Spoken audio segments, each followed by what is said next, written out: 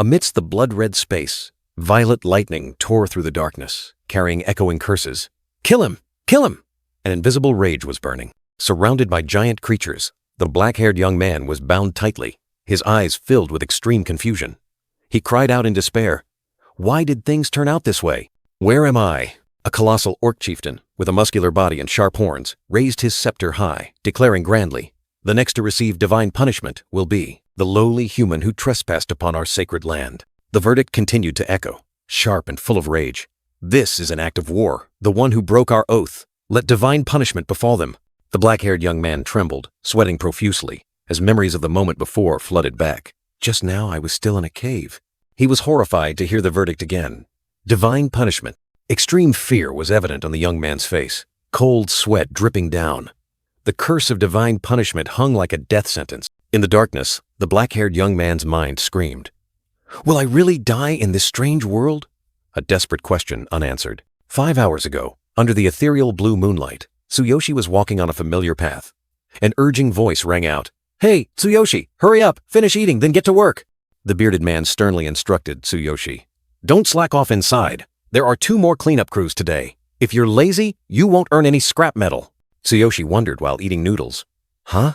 Why are so many people coming to a C-rank dungeon like this? He couldn't help but feel that something was unusual. The bearded man explained, "That's just how it is these days. More and more cleaners are appearing. We're not heroes after all." Suddenly, the bearded man looked up and shouted, "Hey, get ready. The heroes are coming." Then he ordered, "All right, let's go." Tsuyoshi reluctantly replied, "All right, I know." The group began to enter the cave.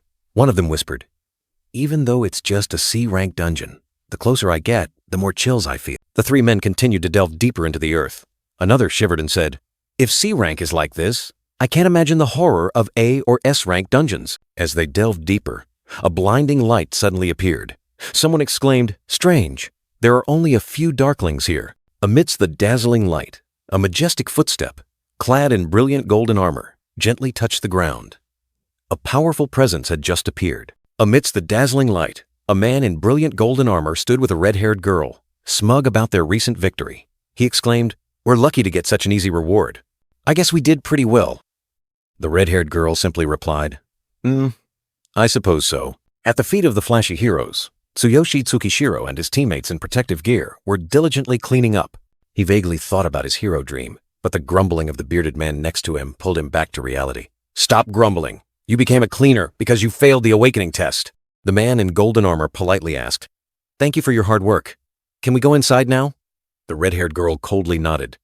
"Sure. Go ahead." The proud heroes walked away, leaving Tsuyoshi and the cleaners behind. I am Tsuyoshi Tsukishiro. After the heroes subdued the darklings in the cave, our work began. Cleaners like us, often called scavengers, come to collect what's left behind. We are completely unrelated to the heroes. Cleaners and heroes live in different worlds. Tsuyoshi Tsukishiro always yearned to be a hero but failed the awakening test due to his weak physique. Inside the ruined C-rank dungeon, the bearded man urged, "All right, work quickly. We don't have much time.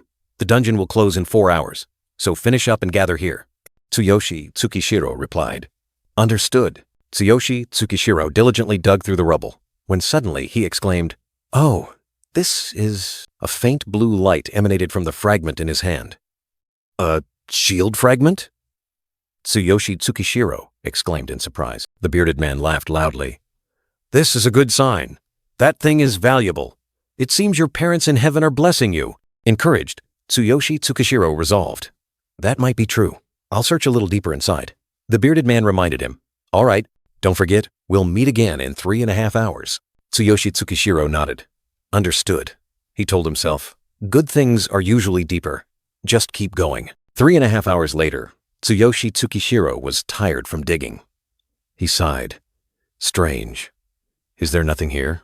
If all I have is a single shield fragment, that's not good." From a distance, the bearded man's voice rang out. "Hey, Tsuyoshi, it's almost time to gather." Tsuyoshi Tsukishiro hastily replied, "Eh? All right, I'm almost done." Thinking of Karina, Tsuyoshi Tsukishiro knelt down, digging frantically. "This isn't even enough to cover 1 day of Karina's hospital fees. I have to hurry and find something." Suddenly, a deep pit appeared before his eyes. Tsuyoshi Tsukishiro was astonished. "Is that a well?" A strong intuition rose within him. "I smell treasure." Tsuyoshi Tsukishiro looked down into the mysterious well in the cave, his heart filled with doubt. Why is there a well in a cave like this? He told himself. If it's dried up, there might be something valuable left behind. Tsuyoshi Tsukishiro's gaze was thoughtful as he thought of Karina's enormous hospital bills. If I can find some intact equipment, it might be enough to cover a week of Karina's hospital fees. He muttered to himself, determined to search. At the bottom of the deep well, a withered, bony hand reached up, sparkling with a mysterious ring. Tsuyoshi Tsukishiro exclaimed in surprise, "That's a ring!" Without hesitation, Tsuyoshi Tsukishiro tied a rope and began to slide down. He realized it was a forgotten corpse in the cave. It seems the heroes didn't notice it. The deeper he descended, the more Tsuyoshi Tsukishiro felt a chill down his spine. Nevertheless, he continued his journey, hoping to find treasure to save Karina. Finally, Tsuyoshi Tsukishiro reached the bottom. He picked up the ring, his heart filled with joy. I did it! A rare item. A ring. He cheered. This type of equipment usually only provides minor stat boosts, but it sells for a high price. I'm rich. Tsuyoshi Tsukishiro decided to temporarily wear the ring on his hand, planning to ask Nakazato to check its level later. It's better to gather quickly. Thank you, ancestors, he muttered to himself. As the ring touched his finger, a blinding light erupted, engulfing Tsuyoshi Tsukishiro, making him exclaim in surprise, "Huh?" Tsuyoshi Tsukishiro felt a sharp pain, as if something was piercing his flesh. He clutched his hand, crying out in agony. "Ah! What the hell is this ring?" A mysterious voice echoed through the space, declaring that the Ring of Infinity had accepted Tsuyoshi Tsukishiro as its master, and could not be removed or have its ownership changed. The path of infinity will soon open. Tsuyoshi Tsukishiro panicked. Whose voice is that? Beneath Tsuyoshi Tsukishiro's feet, a brilliant yellow energy vortex began to form, spiraling and flaring intensely. The energy vortex exploded, sweeping Tsuyoshi Tsukishiro into a dazzling whirlwind. He desperately cried for help. "Save me!" Far away, two of Tsuyoshi Tsukishiro's colleagues heard a faint cry. The man with the goatee wondered, "Huh? Wasn't that Tsuyoshi's voice?" The man with the mustache replied, "Isn't he here? He was just here a moment ago." The man with the goatee speculated, "He probably went to search in another area. That kid really gives his all. It's a shame. He can't become a hero. Let's just wait for him. We still have time." Tsuyoshi Tsukishiro felt his body free-falling in a fiery space, blinding light enveloping him. When Tsuyoshi Tsukishiro awoke, he found himself captured by beastmen, standing before an altar like one of the criminals condemned to divine punishment. He realized divine punishment was a terrifying lightning strike descending upon the altar. Tsuyoshi Tsukishiro realized this was the sacred land of the beastmen. He wondered, was I brought here from that well? On the throne, a majestic beastman king commanded, "Begin." In the midst of the beastmen's holy land, a white-haired warrior stood on a high platform, eloquently declaring, "Fellow brethren, today we shall execute 3 great criminals. The first is one of our own who sold confidential information about our territory to those despicable goblins and humans." The beastmen crowd roared in fury, shouts of traitor. How pathetic. What a disgrace. Bring divine punishment upon the traitor, echoing everywhere. By the Beast King's command, the traitor would face the most terrible punishment. They shall face divine punishment. The traitor was violently thrown onto the altar, his body convulsing as he awaited his grim fate. Furious lightning struck, known as the Hammer of the Divine King, punishing all sins. The resounding declaration echoed, "No one has ever escaped this altar, the land of divine punishment."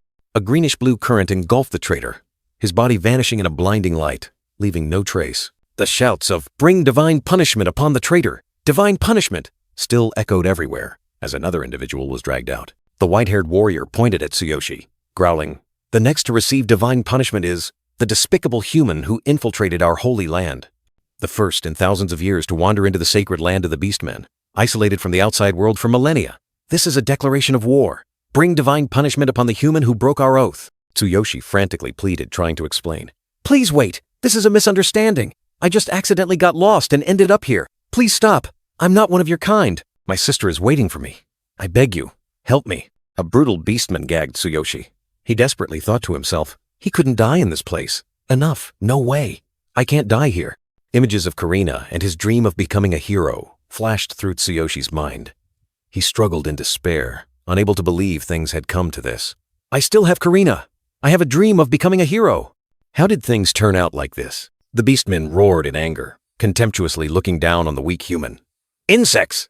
How can a lowly human defeat the great beastman? Die! May you turn to dust under divine punishment. Tsuyoshi was thrown directly onto the altar, his body in pain. The shouts of "Bring divine punishment upon the sinner" echoed once more. With determined eyes, Tsuyoshi silently vowed, "I can't die in a place like this." He gathered all his strength, struggling to break free. A greenish-blue lightning bolt struck, tearing through the air. But strangely, Tsuyoshi was no longer in his original position. Amidst the smoke and dust, Tsuyoshi had successfully dodged the fatal lightning strike. The entire beastman crowd was stunned, unable to believe their eyes. He dodged it? The orange-haired beast woman's eyes were wide with shock, the wound on her face further highlighting her extreme astonishment. The orc judge stood dumbfounded. The beast king on the throne also couldn't hide his surprise. The orc judge exclaimed, "He dodged the lightning of divine punishment?" This has never happened before. A pair of crimson eyes gleamed in the darkness, their gaze sharp as if just awakening from a 1,000-year slumber. Tsuyoshi, his thin, naked body still bound but standing upright. His defiant vow echoed, "I refuse to die here, you bastards." The second lightning bolt struck without mercy, engulfing Tsuyoshi's figure in a brilliant purple light. He cried out in pain. "Ah, no way." The orc judge burst into maniacal laughter, his initial surprise now turning into rage. "Ha ha ha! Who said the lightning of divine punishment only strikes once? It's time for the next blow!" The beastman crowd growled, cheering for divine punishment again. The orange-haired beast woman below could only exclaim, "Divine punishment!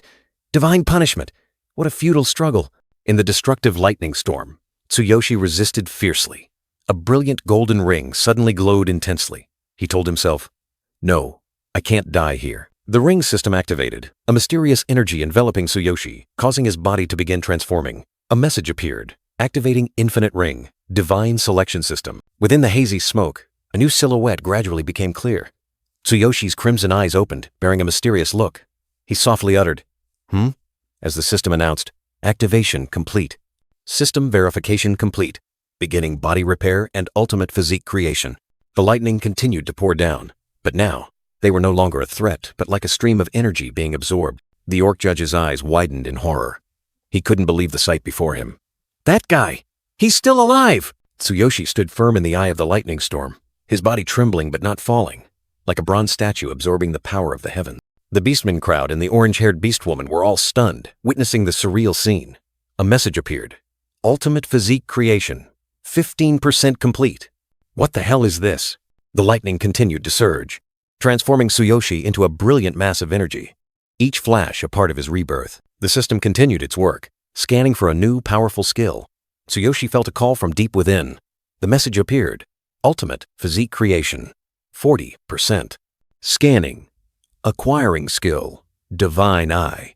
Something is calling me." The purple lightning still surged around Tsuyoshi's bare feet, like a regenerating curtain of energy. His body collapsed, but the lightning bolts continued to envelop him, causing someone to exclaim in surprise, "That guy!" Even the executioner orc's giant axe was jolted by the electric current, shaking violently in the fierce surge of energy. Amidst the lightning storm, Tsuyoshi stood upright, his muscles bulging, his body undergoing a spectacular transformation. The system displayed, "Ultimate physique construction. 60% complete. Importing skill, Divine Consciousness Repository. Importing skill, Absolute Replication." Two other orcs watched with horrified expressions. Thunder and lightning continued to pour down, pushing the transformation process to a climax. Ultimate physique construction, 80% complete. The Beast King, with a face full of astonishment, couldn't believe his eyes. He whispered, "Impossible. Besides the God King, no one has ever come this close to the hammer of the God King." The orange-haired beast girl also couldn't hide her shock, wondering, is that guy trying to lift the hammer of the God King? Tsuyoshi spread his arms amidst the lightning storm, feeling a call from deep within. He echoed back, "Are you the one calling me?" The ground beneath his feet shook violently, cracks spreading like a spiderweb.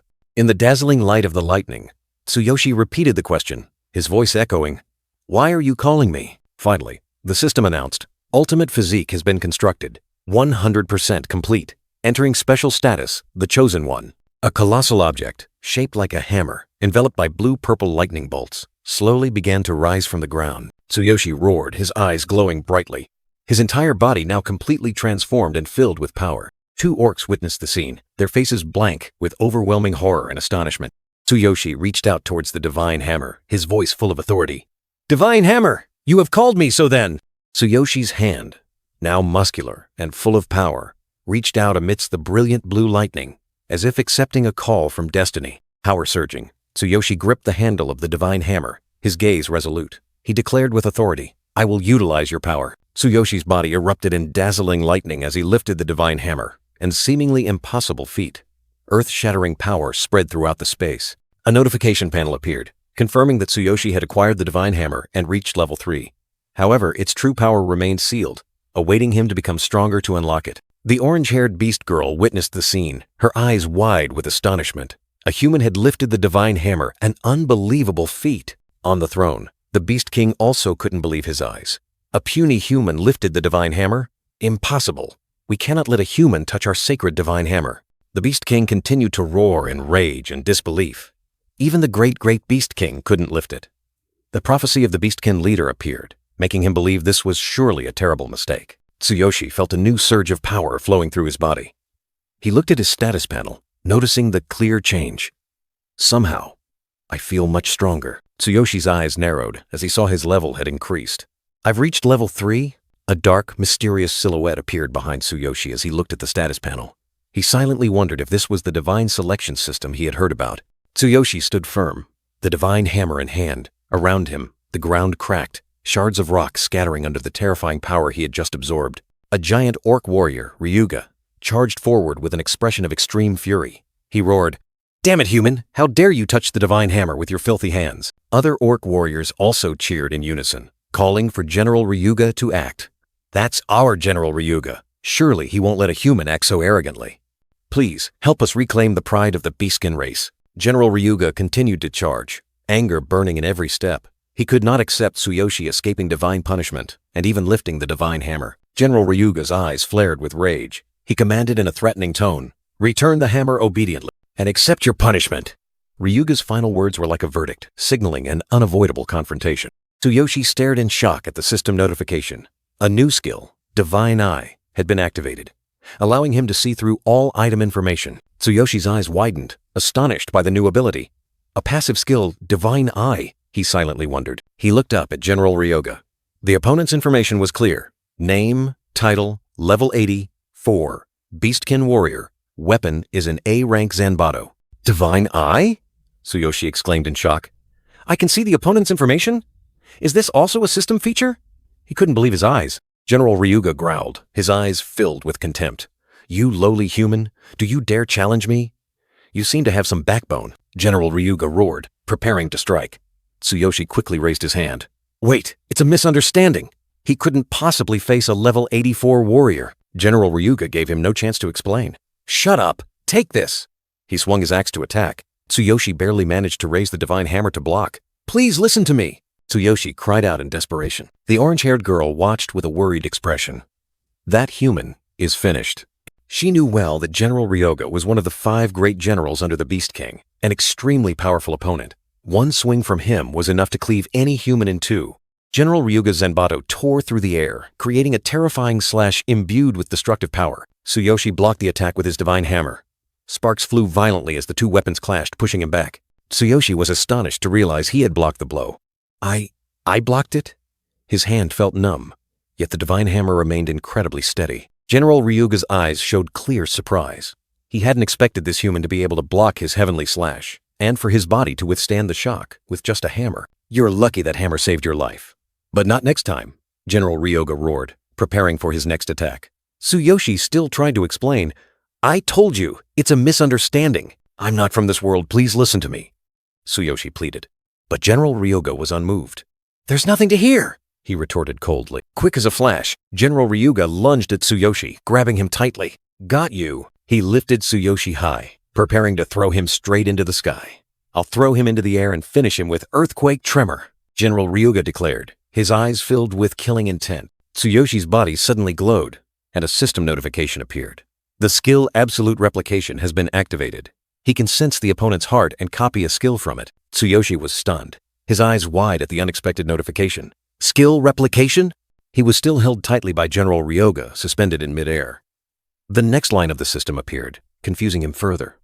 Sense the opponent's heart with your hand?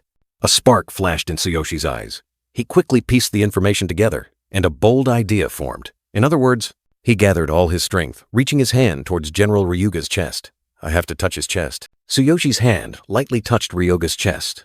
Around them, rose petals unexpectedly fluttered, signaling a skill being activated. Tsuyoshi was thrown high into the air. A flurry of sparkling skill cards appeared around him. So many. How do I choose? General Ryuga roared in anger, swinging the axe in his hand. You! What are you doing to me? Tsuyoshi scrolled through the skill cards, his gaze stopping at Earthquake Tremor. Seems to fit the hammer. All right, I'll choose this one. The skill Earthquake Tremor was fully replicated. Tsuyoshi roared, determined not to give up. I'm telling you, I can't die here. General Ryuga was stunned, his eyes wide with disbelief. Impossible. How can he use my skill? A surge of blue energy erupted from Tsuyoshi, piercing straight into the ground, sending debris flying. The orange-haired female warrior and the other orc warriors were all terrified, witnessing the unbelievable sight. General Ryuga was thrown high into the air, his massive body plummeting straight to the ground. He fell, but was completely unharmed. Ryuga exclaimed in surprise. Huh? The power control? It didn't hurt at all. It even felt a little pleasant. Tsuyoshi saw another notification appear. He realized that due to his low level and lack of a weapon, the skill he just used caused no damage to the opponent. Tsuyoshi stared in astonishment at the system notification, not understanding why his skill caused no damage. The axe slammed heavily into the ground, creating deep cracks. Ryuga was ready for another attack. Ryuga roared furiously, charging like a storm, unable to accept being humiliated by a human without taking any damage. A resounding roar echoed, and Tsuyoshi was sent flying into the air, soaring across the crimson sky. Both the beastfolk and orcs cried out in terror, realizing that the one who had just acted was the Beast King, their supreme leader. A blazing red energy, powerful as a lightning bolt, tore through the air, heading straight for Tsuyoshi. Tsuyoshi braced himself, pouring all his strength into resisting the terrifying energy surge. Wild power enveloped Tsuyoshi, submerging him in a blazing red light. Ryuga, the mighty general, was knocked far back, his massive body collapsing to the ground, surrounded by thick dust. The sight of the Beast King kneeling stunned all the beastfolk and orcs, who couldn't believe their eyes. The Beast King looked at Tsuyoshi, who was holding the Divine King's hammer, and uttered an astonished observation. It seems you truly have been chosen by the Divine Hammer. The Beast King continued, his eyes full of contemplation. This might be a sign from the gods. For hundreds, thousands of years, you are the first to be chosen by the Hammer, the Beast King declared, his sharp gaze fixed on Tsuyoshi. The Beast King turned to the other beastfolk, his voice resounding. My fellow beastfolk warriors, no one has ever been able to lift the Divine Hammer, but this human has. All the orcs gaped in astonishment, speechless at the Beast King's declaration. The Beast King raised his hand, declaring grandly, if he truly is the future leader of the Beastfolk tribe, then we should give him time to grow. An orc protested. Even though the prophecy had come true, Tsuyoshi was not a beastman. He vehemently declared that their king was putting his trust in a human, not a beastman. The Beast King merely asked back coldly, his eyes burning as if to incinerate those who dared to doubt. He stood tall, questioning the crowd.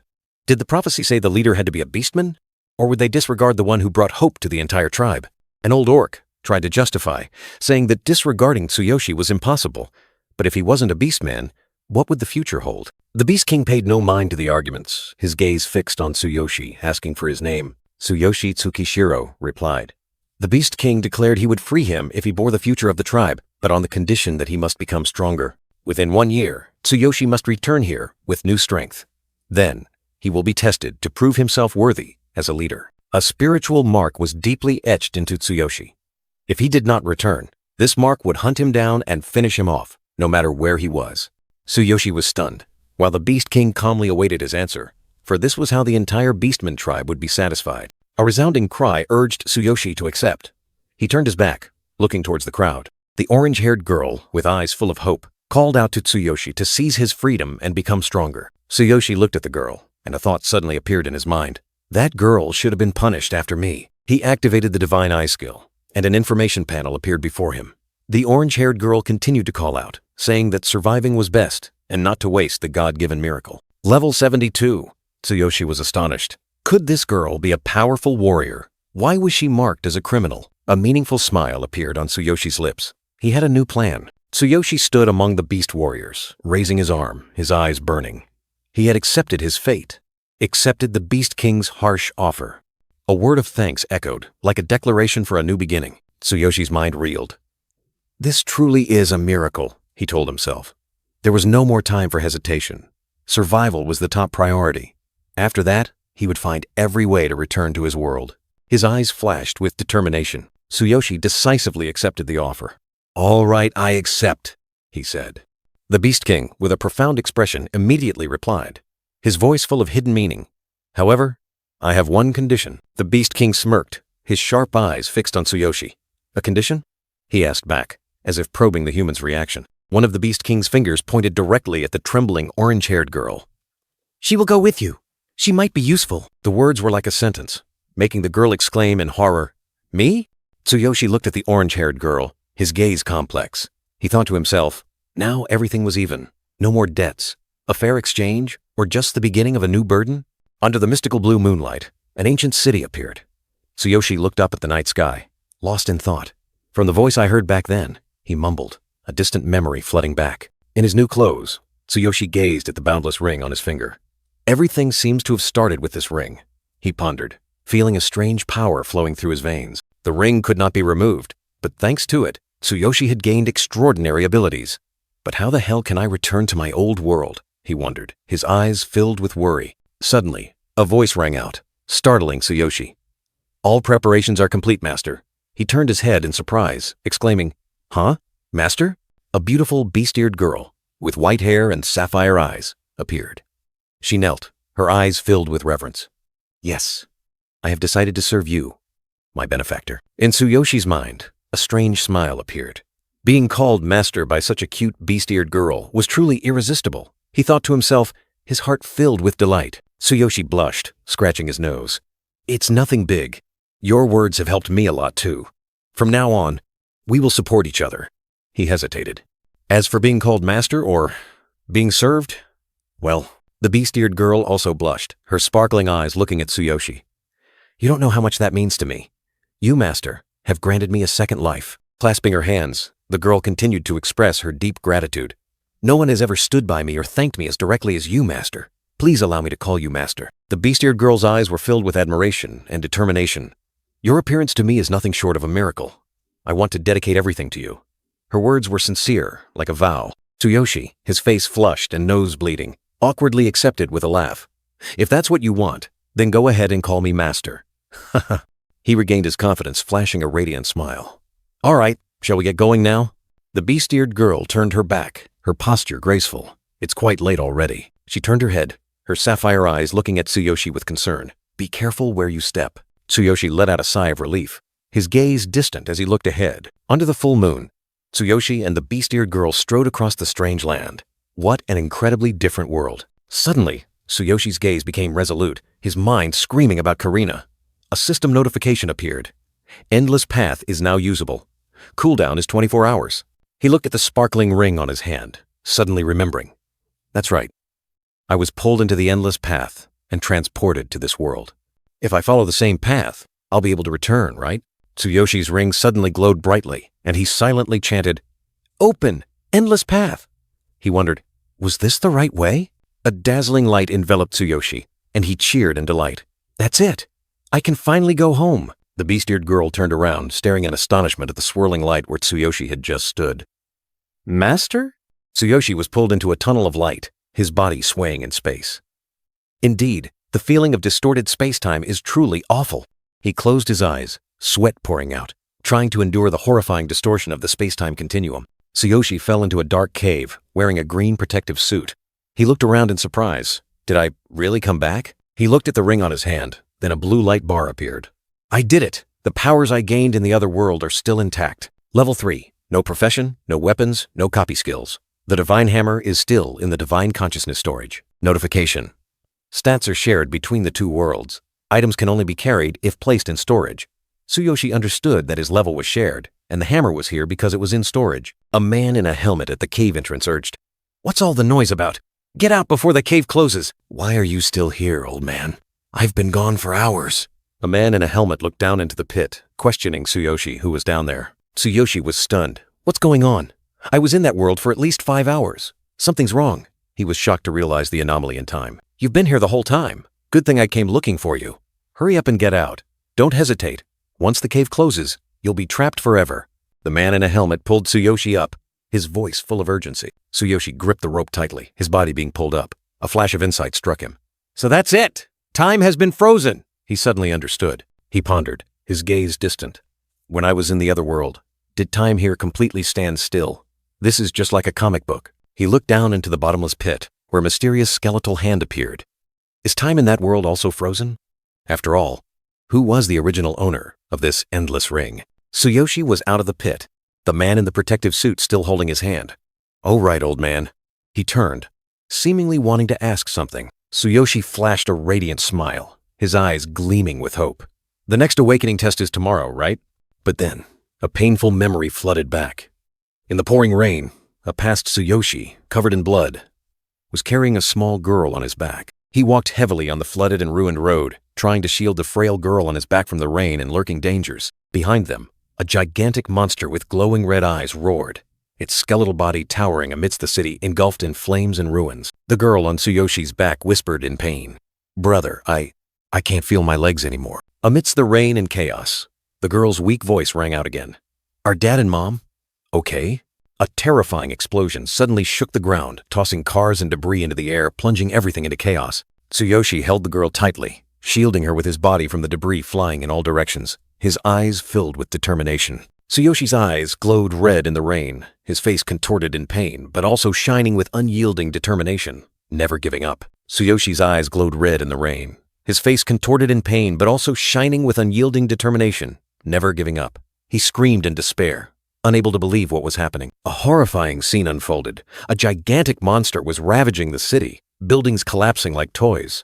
Tsuyoshi could only scream his parents' names amidst the flames and ruins. He held the injured girl tightly, blood and rainwater mixing on his face, creating a scene of ultimate tragedy. Tsuyoshi's heart-wrenching screams echoed in the rain as he carried the small girl, trying to escape the roaring monster behind them. In that life-or-death moment, an invisible hand seemed to pull Tsuyoshi back, and a worried voice called his name amidst the chaos. The burly blonde man embraced Tsuyoshi, urging him to keep running.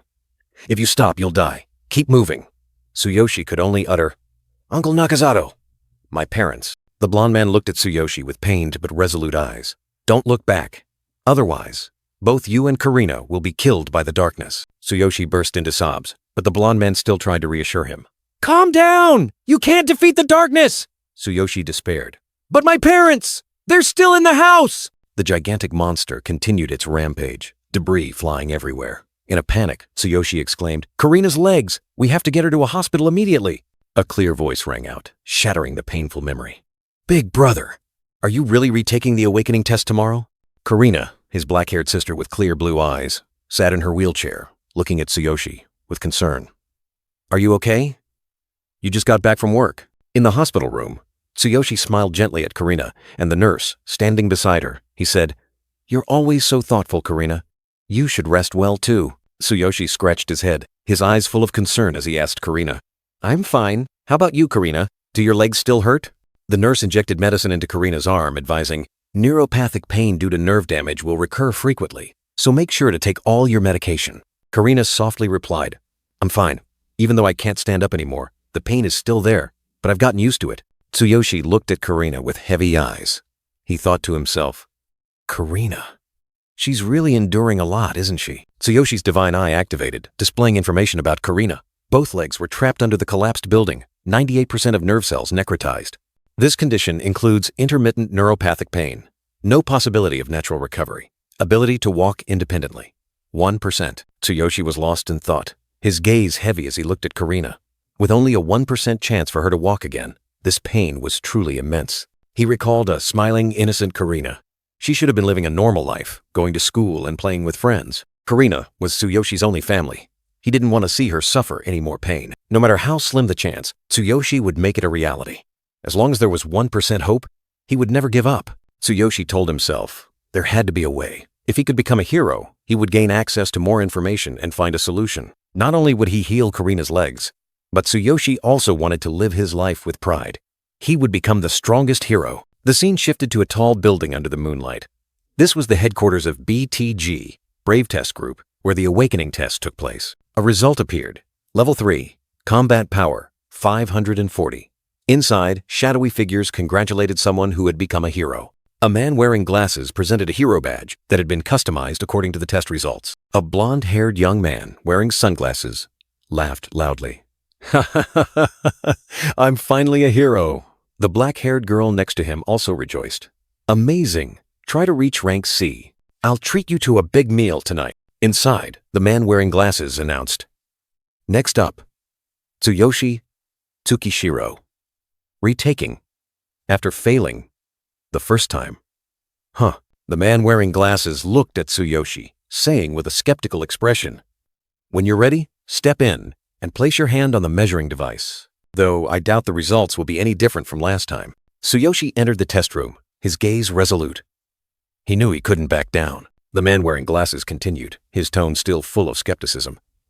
"If you've failed once, it's highly likely the results will always be the same. After all, this device measures scientifically from every angle." Tsuyoshi stood before the device, looking at the screen displaying the previous person's results. Level 3, Combat Power 3, he thought to himself. "I'm also level 3, so I definitely qualify as a hero. But what will my combat power be?" Tsuyoshi stood before the measuring device, his eyes sharp and full of determination. He told himself, "I have to be serious about this." A surge of power erupted. Tsuyoshi's muscles bulged, radiating a fiery red light. He had activated his ultimate physique. The measuring device shook violently, numbers flashing wildly as Tsuyoshi poured all his strength into it. In another room, the man wearing glasses gasped in horror, his clipboard falling from his hand. He exclaimed, "An earthquake?" The measuring device screen displayed 999 plus and level 3, with red energy streams still continuously gushing forth. Finally, the dazzling number 5,400 appeared. Measurement result, level 3, combat power, 5,400.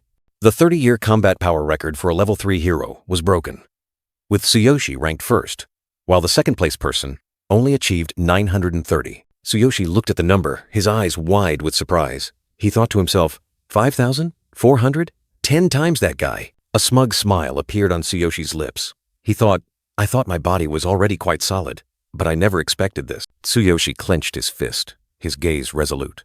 He declared, "Anyway, everything is going according to plan. I'm aiming for the strongest position." A purple lightning bolt flashed in Tsuyoshi's palm. He wondered, "By the way, I'm curious about the power of the Divine King's hammer." A notification appeared, warning that due to insufficient level, the true potential of the Divine King's hammer could not be fully unleashed.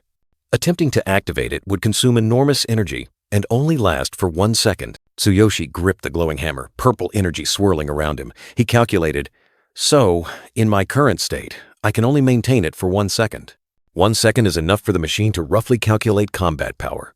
Let's see how much my power increases with this." He placed his hand on the measuring device, his eyes burning. Tsuyoshi said, "All right, let's give it a try." Tsuyoshi's eyes glowed red, his entire body brimming with power. He roared, "Unleash the power of the Divine King's hammer." Another notification confirmed.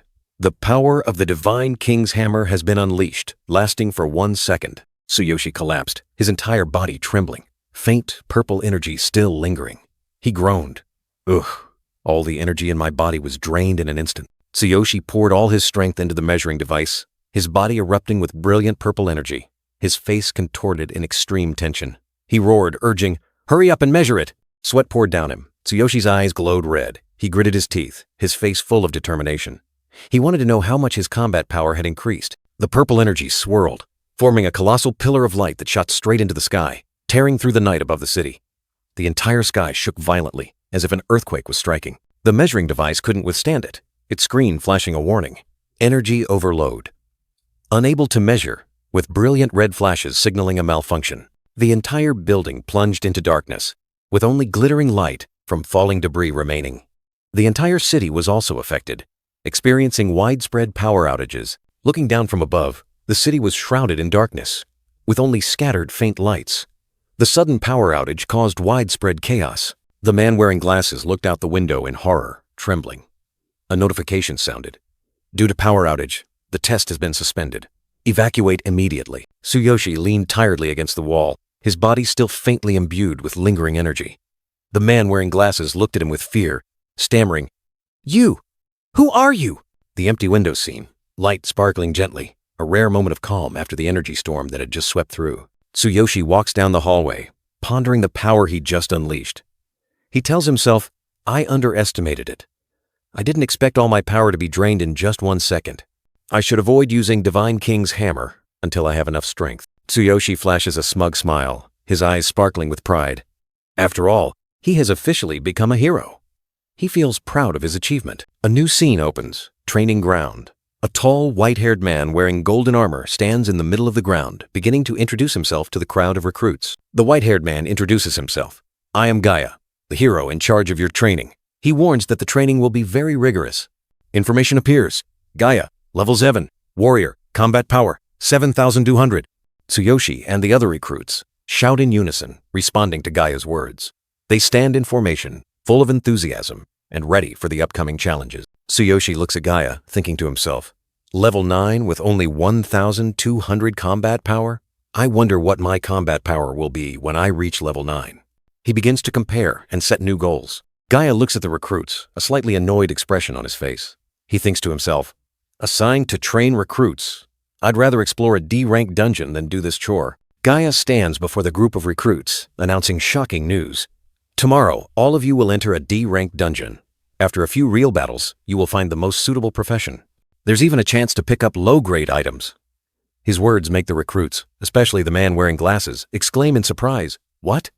We have to enter a dungeon already? In the dim space, the recruits huddle together, their faces filled with extreme confusion.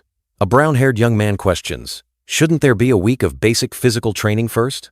The young man wearing sunglasses next to him also adds, full of worry, shouldn't we decide our profession before entering the dungeon? A start full of instability. Basic physical training? Gaia, the majestic deity, speaks with disdain. His sharp gaze sweeps over the recruits, his words like thunder. We don't have time for such things. You are heroes now. Hone your skills through real battles. In a harsh training area, Gaia, the burly warrior with long white hair, stands towering before the group of recruits. His gaze sweeps over each person, his voice echoing with authority. I warn you, this training course will be extremely strict. If you can't keep up, then get out. Is that clear? The recruits, from the black-haired young man to the one wearing sunglasses, all bow their heads and reply, Yes, clear, sir. That is Gaia's way. No questions asked. Only obedience. Tsuyoshi stands there, his back faintly visible in the night, perhaps venting his pent-up frustrations. Gaia gazes at him thoughtfully, a thought suddenly flashing in the deity's mind. This is just his way of letting out his disappointment. After all, a hero is still human, isn't he? Gaia's eyes are complex, as if re-evaluating the nature of power and humanity. In Tsuyoshi Tsukishiro's mind, the image of the white-haired beast girl appears, making him smile eagerly. He mutters to himself, Whatever. Anyway, I have a level 72 beast girl waiting for me. Once the cooldown for infinite passage ends, I'll return to that world. Meanwhile, in another corner of the world, at Tsuyoshi Tsukishiro's apartment, the city is plunged into darkness. An urgent announcement rings out. Due to the earthquake around 7 p.m. tonight, some areas in the city have lost power. Fortunately, there are no reports of casualties from the earthquake. The Hero Alliance is. Tsuyoshi Tsukishiro sits on his bed, his eyes burning with determination. He tells himself it's time to return to the old world, where he will be stronger, choose a profession, and gather all necessary equipment. A surge of power flows as he decisively shouts, Open! Infinite path. The ring on his hand glows, opening a teleportation gate. Amidst the pitch-black space, fragments of light suddenly explode, tearing through the night. A mysterious surge of energy swirls, as if a gateway to another dimension has just opened, signaling an impending, shocking event. In the tranquil space, a full moon hangs perfectly round in the deep night sky. Sparkling blue fragments of light drift, like remnants of a recently cast spell, or a sign of a world slowly unfolding. The scenery is immersed in mystical beauty, signaling a new beginning. Suddenly, Tsuyoshi Tsukishiro reappears, looking up at the star-filled night sky. He sighs, telling himself, So, I'm back here again. Under the bright moonlight, Tsuyoshi Tsukishiro sits quietly on a desolate hillside.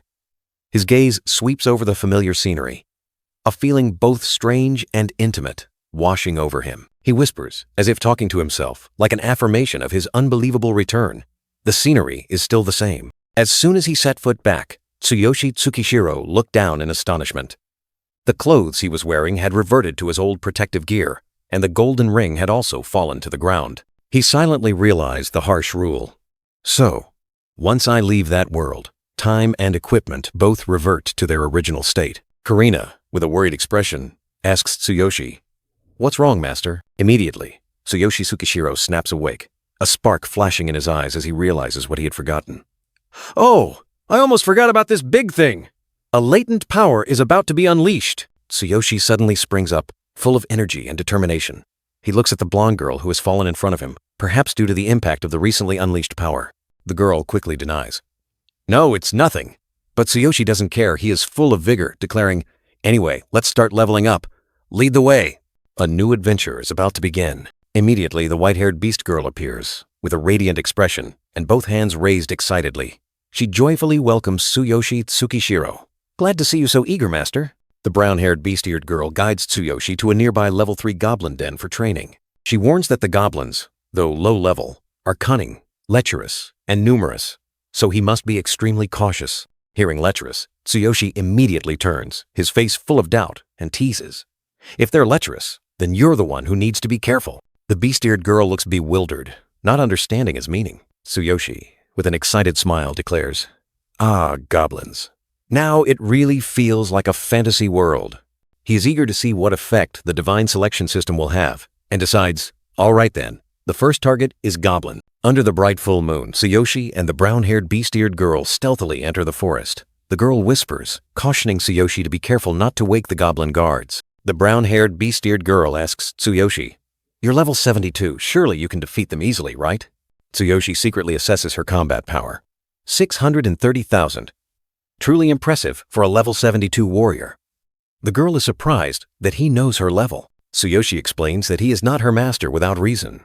Then, he suggests to the brown-haired beast-eared girl, Anyway, can you show me how a high-level hero fights? The brown-haired beast-eared girl explains that if she fights alongside him, Tsuyoshi won't gain experience points due to the huge level difference.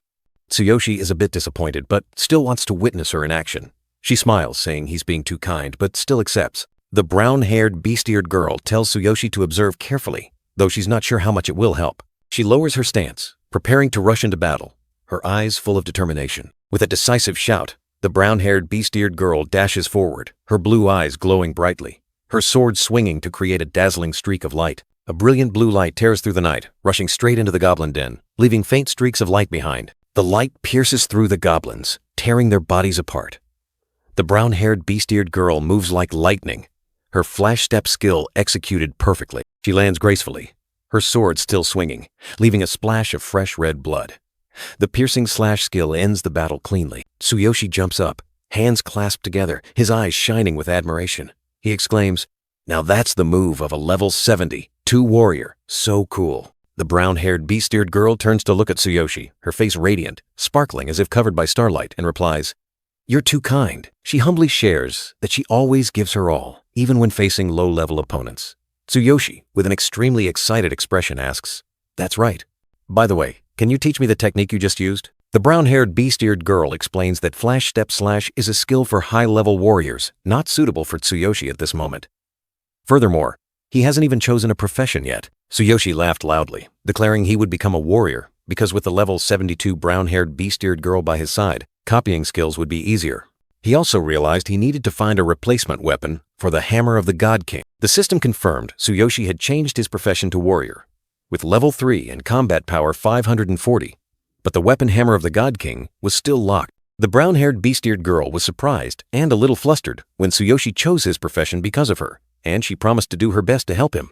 She clasped Tsuyoshi's hand, affirming she would wholeheartedly support him in leveling up and start by finding suitable equipment for a warrior. Tsuyoshi felt his heart warm at the girl's enthusiasm, exclaiming that this world was truly kind, unlike anything he had ever experienced. A call rang out, signaling a shift change. But immediately, 2 goblins appeared, discovered the intruder, and aggressively charged. 2 level 3 goblins, each with 420 combat power, snarled and rushed forward, ready to attack Tsuyoshi and the brown-haired beast-eared girl. Tsuyoshi realized the brown-haired beast-eared girl had fainted, and he had to face the goblins alone. He was determined to fight by himself. Tsuyoshi asked to borrow a dagger from the brown-haired beast-eared girl, wanting to test something. The system confirmed he had equipped a silver dagger. The brown-haired beast-eared girl anxiously called out to Tsuyoshi, warning that confronting enemies of the same level head-on was too reckless and dangerous. Tsuyoshi ignored the warning, charging straight at the 2 goblins, declaring they would be his test subjects to check the power of his Heavenly Quake skill. He took a deep breath, his eyes sharp, focusing all his spirit on the upcoming attack, preparing to unleash his hidden power.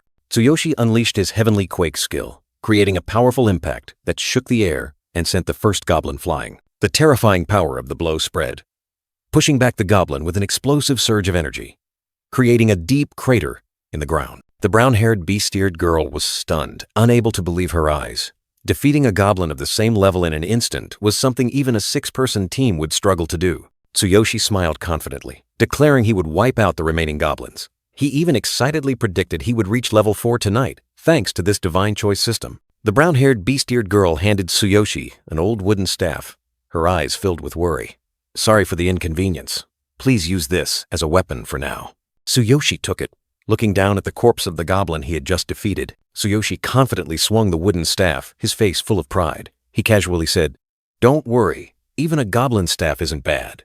But the brown-haired beast-eared girl still reminded him, "We need to quickly find basic equipment. Master's current equipment has almost no defense." Tsuyoshi pondered, his gaze thoughtful, as he looked at the staff in his hand. He knew he needed more than this to survive in this harsh world. He looked at his current defense status of 0, realizing the harsh truth. Indeed, without proper equipment, I will be completely vulnerable to attacks. I will need not only weapons, but also armor. As he walked, Tsuyoshi began to think about the system. "Oh, I just researched a bit about the Divine Consciousness Inventory earlier." The system displayed, "The Divine Consciousness Inventory is a space existing entirely within consciousness, unaffected by the real world. Unlike regular inventories, items in the Divine Consciousness Inventory can be used in both worlds," Tsuyoshi exclaimed excitedly. "How interesting." The status screen appeared, showing Tsuyoshi Tsukishiro with combat power 5,400, current weapon old wooden staff, copied skill earth-shaking tremor. The Divine Consciousness Inventory only had 2 slots, one of which was occupied by the hammer. Currently, there are only 2 slots, and the hammer has taken one, so there's only one empty slot left. The system continued to explain. Divine Consciousness is like a tool that develops through training and is influenced by each person's abilities. Leveling up will expand the slots, Tsuyoshi pondered, looking at the brown-haired beast-eared girl. "It seems that as I train and develop, and my level increases, the slots in the Divine Consciousness Inventory also expand. How can I get more slots? I can't just throw away the hammer. Only having one empty slot is really inconvenient." Tsuyoshi suddenly looked at the brown-haired beast-eared girl and said, "In both worlds, a full set of equipment is divided into 5 parts. The girl asked in confusion, "Master, is there something on my face?" Tsuyoshi's eyes became lustful, as he imagined countless alluring beast-eared girls. Ah, beast-eared girls are truly irresistible. I wonder what other races exist in this world. Tsuyoshi turned his face away, trying to hide his thoughts. "It's nothing. I was just checking if you were still following me." Suddenly, the brown-haired beast-eared girl flinched, her eyes wide with fright as she looked behind Tsuyoshi. "Master, behind you!" Tsuyoshi turned his head in surprise. "Huh?" 3 aggressive level 4 goblins charged from behind. They roared, "Intruder! A woman!" The brown-haired beast-eared girl quickly drew her sword, ready to face them. The brown-haired beast-eared girl fought decisively, striking blows while warning Tsuyoshi. "Goblins get stronger the deeper we go. Be careful." Tsuyoshi didn't care, only excitedly asking, "So that means the experience points gained will also increase?" The brown-haired beast-eared girl charged into the attack, her sword swinging sharply. She angrily yelled, "Don't interfere! If Master does that, I won't get any experience!" One aggressive goblin was being sent flying. Another had fallen. A cry of surprise rang out as the black-haired young man unexpectedly intervened, causing the monster to angrily snarl. "You reckless fool!" The black-haired young man rushed forward, his figure a blur at terrifying speed, swinging the old wooden staff. A burst of power erupted, sending rock fragments scattering as the black-haired young man delivered a fatal blow. He roared, "Take this!" With eyes burning red, the black-haired young man unleashed a terrifying punch, crushing the goblin underfoot. His explosive power made everything around him tremble. He continued to swing the staff, each blow carrying destructive power, turning the goblins into fragments. After the battle, the black-haired young man checked his status screen. He pondered, "The higher the enemy's level, the more experience gained, but this weapon breaks too easily." The brown-haired, beast-eared girl stood from a distance, her eyes filled with admiration. She recognized her master's astonishing, explosive potential. The brown-haired, beast-eared girl thought to herself, defeating 3 enemies at once in the blink of an eye, despite the level difference. He truly is my master. As they delved deeper into the cave, the number of goblins increased, and their levels were higher. But Tsuyoshi's explosive power rendered those numbers meaningless, and his experience soared. The brown-haired, beast-eared girl cheered him on while Tsuyoshi fought and grumbled. "The skills are good, but the weapons are trash. This is the sixth one already. Tsuyoshi delivered the final blow, finishing off the remaining goblin. He realized with delight, wow, I didn't expect the experience rewards in this world to be so great. I'm getting stronger faster than expected. He reminisced about the past, when he was a cleaner in his old world. Back then, heroes would complain that the experience from level 3 and 4 kobolds combined wasn't even 10. Without constantly entering dungeons, leveling up was just a distant dream. Tsuyoshi recalled his colleagues' complaints. Everything is taken by the guilds. We have nothing left. Should we join a guild too? All the dungeons are contested. When will we ever level up?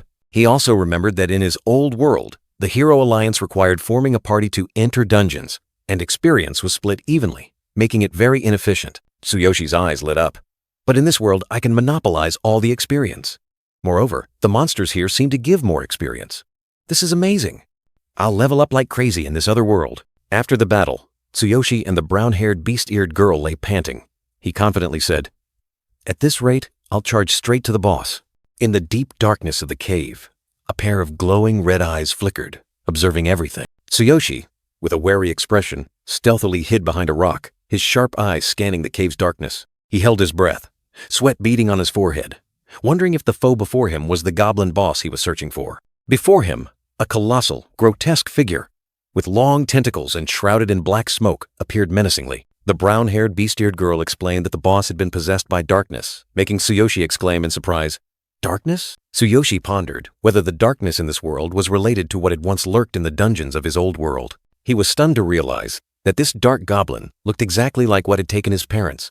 The brown-haired, beast-eared girl warned that enemies possessed by darkness were many times stronger. The girl continued to explain the power and mystery of darkness, then decided she would deal with the boss herself. But Tsuyoshi immediately objected, declaring that he would defeat it himself, whether now or in the future. He was unsure of the connection between the darkness and different worlds, but he was determined. With fiery eyes, Tsuyoshi affirmed that he would destroy all such beings, those who had killed his parents, with his own hands, then charged straight into battle amidst the worried calls of the brown-haired, beast-eared girl. Tsuyoshi lunged at the dark goblin boss, his face contorted with rage, roaring curses at the darkness that had ruined Karina's life, while unleashing his heavenly tremor skill. He roared, his eyes burning red like fire, pouring all his strength into the final punch. Die! A surge of blue energy erupted as Tsuyoshi delivered a powerful punch, piercing through the boss's defenses. Tsuyoshi continued his relentless assault, his fists raining down on the monster, shaking the very ground. However, after the fierce attack, Tsuyoshi collapsed, exhausted, and covered in wounds, gritting his teeth. Damn it! The goblin boss, with its mouth agape and drool dripping, prepared to unleash a devastating counterattack. With a resounding roar, the goblin boss swung its colossal tentacles, creating a powerful attack that tore through the air. Amidst the goblin boss's devastating attack, the brown-haired, beast-eared girl deftly dodged, her worried cry echoing, "Master, your weapon!"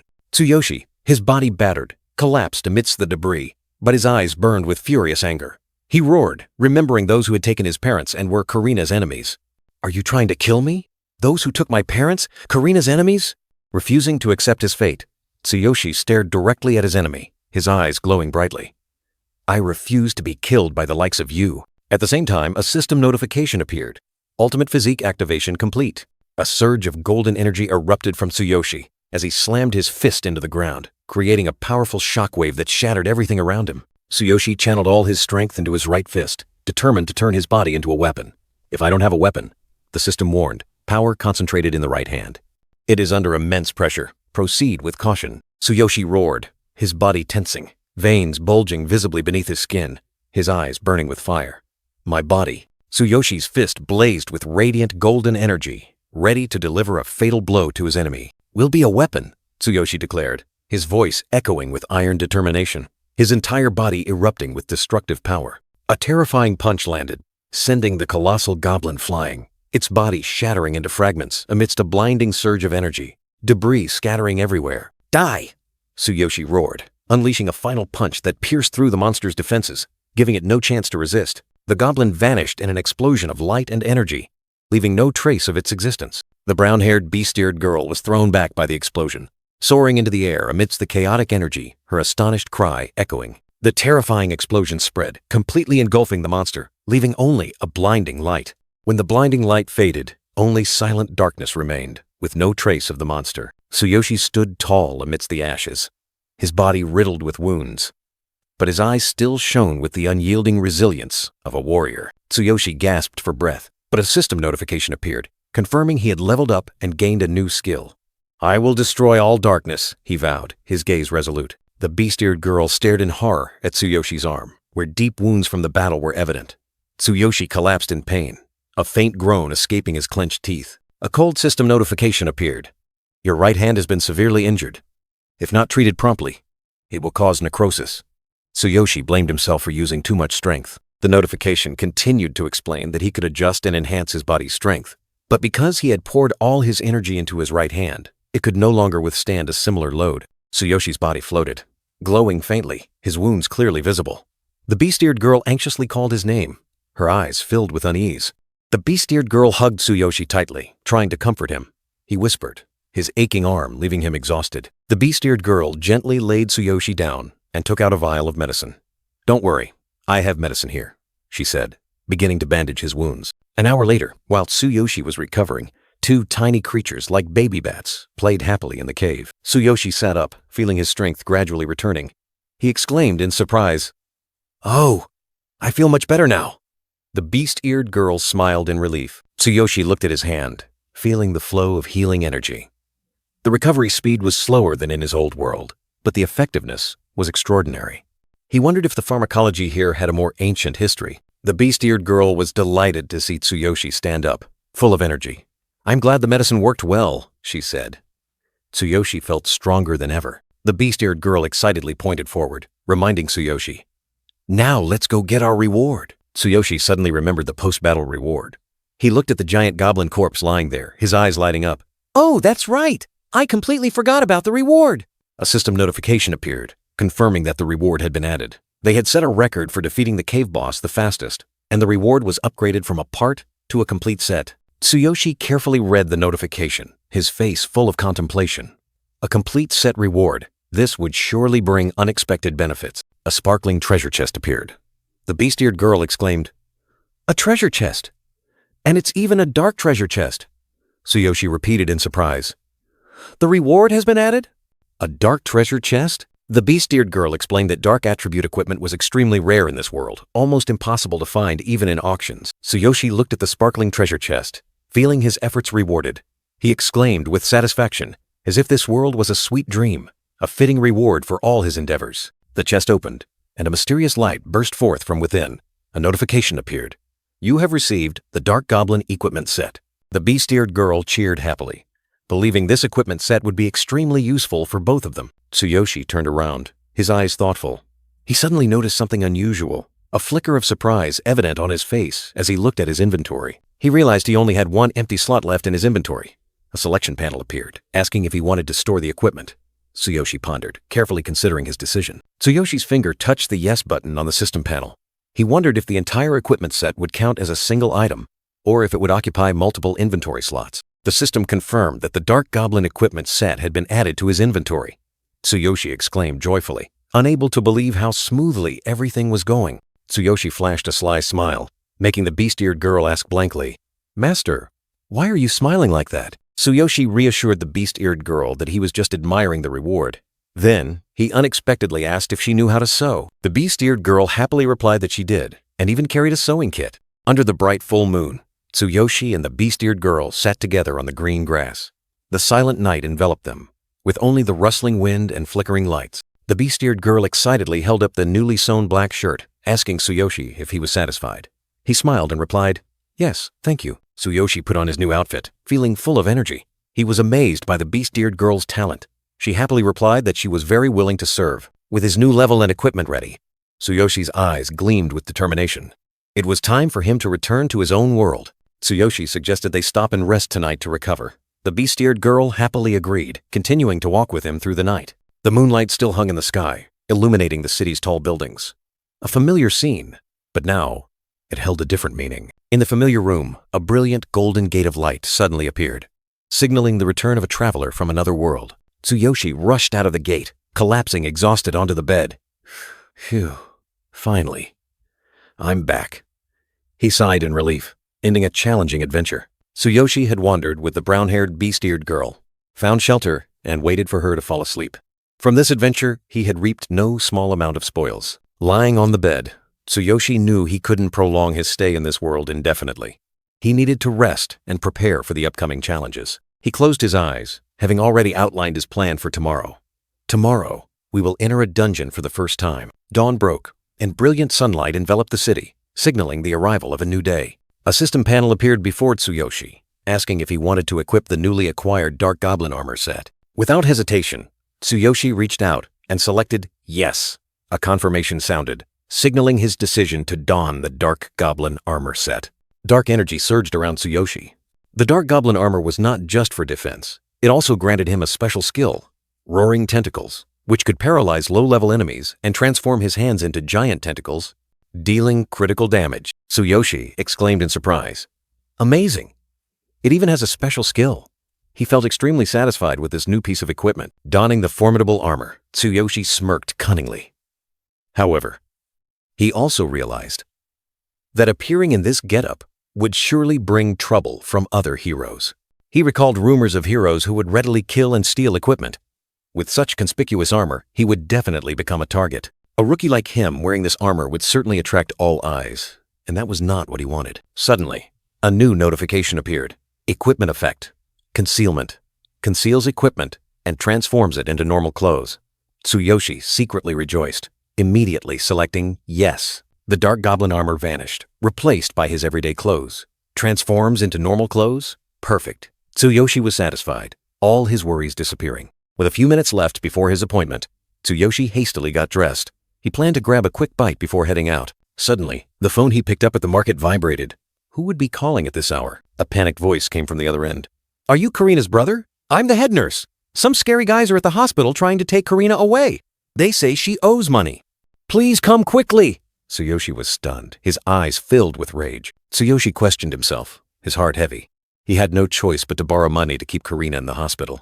But why were they taking her when he had been regularly paying off the debt every week, as agreed? The head nurse's voice from the other end was full of panic, begging Tsuyoshi to stop those men from touching Karina. But then, the voice suddenly broke off. They took my phone. Please hurry. The static from the phone cut off all hope. Tsuyoshi gritted his teeth, his eyes blazing blood red, veins bulging on his forehead. Damn it, he growled, his fury igniting. Amidst his rage, a familiar status screen appeared. Tsuyoshi, at level 4, was still a warrior, equipped with the Dark Goblin set, possessing the special skill Roaring Tentacles and the copied skill Heavenly Tremor. At the same time, at the hospital, Karina desperately pleaded with the strangers. Please wait for my brother. Stop it. This is horrible. Rough hands grabbed Karina, pulling her from her wheelchair. With tears in her eyes, she screamed in fear, Please don't touch me! What do you want from me? A man with a gleaming gold chain coldly explained. The girl might not know, but we have a reason to take her.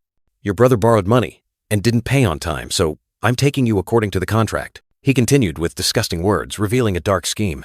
He lent Tsuyoshi money simply because the young boss likes this girl, and a beautiful girl who couldn't walk would fetch a huge profit on the black market. He admitted to tampering with the contract, adding, She's just a kid, so I can take her and have fun as I please. Karina was aghast, tears streaming down her cheeks.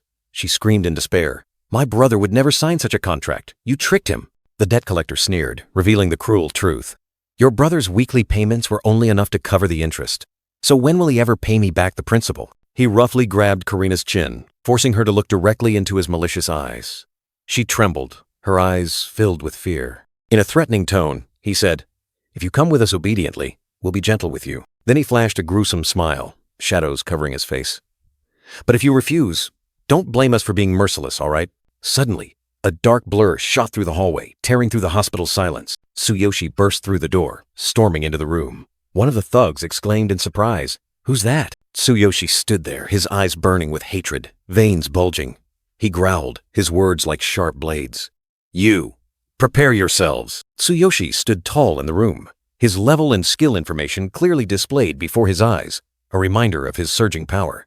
At his feet, Karina and the debt collectors were shrouded in the darkness of fate. In the tense atmosphere, Karina, with tear-filled eyes, uttered a weak cry, like a fragile ray of hope clinging to her brother. The black-haired debt collector turned, his eyes full of mockery, looking at Tsuyoshi as if he were merely a puppet who had just emerged from the shadows. Oh, look who finally decided to show his face. He continued with venomous words, questioning Tsuyoshi's anger. And then, like a dagger to the heart, he spoke contemptuously of Karina. "Why do you look so angry? Isn't this what we agreed upon? Anyway, you don't need a disabled sister like her." No sooner had he finished speaking than Tsuyoshi lunged forward like a whirlwind. His devastating punch sent the black-haired debt collector flying, his glasses scattering from his face, blood splattering. With an explosive burst of power, Tsuyoshi moved so fast he was just a blurry black streak. The black-haired debt collector was sent flying, his body slamming hard against the wall. A system notification appeared, confirming Tsuyoshi's legs had been enhanced, granting terrifying movement speed. This new power was the key to the burning rage within him. The black-haired debt collector crashed to the floor, objects scattering around him. He groaned in agony, his body convulsing from the fatal blow. The two remaining thugs watched the scene in horror. The bald debt collector yelled, calling out to his accomplice, his eyes filled with panic. The bald debt collector charged at Tsuyoshi, his face contorted with rage. He roared, ready to unleash a vicious punch. "You brat!" Tsuyoshi faced his enemy with blazing red eyes, unwavering. He was ready for any attack. His hatred transformed into power. With a lightning-fast move, Tsuyoshi grabbed the bald debt collector's arm and twisted it forcefully. The sound of bones cracking echoed, and the man shrieked in extreme pain. "My arm!" The bald debt collector collapsed to the ground, clutching his injured arm, his pathetic groans echoing through the room. The other two stood frozen, not daring to move. The black-haired debt collector stood up, his face contorted with hatred. He growled, his words like sharp blades. "You bastard! No one has ever dared to defy me." He pulled out a pistol, the dry click of it being cocked, echoing. "Dare to defy the Blue Snake Gang? This is the first time." Without hesitation, the black-haired debt collector aimed the gun at Tsuyoshi and pulled the trigger. The gunshot tore through the air and he roared, "Then die!" The bullet whizzed, tearing through the air straight towards Tsuyoshi. Karina cried out in despair. But under his blazing red eyes, Tsuyoshi unleashed a mysterious surge of power, repelling all danger. Tsuyoshi clenched his fists, smoke rising from his palms. His face was hidden in shadow, only his fiery eyes and cold, resolute expression visible. Karina was stunned, her blue eyes wide with disbelief at what she had just witnessed. The three debt collectors stood frozen. The black-haired one holding the gun trembled, stammering, He just blocked a bullet with his bare hands? No way." Tsuyoshi stood there, his body radiating an ethereal blue light, muscles bulging. He thought to himself, "Well, I'm a hero now." A notification panel appeared, confirming his hands were his strongest parts, immune to ordinary weapons. The three debt collectors cowered, their faces drained of color. They stammered, "A hero?" From a distance, a nurse and a hospital security guard rushed over. The nurse, running, said, "Over here. Some debt collectors are threatening the patient and her brother. Hurry." The nurse stopped, looked at Tsuyoshi with a worried expression, and softly called his name. Tsuyoshi stood among the three debt collectors, who were kneeling, their faces bruised. They quickly apologized and promised to repay the debt as soon as possible, also mentioning that their young boss was also a hero. The three debt collectors bowed deeply to the nurse and then quickly left. The nurse watched them go with a puzzled expression. The black-haired debt collector angrily thought, "That kid became a hero? Damn it.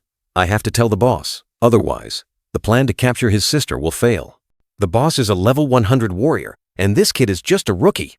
We'll destroy him." In the hospital room, Tsuyoshi wiped his face. Karina sat in her wheelchair, looking at him. He said, They're gone, Karina. I'm sorry I can't visit you often." Tsuyoshi held his sister's hand, his eyes filled with worry yet resolute. He explained the threat from the Blue Snake Gang, but reassured Karina, "I'm a hero now, so don't worry, okay?" Karina looked up at her brother, her eyes filled with surprise and hope. She asked, "You really became a hero?" Tsuyoshi smiled, pointing to his hero card. He said, "That's right, but I'm still just an intern.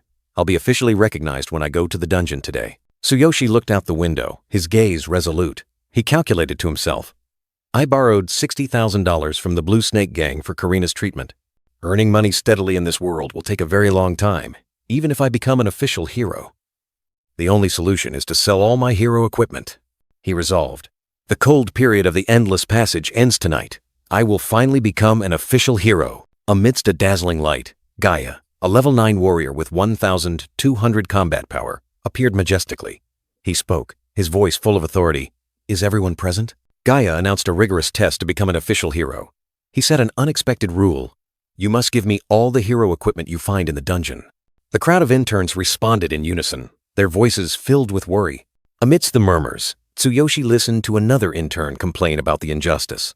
"The Hero Alliance is turning a blind eye," the person said. "After all, low-level dungeons aren't worth anything. Tsuyoshi maintained a calm expression, observing the situation. Gaia smugly boasted about his power, declaring himself a level 9 warrior. He reassured the crowd, "As long as you follow my instructions, you will have no problem passing the test." His tone was full of confidence, but also contained contempt. After his promises, Gaia revealed his true intentions. He demanded an exorbitant fee. "In exchange for becoming an official hero, thanks to me, each of you will have to pay 20,000 yen. Greed was evident on his face. Gaia looked down at the crowd, his sharp eyes asking again, "Is that clear?"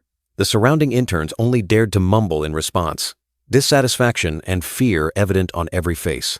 Unable to tolerate the injustice, Tsuyoshi raised his hand, directly questioning Gaia. "Why do we have to pay you an extra fee? Haven't you already taken all the equipment from the dungeon?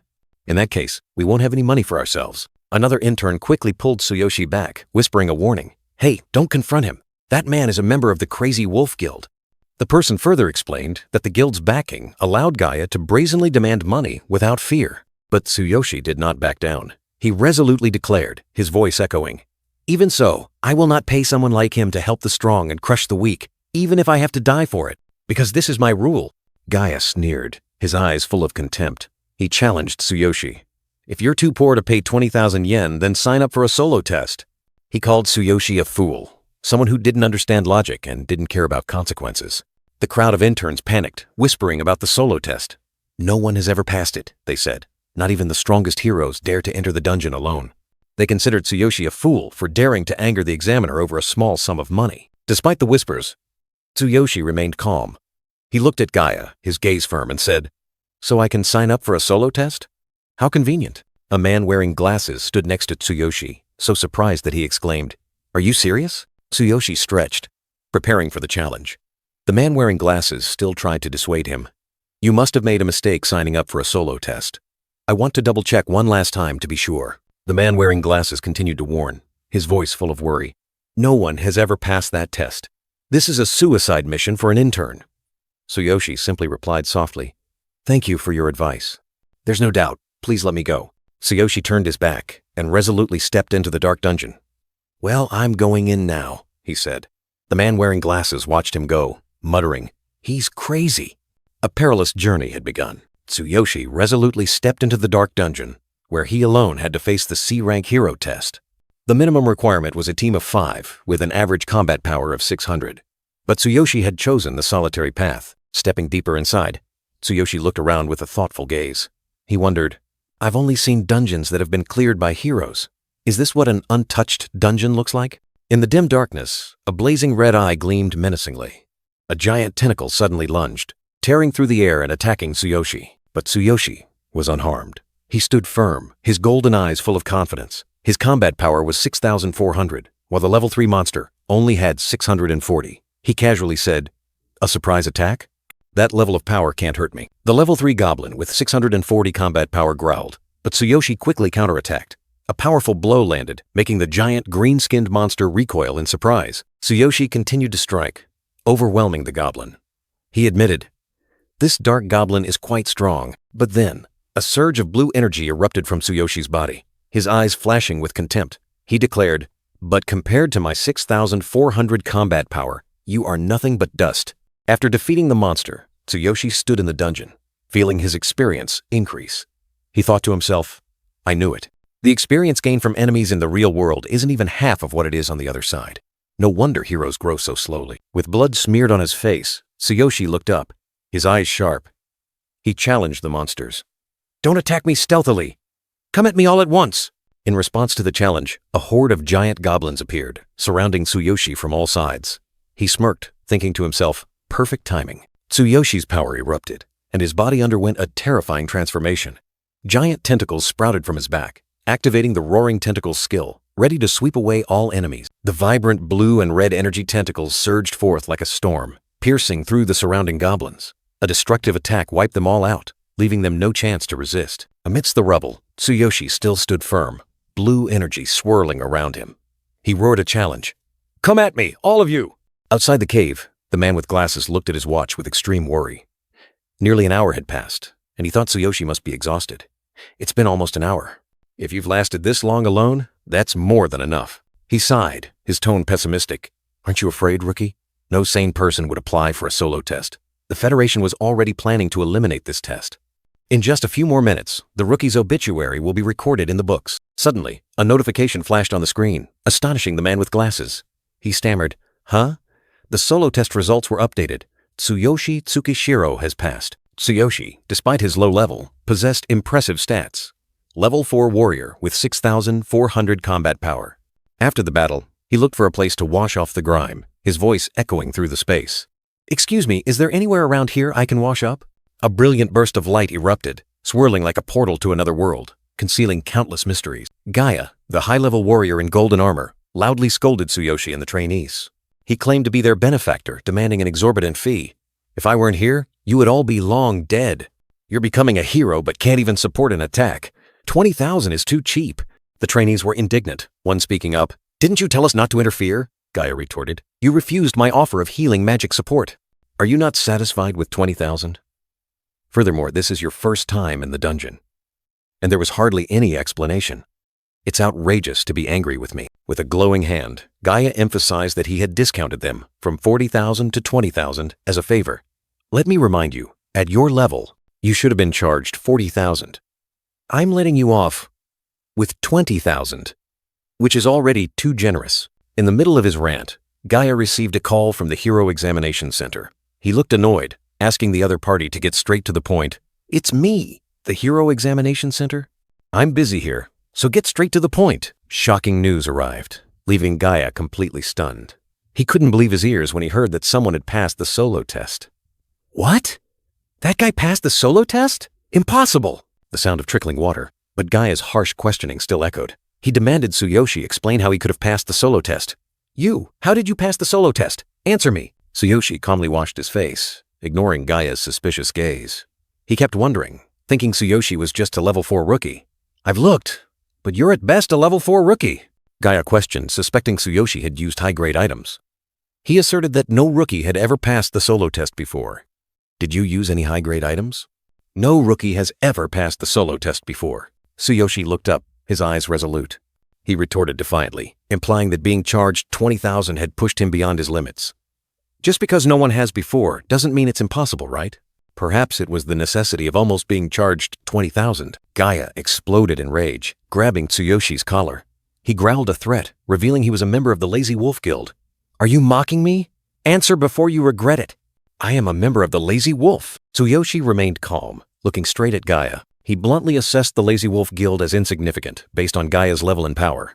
"With level 9 and 1,200 combat power, you don't seem like a significant guild." Tsuyoshi's words were like adding fuel to the fire. Gaia completely lost his temper, clenching his fist as a burst of bright energy erupted. "Who do you think you are? How dare you insult me?" In a fit of extreme rage, Gaia swung his fiery fist, ready to deliver a punishing blow. Tsuyoshi looked up, his sharp eyes showing no fear. He provoked, directly asking Gaia if he intended to kill him with his level 9 fist. "Are you going to kill me with your level 9 fist?" Gaia looked at Tsuyoshi with astonishment, sweat pouring down his face. He couldn't believe the strength and speed Tsuyoshi had just displayed, completely surpassing level 4. Gaia stepped back, his face stunned, stammering speechless. Tsuyoshi still stood there, calm and confident, as if everything that had just happened was a joke. In a fit of extreme anger, Gaia drew a brightly glowing dagger, his eyes flashing with murderous intent, determined to uncover Tsuyoshi's secret. Tsuyoshi flinched, raising both hands, his face panicked as he cried out, wanting Gaia to stop this crazy act. Gaia roared, brandishing the powerful dagger, questioning what Tsuyoshi was hiding. He couldn't accept the truth before his eyes. Gaia's blade lunged forward, but was stopped by a mysterious layer of energy surrounding Tsuyoshi's hand. The defensive power from his Dark Goblin equipment set and Supreme Physique had been activated. Gaia stared at his dagger, stammering in astonishment. He couldn't believe Tsuyoshi's body was so tough it couldn't be pierced. Gaia's gaze shifted to Tsuyoshi, filled with suspicion and greed. He was certain Tsuyoshi was hiding some kind of high-grade equipment. Tsuyoshi realized he had accidentally revealed his special abilities. He worried, telling himself that if the people of this world discovered his secret, things would become unimaginably troublesome. Gaia flashed a sinister smile, pressing Tsuyoshi about what he possessed. He suspected Tsuyoshi had found or stolen a valuable item, and greed was evident in his eyes. Tsuyoshi sighed in relief, as if a burden had been lifted. He said he had been truly scared, but it was all over now. Tsuyoshi turned to Gaia, complaining that if it weren't for that shabby dagger, things could have been much more dangerous. After the recent drama, Tsuyoshi bowed his head, stammering an apology for making someone wait. A man with glasses informed Tsuyoshi Tsukishiro that his identity verification was complete. From now on, he was officially a hero. Tsuyoshi replied that he understood. Tsuyoshi turned to Gaia, reminding him never to pull such dangerous stunts in front of staff again. He didn't want things to be exposed. Gaia flashed a knowing smile, his eyes glinting with unpredictable cunning. He seemed to be hatching some kind of plan. Tsuyoshi stood looking at the man in glasses, his expression calm. The man in glasses, however, seemed lost in thought, question marks hovering above his head, indicating confusion and worry. Tsuyoshi was pensive, the bandage on his cheek highlighting his fatigue. He thought to himself, thanks to the system, my combat power is higher than a normal level 4 hero, but facing high-level enemies is still quite troublesome. Night fell. A full moon hung perfectly round in the city sky, illuminating a silent high-rise building. Tsuyoshi lay on his bed, a beast-eared girl hovering outside the window like an illusion. He thought to himself, it seems I've attracted Gaia's attention. This world doesn't have beast-eared girls. My level is still low. I need to avoid drawing attention. In the dark hallway, two cloaked figures in black glided silently. The rustling footsteps echoed, breaking the stillness of the night. The two cloaked figures stopped before a door. The cloaked figure holding a staff asked in a whisper, is this the place? The black cloaked figure holding a staff, a level 10 mage with 3,500 combat power, listened to the instructions. A cold voice rang out. After breaking the door, use magic to immobilize them, then take them down and carry them away. Gaia appeared, a sinister smile evident on his face. He licked his dagger, his eyes full of greed. We'll split his treasures later. The black-cloaked figure holding a staff cautiously reminded Gaia, shh, don't make loud noises. It might attract attention. Gaia didn't care. He ordered the black-cloaked mage, first, break the shackles with magic. Get ready. His eyes flashed with cruelty. Fiery energy shot out from the black-cloaked mage's staff. Blazing melt. A powerful flame melted the door's lock. As soon as the door opened, Tsuyoshi burst out like a storm. His eyes glowed red, swinging his mace in a relentless assault, catching Gaia and the black-cloaked mage by surprise. The level 4 hero's 6,400 combat power erupted. Tsuyoshi roared, his red eyes blazing with fury. From Gaia's side, an angry voice rang out. This bastard! You're fast! Tsuyoshi didn't hesitate, unleashing the powerful skill Heavenly Tremor. Energy exploded around him as he shouted, I'll take you down! Tsuyoshi frowned, realizing the disadvantageous situation. He thought to himself, even with a level 10 mage with 3,500 combat power, the level difference is 6 tiers. A direct confrontation is a disadvantage. Tsuyoshi looked at the defeated cloaked mage. He mused, combat power is an intuitive stat to assess a hero's ability. My power is 6,400, but I'm level 4.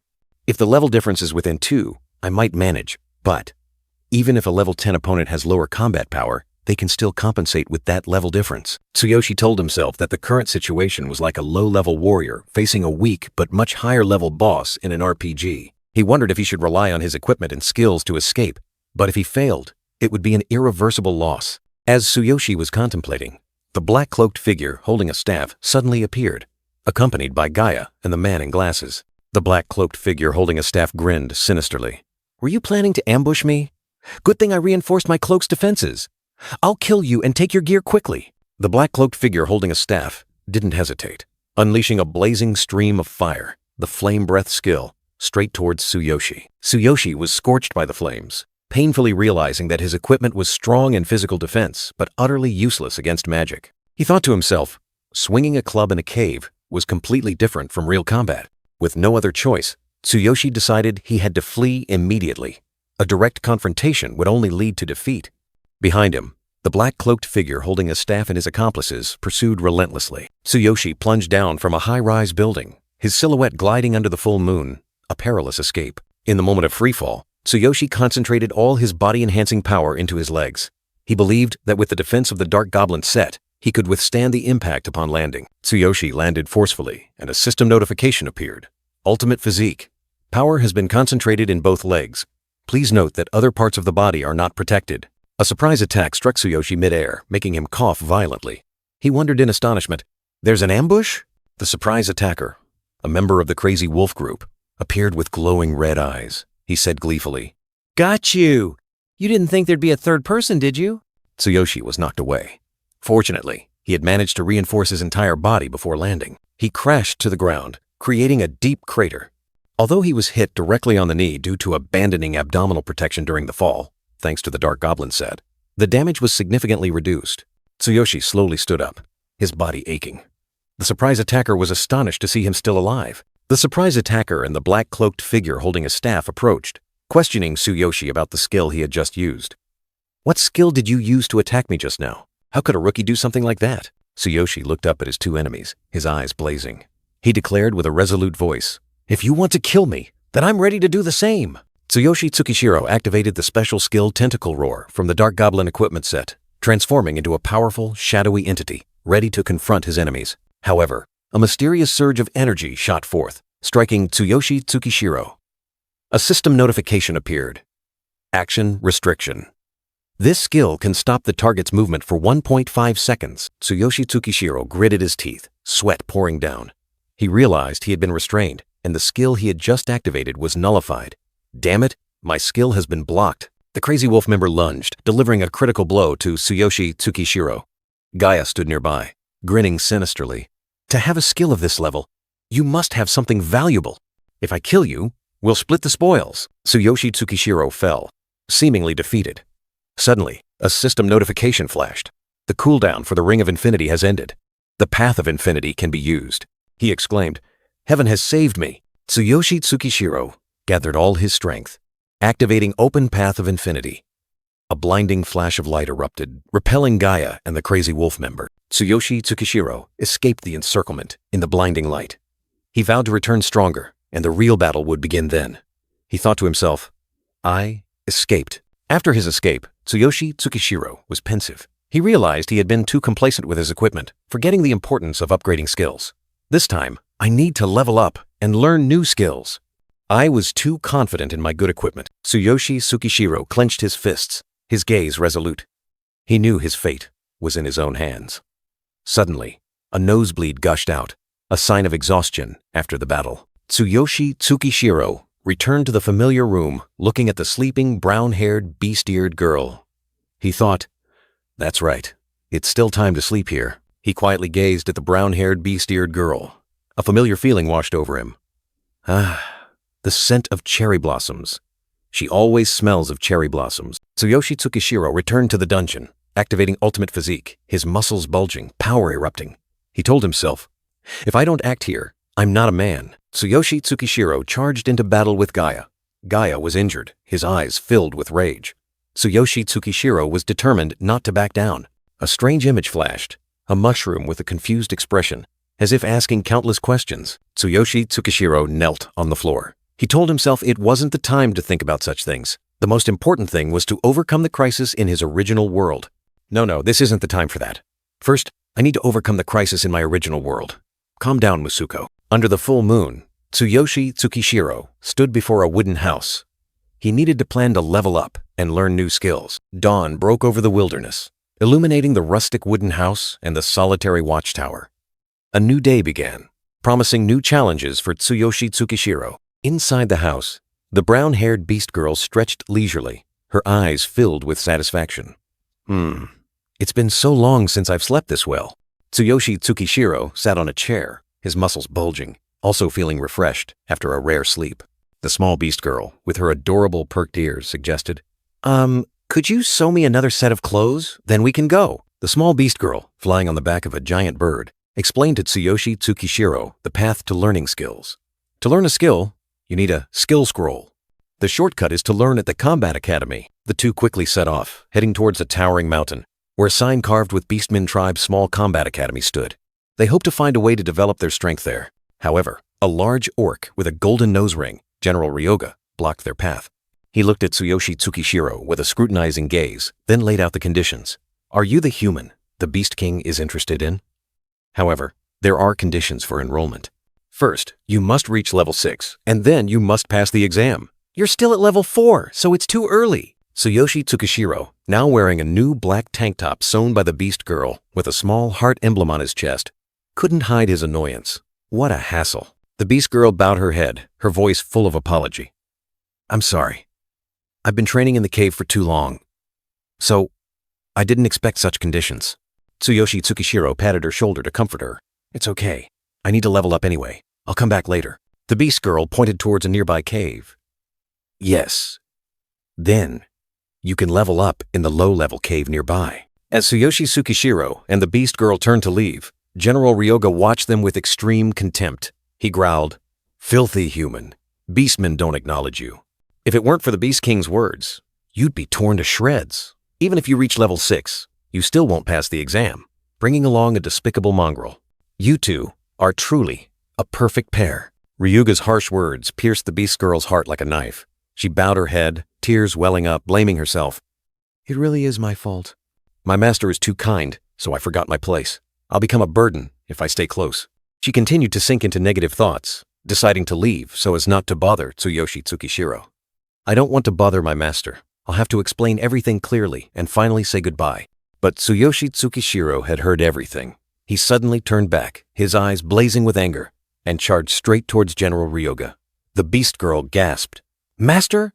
Tsuyoshi Tsukishiro grabbed General Ryuga's collar tightly, power erupting. He roared in fury. "You bastard! What did you just say? Shall I rip your mouth open?" Tsuyoshi Tsukishiro's eyes flashed with electricity, energy surging around him. He stared at General Ryuga, his voice cold but powerful. "Apologize to her immediately." General Ryuga didn't flinch. He sneered and explained that he was only speaking the truth. He scorned the beast.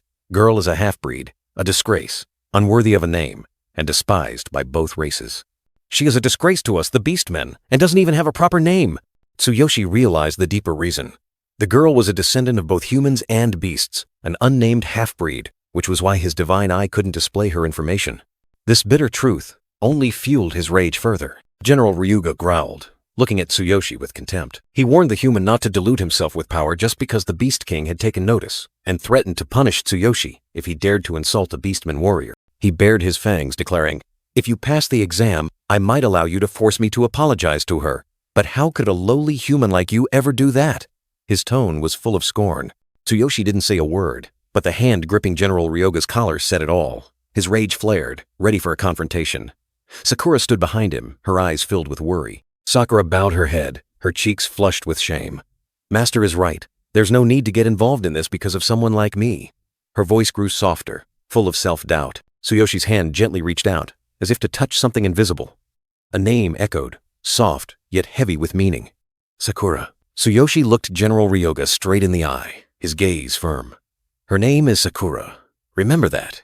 His words were a powerful, undeniable declaration. Sakura looked up at Tsuyoshi, her eyes wide with surprise, cheeks flushed. "Sakura? Is that the name Master gave me?" A glimmer of hope sparked in her heart. General Ryuga gritted his teeth, repeating the challenge. "Remember what I said. If you pass, you will have to apologize properly." Tsuyoshi and Sakura walked away, leaving him behind. Tsuyoshi turned to Sakura, his voice full of determination. "Sakura, let's go level up." The two walked together, moving forward, leaving the scornful words behind. A majestic scene unfolded, a deep chasm with towering cliffs. Tsuyoshi briefly thought of the fox beastmen he had met, or heard about. "How rare," Tsuyoshi muttered. Then his eyes sharpened. "All right, let's level up with those guys." He drew a dagger, ready for battle. Sakura looked up at Tsuyoshi. Her cheeks flushed. Master, why did you name me Sakura?" she asked curiously, her heart filled with mixed emotions. Tsuyoshi turned his head, slightly surprised. "Huh? Don't you like it? I just named you on a whim?" He didn't seem to have given the name much thought. Sakura quickly shook her head, her eyes shining brightly. "No, I like it. I love this name." She was so delighted that her entire face lit up. She bowed her head, a happy smile still on her lips. "I just wanted to know how you came up with this name." A hint of shyness, a touch of curiosity still lingered. Tsuyoshi awkwardly scratched his cheek, explaining the reason for the name. "You always have a faint scent of cherry blossoms. I thought Sakura suited you well, so I gave you that name. Sorry for being presumptuous." Sakura wrapped her arms around Tsuyoshi from behind, her eyes shining with happiness. The black-haired young man couldn't hide his embarrassment either, his face flushing. She tightened her embrace, tears streaming down her cheeks, her voice choked. "Master, I truly love this name." And so, a new name was born, carrying deep meaning and sincere affection. Sakura, the name forever linked to her. Tsuyoshi turned around, smiling back at Sakura, who was holding him tightly. "It's nothing." A moment of peace and happiness spread between the two. After their heartfelt conversation, Tsuyoshi looked towards the dark cave entrance, where sharp ice formations hung precariously. "So, shall we begin, Sakura?" Tsuyoshi asked Sakura, his voice full of concern. "Does the dagger I bought earlier fit you?" They prepared for the upcoming adventure. The black-haired young man held the gleaming dagger, checking its sharpness. "It's not a top-tier item, but it's much stronger than a goblin's mace." Tsuyoshi was satisfied with his new weapon, feeling power surge within him. "Yes, I'm very pleased." Wielding that mace makes any other weapon feel weightless. In the dim darkness of the cave, the glowing red eyes of a mysterious creature flashed, signaling an approaching danger. 3 fox-shaped beastmen, known as Level 5 Fox Beastmen, appeared with fiery eyes. They moved swiftly, ready to attack anyone who dared to underestimate them. Tsuyoshi turned to Sakura, giving instructions. "Sakura, step back and guide me as usual. I want to experience this myself. Don't interfere." A system notification appeared, warning about party mode limitations. If the level difference between the highest and lowest level members exceeds 5, no experience or items will be gained. Tsuyoshi charged straight into battle, the dagger in his hand glowing. "Let's go! I'll try out my new dagger." Sakura quickly offered advice. "Fox beastmen are very agile, so don't swing your sword too wide." She worried for Tsuyoshi. Tsuyoshi faced a fox beastman, swinging his dagger to create a blue streak of light. They really are fast. The battle began fiercely. Tsuyoshi unleashed a powerful attack, his body enveloped in brilliant blue energy, concentrating his strength and enhancing his physical defense. However, Tsuyoshi's attack was easily blocked by the fox beastman. The monster growled, challenging. "With that level of combat power, you can't even scratch me." From behind, Sakura thought to herself.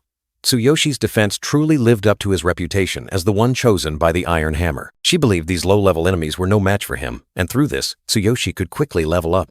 Tsuyoshi dodged a lightning-fast attack from the fox beastman, realizing, against agile enemies, speed is more important than strength. I've learned that. After the battle, Tsuyoshi reappeared with a blue aura, displaying his status board. Level 4, Warrior, Combat Power 6,400. He realized that leveling up in this world was incredibly fast, with no need to compete for resources to monopolize experience. Tsuyoshi's eyes were sharp and cold. He knew he needed speed to face the upcoming challenges. Tsuyoshi compared his strength to 3 other individuals: a white-haired man at level 9, a black-haired man at level 10, and a bald man at level 12.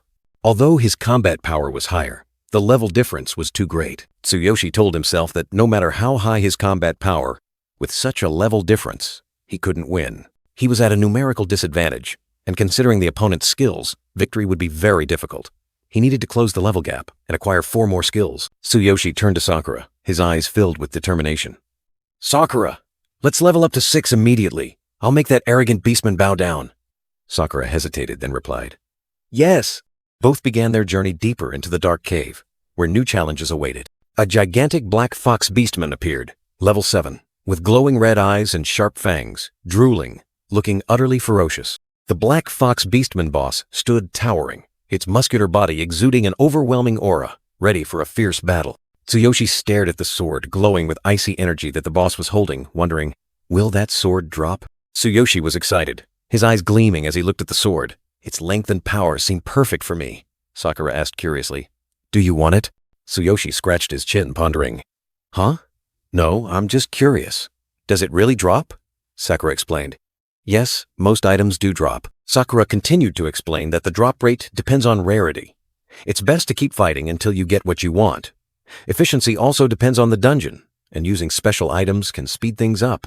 Tsuyoshi mused, his sharp eyes gazing into the distance. So there are drop rates too, truly a game world. He realized this made the system much easier to understand. A giant status board appeared, clearly displaying the enemy's information. Black Fox Beastman, level 7 boss, combat power 1,500. A formidable opponent awaited. Tsuyoshi suddenly noticed an important detail. Black Cold Light Sword, 6% drop rate? That's quite low. He regretted realizing it would be difficult to obtain it before level 6, even though it was perfect for him. Suddenly, a new interface appeared before Tsuyoshi, radiating a brilliant golden light.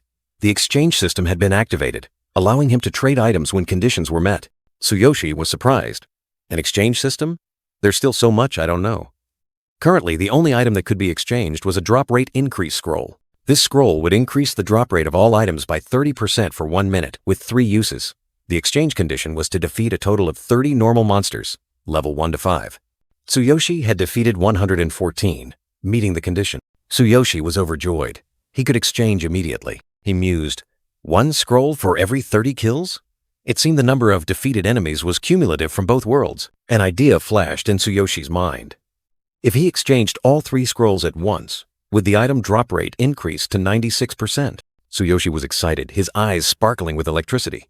Then it'll drop almost instantly. He immediately initiated the exchange. 3 ancient scrolls suddenly appeared in Tsuyoshi's hands, emitting a mystical light. A notification appeared. He had exchanged 3 scrolls but had no shared inventory to store them. Sakura, we're getting that sword. It'll make me even stronger, Tsuyoshi shouted. Sakura was also full of spirit. Master, you can do it. Tsuyoshi focused intently, gripping the sword tightly. His gaze was as sharp as a razor, his determination burning fiercely. Focus. Sakura, guide me.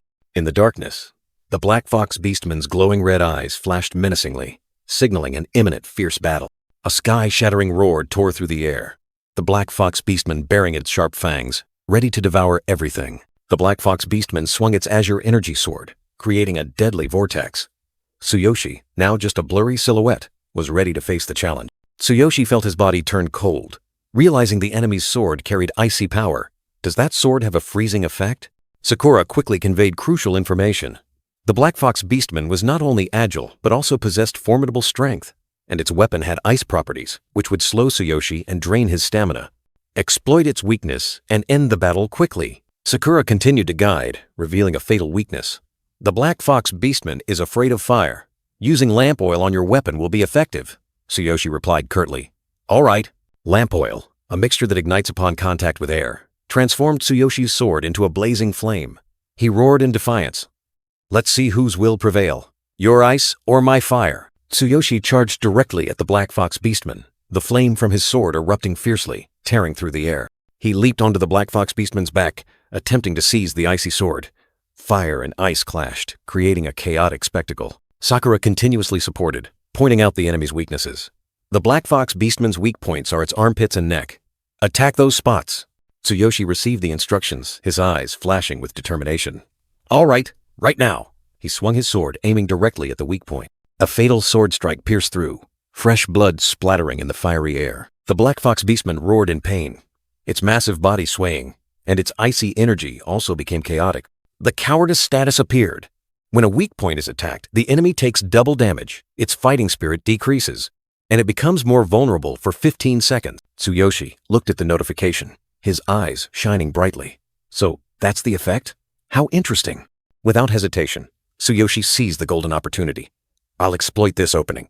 He continued his relentless assault, giving the enemy no chance to retaliate. Sakura continued to cheer. Master! The enemy in this state has more easily identifiable weak points. Dodge skillfully while looking for attack opportunity. Tsuyoshi replied, his gaze firm. Understood. Thank you. The flame on his sword blazed even more intensely. Tsuyoshi plunged into the midst of the Black Fox Beastmen, each fiery sword strike carrying destructive power, repelling enemies in a haze of smoke and ice. Tsuyoshi suddenly realized that without Sakura's advice, he would have perished in this fierce battle. Shards of ice glittered around him, evidence of the recent attack. The Black Fox Beastman roared in fury, its massive body covered in fire and ice, signs of the devastating attacks. It still stood, but its weakening was evident. Tsuyoshi launched himself into the air, his eyes burning with determination. Is it over? Then it's my turn. Just then, Sakura's voice rang out, guiding him. Now, aim for the neck. Surging power concentrated in Tsuyoshi's arms. The system displayed ultimate physique, 60% of body strength concentrated in both arms, allowing for a 200% increase in power. A critical blow struck the Black Fox Beastman's neck. The weakened status bar appeared, along with a notification. Attack hit a weak point, dealing triple damage. The enemy's severely wounded state has changed to weakened. Duration, 15 seconds. Sakura cheered joyfully, but didn't forget to remind him. Amazing. But don't let your guard down until the very end. She added excitedly. Even if it's a low-level battle, it's so thrilling with Master. Tsuyoshi spun in the air, his dagger's blade emitting a dazzling blue light. He declared decisively, everything ends here. With the heavenly shockwave skill, Tsuyoshi delivered a thunderous blow to the Black Fox Beastman. Blue energy erupted, shaking the entire space. Sakura jumped for joy, her face radiant with happiness and admiration. She continuously praised, Master, that was truly amazing. Tsuyoshi smiled contentedly, his eyes still glowing with the blue hue of energy. He admitted, that was truly a spectacular battle. Suddenly, Tsuyoshi remembered something, and he quickly pulled out a shimmering golden scroll. Oh, I almost forgot to use the scroll before the items dropped. A system notification appeared, confirming, you have used 3 high item drop rate scrolls. The drop rate for all items has increased to 96%.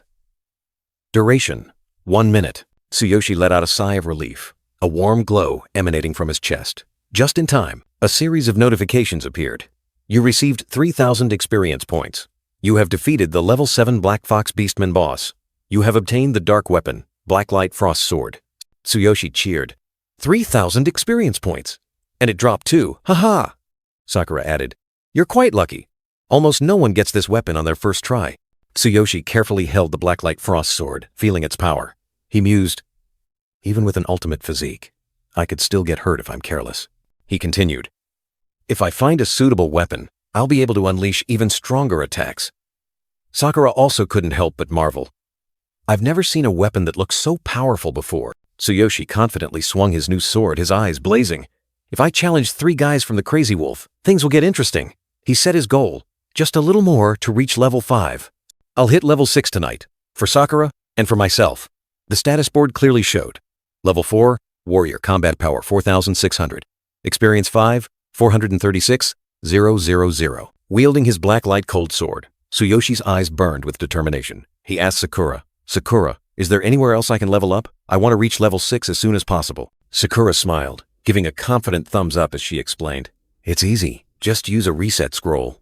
She added that the Fox Beastman Cave is a low-level area where monsters respawn very quickly. Sakura offered some scrolls and recovery potions, surprising Tsuyoshi. Wow, you really have everything, don't you? She also suggested he rest before continuing. Outside the cave, Sakura activated the reset scroll. A golden light flared, and the system announcement echoed. Reset scroll has been used. The cave has been refreshed. Tsuyoshi excitedly slung his sword over his shoulder, his eyes shining as he looked forward. He couldn't wait any longer and entered the cave with Sakura, ready for a new hunt. In battle, Tsuyoshi swung his black light cold sword, unleashing icy blasts. He marveled at its power. While Sakura explained that many weapons have different special effects and strengths, Tsuyoshi thought about the Divine King's hammer, the sacred weapon of the beastmen, hidden in his divine consciousness storage. But he told himself that even with his ultimate physique, he could only sustain it for 1 second. The second battle with the Fox Beastman boss began. Tsuyoshi charged in, his icy sword tearing through the air, creating sharp, cold slashes in the dark night of the cave. Tsuyoshi confidently provoked the Fox Beastman boss. Hey, still doing well? I've defeated your minions and reached level 5. Now, let's fight. His status board appeared, confirming his level up. Tsuyoshi continued his relentless assault, using a reset scroll for the 3rd time. He shouted, Yo, boss, I'm back. The Fox Beastman boss growled in response, while Sakura cheered him on. Tsuyoshi relentlessly provoked, continuously using reset scrolls. He roared, I'm back again, you damn fox. Sakura watched the scene, feeling it was a bit cruel. Sweat poured down Tsuyoshi's face, but he wore a triumphant smile. He activated the reset scroll for the 6th time, his eyes burning with determination, ready for the finishing blow. A powerful surge of icy energy erupted as Tsuyoshi unleashed his final blow. The level up notification appeared, marking a significant milestone in his journey. Tsuyoshi stood over the corpse of the Fox Beastman boss, finally reaching level 6 after a long day of non-stop fighting. He had recovered his stamina 6 times and collected a complete set of Fox Beastman equipment. With sharp, determined eyes, Tsuyoshi declared, now I can participate in the challenge. Having achieved his level 6 goal, he was ready for the next step. Under the faint moonlight, the gates of the Combat Academy loomed. A mysterious voice echoed, scoffing, that human said he'd participate in the challenge after reaching level 6? What a fool! 2 orcs by the campfire sneered, disdainful of the human who dared to level up on beastman territory. They believed that even reaching level 6 was nothing, as only the strong were allowed into the academy. The orc sitting by the fire suddenly looked up, his voice echoing, Hey! A tall figure appeared in the night, accompanied by a smaller one. Tsuyoshi's voice rang out defiantly. Who said when? Too bad for you! I've already reached level 6! The 2 orcs gaped in astonishment. The orc sitting by the fire exclaimed, No way! You gained 2 levels in just 1 day? Tsuyoshi, now clad in Fox Beastman armor, stood tall and imposing. He commanded, Wake up the examiner. I'm not waiting until tomorrow, and prepare to apologize to Sakura. The academy examiner, a burly level 20 orc, appeared, looking sleepy and annoyed. He growled, What the hell is this? I was just about to go to sleep. A human's challenge? If you waste my time, be prepared to face the consequences. Tsuyoshi confidently declared his eligibility and demanded to start the challenge immediately, also wanting to choose a skill from the skill vault. Sakura stood beside him, her eyes full of support. The orc examiner sneered, saying that merely reaching level 6 didn't mean he would pass the challenge. The orc beside him looked curious. The orc examiner suddenly widened his eyes, his face filled with horror. He couldn't believe that Tsuyoshi had leveled up from level 4 to level 6 inches less than a day. Tsuyoshi provoked, reminding the orc examiner not to even think about running away. He emphasized that if he passed, the examiner had to apologize to Sakura, and a beastman warrior would not go back on his word. The orc examiner angrily accepted, but he couldn't help but wonder, all right, but where does that confidence of yours come from? The orc examiner sarcastically said he didn't know what had happened, but he would follow Tsuyoshi's lead. He sneered, finding the idea of a human passing a beastman's challenge ridiculous. An academy commander, clad in a mysterious black cloak, appeared and declared that the challenge would begin immediately. He emphasized that beastmen are a race of strength, and strength is the foremost criterion for passing. The academy commander pointed to a colossal stone slab on a pedestal. He explained the challenge was very simple. If you can smash this stone slab with just one punch, you will pass. Tsuyoshi and Sakura looked at the stone slab, a little surprised. Tsuyoshi asked, "Smash it? Is that all?" The orc examiner and the other orc smirked triumphantly. He revealed that the commander was using an exotic stone to challenge Tsuyoshi, a type of stone that even level 10 warriors would find difficult to break. He sarcastically told Tsuyoshi to enjoy his confidence while he still could. The orc examiner remained arrogant, declaring that breaking the stone slab was a trivial matter for a beastman. "It's a piece of cake," he said. "Just smash it in one blow. Let me show you." He sneered, his eyes revealing clear contempt. Easy? Anyone below level 10 can't even scratch its outer layer. Breaking ordinary stone is easy, but for a hateful human, it's a different story. His words were full of challenge. The orc examiner roared, channeling all his strength into his punch. "Watch closely, this is how it's done. Even I, at level 20, have to give it my all." He charged forward, creating a fierce surge of momentum. The earth-shattering punch landed, and the stone slab shook violently. But then, only a small crack appeared, as if mocking the orc's strength. The orc examiner wiped a bead of sweat from his forehead, trying to maintain a calm demeanor. "See? It's simple. Now it's your turn. Let's see what you can do." He sneered, his eyes full of provocation. Tsuyoshi stepped forward, his gaze firm. "All right, let me give it a try." Sakura stood beside him, her eyes sparkling with faith, cheering. "Master, you can do it." Tsuyoshi pondered, calculating.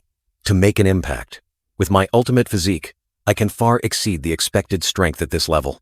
But to be sure, I will fine-tune the enhancement, maximizing the impact force of my punch." Blue energy flared around Tsuyoshi's arm, accumulating terrifying power.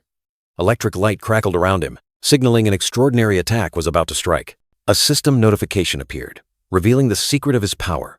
Ultimate physique. 50% of power has been concentrated in the right arm, allowing for immense force. Tsuyoshi's determination was clear on his face. The orc examiner continued to mock, turning to the orc next to him. "I'm telling you, even if this is easy for us beast folk, a weak human couldn't even—" He didn't finish his sentence, his contempt still evident. Tsuyoshi charged forward, his eyes cold. Terrifying power condensed in his punch, transforming into a brilliant blue electric current, ready to crush everything in its path, let alone scratch it, much less break it. The orc examiner was still rambling, completely unaware of the impending disaster. An earth-shattering explosion rang out, tearing through space. The sturdy outer realm stone slab, which even a level 10 warrior would struggle to scratch, now shattered into hundreds of pieces, flying everywhere in the air. Both the orc examiner and the other orc froze, their eyes wide. A bewildered "Huh?" escaped them, unable to believe the sight before their eyes. The shockwave from Tsuyoshi's punch spread, powerful enough to blow both orcs away. They staggered, unable to maintain their balance, their faces still etched with extreme astonishment. Tsuyoshi scratched his head, a slightly bewildered expression on his face. "Oops, maybe I used a bit too much power," he said casually. "It's actually simple. I thought it would be much harder." Sakura cheered happily, her eyes sparkling like stars. "Just as expected. Now you can access the skill vault." The two orcs were still stunned, one stammering, "Commander, did you see that?" "What the hell was that?" The other swallowed hard. "He shattered the outer stone with just one blow?" "No way." Tsuyoshi turned to the orc examiner, his expression calm. "So, does this count as passing?" The orc was still stunned, unable to react. The orc examiner suddenly snapped awake, hastily denying, No, you failed. I wasn't looking when you did it. Really, I swear. He continued to make excuses. The crack was definitely from me earlier, so the outer stone doesn't count. You failed because you borrowed my power. Tsuyoshi was surprised, raising both hands, his eyes full of confusion. What? So what's the plan for the test now? The Orc examiner broke out in a cold sweat, veins bulging on his face, and roared. We'll do it again. Next is the iron bending test, he proudly explained. The iron bending test is one of the strength tests, where participants must bend an extremely tough iron bar with sheer power. Like this. He pointed towards two other orcs twisting metal bars. This is real steel. Even for a beast folk warrior, it requires explosive strength to bend it. Tsuyoshi casually bent the iron bar. 50% of his power concentrated in both arms, creating a terrifying force. He asked the Orc examiner, how about this? The Orc was speechless once again, stammering, No, you failed. That iron bar wasn't for the test. The Orc examiner was at a loss for words, gritting his teeth and saying, There's no other choice. Then we'll use the most primitive method. Arm wrestling. He pointed at a muscular orc, confidently saying, If you can last 10 seconds against our strongest warrior, you pass. He secretly thought, This time, it won't be like before. Even I can't defeat him. Tsuyoshi unleashed a lightning-fast arm wrestling move, channeling 70% of his power into his right arm, creating a terrifying force. The orc gladiator was thrown backward, and the orc examiner was so terrified he spat blood. He exclaimed, He didn't even last a second. Tsuyoshi, his eyes glowing with a cold blue light, said, Hey, I've completed 3 tests now. He asked again. This time, I passed, right?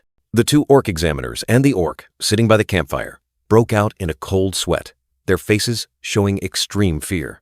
They hastily nodded. Of course, you passed. One of them secretly thought, What a terrifying human. Tsuyoshi took Sakura's hand, turning to the orc examiner.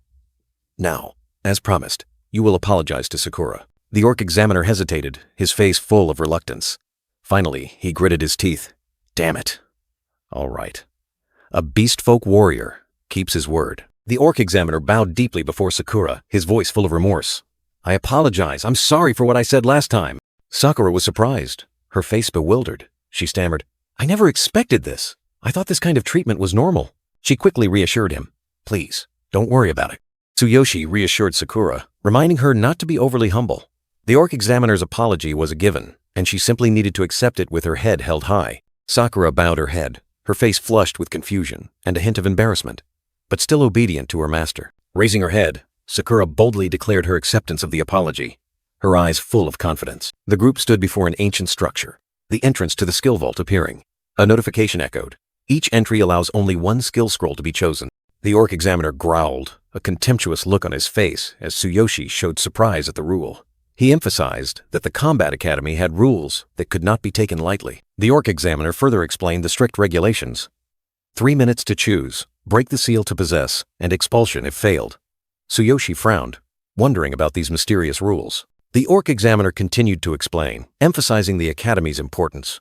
To protect the skill vault, powerful mages had placed seals and barriers, ensuring no one could arbitrarily seize them. Tsuyoshi realized the complexity of this system.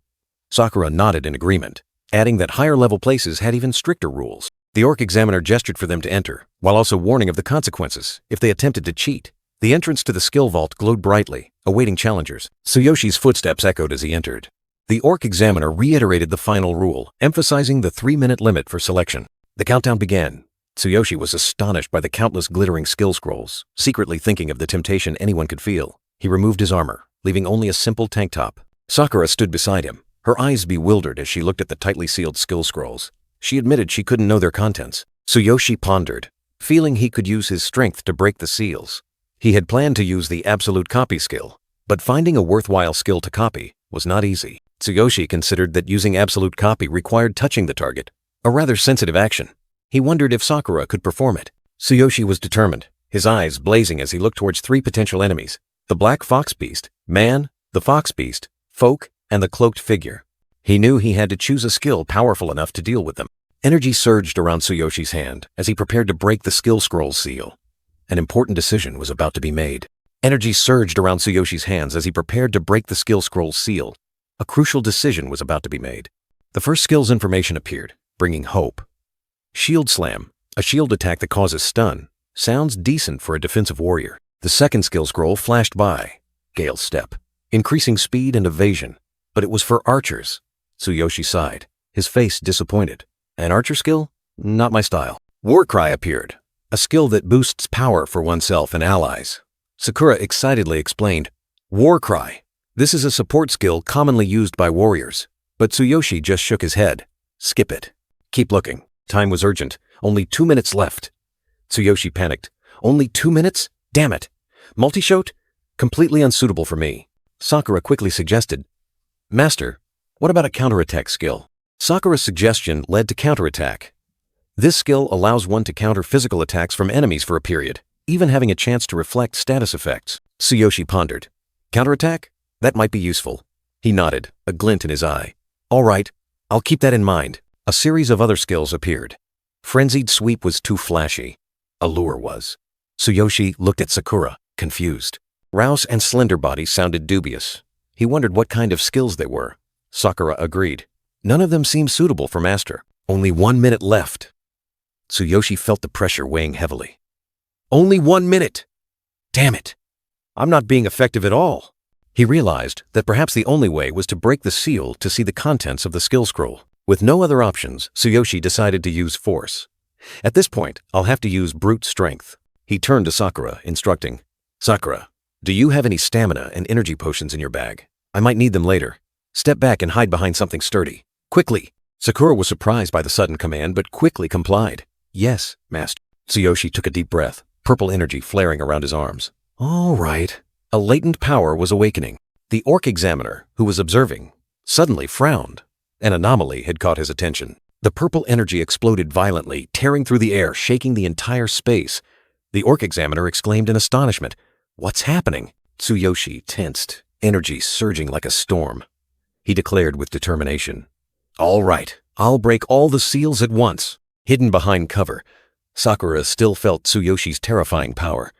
Even I am overwhelmed by Master's intensity. A system notification appeared, warning that Tsuyoshi was not high enough level to fully unleash the power of Divine King's hammer, and forcing it would consume immense energy, lasting only 1 second. But Tsuyoshi roared, 1 second is all I need. A destructive surge of purple energy erupted, tearing through space and engulfing the crumbling stone pillars. The entire world seemed to tremble before this terrifying power. The Orc Examiner was stunned, his eyes wide with disbelief at the sight before him. He wondered, is this the power of a human? Amidst the storm of energy, Tsuyoshi roared, his entire body enveloped in purple lightning.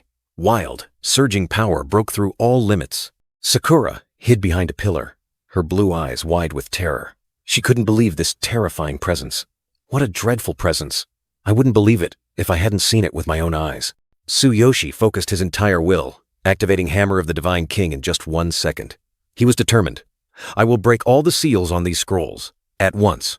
A dazzling pillar of light shot straight into the sky, tearing through the night. The Orc Examiner was dazed, looking up with extreme horror. He exclaimed, Whoa! Tsuyoshi knelt, his muscular body like a furnace, continuously releasing energy. Every rock around him cracked and crumbled. From the center of Tsuyoshi's power, purple lightning bolts spread throughout the space, forming a gigantic vortex of destruction. The wild energy pierced through the bookshelves, shattering each piece of wood, reducing them to dust. Each skill scroll on the shelves, though invisible, could not withstand this power. They simultaneously burst open, releasing their information. Sakura stood there, her eyes wide with astonishment at the unbelievable sight. All the seals on the skill scrolls were broken in the blink of an eye. Tsuyoshi gasped for breath, exhausted, but his eyes still gleamed with satisfaction. He had done it! Hammer of the Divine King had completed its task. Immediately, a massive stream of information flooded Tsuyoshi's mind. He clutched his head, feeling as if his brain was about to explode. Information from the scrolls is pouring in. Sakura realized with horror that the immense amount of information from the invisible skill scrolls was surging forth, powerful enough to distort the surrounding space. Sakura was extremely worried, knowing that Tsuyoshi's brain couldn't withstand this colossal amount of information. If Master receives so much information at once, his brain won't be able to process it. Master, hang in there. Tsuyoshi growled in pain, his head feeling like it would split open. But he had seen everything. He wanted the strongest skill, the one most suitable for him. Ugh, my head feels like it's splitting.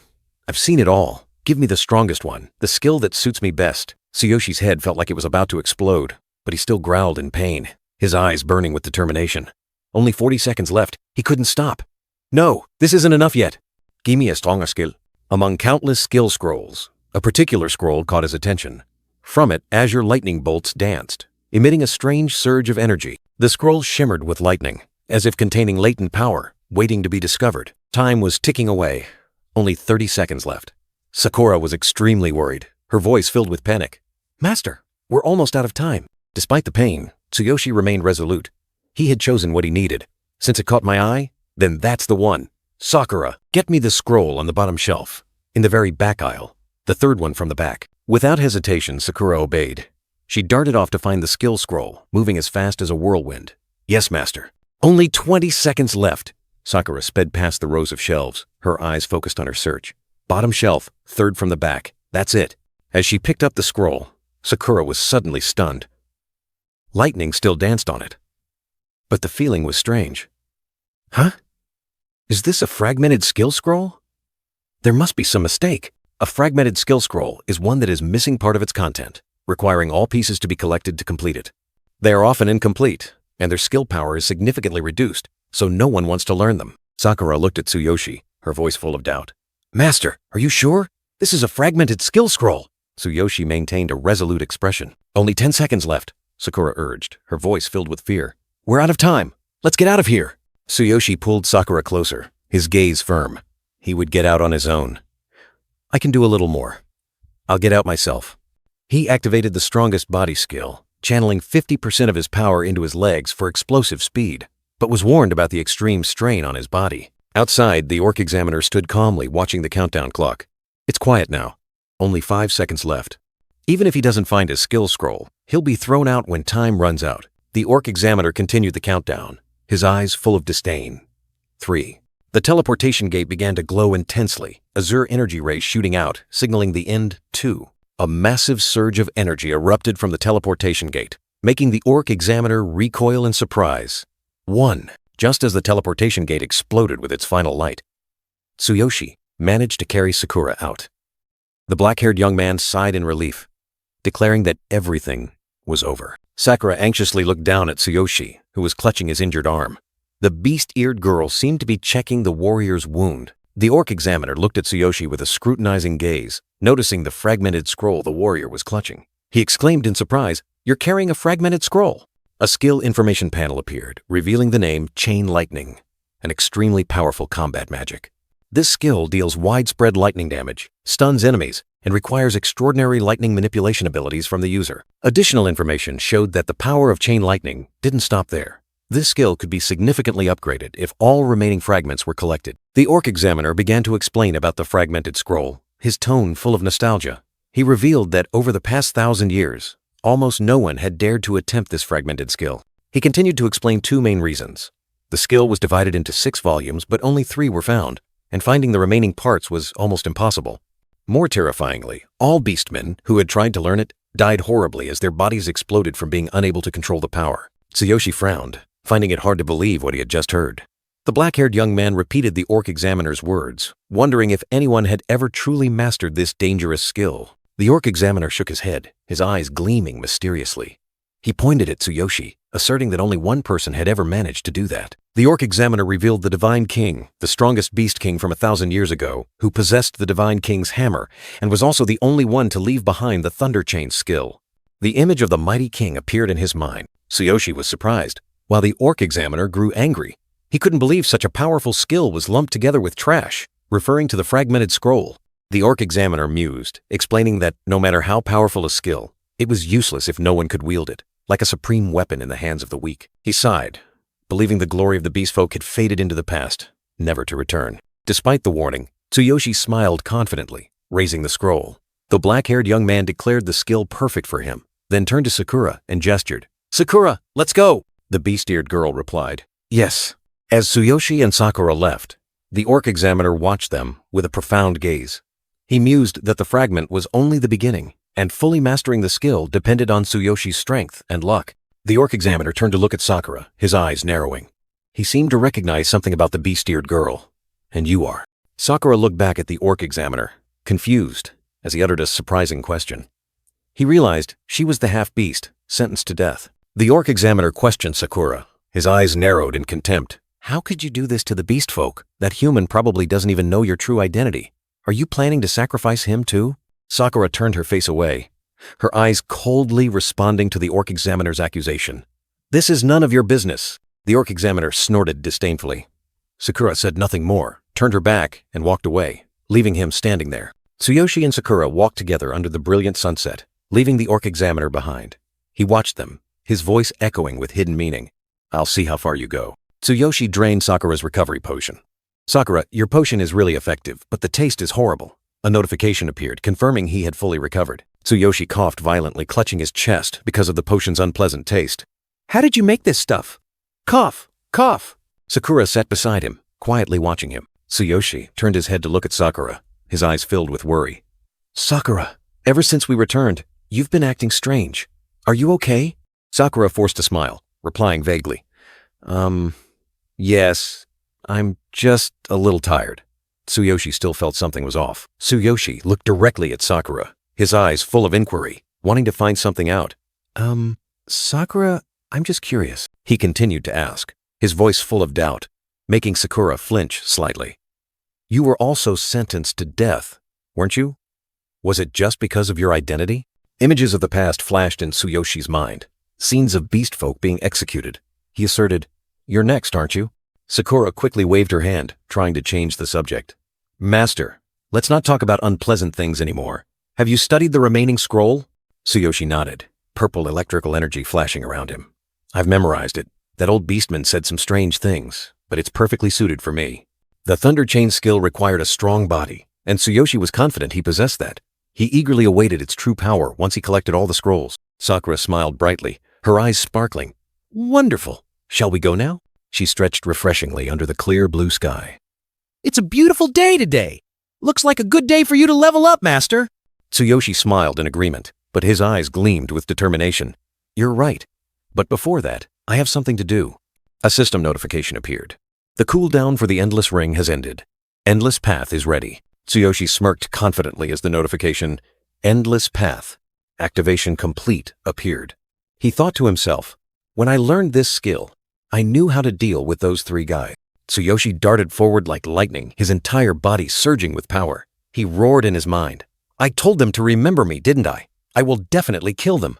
His level, class, equipment, and skill information were clearly displayed, showing a combat power of 8,800. A surge of purplish-blue lightning energy erupted, swirling violently, signaling an impending destructive attack. Amidst the dazzling electricity, Tsuyoshi reappeared, his eyes blazing and full of defiance.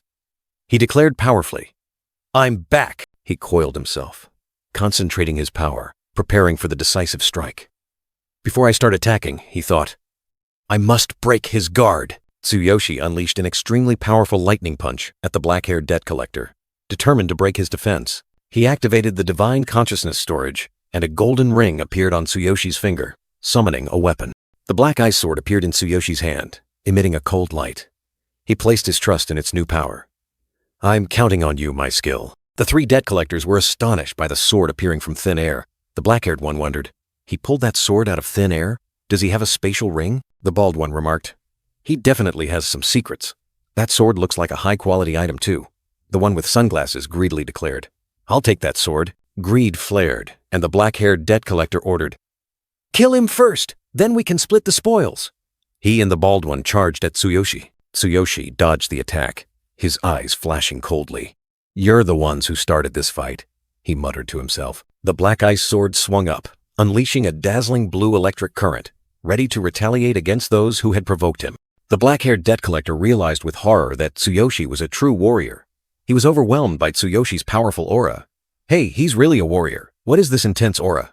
Tsuyoshi didn't hesitate, continuing to unleash wind-slicing electric sword slashes, forcing his opponents onto the defensive. Thunder and lightning erupted, transforming the surrounding space into an electromagnetic storm, engulfing everything in purplish-blue light. The two debt collectors, the black-haired one and the bald one, were struck by the electric current. Their bodies convulsed, their faces contorted in extreme pain and fear. Thunder erupted, transforming the surrounding space into an electromagnetic storm, engulfing everything in a bluish-purple light. The two debt collectors, the black-haired one and the bald one, were struck by the electrical current. Their bodies convulsed, faces contorted in extreme pain and terror. This was Thunder Chain Fall, a skill that summons lightning from the sky, paralyzing its targets. The black-haired debt collector writhed on the ground, completely paralyzed, trying to utter, "Impossible. How can that kid use such high-level magic? I can't move my body." Tsuyoshi stood tall, his eyes flashing with electric blue light. The black ice sword in his hand also glowed brightly, ready to finish off anyone who dared to stand in his way. The bald debt collector was also convulsing, terror clearly etched on his face. He gritted his teeth, thinking to himself, "Damn it, we underestimated him. He's completely different from before. What the hell is going on? It's frustrating, but we'd better run." The black-haired debt collector desperately reached out to Tsuyoshi, pleading, "Wait, hold on. We surrender." But Tsuyoshi didn't hesitate. His cold, electric sword tore through the air, piercing straight through the black-haired debt collector's body, ending his life in an instant. Tsuyoshi's gaze was terrifyingly cold. He looked down at the one he had just struck down, his tone full of contempt. "You think I'd forgive someone who tried to kill me? Don't make me laugh." The bald debt collector witnessed the scene, screaming in panic, "Hey, don't you recognize that we're from the crazy wolf gang?" He was still paralyzed, unable to move. Tsuyoshi didn't flinch. The black ice sword swung up again, preparing to deliver a fatal blow. The bald man desperately pleaded, "Please, let us." But Tsuyoshi only replied with a cold remark, "Shut up and die." The bald debt collector looked at Tsuyoshi, extreme fear evident in his mind. He has no mercy at all. He understands that if he lets us escape, he will die. Tsuyoshi stood tall, his shadow stretching long on the ground, coldly declared to the cowering bald debt collector, "You're next." The bald debt collector suddenly flared with a spark of madness. He roared, "You think I'll let you kill me that easily?" He threw out a glowing red orb. It was a sticky, explosive fruit, a rare fruit capable of clinging to a target and exploding, causing massive damage. Tsuyoshi was surprised by this reckless attack. The orb stuck firmly to his black ice sword. The bald debt collector gritted his teeth, channeling all his remaining strength to activate magic, screaming, "Die! Explode!" A terrifying explosion erupted, engulfing Tsuyoshi and the entire surrounding area in a sea of fire and debris. The bald debt collector laughed maniacally, the staff in his hand glittering. He roared, boasting about the magical fruits he had bought with his entire fortune. "I bought these fruits with my entire fortune. Even a level 12 hero would be injured. But if you're only level 10, these fruits are enough to crush your body into pieces." A terrifying explosion swallowed everything, fire and debris flying everywhere.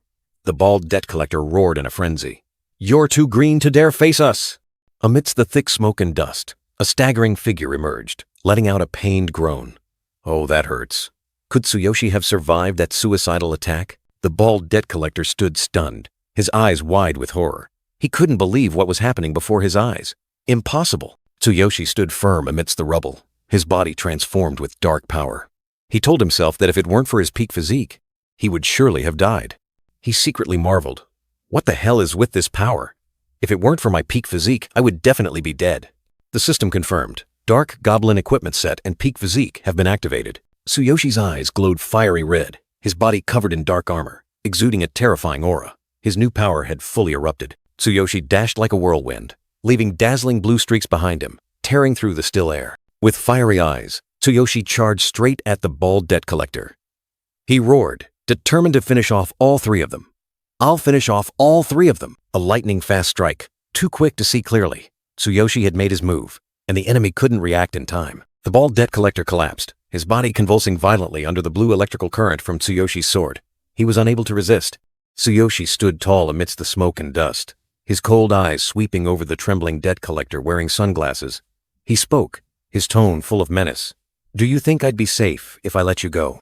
Tsuyoshi tightened his grip on the hilt, blood dripping from the cold, sharp blade. He recognized the enemy's identity, then blamed himself for still being weak. "You are members of the crazy wolf pack. All of this happened because I'm still at a low level." Tsuyoshi looked down at the debt collector's corpse, surrounded by desolate ruins. He sighed, bitterly realizing the cruel law of this world. A disgusting world where the weak are devoured. Amidst the rubble, Tsuyoshi suddenly noticed a small bag lying on the ground. He slightly furrowed his brow, curious about what it was. Tsuyoshi sat down, carefully picking up the bag. He turned it over and over, his eyes full of doubt. "What is this?" Tsuyoshi was astonished to see a glittering ring inside. He recognized it as a spatial ring, an item that could create its own space, with its size depending on the level. Even at a low level, it was extremely valuable. "Is this a spatial ring?" Tsuyoshi smiled contentedly upon confirming it was a spatial ring. He read through the instructions, learning that it could be used by simply channeling mana into it, and the ring would bind to its owner until that person died or ownership was severed. He knew this item was rare and hard to find. Even heroes struggled to possess one. With fiery eyes, Tsuyoshi decided to activate it immediately. A stream of blue mana flowed from Tsuyoshi's hand, enveloping the ring. He was astonished to realize this was its first activation, proving the ring was brand new. The system confirmed that synchronization was complete. A sinister smile appeared on Tsuyoshi's face. He silently thanked the departed for this unexpected gift, accepting his fate and the spoils he had just acquired. Outside, police lights flashed, and "Do Not Enter" banners cordoned off the scene. Hero security forces had arrived, making Tsuyoshi sigh in relief that he had retreated in time. He blended into the crowd, carefully erasing all traces. Everything valuable had been looted, and Tsuyoshi believed no one could find any clues about him. Walking down the street, Tsuyoshi felt safe. He marveled at the new phone from Gaia. All he needed to do was bind the information code, and it would be entirely his. Suddenly, the phone rang loudly, interrupting his thoughts. Tsuyoshi was startled, wondering who would call at such a sensitive time. He brought the phone to his ear, his eyes full of doubt. "Hello?" Tsuyoshi sat on the stone bench, surprised to realize the voice on the other end was his high school homeroom teacher, Lily. He wondered why, as he had already submitted his withdrawal application. Lily, Tsuyoshi's homeroom teacher, expressed her concern. She knew Tsuyoshi wanted to drop out to take care of his sister and due to financial difficulties, but she didn't want to see her student abandon his studies. Tsuyoshi lowered his head, his voice dropping. He was grateful for his teacher's concern, but his problems weren't just about money. Images of bullies trampling him flashed through Tsuyoshi's mind. He admitted that he had always hated school, and his teacher must have known that. Lily patiently continued to persuade him, believing that continuing his studies would open up opportunities to change Tsuyoshi's life, despite the difficulties he was facing. Lily promised to take care of the tuition fees so Tsuyoshi wouldn't have to worry. She encouraged him to be brave and come to school tomorrow, reminding him that he couldn't keep doing cleaning jobs, neglecting his own and his sister's future. Tsuyoshi pondered, his gaze distant. He realized his teacher still didn't know he had become a hero, and she was the only one truly worried about him. Lily, with tear-filled eyes, continued to encourage Tsuyoshi over the phone. She promised to be his support, urging him to continue his studies for his own and his sister's future. Tsuyoshi mused, Lily's words lifting a heavy burden from his heart. He'd once thought of dropping out due to horrifying memories, but now a glimmer of light had appeared. Determination blazed in Tsuyoshi's eyes. He was no longer the weakling of yesteryear, but a hero. He swore he would make those who bullied him pay, and was resolute in returning to school. At the same time, in a mysterious location, a man seated in a chair was listening to a report about 3 individuals who had been killed and stripped of their items by an unknown hero. He clenched his fist, anger flaring when he learned that the important spatial ring had also been stolen. The man's face revealed a sinister expression, his golden teeth gleaming. He was confident that the thief had no idea the ring was enchanted with a tracking spell. A red dot appeared on the screen, revealing the ring's location. The man smiled triumphantly, declaring that he knew where the thief was hiding. The leader of Crazy Wolf, a burly man with sharp, cold eyes, furiously swore that he would not let the one who stole from the guild survive. He slammed his hand on the table, ordering his black-clad subordinates to bring the thief back. They unanimously obeyed, ready to act. The next morning, a warm ray of sunlight shone. Tsuyoshi and Karina, his sister, walked together on the way to school. Tsuyoshi gently asked Karina about her new leg braces. She smiled, reassuring her brother that everything was fine, as long as she walked slowly. Tsuyoshi smiled lovingly, teasing his stubborn sister. He recalled Karina insisting on going to school with him, even though she said she didn't want to be a burden. He looked at his sister in a wheelchair in his memory, then at her new leg braces. Although expensive, seeing Karina able to walk, even with difficulty, made him feel that everything was worth it. Tsuyoshi sat alone, looking at the spatial ring. All the stolen money had been used to buy Karina's leg braces. He couldn't sell this ring, as it would bring many opportunities for his path as a hero. Seeing Karina smile happily, walking with her new crutches, Tsuyoshi felt every sacrifice was worth it. Karina also cheerfully said that this was enough. Tsuyoshi told Karina to walk slowly, and that he would take her home after school. Karina happily agreed, promising to treat her brother to a grand meal. 2 female students were chatting. The black-haired girl named Mina asked about Karina, who was now walking with leg braces. Her brown-haired friend explained that Karina had been attacked by shadows, lost her parents, and suffered severe leg injuries. Mina feigned pity for Karina, but her eyes were full of contempt. Her brown-haired friend recounted that Karina's incident had once caused a public stir. With a sinister expression, Mina uttered venomous words, suggesting that the poor should just die, and expressed annoyance at Karina's innocence. Her brown-haired friend worriedly reminded Mina not to bully Karina anymore, because she was disabled and the school wouldn't overlook it. Mina sneered, her purple eyes flashing with cruelty. She declared that no one dared stop her, even if Karina was disabled. Mina also revealed that she had a new, interesting toy. Mina walked away, pulling her brown-haired friend along, saying she still had to go meet her boyfriend. In the vice principal's office, an authoritative voice rang out, reminding Tsuyoshi to be grateful to Lily, otherwise he would have been expelled. The obese vice principal sat behind his desk, scolding Tsuyoshi for his negligent attitude towards his studies. Lily stood next to Tsuyoshi, trying to explain his circumstances. She assured them that the tuition fees had been fully paid and that she would ensure Tsuyoshi completed his credits. Tsuyoshi scratched his head, forcing a smile, expressing his deep gratitude to the vice principal and Lily. As Tsuyoshi and Lily left, he intended to ask about the lessons, but Lily apologized for causing him trouble. Lily's slender figure gradually disappeared behind the door. The obese vice principal smiled sinisterly, revealing his despicable nature. He didn't care about the students. He only wanted to flirt with Lily. In the hallway, Lily said she would also take care of Karina's tuition fees, praising the siblings for their strength. Tsuyoshi apologetically said sorry and promised to pay her back. Lily stopped Tsuyoshi, telling him not to worry about money and to focus on studying for his final exams. Lily smiled warmly at Tsuyoshi, remarking that he looked much brighter. Tsuyoshi bowed slightly, a faint smile on his lip. Tsuyoshi replied to Lily with confidence, promising not to disappoint his teacher's expectations. His gaze was firm, full of determination. Me? I've been trying my best lately. I definitely won't let you down. A pensive look appeared on Tsuyoshi's face. He apologized for hiding his hero identity, explaining that the threat from Crazy Wolf still lingered, forcing him to be cautious. But he wanted Lily to see that he had changed. I'm sorry I didn't tell you I was a hero. The Crazy Wolf situation hasn't been resolved yet, so I need to be careful. But at least I want to show you that I'm not the same person anymore. Lily urged Tsuyoshi to quickly get to class, reminding him that the next lesson was art. A white butterfly fluttered on the ceiling, like a gentle omen. Hurry up and get to class. It's art class now. Tsuyoshi stepped into the hallway, where the class 3-3 sign was clearly visible. The small white butterfly flew away, leaving a vague emptiness. The classroom door opened, and Tsuyoshi walked in. The other students were already seated, and the atmosphere in the room felt strange. Rayleigh, a student with curly brown hair, sat casually with his feet on the desk, his eyes full of contempt. He spoke sarcastically, surprised to see Tsuyoshi back at school. I thought Tsuyoshi had been expelled, but he's back. The student with slick-back black hair next to Rayleigh smirked, proposing their old plan. After class, should we take him to the restroom again, Rayleigh? Rayleigh replied, crushing a piece of paper in his hand. He was furious that Tsuyoshi's absence had cost him his daily protection money. Of course, while he was absent, my pocket money from protection fees was completely gone. Rayleigh growled, his face contorted with anger. He didn't care about Tsuyoshi's family situation, only that he didn't have money for karaoke. The student with slick-back black hair immediately chimed in. Do you think I'll sympathize with your family situation? You should sympathize with me, who doesn't have money to have fun at the karaoke bar. Rayleigh forcefully threw the paper ball at Tsuyoshi, as if to remind him of his bullying days. First, let me remind you what it feels like to have paper thrown in your face. The paper ball flew swiftly, colliding forcefully with an invisible object, creating a sharp, cold sound. Tsuyoshi sat there, not turning his head, simply raising his hand and easily catching the paper ball.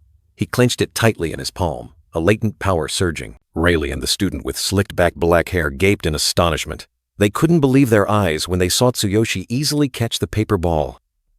He caught it? Tsuyoshi subtly turned his head, his sharp, cold gaze sweeping over them. He still held the paper ball tightly in his hand, without a hint of wavering. Tsuyoshi looked directly at Rayleigh, his voice calm but full of authority. Rayleigh, meet me in the restroom later. Rayleigh was initially stunned, then burst into maniacal laughter. He thought Tsuyoshi was challenging him, and swore he would make him suffer extreme pain. Haha, did I mishear? He's inviting me to the restroom! That bastard is getting cocky just because he hasn't seen me in a while. I'll make you taste pain. The restroom door burst open violently, as if pushed by an invisible force. Tsuyoshi had arrived, just as promised. Outside, two of Rayleigh's henchmen blocked the way. The student with slicked-back black hair jutted his chin out, his tone full of disdain. Rayleigh is using this restroom, go somewhere else! Ignoring the arrogant words, Tsuyoshi walked straight in. Inside, another guy spoke up, disparaging him and repeating rumors about him having to pick up trash to make a living. Rayleigh and his cronies appeared, their faces triumphant. He demanded protection money, his tone full of menace. Now, I'm going to ask you about the protection money. Hand it over. Otherwise, Tsuyoshi looked up, his eyes suddenly flashing with a strange blue light. He calmly asked back, Otherwise, what? Tsuyoshi's terrifying calmness startled Rayleigh and his subordinates for a moment, but then arrogance quickly took over. The thugs charged, growling threats. The student with slicked-back black hair aggressively said, "Don't mess around, I'll beat you to a pulp." The student with the round face and black hair also chimed in. "We've been waiting for those words, Rayleigh." A thunderous punch from Tsuyoshi stunned the student with the round face and black hair. The overwhelming power left him no time to react. Tsuyoshi grabbed the collar of the student with the round face and black hair, his eyes blazing. He felt immense power surging within him, an unprecedented courage rising. A status screen appeared before Tsuyoshi's eyes. Level 6. Warrior class. Combat power. 8,800. He was much stronger than before. Divine Eye activated. Before Tsuyoshi's eyes, the thugs appeared as mere faint shadows, without class, without combat power. Absolutely no threat. Tsuyoshi swung his arm, forcefully throwing the student with the round face and black hair against the wall. A cry of pain echoed. The student was thrown, his body crashing hard against the opposite wall, creating a loud thud. Tsuyoshi followed up with a powerful kick, sending the student with the round face and black hair flying further, crashing into a locker and collapsing onto the floor. Rayleigh stood dumbfounded, his eyes wide, unable to believe the sight before him. His expression changed from arrogance to panic. Rayleigh stood in the middle of the restroom, two of his henchmen lying unconscious at his feet. He exclaimed in utter horror, "What the hell is going on?" Rayleigh was still in shock, his mind reeling with unanswered questions. Tsuyoshi, the weakling he once knew, now possessed such terrifying power. In Rayleigh's eyes, Tsuyoshi had transformed into a completely different entity. His cold, purple gaze, harboring terrifying power, sent shivers down his spine. Another henchman, witnessing the horrifying scene, hastily fled, shouting loudly for Rayleigh. "Rayleigh-san, the boss is here! Let's run!" Tsuyoshi stood tall, his cold gaze looking down at Rayleigh, who was on his knees, body trembling with fear. Rayleigh gritted his teeth, his eyes burning with hatred and rage, but deep down, there was still extreme fear. Tsuyoshi turned and walked away, leaving Rayleigh and the defeated behind. He thought to himself that the hateful gaze showed one kick wasn't enough to teach them a lesson. Tsuyoshi's expression remained calm. He told himself that it was fortunate he had restrained his power. Otherwise, with his peak physique, those guys wouldn't be alive to harbor resentment. Amidst his chaotic thoughts, Tsuyoshi remembered Haru-chan, the girl with weak legs. "I'll cause you more trouble. I'm sorry, Haru-chan. It's okay.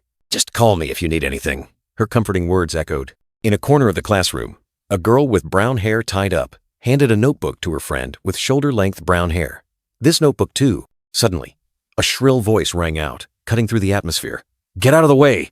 I have something to say to that girl." The notebook in the shoulder-length brown-haired girl's hand was crumpled, and her face was cast down. Mina appeared, her hand on the shoulder-length brown-haired girl's head, her tone full of menace. "Mina, Karina's body is currently disabled." A weak explanation was cut short by Mina. "If you say another word, I'll slap you." 4 girls stood in the middle of the classroom, a heavy atmosphere enveloping them.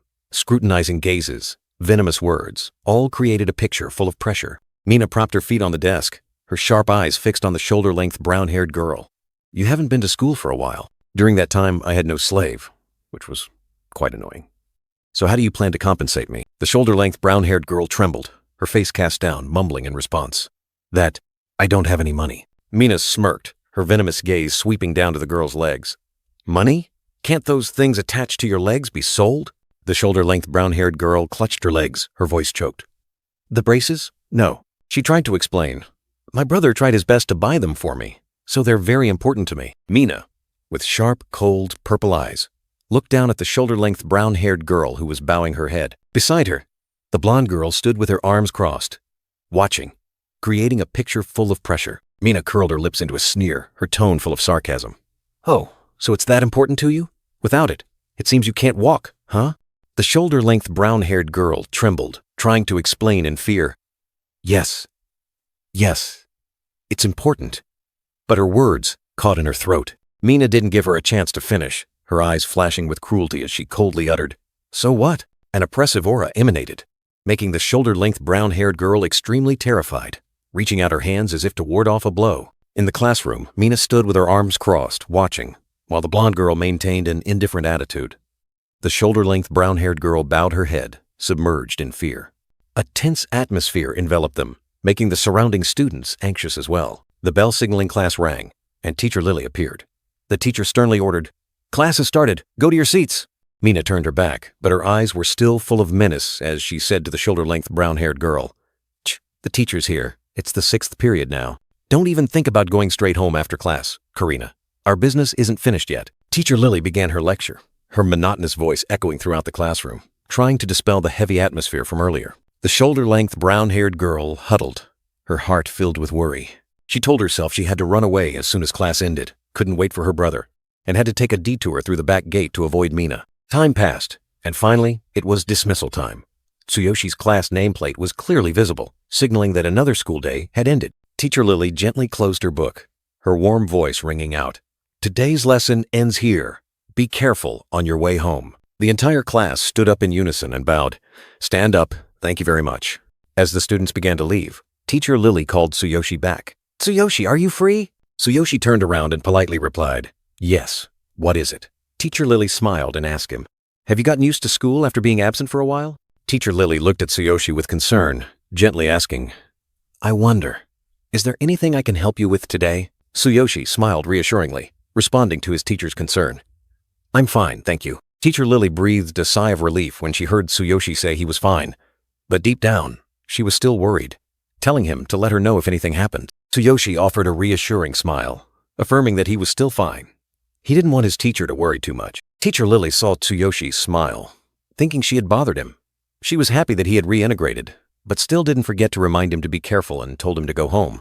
Tsuyoshi waved goodbye to his teacher, stepping out of the classroom, unaware that new trouble awaited him. As Tsuyoshi stepped out, an unexpected voice rang out, stopping him in his tracks. A student with slicked-back black hair appeared, looking a bit awkward, suggesting Tsuyoshi follow him to talk privately about the incident in the restroom. Tsuyoshi asked for the location, and the student with slicked-back black hair pointed towards the end of the hallway, where the light faded. The two walked on, the guide's voice ringing out, emphasizing the intention to apologize in a more private place. Finally, they stopped in a secluded corner of the hallway, where darkness enveloped them, creating a suspicious atmosphere. As Tsuyoshi turned his back, a gigantic black shadow with glowing red eyes suddenly appeared behind him, signaling an imminent danger. In an instant, the quiet hallway plunged into chaos, powerful crashing sounds tearing through the silence. The mastermind stood from afar, a triumphant smile on his face, ordering his accomplices not to overdo it. Tsuyoshi faced the two attackers, but immediately, his peak physique was activated, concentrating power into his hands. The enemies were astonished to see him easily fend them off. Astonishment was clear on the attacker's face. He couldn't believe that Tsuyoshi had easily blocked his attack. Tsuyoshi looked directly at the mastermind, his eyes as cold as ice. He had anticipated the plot, but their baseness still surprised him. The system displayed Tsuyoshi's formidable power. Without hesitation, Tsuyoshi delivered a devastating kick, sending the attacker flying, decisively ending the bullying spectacle. The slicked-back, black-haired assailant clutched his face, blood splattered, an expression of extreme pain after Tsuyoshi's devastating kick. Without stopping, Tsuyoshi delivered another powerful punch, sending the slick-back, black-haired assailant flying and crashing into the wall. A powerful shockwave spread from Tsuyoshi's punch, completely repelling the opponent. The slick-back, black-haired assailant lay sprawled on the ground, foaming at the mouth, eyes rolled back, completely unconscious. Tsuyoshi looked down at the defeated foe with a cold expression. His contemptuous voice rang out. "Haven't you learned your lesson yet? You truly are a bunch of failures." Another curly brown-haired student, Rayleigh, raised his stick high, his face filled with extreme rage, intending to attack Tsuyoshi. Rayleigh yelled, "Go die!" Tsuyoshi turned his head, his cold blue eyes glowing, staring directly at Rayleigh, exuding a terrifying killing intent. Tsuyoshi said, "If this weren't a school, you'd already be dead." Rayleigh realized in horror he couldn't move his limbs. The stick fell from his hand. He exclaimed, "I can't move my arms at all?" Tsuyoshi stepped closer, his eyes threatening, making Rayleigh tremble with fear. Rayleigh wondered, "Am I afraid of Tsuyoshi?" Tsuyoshi coldly ordered, "Go to sleep." Tsuyoshi delivered a powerful kick, hitting Rayleigh in the face, sending him crashing down and immediately unconscious. Tsuyoshi stood looking at Rayleigh lying unconscious on the ground, explaining why he didn't kill them.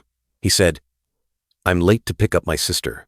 You're saved, thanks to the hero's code." Tsuyoshi turned his back and walked away, his eyes returning to normal but still holding a hidden resolve.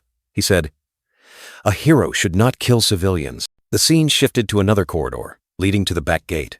A brown-haired girl with a ponytail, in a wheelchair, was panting. The brown-haired girl with the ponytail worried, telling herself she had to escape Mina through the back gate.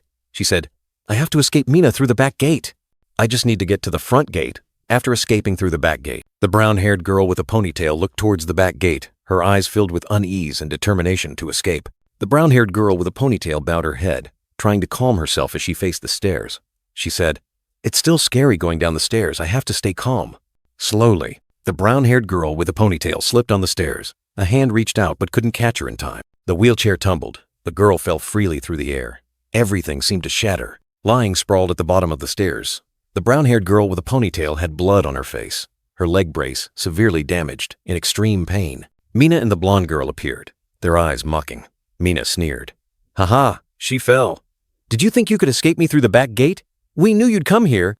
Mina stared, her purple eyes glinting with malice, and ordered, "Take those things off your legs." The brown-haired girl with a ponytail tried to crawl backward, her face filled with extreme fear. She pleaded desperately.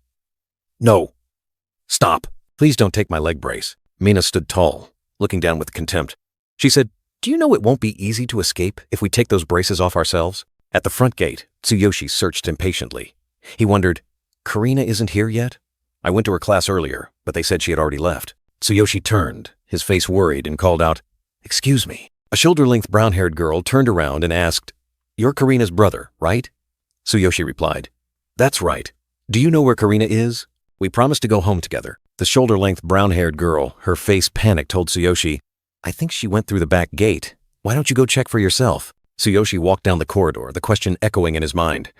Karina is at the back gate? He recalled the frightened expression of the shoulder-length brown-haired girl, a bad premonition rising in his heart. Why? Something must have happened. Tsuyoshi looked back at the shoulder-length brown-haired girl from a distance, noticing something unusual. Haru is acting strange. It seems she's afraid of something. Tsuyoshi turned his back and walked faster, determined to find his sister. No matter what, I have to find Karina. He stood before the stairs, leading down to the back gate, a place that might hide danger. Tsuyoshi thought to himself, "You need to go down these stairs to reach the back gate." Tsuyoshi stood in the deserted passageway, his eyes full of doubt. Could Karina have truly wandered into this place, a place fraught with so much danger? A mysterious surge of energy flared in his eyes, illuminating every corner, searching for a faint trace. Then a heartbreaking sight met Tsuyoshi's eyes. Karina lay sprawled on the cold ground, her wheelchair overturned, her leg brace shattered, blood splattered on her uniform. Tsuyoshi's heart felt constricted. Pain and rage surged, transforming into a fierce storm in his mind. Karina's face was bruised, her purple eyes brimming with tears, containing extreme fear and unspeakable humiliation. She looked up at Tsuyoshi, her voice trembling. "Brother, why are you here?" Immediately, Tsuyoshi activated his divine eye, scanning Karina's body. The system began to analyze each wound, each sign of damage. Karina tried to explain through her pain, blaming herself. Brother, it's my fault. I fell down the stairs." But the divine eye revealed the cruel truth. Her forehead was punched, her cheeks slapped multiple times, her arms pinched, her abdomen had internal bleeding from kicks, and her waist was also kicked. Tsuyoshi walked down the stairs, his eyes darkening. "So, you fell? That must have hurt." His voice deepened, filled with suppressed emotion. A painful memory flooded back, cutting short Karina's weak lie. Mina, with a cruel smile, landed brutal punches on the girl, while the blonde girl stood watching. Karina hung her head, tears streaming down, tormenting herself. "I'm so stupid. I couldn't even get down the stairs. My crutch broke. I'm sorry." Another horrifying fragment appeared. Mina relentlessly kicked Karina, cornering her against the wall, while the blonde girl stood by and watched. Tsuyoshi knelt beside his sister, gently checking her backpack. Karina still tried to hide her pain, only worried about bothering her brother. I don't want to cause you trouble, big brother, but my crutch broke. I can't stand up." He took Karina's bruised hand, offering a reassuring smile. "We're family. There's no such thing as a burden here. You must have been in a lot of pain when you fell here." Karina quickly replied, "No, I'm fine. Don't worry." Tsuyoshi quickly bent down to check the leg brace he had bought for his sister, his heart full of worry. "Hey, how's the brace? Is it okay?" Karina gently turned her face away, her voice soft. "They're still fine." Tsuyoshi looked at his sister, his eyes harboring a deep resentment. Karina looked at her brother, her eyes tearful but shining with relief and gratitude. "I'm glad." Tsuyoshi smiled, his warm voice dispelling all worries. "All right, let's go home." Under the brilliant sunset, Tsuyoshi carried Karina on his back, the silhouettes of the two siblings etched onto the deserted road. A breathtakingly peaceful scene. The setting sun gilded Karina's hair and backpack, like a promise of a brighter future. Tsuyoshi asked softly, his voice full of nostalgia, Do you remember, Karina? He continued to recount, his eyes distant, as if reliving that moment. That day, I carried you just like this. In Tsuyoshi's mind, the image of a tiny Karina, drenched in the rain, reappeared. He smiled faintly.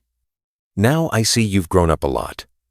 Even though that happened a long time ago. Karina leaned against his back, her voice a whisper full of emotion. Yes, but it feels like just yesterday. Since that day, we've always been together. Tsuyoshi held his sister tightly, his gaze resolute. That's right, you're the only one I have. Since that day, I've wanted to become stronger so I could protect you. That day, I was completely helpless. But now, I've become a hero. I won't let you go through something similar a second time. Karina gently bowed her head, her voice trembling. I know you always try your best. That's why I don't want to be a burden to you. Tsuyoshi turned around, his gaze stern. You're saying that again. We're family. Wait here for a moment, I'll be right back. Karina asked in surprise. Where are you going? Tsuyoshi turned his back and walked away, his silhouette gradually disappearing into the dazzling light. I have to get something I forgot. Karina looked bewildered. Something you forgot? Tsuyoshi stopped, his eyes suddenly becoming cold and sharp. An invisible surge of killing intent emanated, signaling the approaching storm. Meanwhile, Mina burst into gleeful laughter. That was great. Because she desperately tried to protect her legs, she took all the kicks. A burly young man named Billy, Mina's boyfriend, asked the blonde girl next to him. Can they really be sold? Don't worry. I'll take them tomorrow. The blonde girl looked at Billy worriedly. It seems her brother, Tsuyoshi, just returned to school. Will it be okay?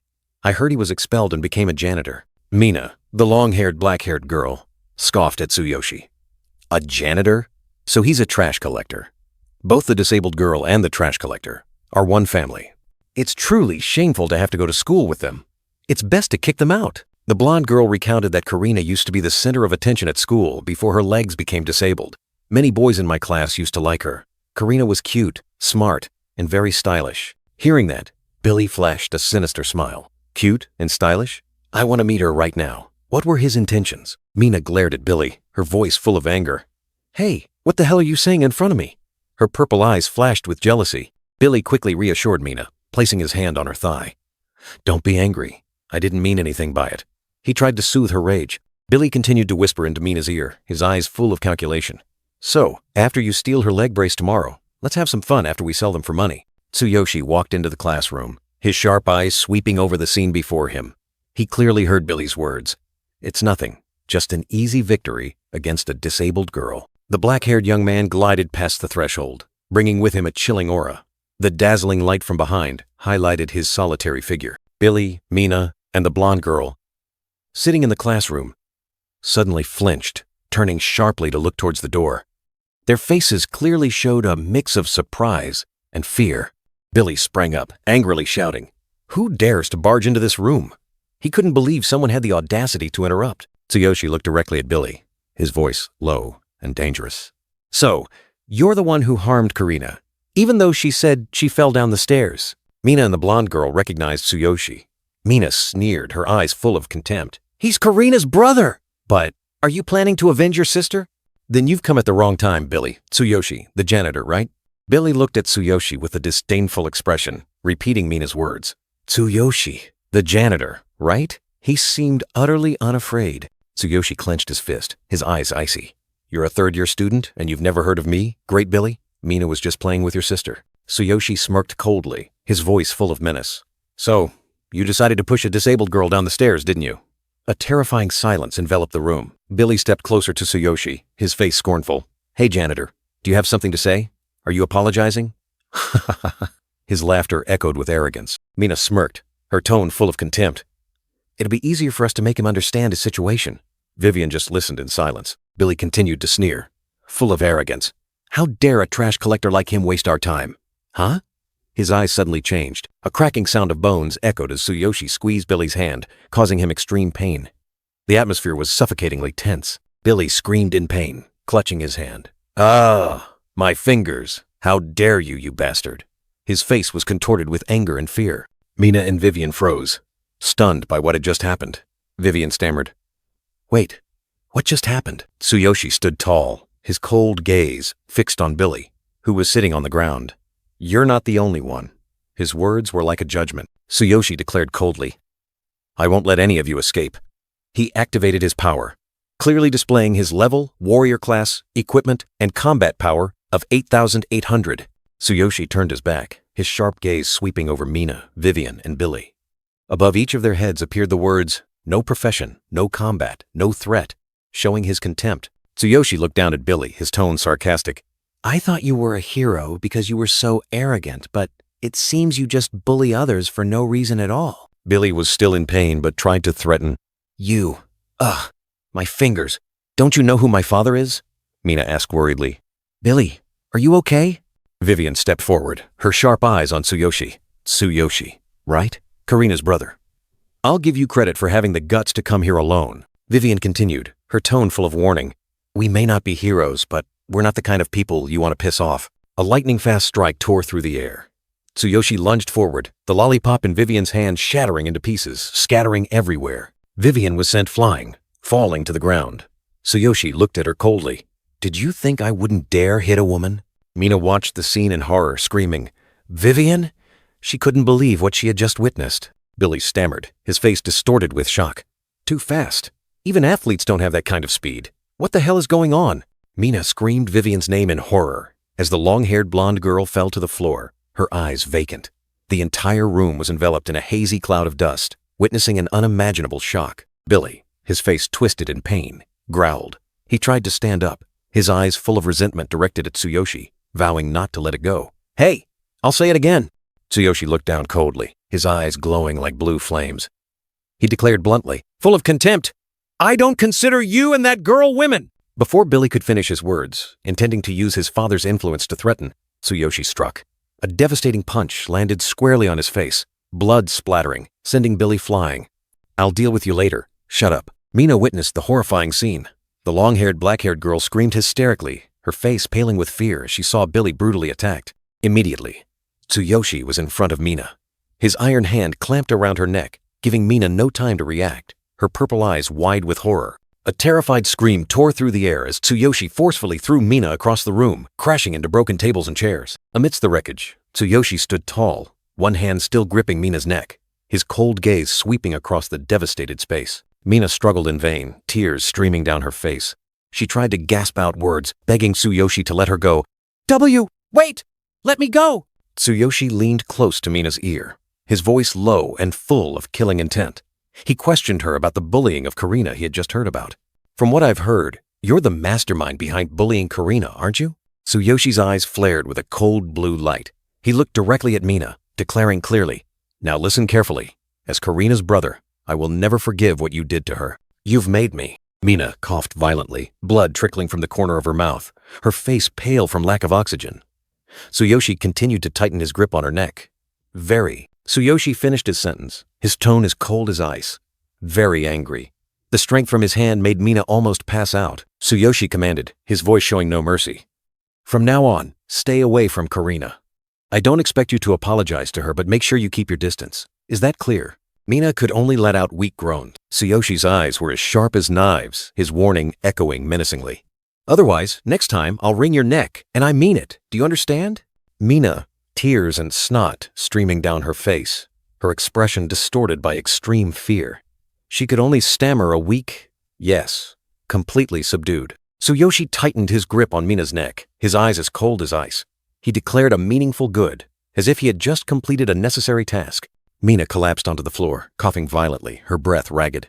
Tsuyoshi looked coldly at Billy, asking, "You're her boyfriend, aren't you?" He bent down, his hand near the ruler on the floor. Tsuyoshi's voice was full of menace. "Do you still want to bully Karina?" Billy was utterly terrified, trying to utter a plea. Tsuyoshi, with eyes glowing red in the darkness, picked up the ruler and said, "Even with a ruler like this, it's enough to finish off trash like you." Tsuyoshi's eyes turned a brilliant blue. He was disgusted by Billy's words. "Just thinking about what you said is enough to make me sick. I could have killed you if you were a hero." Billy, his face contorted with fear, screamed in desperation, trying to use his father's power to threaten Tsuyoshi. "Do you know who I am? I'm the son of the Blue Snake gang leader. My father is a level 10 hero." Tsuyoshi looked up at Billy, still holding the ruler. He wondered, Blue Snake gang? The loan sharks? The Blue Snake gang? In Tsuyoshi's mind, a memory surfaced. Loan sharks being brutally beaten. He realized, are those the guys we owe Karina's hospital bills to? Those guys said the same thing when they came to the hospital. Tsuyoshi stood up straight, an ominous aura enveloping him. He sneered. It's funny how often I run into people I don't like. So, it's the Blue Snake Gang. A surge of purple electrical energy erupted around Tsuyoshi, creating dazzling lightning bolts. Billy recoiled in horror as Tsuyoshi, surrounded by electricity, raised the ruler. He stammered, "Huh? A skill? You're a hero?" Tsuyoshi stood there, calm amidst the lightning. The ruler in his hand had now transformed into a curved blade of electrical energy, ready to strike. The electric blade struck Billy directly, causing an explosion of light. A system notification appeared. Note: if an appropriate weapon is not used, damage will be reduced by 50%. Full damage will not be dealt. Tsuyoshi stood over Billy, who writhed in pain, electrical sparks still lingering around him. Tsuyoshi said coldly, "This much pain should be enough for you." Tsuyoshi bent down, picked up his blue backpack, and prepared to leave. He looked back, his gaze firm.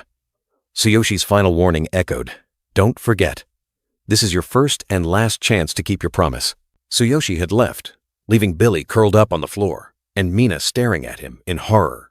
Tsuyoshi's final words rang out, like a cold judgment. "Oh, and I'm sorry, but you'll have to clean up the classroom." Billy was still stunned, his body aching. He whispered, unable to believe Tsuyoshi had actually left. He's gone?" Mina quickly helped Billy up, asking anxiously, "Billy, are you okay? We should go to the hospital." But Billy just shook his head, his eyes still dazed, unable to believe Tsuyoshi was a hero. "No, I just need to rest for a bit.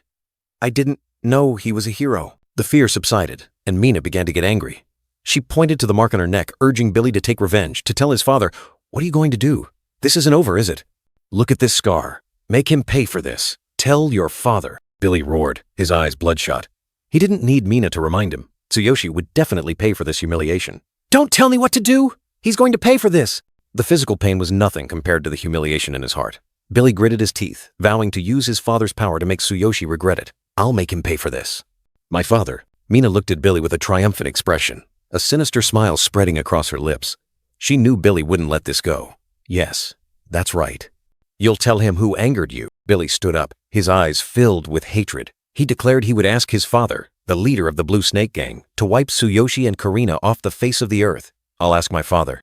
And then, I'll wipe him and his sister off the face of the earth." Vivian lay motionless on the floor, stunned witness. Outside the school, dusk fell, painting a corner of the sky red. Free birds soared, seemingly unaware of the venomous vows just uttered. Karina sat alone on a stone bench, her gaze distant, looking towards the horizon. Her worry for Tsuyoshi was clear on her face. "I hope Big Brother is okay." She bowed her head, blaming herself for being a burden. Karina didn't want Tsuyoshi to worry more because of her, especially now that her brother had just gained the status of a hero.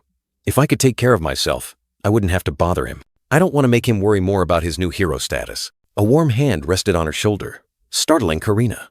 She looked up, her eyes wide with surprise as Tsuyoshi called her name. "Karina." "Ah." Tsuyoshi stood there, a gentle smile on his face. He apologized for making Karina wait, then softly said he wanted to take her home. "I'm sorry for making you wait. Let's go home." Tsuyoshi bent down, offering to carry Karina on his back. He also kindly said he would carry both their bags. "Here, let me carry you." "Oh, and I'll carry our bags." On Tsuyoshi's back, Karina felt safe. But in Tsuyoshi's mind, Billy's threats still echoed. So, the young leader of the Blue Snake Gang is a level 10 hero, and Billy's father? Billy will probably cry to his father and make him take revenge on us. There are too many enemies. Anyway, Karina is also in danger. I can't let my guard down. Tsuyoshi walked on, carrying Karina on his back. He told himself it was time to return to the other world, and vowed never to let anyone hurt his sister again. It's time to return to the other world. "Karina, I won't let them hurt you again." After making his vows, Tsuyoshi returned to the other world. He rode on the back of a colossal dragon, soaring through the fiery sky, heading towards a new land. A voice echoed in his mind. "Master, we have arrived in Northern, and here's what you need to know."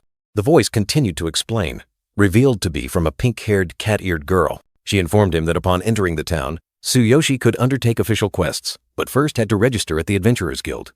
The town also had taverns, blacksmiths, and tool shops. Hearing those words, Tsuyoshi beamed, clenching his fists in excitement. He was ready for new battles. "This is exactly what I need. I've been wanting more combat experience. Sounds like a fun game." "Let's go." I can't wait any longer, Tsuyoshi exclaimed. He and the cat-eared girl had arrived at the majestic beastmen city of Northern. A status screen appeared, showing Tsuyoshi was still a level 6 warrior with 8,800 combat power. Stepping into the city, Tsuyoshi couldn't help but be surprised. Around him were countless beastmen of strange forms, from green giants to horned creatures. Amazing. So, there are many different beastmen tribes here. The cat-eared girl covered her mouth and chuckled, adding, "Look at those beastmen. There are quite a few rare tribes here. Each tribe has its own specialties." Tsuyoshi was still engrossed in observation, exclaiming, "Ah, that's..." Tsuyoshi's gaze suddenly stopped. Amidst the crowd of beastmen, he unexpectedly spotted a group of people who looked exactly like him. Humans! The adventurers are humans. The cat-eared girl further explained about the city. Do they resemble the people in Master's world? There are many different tribes in a large city with an adventurer's guild. There's also a rule that one should avoid battles that could lead to death outside the arena. The cat-eared girl continued. But anyway, Northern is still a beastman city. So, of course, there are many beastmen here. However, proud spirits and beastman nobility are quite rare here. I see. How interesting, Tsuyoshi replied excitedly. He looked towards the group of people, his eyes sparkling. This is the first time I've seen a human comrade since coming here. I already feel a connection. The cat-eared girl looked at Tsuyoshi with a puzzled expression, an exclamation mark appearing to denote surprise. She seemed unable to comprehend her master's sudden enthusiasm. Without waiting for anyone to react, Tsuyoshi bowed to greet the group. Hello? The cat-eared girl panicked, quickly trying to stop him. Master, you can't just suddenly... Two people in the group, a man and a woman, looked at Tsuyoshi with wary eyes. The man in the blue cloak drew his sword, asking, Who are you? The woman in the red cloak coldly warned, Don't get too close to us. Tsuyoshi blinked innocently, his face showing extreme surprise. He didn't understand why his friendly gesture was met with such a reaction. So, there are rules about greeting people? The cat-eared girl quickly stepped in front of Tsuyoshi, trying to de-escalate the situation. This is a misunderstanding, she tried to explain. But the two strangers' eyes were still full of suspicion. The two cloaked figures looked at Tsuyoshi and the cat-eared girl with puzzled expressions, an unusual feeling rising within them. The man in the blue cloak murmured, This feeling. The man in the blue cloak and the woman in the red cloak startled back, cries of surprise echoing as Tsuyoshi approached. The cat-eared girl explained to Tsuyoshi about the adventurer's wariness in the city, especially towards humans. Tsuyoshi realized this world had more rules than he thought. Tsuyoshi noticed the whispers around them. The cat-eared girl bowed her head, clearly saddened, seemingly accustomed to the scrutinizing gazes. Sadness was evident on the cat-eared girl's face as she bowed her head, not daring to meet the scrutinizing gazes of those around them. The cat-eared girl apologized to Tsuyoshi, explaining that she was a demi-human and faced discrimination. She suggested they go to the Adventurers Guild to register, wishing for peace. Tsuyoshi smiled, reassuring the cat-eared girl, saying that discrimination existed everywhere. He extended his hand, inviting her to come along. Tsuyoshi's strong hand gently took the cat-eared girl's small hand, a warm gesture of comfort and encouragement. Tsuyoshi replied, his gaze firm. Both looked forward, towards the vast Beastmen city stretching out under the brilliant golden sunlight. The Adventurers Guild emblem appeared, a shield and two crossed swords, gleaming under the sun, signaling a new beginning. Tsuyoshi excitedly looked at the quest board, comparing it to a game. The cat-eared girl reminded them they needed to register before taking any quests. They stepped inside, and the cat-eared girl boldly declared their purpose. We're here to register as adventurers. The pink-haired cat-eared woman with a mischievous expression exhaled pipe smoke. She commented on the interesting combination of a demi-human and a human. With sharp eyes, the pink-haired cat-eared woman asked which of them wanted to register to begin the procedure. Tsuyoshi confidently raised his hand, affirming he was the one registering. He remarked that this woman was different from the bigots outside. The pink-haired cat-eared woman set down paper and a pen, explaining that she had met countless adventurers. She instructed Tsuyoshi to fill in his name and class, information that would be shared across the entire system. Tsuyoshi pondered as he wrote the information. The pink-haired cat-eared woman emphasized the importance of registration, as without it, he wouldn't be able to receive an adventurer's badge. Tsuyoshi Tsukishiro surprisingly asked about the adventurer's badge, something he had never heard of. The pink-haired cat-eared woman explained that it was a certification for adventurers, the lowest rank being the Iron Badge. She emphasized, the higher the badge, the greater the achievements and rewards. So, try your best to accumulate experience. Before Tsuyoshi's eyes, gleaming badges appeared. Iron, bronze, silver, gold, symbolizing the journey of advancement. The pink-haired cat-eared woman continued to explain that badges started from iron, bronze, silver, and gold. But only a few gold-rank adventurers roamed around the guild. They usually only accepted quests from the wealthy. Tsuyoshi held the iron badge, his expression not particularly impressed. The pink-haired cat-eared woman said that upon receiving a badge, the level would be automatically determined, and one could hide their level using the badge. Tsuyoshi was surprised to see his level 6 clearly displayed. He asked, "Amazing. How does it work?" The pink-haired cat-eared woman explained that the badge was linked to Tsuyoshi. He just needed to think to hide it, but he had to remember the method. His level 6 was still displayed. Tsuyoshi experimented. His level 6 disappeared, leaving only LV 0. He exclaimed, "Like this?" The pink-haired cat-eared woman remarked that thanks to the divine selection system, this became easy. The pink-haired cat-eared woman showed surprise. "Oh, it's rare for someone to do it right on the first try. That method is quite difficult for newcomers." Suddenly, a group of orcs burst in. A burly orc growled, pushing Tsuyoshi aside, yelling, "Get out of the way, trash!" The burly orc slammed his hand onto the counter, shaking the entire area.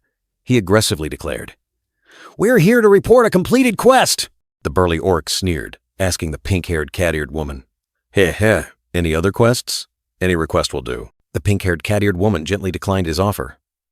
"Unfortunately, I'm busy." She presented a scroll, saying there was an urgent request, high reward but also very high difficulty. This quest required adventurers level 15 or higher. She asked if the orc was capable enough. 2 other orcs, one old and one young, appeared. The old orc asked, "Are there any level 10 quests?"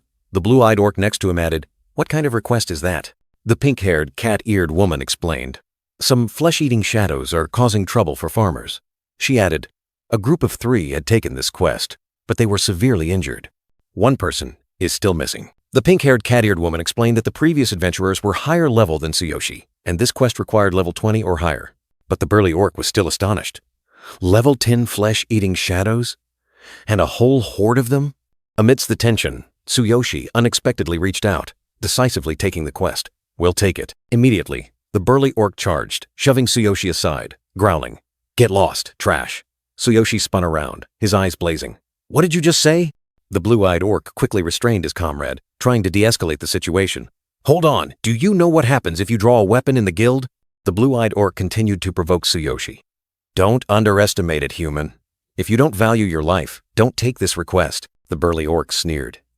"You just registered, didn't you? Not afraid of monsters?" "Ha ha ha!" Tsuyoshi coldly retorted.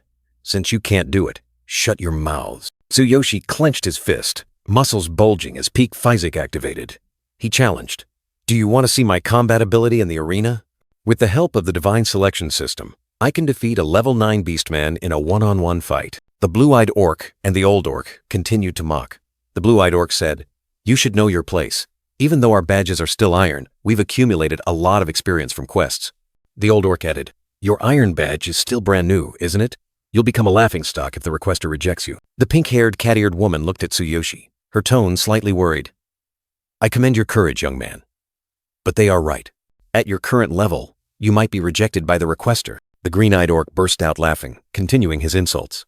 "Did you hear that, you piece of trash? Start from the bottom. Catching a stray dog would suit you better. Ha ha ha ha ha." Suddenly, Sakura stepped forward, her gaze firm as she looked directly at the orcs. "No, we will do it." To the orcs' astonishment, Sakura and Tsuyoshi turned their backs together and walked away decisively, leaving surprised gazes behind. The burly orc roared, anger clearly visible on his face.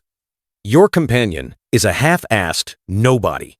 Do you even have the ability to back up that grand declaration?" Sakura calmly turned around, slowly presenting a glittering badge. "Is a gold badge enough to prove it?" The dazzling light from the gold badge stunned the orcs. The burly orc couldn't believe his eyes. A gold badge? Tsuyoshi couldn't hide his astonishment either, his eyes wide as he looked at Sakura. "Cat-eared girl? So you have a gold badge?" The burly orc was completely subdued, his tone changing entirely.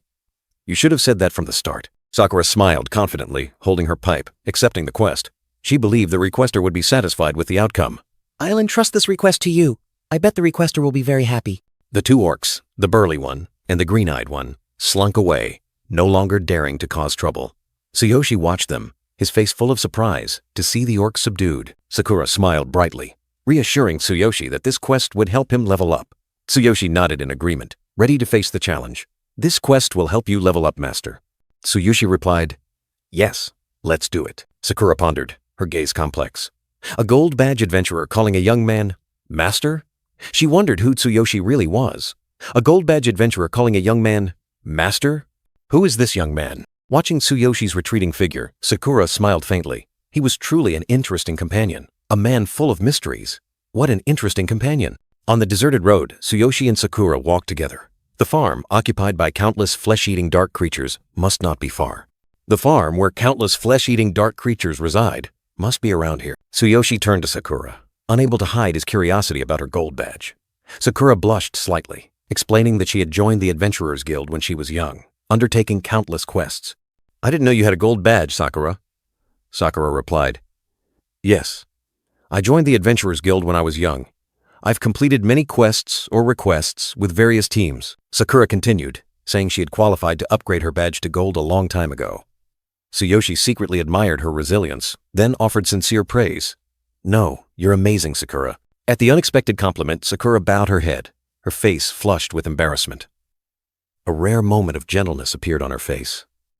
"Thank you." Their footsteps continued to glide over the grass, moving deeper into the desolate land, heading towards their objective. A dilapidated building appeared faintly in the mist. Tsuyoshi realized they had arrived, sensing a formidable surge of power from ahead. "It seems we've arrived. Our opponents seem strong." Lightning tore through the night sky, illuminating a horrifying scene. Level 10 flesh-eating dark creatures lurking everywhere, surrounding the ruined building. Tsuyoshi frowned, worried about the number of level 10 monsters and anyone who might still be trapped inside. Sakura shivered, exclaiming her disgust at the creatures. A swarm of level 10 flesh-eating dark creatures. "I wonder how many people are inside that building," Sakura said. "Ugh, they're disgusting." Sakura explained the nature of the dark creatures. They corrupt all living beings, turning them into frenzied maniacs, increasing their strength, and even making them lose their minds. She likened them to dark goblins. These slimes corrupted into flesh-eating dark creatures. Tsuyoshi was surprised to learn they used to be slimes, which explained their slimy appearance. He realized they were just dark slimes, but extremely dangerous because only lightning element attacks could damage them. Tsuyoshi smiled confidently, looking at Sakura. He knew what he had to do. His Thunder Chainfall skill was the perfect weapon to deal with these monsters. Then, my Thunder Chainfall will be the best choice. Tsuyoshi confidently activated his lightning ability, a brilliant blue light enveloping his hands. He declared to Sakura, "Let's begin, Sakura. You just observe from the sidelines as usual. I've brought my weapon to find an opportunity to level up." With a decisive motion, Tsuyoshi pulled a black object from thin air, readying himself for the upcoming battle. Sakura appeared, her face worried, advising Tsuyoshi. Master, from now on, it's best you don't do these things alone anymore," Tsuyoshi asked back. "Why?" She explained, "This is a battle that could cost you your life. This is a completely different area from those for beginners." Sakura continued to warn about the danger. "Perhaps you'd be fine facing one-on-one, but if it's an entire swarm, it would be very dangerous if you were alone, Master." She earnestly pleaded to accompany him. "I don't want you to risk your life just to level up, Master. At least, allow me to join you in battle." Tsuyoshi listened thoughtfully, then scratched his head and said, "I understand. Oh, by the way, I have 2 questions I want to ask you, Sakura." He looked down, his face serious, explaining his purpose. "Regarding my level, I only intend to level up so I can prepare for anything that might happen in my world." Sakura reassured him, ready to answer. "What is it?" "As long as I know the answer, I'll tell you." Tsuyoshi reminded her. "You should remember the Beast King's promise. A challenge awaits me in 1 year." Tsuyoshi expressed his concern about the Beast King's strength.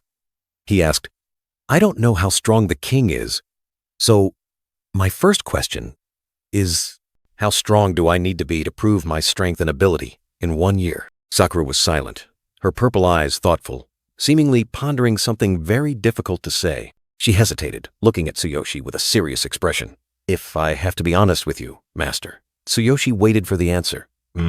Sakura looked directly at him, her voice filled with regret. "It's impossible.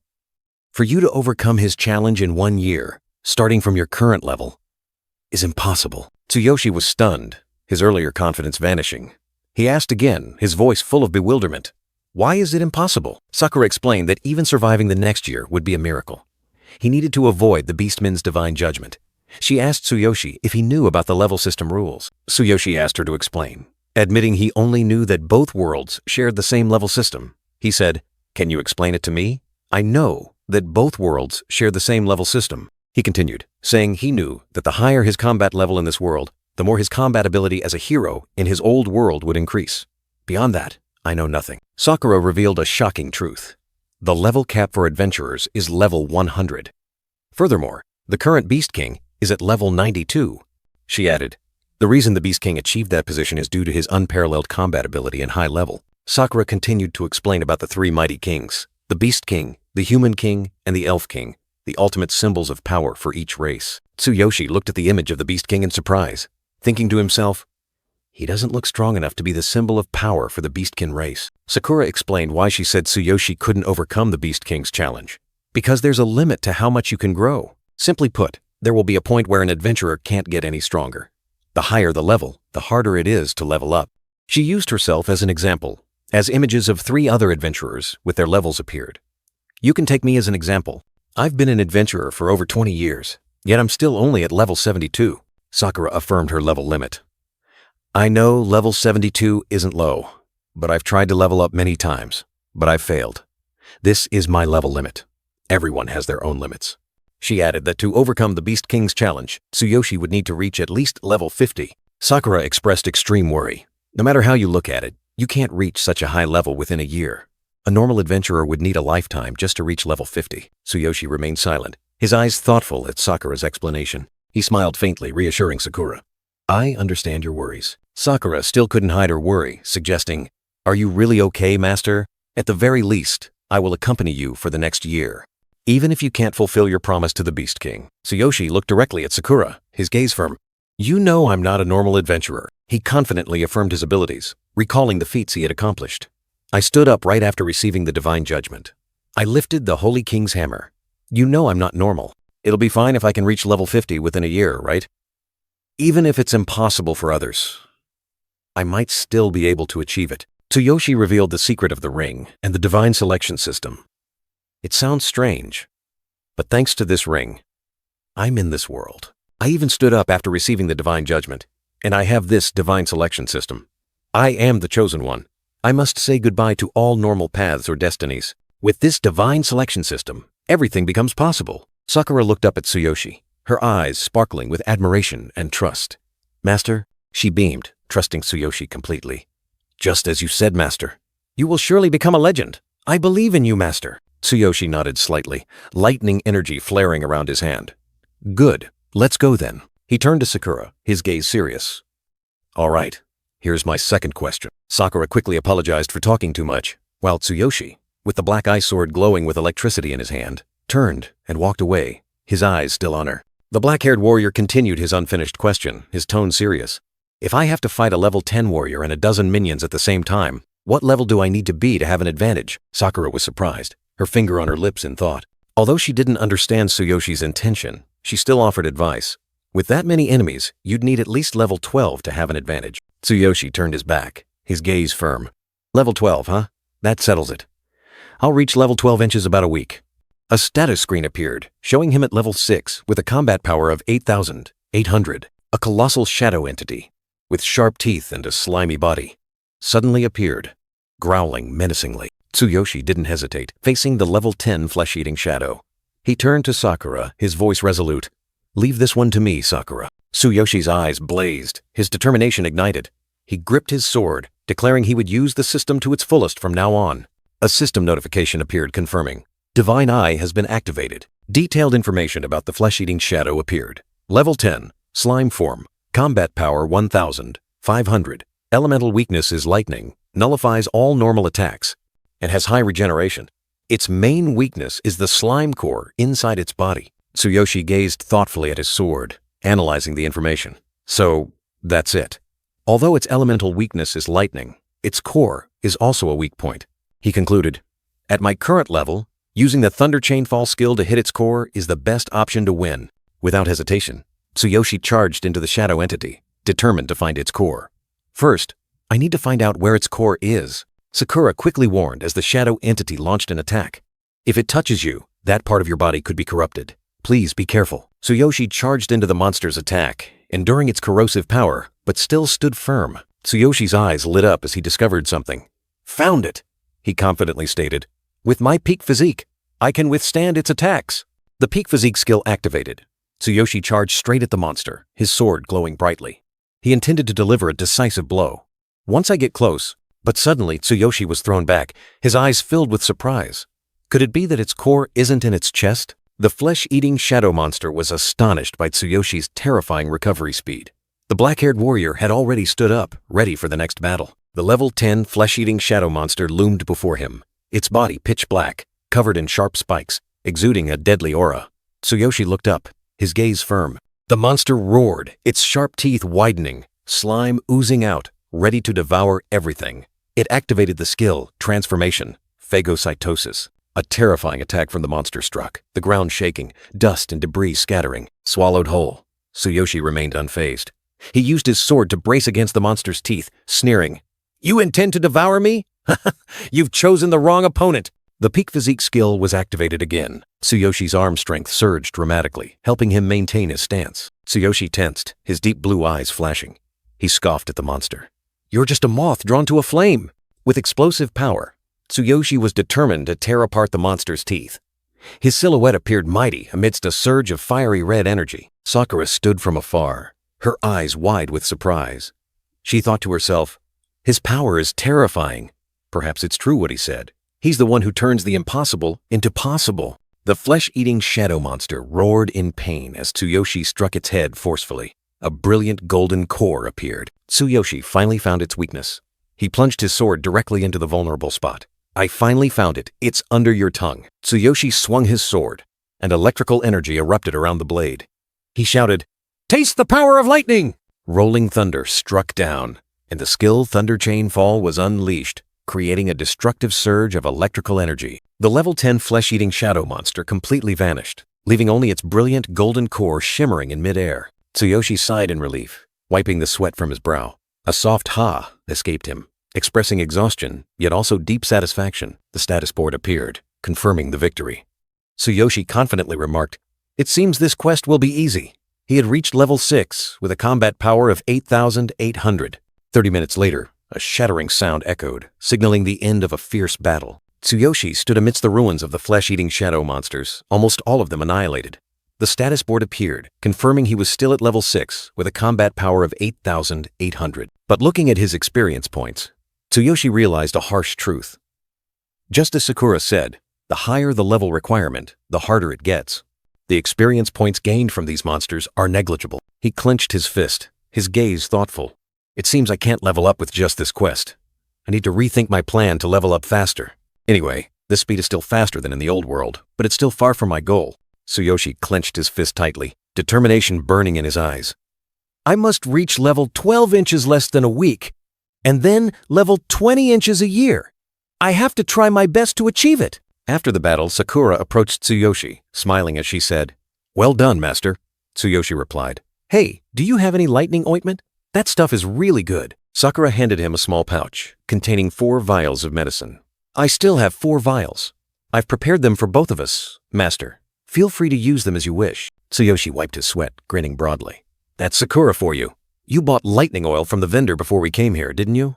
Was it expensive? Next time, let's buy more oil-based items. The oil we used to start fires last time was also very convenient." Sakura bowed her head, her face apologetic. Master, you don't have any money left, do you? Let me explain our current financial situation. These items are not cheap at all. I used all the money I had to buy them. I'm sorry." Tsuyoshi held his head, utterly surprised. "It's not your fault, Sakura. How much does each vial cost? And what's the reward for this quest?" "I'll try to sort it out, so please explain it as simply as possible. I completely didn't think about finances. I was only thinking about leveling up and forgot that money is also very important in this world." Sakura cleared her throat, beginning to explain the economics. Prices vary depending on the item. Since lightning oil is a rare commodity, each vial costs about 30 silver coins. As for low-level quests, the rewards also depend on the value of what you're looking for. But in my experience, the reward for a low-level quest from the guild isn't worth a single gold coin. Sakura stood next to the currency explanation board while Tsuyoshi sat listening. She said, "People often hire adventurers themselves when they lose valuable items. Low-level monster extermination quests reward 50 silver to 3 gold, depending on the difficulty. This flesh-eating shadow extermination quest, I estimate, is worth about 3 gold, but it also depends on the requester," Sakura summarized. "In short, we are poor right now. After completing this quest, the Adventurers Guild will calculate and give us our reward.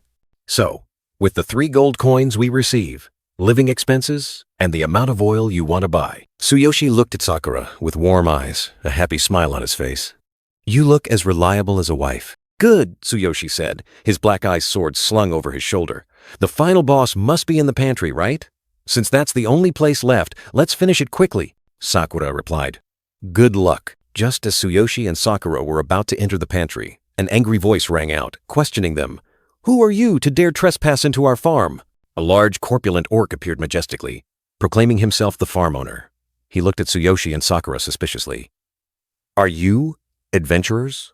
What are a human and a half-beast doing on my farm? In the distance, 2 other beastmen, a goat-headed one and a cat-headed one, were whispering. The goat-headed one noticed the lingering traces of lightning magic, wondering if Tsuyoshi had defeated the flesh-eating shadow outside. The cat-headed one scoffed. Impossible. Such a feat accomplished by a human and a half-beast? That person looks too weak. Another armored orc with a fierce expression declared. I see. Hey, you're also looking for Cardiolus, aren't you? We've already accepted this request. The Cardiolus item will belong to us, Tsuyoshi asked in surprise. What is Cardiolus? The orc farm owner explained. So, you're the requesters? There's a misunderstanding. We've already accepted this request from the Adventurers Guild. Sakura quickly exclaimed. Please wait. Sakura and Tsuyoshi were both stunned, their eyes full of doubt. Sakura blurted out, Cardiolus drops from this boss? The orc farm owner scratched his head, confirming, That's right. I sent the request to the Adventurers Guild, but I didn't expect you to arrive so quickly. So you didn't know about the item that drops from the boss here? The cat-headed beastman and his comrades stepped forward, their eyes sharp. He coldly ordered, Since you don't know, leave this matter to us. Get out of here now. Regardless, if you dare interfere with Cardiolus, we will show no mercy. Tsuyoshi turned to Sakura, his eyes full of questions. Hey, Sakura, what is Cardiolus? Sakura firmly replied, Don't give up on this quest. That item is truly very valuable. Sakura explained about Cardiolus. It is a rare item, dropped by a dark boss. After being purified, it can be used to connect to a dark zone, where item drop rates and experience are 10 times higher than outside. She emphasized that any adventurer wanting to level up would not miss this opportunity, and if auctioned, it would be worth about 100 gold coins before purification, and at least 150 gold coins afterward. Tsuyoshi suddenly realized, his eyes burning with determination. It's that expensive! We must have it at all costs! The important thing is to achieve my goal! The orc farm owner quickly intervened, preventing the tense confrontation. Stop! Don't fight! Please stop causing trouble so we can resolve this misunderstanding. The orc farm owner made a fair proposal. One side came from the Adventurers Guild, the other was brought by me. Prove your skills. Only that boss remains. Whoever defeats it will receive the reward. The cat-headed beastman didn't hesitate, immediately requesting, Let us go first. He explained the reason. Both sides only have one chance. We get to go first because the requester himself brought us here. The orc farm owner nodded in confirmation. That's right. I did indeed bring you here. You go first. The powerful level 12 beastman group, led by the armored orc and the cat-headed beastman, was full of confidence. They declared, Let that trashy, inferior human see our power. They knew the shadow boss was very strong, but the reward was extremely tempting. We only have one chance.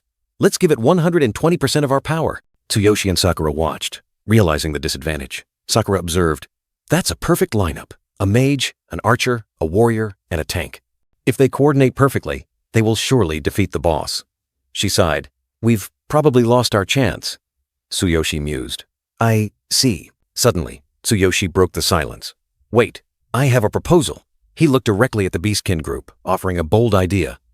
How about I go first? Just me alone. Tsuyoshi continued to explain the conditions. I am a level 6 adventurer. If I lose, my team will forfeit the claim and the reward. He made a big wager. But if I defeat the boss, the reward will be mine. What do you say? The Beastkin group, including the goat-headed Beastkin, the cat-headed Beastkin, and the armored orc, looked at Tsuyoshi with eyes full of doubt and contempt. A level 6 adventurer daring to solo a level 12 boss? The armored orc and the cat-headed Beastkin burst out laughing. You should know your place. You need at least level 18 to defeat this boss alone. The cat-headed Beastkin scoffed. Ha ha ha ha. Level 6 and alone. Your judgment has been clouded by a trivial item. Finally, they agreed with disdain. We have no objections. Tsuyoshi smiled confidently, unfazed by the taunts. Then, it's decided. He was ready for the challenge. Sakura looked at Tsuyoshi with extreme worry. Are you sure, Master? This boss is at least level 12. Moreover, it's possessed by darkness. She tried to dissuade him. It's not an enemy you can easily defeat with lightning oil. As expected, let me. Tsuyoshi turned to Sakura, offering a reassuring smile. Sakura, trust me. His eyes were full of confidence and determination. Sakura looked at Tsuyoshi for a moment, her worry gradually fading, replaced by a trusting smile. Yes, I trust you, Master. She placed her absolute trust in him. The beastkin group continued to mock him. The armored orc laughed loudly. Go ahead and trust him. Hurry up and go. Level 6. The cat-headed beastkin added. I can't wait to see you mercilessly killed by the boss. Tsuyoshi calmly replied to the taunts, with a slight smile on his lips. Mercilessly killed? Ah, sure. He didn't care at all. A notification appeared. Your level is now hidden. Tsuyoshi's eyes turned sharp. His aura completely changed. Let's see if I kill it mercilessly or not. The goat-headed beastkin's eyes widened in surprise, secretly wondering, is it just me, or has his aura completely changed? An invisible pressure emanated from Tsuyoshi. Tsuyoshi walked on, entering the dark passage. Brilliant red light from magical cracks reflecting beneath his feet. His shadow stretched long, powerful, and resolute, ready to face any danger. Tsuyoshi, with glowing eyes and a sharp gaze, muttered to himself, So you are the strong opponent Sakura mentioned. But now, I only care about the Cardiolus item. Before Tsuyoshi was a colossal monster, its grotesque body covered in countless tentacles, exuding a terrifying dark aura. It was the level 14 carnivorous darkness boss, a horrifying challenge. The beastkin adventurer group stood outside, buzzing with discussion. The goat-headed beastkin worried, Hey, this is a level 14 darkness boss. Isn't it too big? An armored orc added, analyzing that to deal with it, at least level 23 was needed. Sakura stood there, her eyes full of worry, softly calling his name, Master. Seeing this, the armored orc sneered, taunting Sakura. Hey, little lady, you should prepare to pick up his corpse. He won't survive even 10 seconds. He's been blinded by Cardiolus. Sakura's eyes suddenly flared with angry fire. She growled back. Shut up! Sakura's words surprised the beastkin adventurer group. They stared at her in bewilderment, not expecting such a strong reaction from this seemingly weak girl. Inside the cave, Tsuyoshi calmly faced the carnivorous darkness. He secretly analyzed. Theoretically, your weakness should be similar to a normal carnivorous darkness. But I know you are many times stronger than those outside. I won't be able to defeat you with the same method. The carnivorous darkness boss suddenly widened its eyes, revealing surprise, seemingly sensing danger from Tsuyoshi. Tsuyoshi looked up, his black eye sword already sheathed. He decided, if possible, I really don't want to use this move. The longer the fight drags on, the more it benefits you. Now I understand why they said that. With iron determination, Tsuyoshi summoned a terrifying power, lightning surging around his arm. He declared, I will kill you in 1 second. Yes, 1 second is enough. Despite his low level, he still drew the hammer of the God King, accepting the price. Tsuyoshi outlined his strategy. Carnivorous darkness is weak against lightning. I will empower my arm with peak physique. Additionally, I will amplify the power of Thunder Chain Fall with Heaven's Tremor, and activate the hammer at the last moment. I can win this fight. Tsuyoshi's face was tense, beaded with sweat. He knew this was a big gamble. If I can't finish it with this blow, things will get dangerous, because I will become weaker after using it. Nevertheless, his will remained unshaken. Power surged through his arm, Tsuyoshi affirmed. But I will do it! I will get the item at all costs! Information about his level, class, equipment, and combat power became clear. An earth-shattering explosion resounded. The ground beneath Tsuyoshi's feet cracked open, rocks scattering, signaling a destructive attack had just been unleashed. Tsuyoshi's destructive attack struck, the colossal hammer crushing the monster, the ground violently cracking. The power of the Thunder Chain Fall skill erupted, brilliant lightning bolts tearing through space, engulfing the enemy. The colossal monster disintegrated in a blinding light, its gaunt arms reaching out hopelessly before vanishing. The lingering thunder and lightning, destroying everything around, created a chaotic and desolate scene. Outside, the beastkin watched in astonishment as blue lightning flashed across the sky. One person exclaimed, "What's happening?" The ground continued to shake, debris flying everywhere, demonstrating the terrifying power of the attack. Sakura stood there, her eyes clearly showing worry. He used that power again? But after this blow, he will be greatly weakened. Amidst the scene of destruction, the small, cat-eared girl frantically called out, "Master!"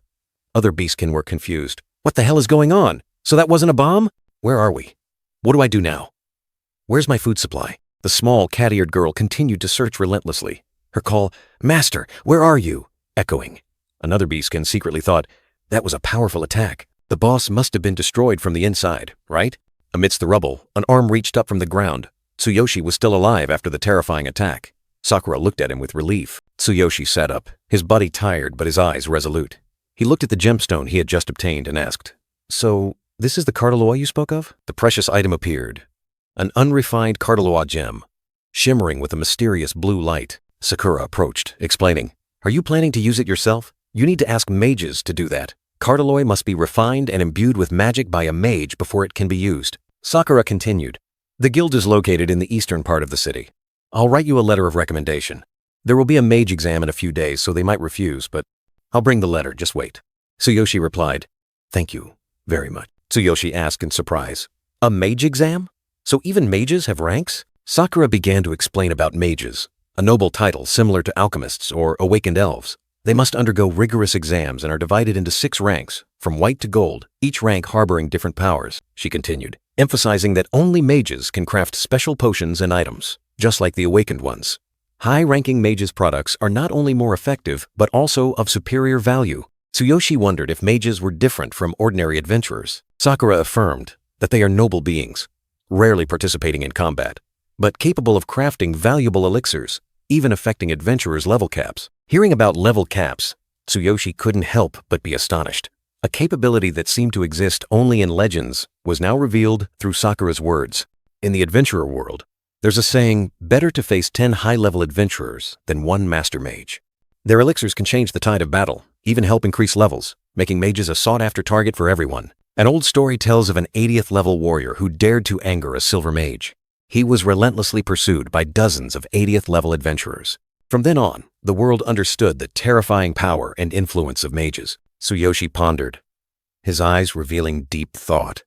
He had understood the importance of mages and the immense benefits they brought. Sakura handed Tsuyoshi a carefully sealed letter of recommendation. With it, he could enter the Mage Guild and purify his Cardelois. Tsuyoshi accepted it, his heart full of gratitude. The Mage Guild stood majestically, with the gleaming Cardelois symbol atop it. Crowds flocked towards it, everyone bearing hopeful expressions. Tsuyoshi was astonished by the crowd of mages arriving for the exam. Sakura explained that on exam day, many figures from prestigious families, schools, and special organizations would come, making joining the guild extremely difficult. Sakura took Tsuyoshi's hand, pulling him into line. She believed that with a letter of recommendation from the Adventurers Guild, they would be allowed inside. When it was their turn, Sakura politely asked the Orc Gatekeeper if they could purify Cardelois. The burly orc, with a scowling face, looked at them suspiciously. The Orc Gatekeeper sneered, calling them half-human, half-beast. He coldly refused, explaining that today was exam day, and only mages were allowed inside. Sakura quickly apologized, then held up the letter of recommendation from the Adventurers Guild, hoping it would change the situation. The Orc Gatekeeper suddenly grew furious, letting out a roar. He snatched the letter, tore it into many pieces, then chased them away, asserting that exam day was more important than any letter of recommendation. Tsuyoshi stood there, his eyes wide with astonishment. Tsuyoshi, with a determined expression, protested the Orc Gatekeeper's refusal. He believed that the letter of recommendation from the Adventurers Guild was enough to open this door. The Orc Gatekeeper burst into contemptuous laughter, then growled, declaring the absolute authority of the Mage Guild.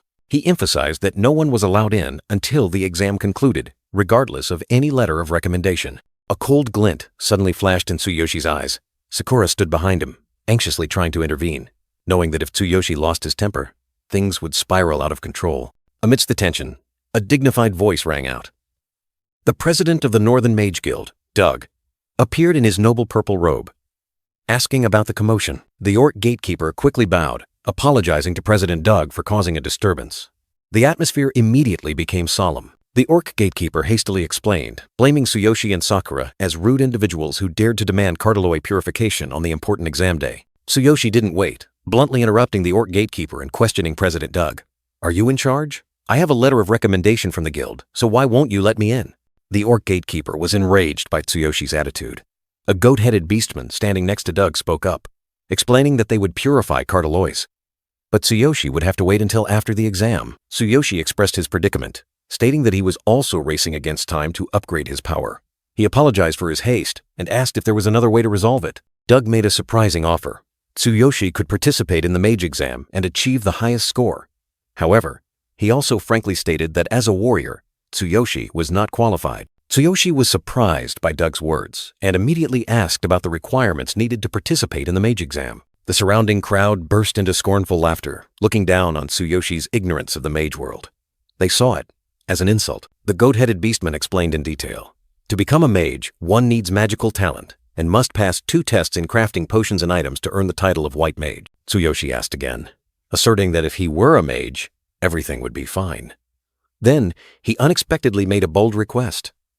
"May I borrow that staff?" The goat-headed beastman was completely taken aback by Tsuyoshi's abrupt request, his eyes clearly showing confusion and astonishment. The orc gatekeeper roared in anger, unable to believe Tsuyoshi dared to ask to borrow the president's staff.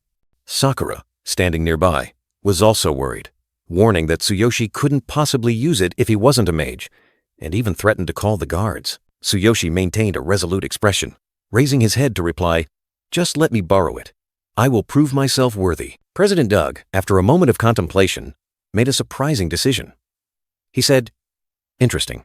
I want to see how a warrior can prove himself." Then he handed the staff to Tsuyoshi. "Use it.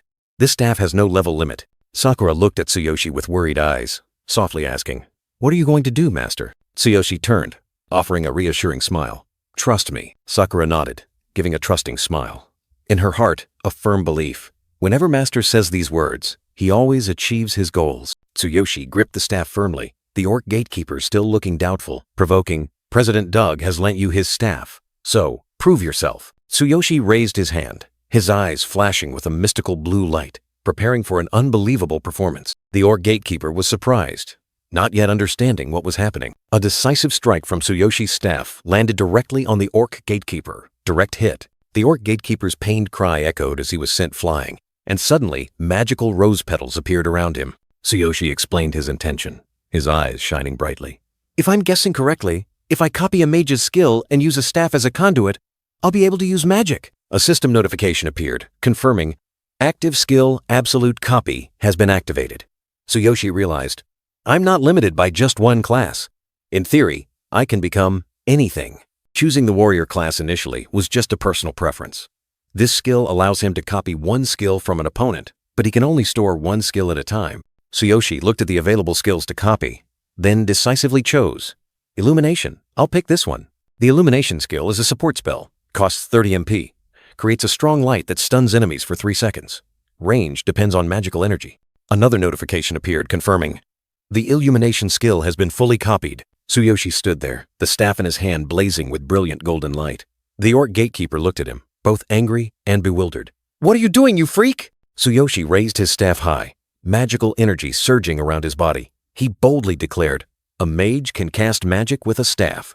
If I can do it, I'm qualified for the mage exam, right?" The goat-headed beastman in a cloak was astonished. Waves of magic surged around Tsuyoshi, proving he was no mere warrior. He was a talented mage, his magic so powerfully linked that it formed ripples of energy. Tsuyoshi turned his head, his azure eyes shining brightly. He reassured Sakura with a decisive command. "Sakura, close your eyes." Sakura trusted him completely, quickly covering her eyes. Tsuyoshi poured all his power into the staff, and light erupted violently, forming a swirling vortex of brilliant golden energy. Doug, the mage president, quickly created a green magical shield, protecting himself and the goat-headed beastman in a cloak. It was imaginary shield, a powerful defensive spell. The goat-headed beastman in a cloak remarked, "This basic illumination spell is enough for a standard adventurer." But he was also confident, "My magic shield cannot be broken at this power level." The system unexpectedly asked Tsuyoshi if he wanted to enhance his magic with peak physique. Though unsure, he still decided yes, and his magical energy was amplified. Tsuyoshi's magical energy exploded terrifyingly, blinding light radiating everywhere. The illumination skill was enhanced, and his current magical energy surged to 3,500. The goat-headed beastman in a cloak was terrified. The intensity of illumination suddenly increased. The light was blinding to an unbelievable degree. Doug's shield began to waver under the pressure of the light. The orc gatekeeper standing nearby was dazed and in extreme pain from the high-intensity light. The entire area was engulfed by a blinding sea of white light, so brilliant that everything seemed to melt into nothingness. As the light gradually subsided, Tsuyoshi stood there, his brilliant blue eyes looking directly at Doug. Sakura was still covering her eyes, but had peeked. "President Doug?" Tsuyoshi decisively asked Doug, "Well, am I qualified for the mage exam now?" A status board appeared, confirming he was a level 6 mage with a combat power of 8,800. Doug, with a look of complete astonishment, finally had to accept the truth. You are qualified. I acknowledge you. In the vast examination hall, whispers echoed everywhere. So humans can also participate in the mage exam? This must be a joke. Humans are supposed to take the alchemist exam, not this one. The appearance of a human at an exam, meant for beastmen, broke all unwritten rules. Amidst the crowd of beastmen, from burly orcs to agile tribesmen, all eyes were fixed with suspicion. A whisper, filled with astonishment, rang out. This is the first time. An unprecedented precedent. A shocking event. Tsuyoshi felt the gazes pierce him like arrows, making him uncomfortable. Sakura, beside him, explained, Master is the first human to participate in the mage exam. They're probably wondering what you're plotting. The system clearly displayed Tsuyoshi's power. Level 6, mage, combat power, 8,800. Tsuyoshi turned to Sakura, his eyes wide with extreme surprise. Am I really the first? Seriously? Sakura nodded in confirmation. This truth leaving Tsuyoshi stunned. Sakura continued to explain about this world. Humans have a class called Alchemist. It's similar to the mages of the Beastmen and the awakened of the Elven race. 3 paths, 3 races, but sharing a common essence. Sakura pointed out that there were no laws prohibiting humans from participating. But until now, this has been an unwritten convention. These 3 classes all have their own factions, and stepping into another faction would naturally be seen as a provocation. Tsuyoshi was stunned, rubbing his head. No way. I just want to purify our Cardalolas, not provoke anyone. Sakura smiled reassuringly. Well, I understand. There's no rule violation, so Master should just do what you think is right. From behind, a low voice, filled with dissatisfaction, rang out. A goat-headed beastman with a long beard wearing a gray cloak spoke up. I don't object to Chairman Doug's decision, but tension began to spread. Eel's Pig, vice chairman of the Northern Mage Association, a burly boar-headed beastman, clearly showed his anger. If we set this precedent, won't it affect the honor of the Beastman Mage faction? And as vice chairman, I also doubt whether a human can create potions. He doesn't even have a basic staff. Doug, chairman of the Northern Mage Association, a dignified goat-headed beastman, calmly replied, But I've already lent him a staff, haven't I? The purpose of today's test is to see if he can create potions, Doug continued, his eyes full of contemplation. I'm just curious about his potential. An invisible wave of magic enveloped Tsuyoshi. Magic wave. Normally, when a talented mage casts magic, they create magic waves by linking more strongly with magic. Only for a brief moment, perhaps no one noticed, but I could feel the magic waves emanating from him. Doug looked into the distance, his deep voice carrying astonishment. I've only ever seen such potential in the genius mage Kevin. A remark that made the atmosphere heavy, placing Tsuyoshi in a position of immense pressure. Eel's Pig scoffed, full of contempt. Ha ha! Are you kidding me? That human child can never compare to that young genius. He's not even worthy of being a sandal-bearer for Kevin's newest disciple. The goat-headed beastman next to Eel's Pig asked in surprise, Oh, Kevin's new disciple is here too? Is it Fulin? Eel's Pig nodded in confirmation. Yes, she's aiming for the #1 spot. Which sounds about right. Fulin, a young nightcat girl with purple hair and green eyes, appeared full of confidence, holding a book. Kevin had publicly praised her as a genius, far surpassing himself in his youth. A rare talent awaited. The beastman crowd buzzed with discussions about Fulin. So that's Kevin's new female disciple. She's so young. She seems to be a genius too. Apparently, she could already make potions on her own a year ago, but was disqualified due to age limits. This time, she's aiming for the #1 spot. She's definitely a genius. For us, if we pass the exam, we can consider ourselves lucky. Amidst the commotion of the crowd, Fulin's cat ears twitched slightly. The young nightcat girl, with a calm demeanor, seemed largely unconcerned by the chatter. Fulin frowned slightly, her gaze sweeping over the noisy crowd. She thought to herself, these weaklings are so loud. Eel's Pig, the boar-headed vice chairman of the Northern Mage Association, stood solemnly with a cloaked, goat-headed beastman. Eel's Pig's voice echoed. The mage exam is about to begin. Those not participating, please leave. Everyone, take your positions based on the registration numbers you received. Tsuyoshi Tsukishiro held registration number 15, turning to a brightly smiling Sakura. The pink-haired, cat-eared girl cheered. Good luck. I'll wait outside. Tsuyoshi replied. I'm number 15. I'll go there. Tsuyoshi looked down at the ground, where numbers were clearly written. He mumbled. The numbers are written on the floor. He found his position, the number 15 clearly visible on the ground. Ah, here it is. Fulin, standing nearby, suddenly turned her head, her sharp green eyes staring at Tsuyoshi. She exclaimed, "A human?" Tsuyoshi offered a friendly smile, introducing himself. "Ah, I'm Tsuyoshi." In his mind, he thought, "What a cute beastman girl. She's completely different from Sakura." Fulin did not return the greeting, her eyes full of disdain. She thought, A human participating in the mage exam. It seems someone really wants attention. Tsuyoshi felt annoyed by Fulin's attitude. He thought to himself, her sharp tongue is a drawback. The cloaked goat-headed beastman began to explain the test. "Everyone, are you in position? In the mage exam, we will test your basic mage skills.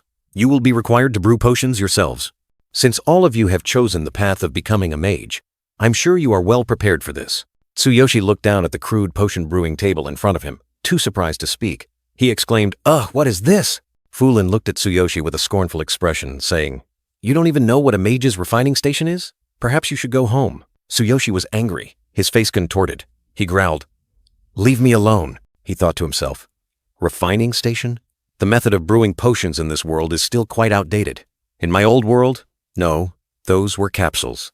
The videos I watched showed everything was fully automated, much more advanced than here. Eel's Pig, with a stern expression, announced, "Vice Chairman Pig will announce the test details." A wooden pestle struck down, creating magical vibrations on the ground inscribed with ancient runes. Within the brilliant magic circle, Eel's Pig and the cloaked goat-headed beastman stood firm, surrounded by countless crude potion brewing tables, while the beastman crowd watched with eagerness. From the perspective of the examinees, simple wooden tables displayed various colorful potion bottles, all eyes directed towards the elevated platform, awaiting the important announcement. Tsuyoshi held the paper clearly, stating the requirements. Basic potion brewing skills. 3 energy potions in 1 hour. He thought to himself, so this is the test. Brewing 3 basic energy potions in 1 hour. Let's see how the other examinees will manage, Tsuyoshi thought, his gaze sweeping over the crowd. The cloaked goat-headed beastman explained. The first obstacle is selecting ingredients. There are countless types on the brewing table, requiring specific knowledge. Most amateurs don't know that there are 9 types of ingredients for basic energy potions. Just one wrong type, and the potion will fail. This is where many will be eliminated, the cloaked goat-headed beastman said, while many beastman examinees had already begun to panic. Tsuyoshi looked around, surprised by the confusion of the participants.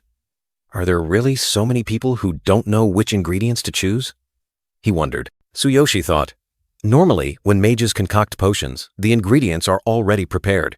It's pathetic that they can't even remember the basic ingredients for simple potions like these. Meanwhile, Fulin, with a cold expression, quickly finished selecting the ingredients.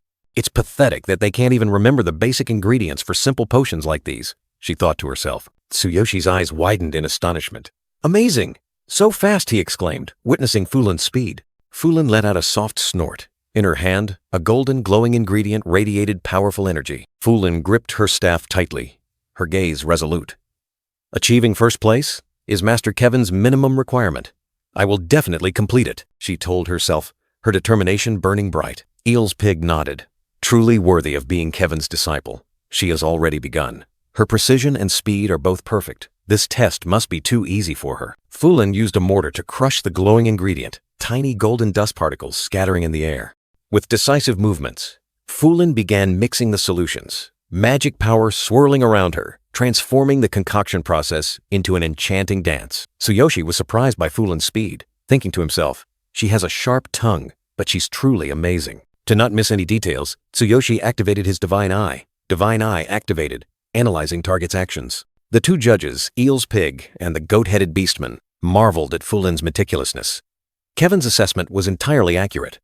Fulin uses magic very carefully.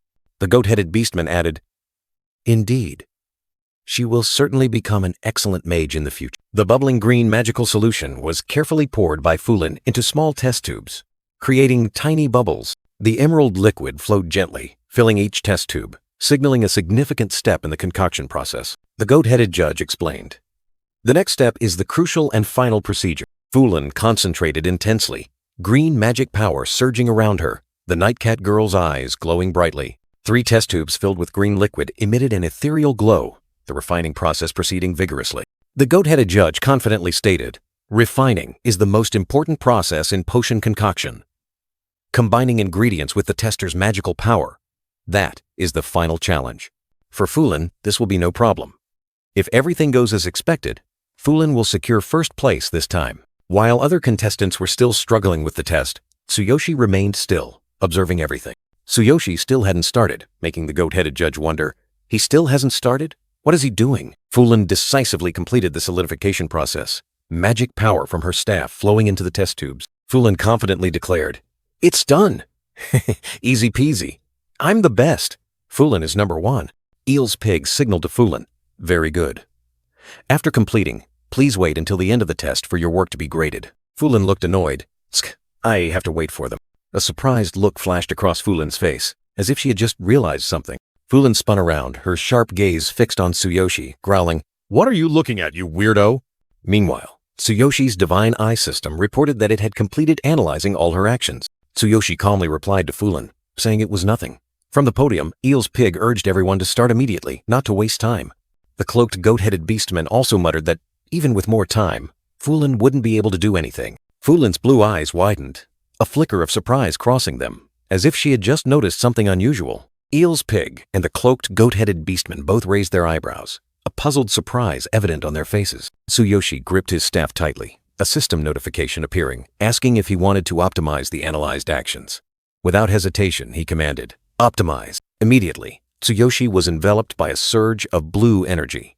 Ingredients were automatically selected, crushed, and the powerful refining process began, all happening in the blink of an eye. Fulin's eyes widened, unable to believe the sight before her. She exclaimed, "He's selecting and crushing ingredients at the same time? Impossible! Now he's even refining?" "I didn't know he had such power." Eel's pig was astonished, realizing Tsuyoshi had hidden his power. The cloaked goat-headed beastman explained that this was the process simplification technique Kevin once used, which required extraordinary magical power. From above, magical energy from Tsuyoshi erupted, engulfing the entire area. Eel's pig wondered if Tsuyoshi's talent could rival that of the genius Kevin. A pinkish brown-haired beastwoman, her eyes filled with worry, told herself that she trusted her master, but still wondered if he would face any disadvantages in concocting potions. Tsuyoshi completed the optimization process, with 9 types of ingredients meticulously selected, ground into fine powder, and perfectly refined. Magic swirled around him, creating a spectacular sight. Tsuyoshi flashed a smug smile. He felt as if he had performed this task thousands of times, a wonderful sensation. He realized that being a mage and concocting potions was even more interesting than he had thought. The system explained, "Refining is the final, most crucial step in potion concoction. Mages infuse magical power, combining ingredients to activate the potion's effectiveness and quality, which directly depends on their magical strength and attributes." Tsuyoshi looked at the potions, with only the final refining step remaining. He needed to carefully infuse magical power, transform them into potions, and finally solidify them. Fulin was utterly stunned, unable to believe Tsuyoshi was faster than her. She told herself she couldn't let a useless human like him surpass her. A male beastman wearing a turban was astonished, wondering if Tsuyoshi was imitating the rapid completion technique that Master Kevin once used to amaze everyone in his mage exam. The goat-headed beastman in a cloak recalled that Kevin had once astonished everyone by concocting a C-grade potion using the quick completion skill. He wondered how such a potion could be created by a white-skinned mage. Eel's pig, vice president of the Northern Mage Association, agreed, stating that even he would have found it difficult to create a C-grade potion at that time. He believed that C-grade potions were not something a white-skinned mage could make. A C-grade potion could normally only be created by a blue mage with complete focus, making it highly sought after in the market. The goat-headed beastman in a cloak closed his eyes, lost in thought about the wonders of magic and the rarity of talent. Tsuyoshi was stunned when the system displayed a notification about potion grades, from D to S, depending on the creator's skill. He thought to himself, this was unlike the mass-produced pills from his old world. The predicted result appeared. Basic Energy Potion, D grade. Tsuyoshi frowned, wondering if D grade was the entry level. Regardless, it was enough for this test. But then, Tsuyoshi thought, he couldn't let that girl surpass him. If she created a C-grade potion, he would lose his lead. He was determined to create a C-grade potion to ensure victory. Tsuyoshi stared intently at the test tube, thinking about how to raise the potion's grade during the refining process. He realized that the potion's grade was influenced by the power and attributes of magic. That meant if he could change his magic's power and attributes, the potion's grade would also change. He would enhance his magic power first, but how could he change its attribute? Eel's pig and the goat-headed beastman in a cloak began to whisper, wondering why Tsuyoshi hadn't finished yet. Eel's pig speculated that Tsuyoshi must have poured all his energy into extracting the ingredients. Fulin looked at Tsuyoshi with worry, wondering why he was hesitating. If he completed the refining, the solidification process would succeed. A turban-wearing male beastman stepped closer to Tsuyoshi. impatiently asking if he was done yet. The turban-wearing beastman's hand reached out, intending to touch Tsuyoshi. He warned that if Tsuyoshi hesitated any longer, his magic would not be sustained. Fulin rushed forward, blocking Tsuyoshi, shouting to stop the turban-wearing beastman. She angrily told him he was distracting Tsuyoshi and knew nothing about the basics of a mage. Tsuyoshi was still deep in thought. He only had ordinary magic with no attributes. How could he change his magic's attributes? Tsuyoshi suddenly had a realization, seeing a faint glimmer of hope. The power of the Hammer of the Divine King might be the key to changing his magic's attributes. Though risky, he decided he had no other choice but to try. He thought to himself, wait, lightning attribute? When I use the Hammer of the Divine King, it should be bestowed upon me. If I borrow the power of the Hammer of the Divine King, I'll be able to change my magic's attributes. No other choice. Just try it. While Tsuyoshi was struggling internally, Eel's Pig and the goat-headed beastman in a cloak sensed instability in the magic flow. Eel's Pig said, unstable magic waves. It won't last long.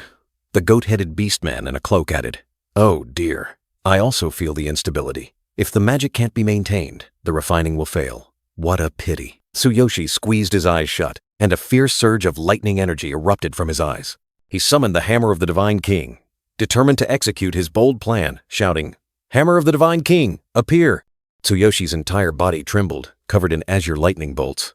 Power surged through him. He felt the change happening within his body and shouted, grant me your power! The entire hall was stunned. Tsuyoshi's magic power suddenly erupted, astonishing Fulin and the surrounding beastmen. Fulin exclaimed. His magic power suddenly surged. Tsuyoshi's eyes flashed with lightning, he thought to himself. The lightning attribute had been bestowed, though only for a moment. It was enough for him to achieve his goal. The parameters on the status board changed significantly. Just as I thought, the lightning attribute has been bestowed. It only lasts a few seconds, but it's enough to complete this. With his new power, Tsuyoshi poured all his strength into refining. Brilliant lightning bolts surrounded his staff, channeling energy into the bubbling test tubes. He focused intensely, shouting, refine! The refining process reached its peak. The magical molecules in the test tubes moved chaotically, then gradually stabilized and completely liquefied.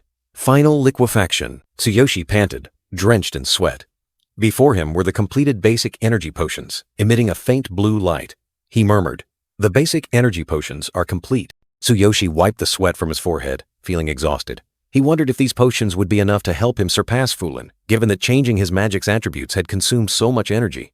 He said, I didn't expect changing attributes and using magic to be so draining. Will it be enough to beat her? Eel's Pig and the goat-headed beastman in a cloak were astonished. Despite the initial instability, Tsuyoshi had successfully completed both stages. The goat-headed beastman even sensed a strange elemental flow. Eel's Pig said, despite the instability, he succeeded in both refining and liquefaction. The goat-headed beastman added, how strange. Was it really not unstable? Just now, I sensed the presence of another elemental flow. All eyes turned to Tsuyoshi. The goat-headed beastman in a cloak wondered what he had done, while Fulin was bewildered, not understanding what was happening. The goat-headed beastman said, what did he do? Fulin asked. Huh? What's going on? A moment later, the turban-wearing beastman appeared, his voice echoing throughout the hall. He ordered everyone to stop, warning that anyone who violated would be disqualified from the competition. Stop immediately! Everyone, cease your work! Those who violate will be disqualified! The goat-headed beastman in a cloak and Vice President Pig stood on the high platform ready to grade. They declared they would be the ones to determine the potion's grades, beginning the evaluation process. The goat-headed beastman said, from now on, Vice President Pig and I will determine the grades of the potions. Let's proceed and examine them from here. The goat-headed beastman in a cloak picked up a potion and sniffed it. He shook his head, remarking that the scent was weak and bland. This potion had barely reached D grade. He said, the scent is weak. It dissipates quickly and is quite bland. That potion barely reached D grade. The announcement rang out, congratulating the person who had completed the test. A new journey opened up, full of promise and challenges. Congratulations, you have passed. A hooded apprentice cheered excitedly, bowing to thank the president. Eel's Pig, with a scowling face, examined the murky purple potion. He shook his head, declaring the result a failure. It's cloudy and smells burnt, clearly due to over-refining. Failure! A desperate cry rang out as an orc apprentice watched his potion dissipate. The goat-headed beastman in a cloak sternly said, if you drink this, it will cause adverse effects. Learn more. A chaotic scene of conflicting emotions. Some orc apprentices rejoiced when their potions met the standard, while others collapsed in despair over their failed results. Eel's Pig called out to Fulin, signaling it was her turn. The nightcat girl stepped forward, her green eyes reflecting worry, and softly asked, "Is Kevin doing well?" Eel's pig replied that Fulin's master was fine. Hearing this, Fulin sighed in relief, a gentle smile gracing her lips. A fresh aroma emanated from Fulin's potion. Eel's pig sniffed it, his eyes lighting up with astonishment. "The fragrance is abundant. This potion seems very promising." Fulin stood there, her cat ears slightly drooped, her face radiating confidence and pride as her potion was being evaluated. Eel's pig took a deep breath and confirmed, "A rich and lasting scent. This is a pure potion," he declared with a voice full of surprise. "This is a basic C-grade energy potion." Joy erupted in Fulin's heart. She proudly exclaimed, feeling that she had done very well and had not disgraced her master. The beastman crowd buzzed, astonished by Fulin's C-grade potion, comparing her to the genius Kevin. Fulin proudly declared, "Thanks to my master's intensive training, my refining speed is also fast. Of course, you are no match for me." Tsuyoshi stood there, a magic staff in his hand, his eyes fixed on Fulin's C-grade potion. He murmured, impressed, "Wow, a C-grade potion. Truly remarkable." A voice rang out, breaking Tsuyoshi's contemplation, signaling that it was his turn. The cloaked goat beastman asked Tsuyoshi about his results. Tsuyoshi replied, with a hint of uncertainty in his voice, "Ah, I did my best." Eel's pig glanced at Tsuyoshi, his eyes full of disdain. He sneered. "Not confident? At most, it's just D-grade." The cloaked goat beastman nodded, accepting Tsuyoshi's answer. He reached out his hand towards the potion, preparing to announce the results. Tsuyoshi's potion suddenly boiled, and blue electric sparks began to emit, signaling an unusual phenomenon. A powerful blue magical energy swirled, engulfing the experimental area, creating an overwhelming spectacle. Power erupted. Blue lightning bolts flashed continuously, making the atmosphere extremely tense.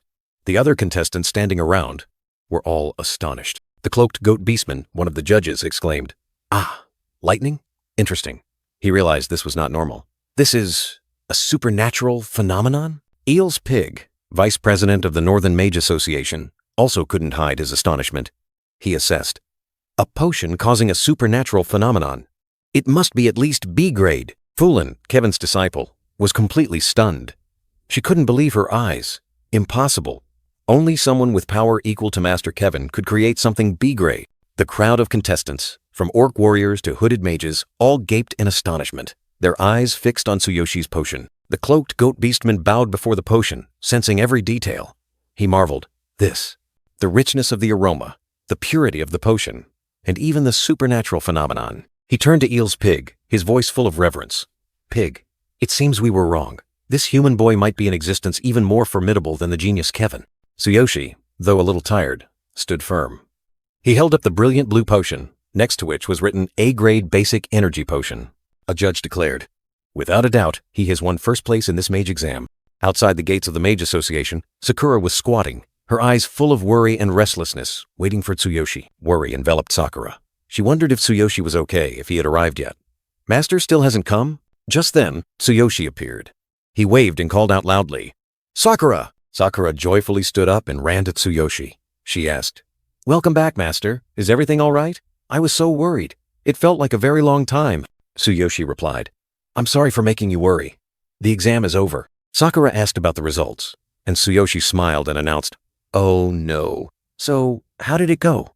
"Yes, I did very well. I won first place, so I came to pick you up." Sakura cheered happily. "First place? That's amazing. Master is so skilled." Tsuyoshi presented a dark blue gemstone, unrefined, a cardalloy. He wondered, despite having such power, did he only want to refine this? Tsuyoshi stood before the judges, explaining that he needed to refine the cardalloy to level up. The cloaked goat beastman nodded, agreeing, Since you won first place in the exam, I will grant your wish." Vice President Eel's pig, with a skeptical expression, looked directly at Tsuyoshi. Who is your potion-making master? There's no way you don't have one." Tsuyoshi, with a calm expression, replied to the questioning, "No one taught me. I just tried it myself, completely." Tsuyoshi's words astonished both Eel's pig and the cloaked goat beastman. Eel's pig sighed, muttering to himself, "I see. You taught yourself all of this? Now I feel quite pathetic." The cloaked goat beastman gestured, leading the way.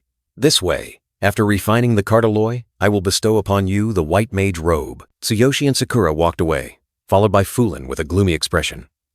The nightcat girl silently watched them, her eyes filled with disappointment and shame. Fulin bowed her head, blaming herself. Master Kevin, I'm sorry. I lost to that weak human.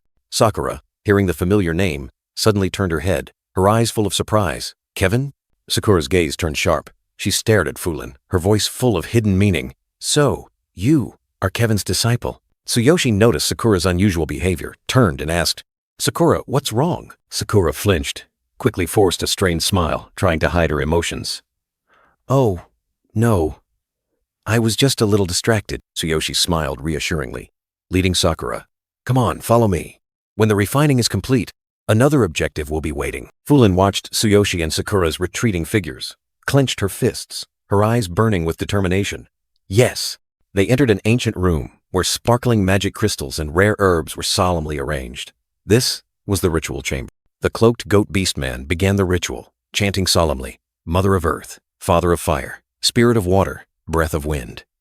Guardians of the four great elements, heed my call. In my name, with the words of a mage, refine this. Eel's pig explained to Tsuyoshi the nature of the item.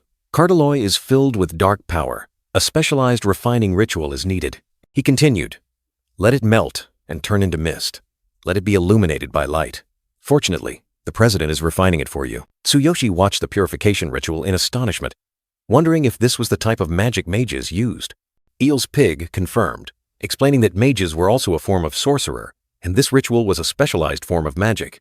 The stronger it was, the longer the incantation. The incantation of the cloaked goat-headed beastman echoed, and a brilliant golden light erupted from the staff, enveloping Cartaloy, refining it with the power of earth, fire, water, and wind. The cloaked goat-headed beastman stood majestically, magical energy swirling around his staff. He decisively commanded, In the name of the mage, I command you, complete the purification.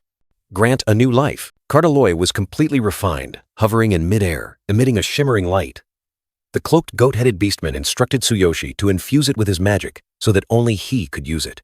Tsuyoshi took it, exclaiming in astonishment at this extraordinary ritual. Tsuyoshi gazed at Cartaloy in his hand. Eel's pig explained that Cartaloy was categorized into low, medium, and high grades, and even a low-grade one was enough to cause many adventurers to perish in the Shadow Zone. He concluded, this one is a medium grade. Tsuyoshi cheered happily upon learning that Cartaloy was a medium grade, meaning the experience gained in the Shadow Zone would be higher. Eel's pig added that the higher the difficulty, the greater the reward, but it was completely different from the beginner area. The cloaked goat-headed beastman looked at Tsuyoshi, his expression serious as he asked about his party, its size, and the roles of its members. Eel's pig had also once said that a full party was needed to deal with this area. Tsuyoshi smiled confidently, pointed to himself, and declared, A party? There isn't one. I'm going alone. Sakura stood beside him, giving a wry smile, and further explained that she wouldn't join to avoid splitting the experience points. Eel's pig and the cloaked goat-headed beastman gaped in astonishment. You intend to challenge the Shadow Zone alone? A cry of shock rang out. No one expected Tsuyoshi to be so reckless. The cloaked goat-headed beastman explained that Cartaloy was the entrance to the Shadow Zone, and it could be reset twice, with a new shadow appearing each time. This meant it was possible to fight the shadow 3 times before Cartaloy disappeared. The cloaked goat-headed beastman continued to explain that once inside, one could not leave until all monsters were defeated, or time ran out.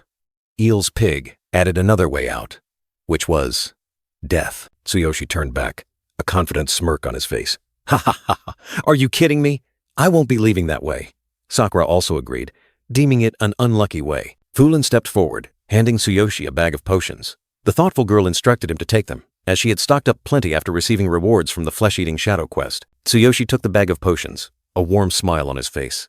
Just as I'd expect from you, you're always so thoughtful. Wait for my return. He bid farewell to everyone, preparing to depart. The cloaked goat-headed beastman spoke up in surprise, asking Tsuyoshi how he would use magic now that he had returned the staff. He offered to help, but Tsuyoshi merely smiled. Tsuyoshi smiled confidently, a small spark of lightning flashing in his palm. Thank you, but I don't need it. He had proven that he could use magic without any tools. Tsuyoshi stood tall, holding the black ice sword, his gaze resolute.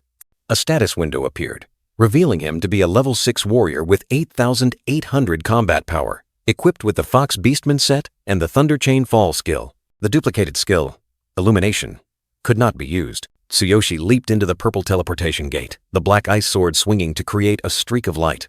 The Cartaloy notification appeared. Cartaloy uses 1/3. Sakura stood behind, her eyes filled with worry, whispering a wish for his safety. The cloaked goat-headed beastman and Eel's pig gaped in astonishment. The cloaked goat-headed beastman exclaimed, "Wait, you're a warrior?" Eel's pig continued, disbelieving. With such magical talent, yet a warrior. The cloaked goat-headed beastman watched Tsuyoshi disappear, his eyes full of contemplation. He mused, "I wonder how much further he will go." I eagerly await it. Tsuyoshi appeared in a dark forest, and a notification popped up. Shadow Zone, Dark Forest. He read the rules clearly. Time remaining, 12 hours. If you reset at will, it will take 12 hours for the gate to reopen, he thought to himself. So, each time I reset, I have 12 hours, then the gate reopens. Tsuyoshi resolved. All right, I'll defeat the monsters as quickly as possible. I can't wait any longer. A level 10 Shadow Wolf, fire attribute, with sharp claws and the ability to attack in packs, appeared. Tsuyoshi was ready to face them. Tsuyoshi hid in the bushes, observing the wolves. He thought to himself, Shadow wolves move in packs. I must be careful not to get surrounded. He continued to ponder. Their attack speed cannot be underestimated either. Tsuyoshi charged out, a surge of bluish-purple energy surrounding him. He decided, I can't underestimate them, but the best way is to finish them quickly. He told himself, I should boost my attack power with peak physique. Power erupted, and Tsuyoshi felt his arm muscles tense. A notification appeared. Peak physique. Increases attack power by strengthening the arms. He roared at the wolves. Stop baring your fangs and making noise. Tsuyoshi unleashed Thunder Chain Fall, and bluish-purple lightning bolt struck down, binding 3 shadow wolves, paralyzing them. Tsuyoshi swung the Black Ice Sword, finishing off a paralyzed shadow wolf. EXP plus 500 appeared, signaling victory. Tsuyoshi looked at his current experience panel. Experience points. 6, 500 over 15, 0, 0, 0. He thought to himself, 500 experience per monster, huh? Almost like a small boss in my old world. Impressive. He realized, here, the experience points are much higher than in the outside world. Tsuyoshi continued fighting, telling himself, all right. After completing 3 rounds, I'll leave. I might even level up twice. A status window appeared. Status. Paralysis effect has ended. Weakening effect based on opponent's level and combat power. 2 other shadow wolves charged forward, bearing sharp fangs, ready to attack. Tsuyoshi dodged the shadow wolf's attack, his eyes wide with surprise. He exclaimed, the paralysis effect wore off so quickly, just as expected from the shadows. He realized, they have much higher resistance than normal monsters. Tsuyoshi swung his sword, blocking a dangerous bite. He was astonished by the opponent's speed. Incredible speed. If I had been even a little slower, my throat would have been torn out. Tsuyoshi suddenly widened his eyes, a blue light flashing and reflecting in his pupils. His expression one of extreme astonishment at an unexpected development. In the midst of combat, the shadow wolf growled, realizing Tsuyoshi's tactic. Did you just use your comrade's corpse to block my vision? Clever. Faced with the monster's cunning, Tsuyoshi decided to go all out. Veins bulged on his muscular arms as he activated peak physique, channeling 60% of his strength into his hands, ready to explode. A decisive slash tore through the air. Tsuyoshi roared, I'll cut everything down with a single sword strike. The Black Ice Sword, imbued with furious power, plunged straight into the shadow wolf. After the attack, Tsuyoshi panted, but his eyes were full of confidence as he saw his experience points soar. At this rate, I'll level up quickly. I might even reach level 7 on my first try. He thought to himself. Outside the teleportation gate, Sakura stood next to the cloaked goat-headed beastman, her face etched with worry. The cloaked goat-headed beastman remarked, You're worried, aren't you? The cloaked goat-headed beastman looked into the swirling teleportation gate, musing, Going into the Shadow Zone alone, I've never heard of anyone doing that. Unless they possess extraordinary power. Am I right? Sakura raised her head, her gaze firm and unwavering. She affirmed, I trust my master. Eel's pig, vice president of the Mage Association, appeared with a skeptical expression. He said, I've seen many talented young people, but many have died due to their own overconfidence. This is the first time I've seen someone challenge the swamp of the Dark Zone alone. I'll be leaving now. I hope that human boy will come to his senses. Sakura turned away, her cheeks flushed with annoyance as Eel's pig's figure gradually disappeared. In the Dark Zone, Tsuyoshi panted, drenched in sweat, with wounds etched on his face. It's been nothing but fighting until now, he exclaimed, feeling exhausted. Amidst the scattered monster corpses, Tsuyoshi realized his stamina and willpower had dropped to 50%. He thought to himself, my stamina and willpower are depleted. Using peak physique too much is draining my body. Tsuyoshi quickly took out 2 recovery potions from his bag. He silently thanked. Sakura really helped me by restocking my potion. Without hesitation, Tsuyoshi poured the potion into his mouth, trying to swallow it despite his weary body. A disgusted ugh escaped Tsuyoshi as he spat out a stream of green gas. I forgot how awful this stuff is, he grimaced. Nevertheless, a green light enveloped Tsuyoshi, signaling his stamina and willpower were recovering. He took a deep breath, his eyes resolute. I'll keep pushing forward like this. Outside the dark zone, two figures stood tall before a gate swirling deep into the void. A mystical purple energy enveloped it, as if devouring all light. Sakura, the cat-eared girl, asked, her eyes filled with worry as she looked towards the gate. Won't Chairman Doug be back? The long-bearded goat beastman gently closed his eyes, his deep voice filled with concern. I worry whether that human boy can return safely. Meanwhile, Tsuyoshi, with resolute eyes and a sharp, cold sword, asserted his position. I am a warrior. The goat beastman continued to ponder Tsuyoshi, a special warrior who had passed the mage exam to purify Cardeloy, and even crafted B-grade potions without using a staff. Suddenly, the goat beastman startled, his ears perked up, listening to sounds echoing from deep within the gate. Oh, I hear something from inside. Sakura's face lit up, a relieved smile gracing her lips as she recognized the familiar sound. Ah, that's Master's thunder. Both figures stood there, their eyes fixed on the gate. As long as they could still hear the rumbling thunder, they knew Tsuyoshi was safe. Deep within the dark zone, Tsuyoshi unleashed a lightning strike, a bluish-purple light tearing through the night, sweeping away the surrounding monsters. Take this thunderbolt, he roared. The furious lightning spread, striking each dark monster, causing them to vanish in agony. Tsuyoshi stood amidst the monster corpses, his experience points soaring. He sighed in relief, his sharp gaze sweeping across the battlefield. All right, now only your boss remains. Despite being drenched in sweat and his body weary, Tsuyoshi still wore a confident smile.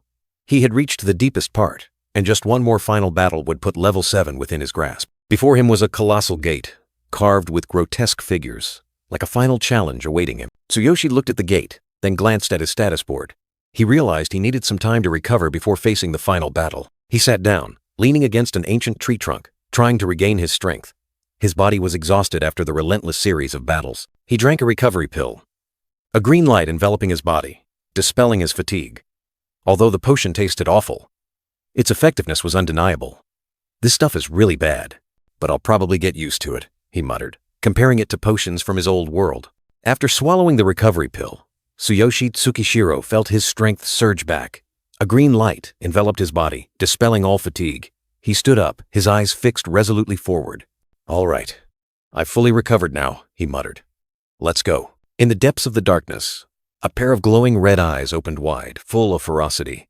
Foul-smelling drool dripped, signaling a lurking danger. Tsuyoshi strode forward, his heroic figure emerging through the light-filled doorway, entering a new land where mysteries and dangers awaited. He stepped into a ruined area, with broken stone pillars and swirling dust. From a distance, a colossal, pitch-black figure emerged, exuding an oppressive aura. It was a colossal monster, its body as muscular as a mountain, with a ferocious boar's head and sharp tusks, ready to tear everything apart. Its glowing red eyes flashed with bloodlust, staring intently at Tsuyoshi, like a predator locking onto its prey. Tsuyoshi immediately recognized this as the boss of the area. Ah, its level is similar to the flesh-eating shadow from before, but its oppressive aura is completely different, he thought to himself. He activated his peak physique skill, a stream of green energy enveloping his body, enhancing his strength. The colossal boar boss, level 14, named Dark Forest Breaker, swung its massive sword covered in iron chains, ready to charge into battle. It suddenly charged with terrifying speed, creating a powerful gust of wind. Tsuyoshi dodged just in time, but still felt the fearsome power from the sword swing. Tsuyoshi's eyes widened in surprise. The boss's speed far exceeded his expectations. The boss relentlessly continued to swing its sword, attacking in quick succession, creating cracks in the ground. Tsuyoshi had to exert all his strength to defend. Too fast! And its strength is truly astonishing, Tsuyoshi exclaimed, his body tensing as he faced the continuous attacks. The boss opened its mouth wide, a terrifying purple gas escaping, enveloping Tsuyoshi, creating an invisible pressure. Tsuyoshi's body began to tremble unusually. Is my body trembling? Is this a fear-inducing skill? He wondered, feeling the instability. The skill name appeared clearly. Tremble. Slow. A terrifying skill was being activated. The Tremble Slow skill is a high-level shock skill. Once affected, it is very difficult to escape, and it has the effect of terrifying opponents, slowing all movements. The boar boss was using it to suppress Tsuyoshi. The Tremble Slow effect of the high-level boss was suffocating Tsuyoshi, paralyzing his body.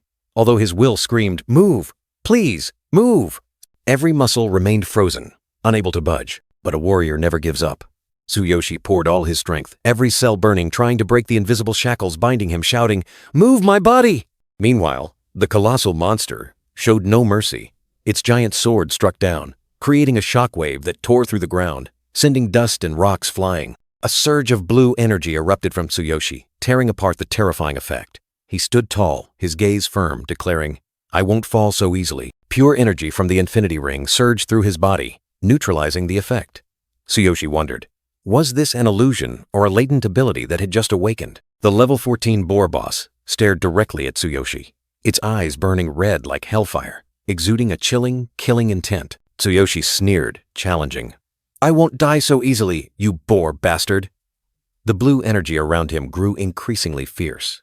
The confrontation between man and colossal monster continued on the ruined ground.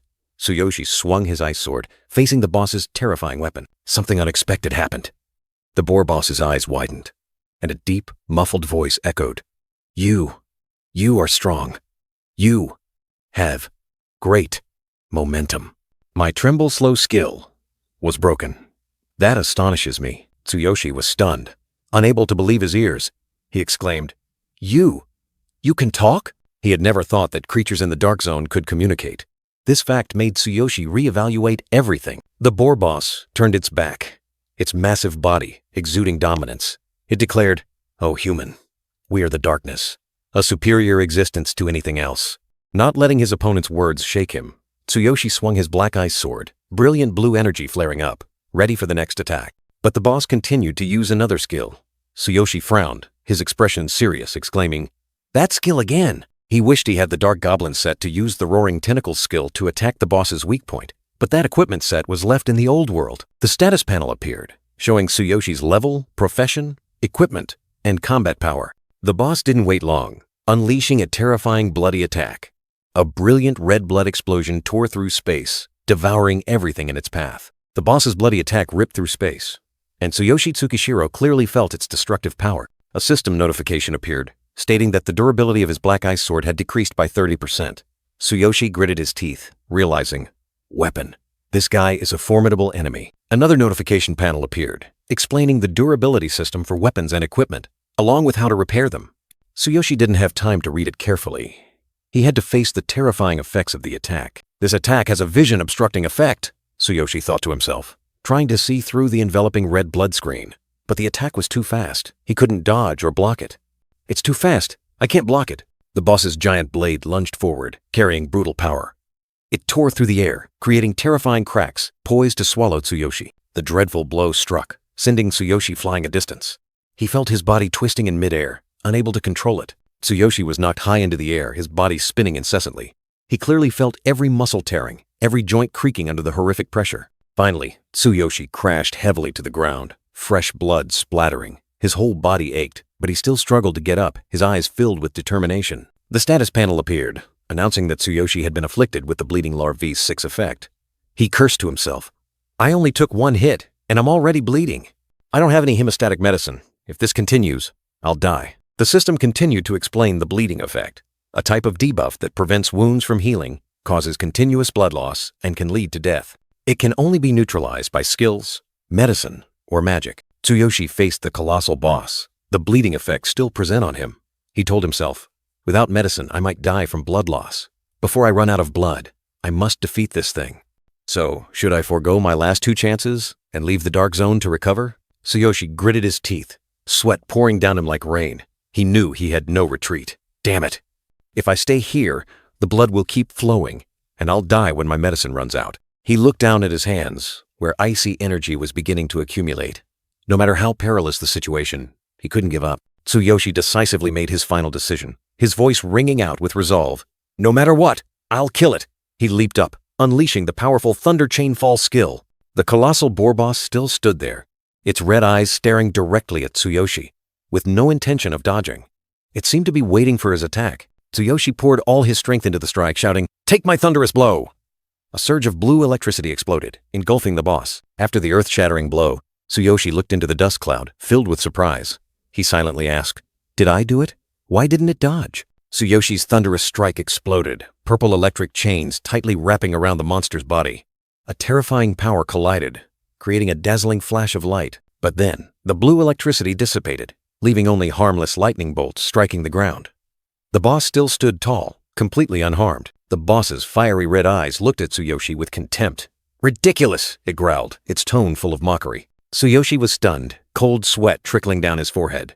"Lightning has no effect? This is troublesome," he muttered to himself, a sense of unease rising. Darkness enveloped them, and the boss roared menacingly. "I will kill you! I don't need a sacrifice anymore!" Sacrifice? Tsuyoshi was bewildered. Sacrifice? What the hell is that? He couldn't understand the boss's mysterious words. The boss raised its colossal greatsword high, purple energy swirling around it. An earth-shattering attack was being prepared.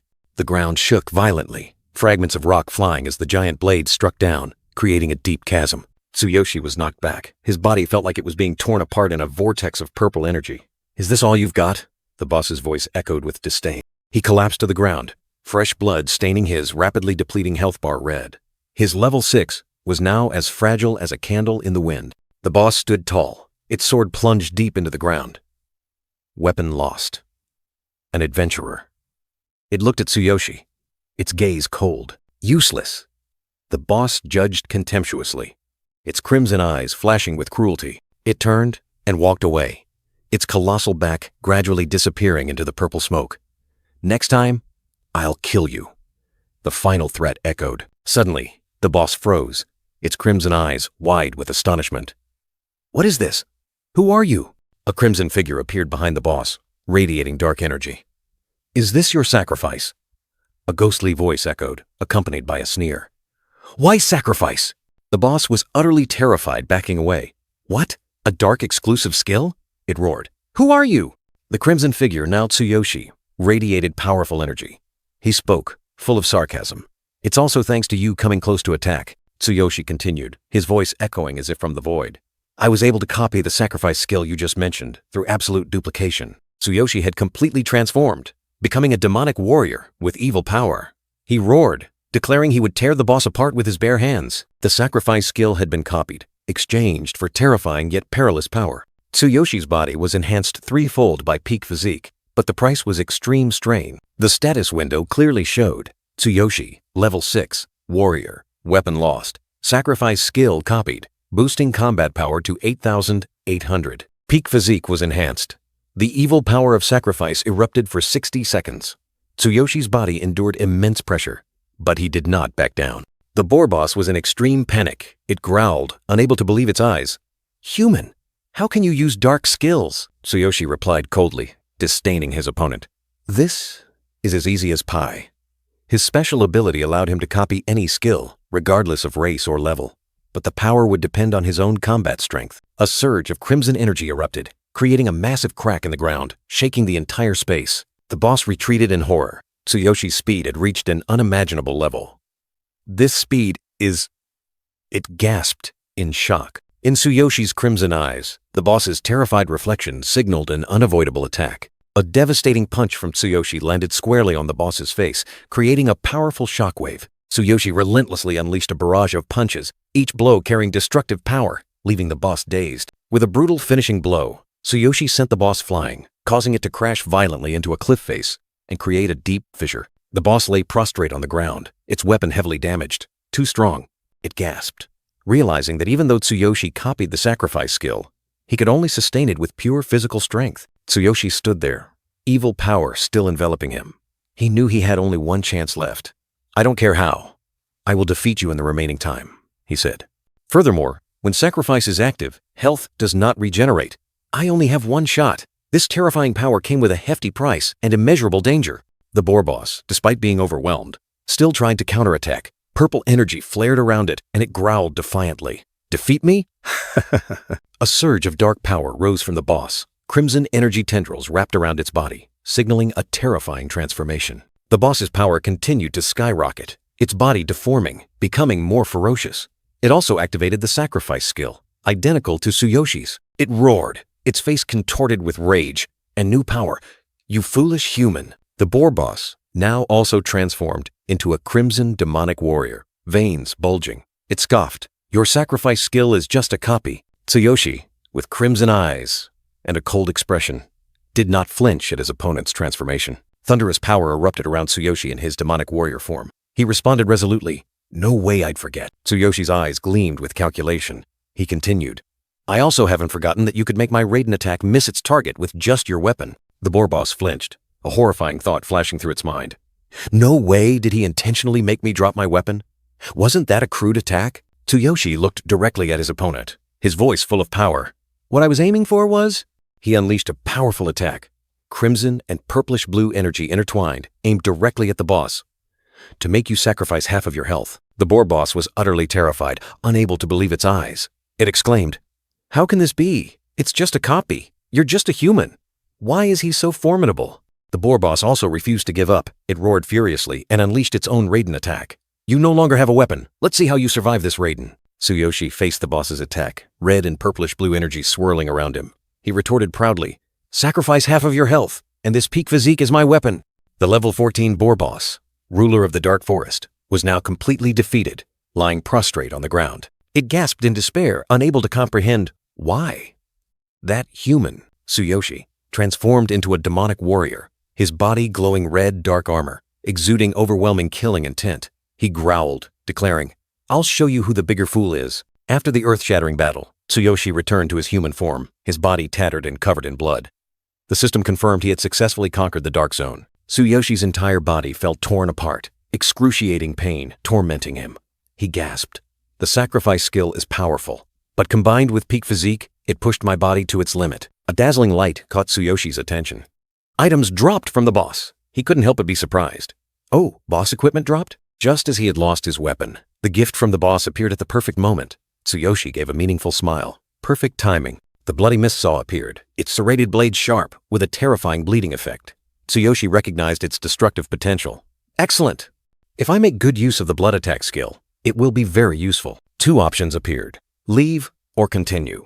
The 50% experience reward for re-challenging made Tsuyoshi unable to pass it up.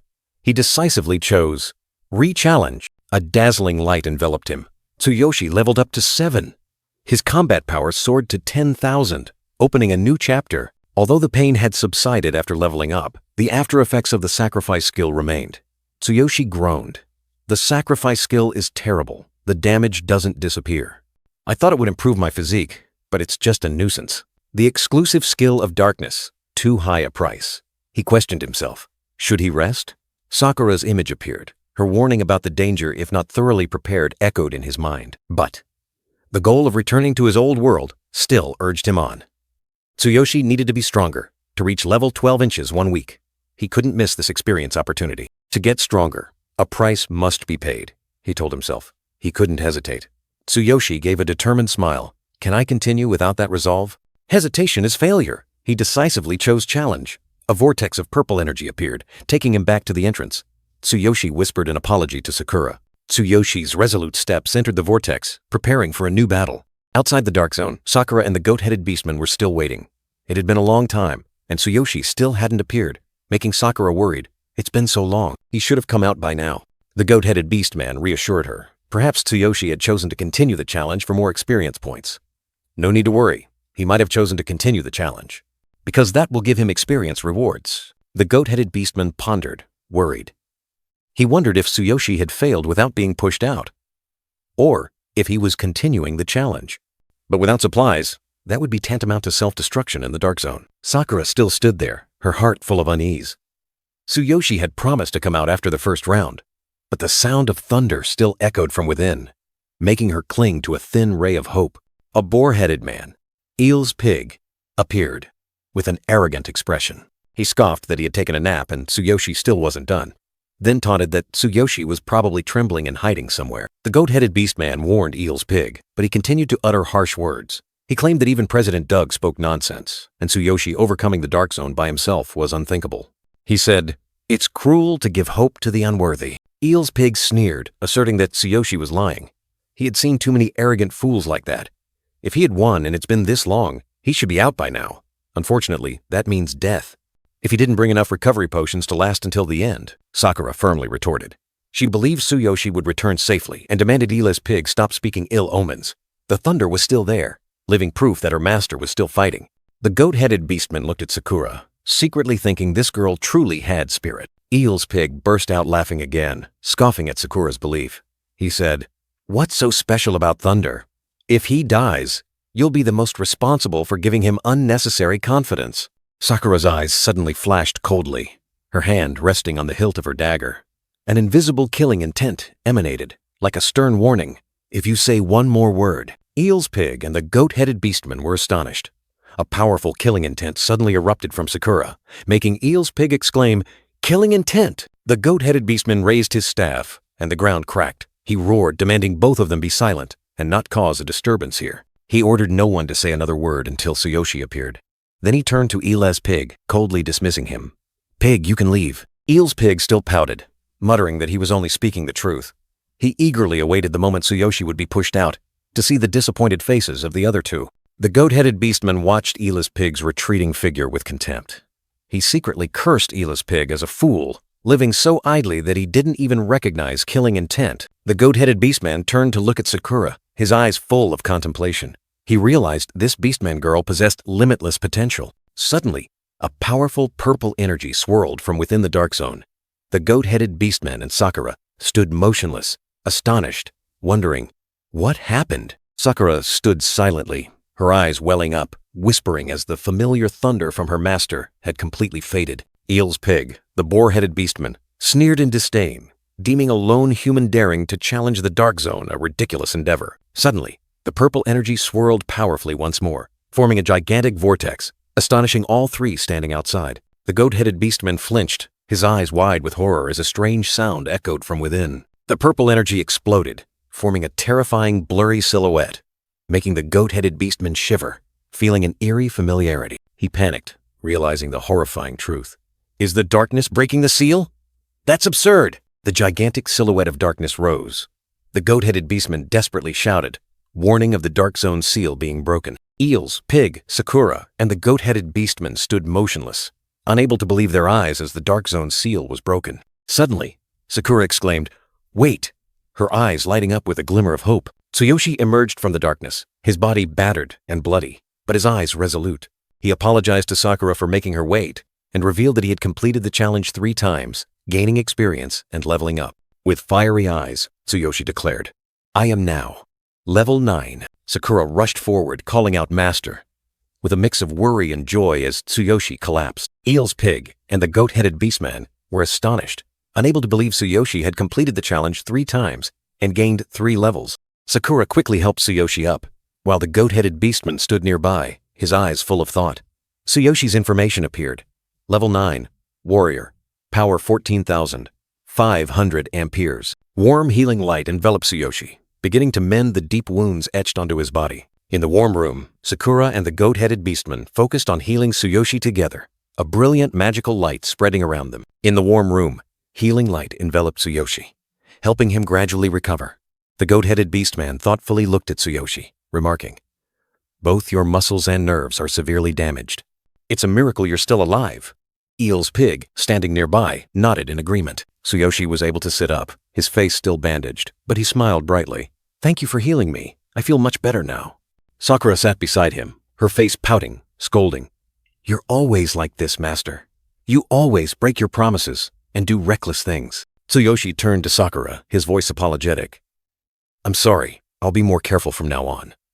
He further explained that he couldn't resist the tempting experience reward and had reached level 9. Sakura sternly reminded him, "To me, Master's safety is more important. You mustn't break your promise again, okay?" The goat-headed beastman suddenly spoke, asking Tsuyoshi, "Hey, human, you said you did it 3 times, didn't you?" Tsuyoshi flinched slightly, replying hesitantly, "Huh? Eel's pig and the goat-headed beastman looked at each other, their eyes clearly showing astonishment, speechless. The goat-headed beastman sighed, his face full of thought. "I wouldn't believe it if I hadn't seen it with my own eyes." He shook his head, unable to comprehend. "Challenging the dark zone alone, and doing it 3 times. I can't understand it." He recalled the moment Tsuyoshi appeared, the evil aura emanating from him, even stronger than the darkness itself. He had thought that the darkness itself had escaped the barrier. The goat-headed beastman concluded, "This person's power is not only excellent in medicine, but also in combat." In the goat-headed beastman's mind, An image of Tsuyoshi with glowing eyes, surrounded by purple-blue energy, appeared. He wondered, if Kevin is a genius, then this human is someone who surpasses genius. Eel's Pig cleared his throat, his face full of embarrassment and awkwardness. Eel's Pig bowed his head, his tone full of remorse. I want to apologize for what I said earlier. Please forgive me for underestimating the power of humanity. Tsuyoshi smiled, waving his hand. You finally understand. You've already healed me, so there's no need to worry. Sakura sat beside him, still pouting but secretly smiling. Eel's Pig explained that the reflection skill they used was a mid-level healing skill. We've healed your wounds as best as we could, but we can't heal the deep ones. Your body is still in critical condition. An information box appeared, explaining the reflect skill, a mid-level healing technique that can repair all types of physical damage to a certain extent, and is extremely popular among adventurers. The goat-headed beastman continued, explaining Tsuyoshi's dangerous condition. Do you understand? When you appeared, your entire body was covered in wounds. You had internal bleeding and nerve damage throughout your body, he emphasized. If we had delayed treatment even for a moment, you would have died. The goat-headed beastman speculated that Tsuyoshi had used some kind of secret technique or magic. He advised, don't use it again. The lingering danger in your body could hinder your future leveling up. Tsuyoshi flinched, his heart solely focused on leveling up. Tsuyoshi pondered, realizing that the sacrifice skill seemed to be affecting his mind. Killing gradually became the only thing I thought about, and I started to lose myself. He wondered, this is a huge risk. What should I do?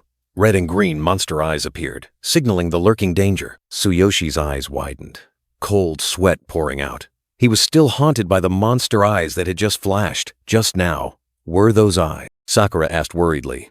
Master, what's wrong? Tsuyoshi was still stunned, drenched in sweat, as if he had just escaped a nightmare. Tsuyoshi waved his hand, trying to reassure Sakura. It's nothing. I'm just a little tired. He knew well that the sacrifice skill was eroding both his body and mind. It's best not to use it anymore. The goat-headed beastman handed Tsuyoshi a shimmering pouch of medicine. You should take this medicine once a day. Meditating after taking it will help with better absorption. Eel's Pig looked at the pouch of medicine in astonishment. This medicine? Chairman Doug, are you serious? It seemed to be a rare medicinal ingredient. Tsuyoshi let out a relieved smile. Ah, thank you. Sakura, beside him, couldn't help but be curious about this special medicine. The goat-headed beastman explained that this was Kevin's favorite medicine, which helps heal the body. But for a complete cure, Tsuyoshi needed to meet Kevin in person. He continued, if Tsuyoshi was talented, Kevin might take him as a disciple, imparting further knowledge of medical arts. Moreover, Kevin was one of the few who possessed the legendary law of destruction. Both Tsuyoshi and Sakura were bewildered. Kevin discovered the legendary law of destruction. Which law is it? Sakura wondered. Wait, what law? Which number? What does that mean? Eel's Pig frowned, looking annoyed. Hey, as adventurers, you should know this, shouldn't you? Eel's Pig began to explain the laws of heaven and earth, boundless magic, and forbidden destruction magic. There are 12 hidden laws, each possessing terrifying power, enough to destroy the world. Kevin was dubbed a genius because he had mastered the 12th law, the law of great wind, 10 years ago. Thanks to this, his magic and potion-making abilities had reached extraordinary heights. Eel's Pig affirmed, if it's him, he might be able to heal the deep wounds within you. Hope flickered for Tsuyoshi. Tsuyoshi and Sakura couldn't hide their excitement. Really? Sakura exclaimed. Master's body can be healed? The goat-headed beastman offered a letter of introduction. But now isn't the best time to meet him. I used to train him. If you bring this letter, he will meet you. Tsuyoshi was grateful. Thank you, the goat-headed beastman added. No problem. You should bring some rare items and valuable medicinal ingredients to trade with him. Tsuyoshi was still full of energy, waving goodbye to the city. Sakura stood beside him, seemingly still a bit tired from the journey. From a hidden corner, an orc warrior asked his leader, Chairman Doug, does that human interest you? The goat-headed beastman and Eel's Pig discussed Tsuyoshi. Eel's Pig said, I'm quite sure what we gave him was a B-grade forbidden blood potion. The goat-headed beastman replied, we generously gave him what we got from Kevin, in exchange for a large amount of precious medicinal herbs. Eel's Pig laughed loudly, his eyes full of hidden meaning. Helping him now is an investment for the future. But then, Eel's Pig's expression grew more serious. That's a high-risk investment. Not many geniuses have conquered the Dark Zone alone, let alone a human. The goat-headed beastman pondered. I've never heard of a lone individual conquering the Dark Zone, but this isn't the first time in history either. Eel's Pig was surprised. Oh? Are there other reckless individuals like him? 1,000 years ago, A great entity gave birth to the beastmen race. That was Garikas, the ancient god king. Amidst the dense forest, Tsuyoshi asked Sakura. "Sakura, do you know where Kevin is?" Sakura replied. "Yes, I asked the chairman and he told me, but the way is a bit far, so we can level up along the way." Tsuyoshi looked at the cat-eared girl, his expression doubtful.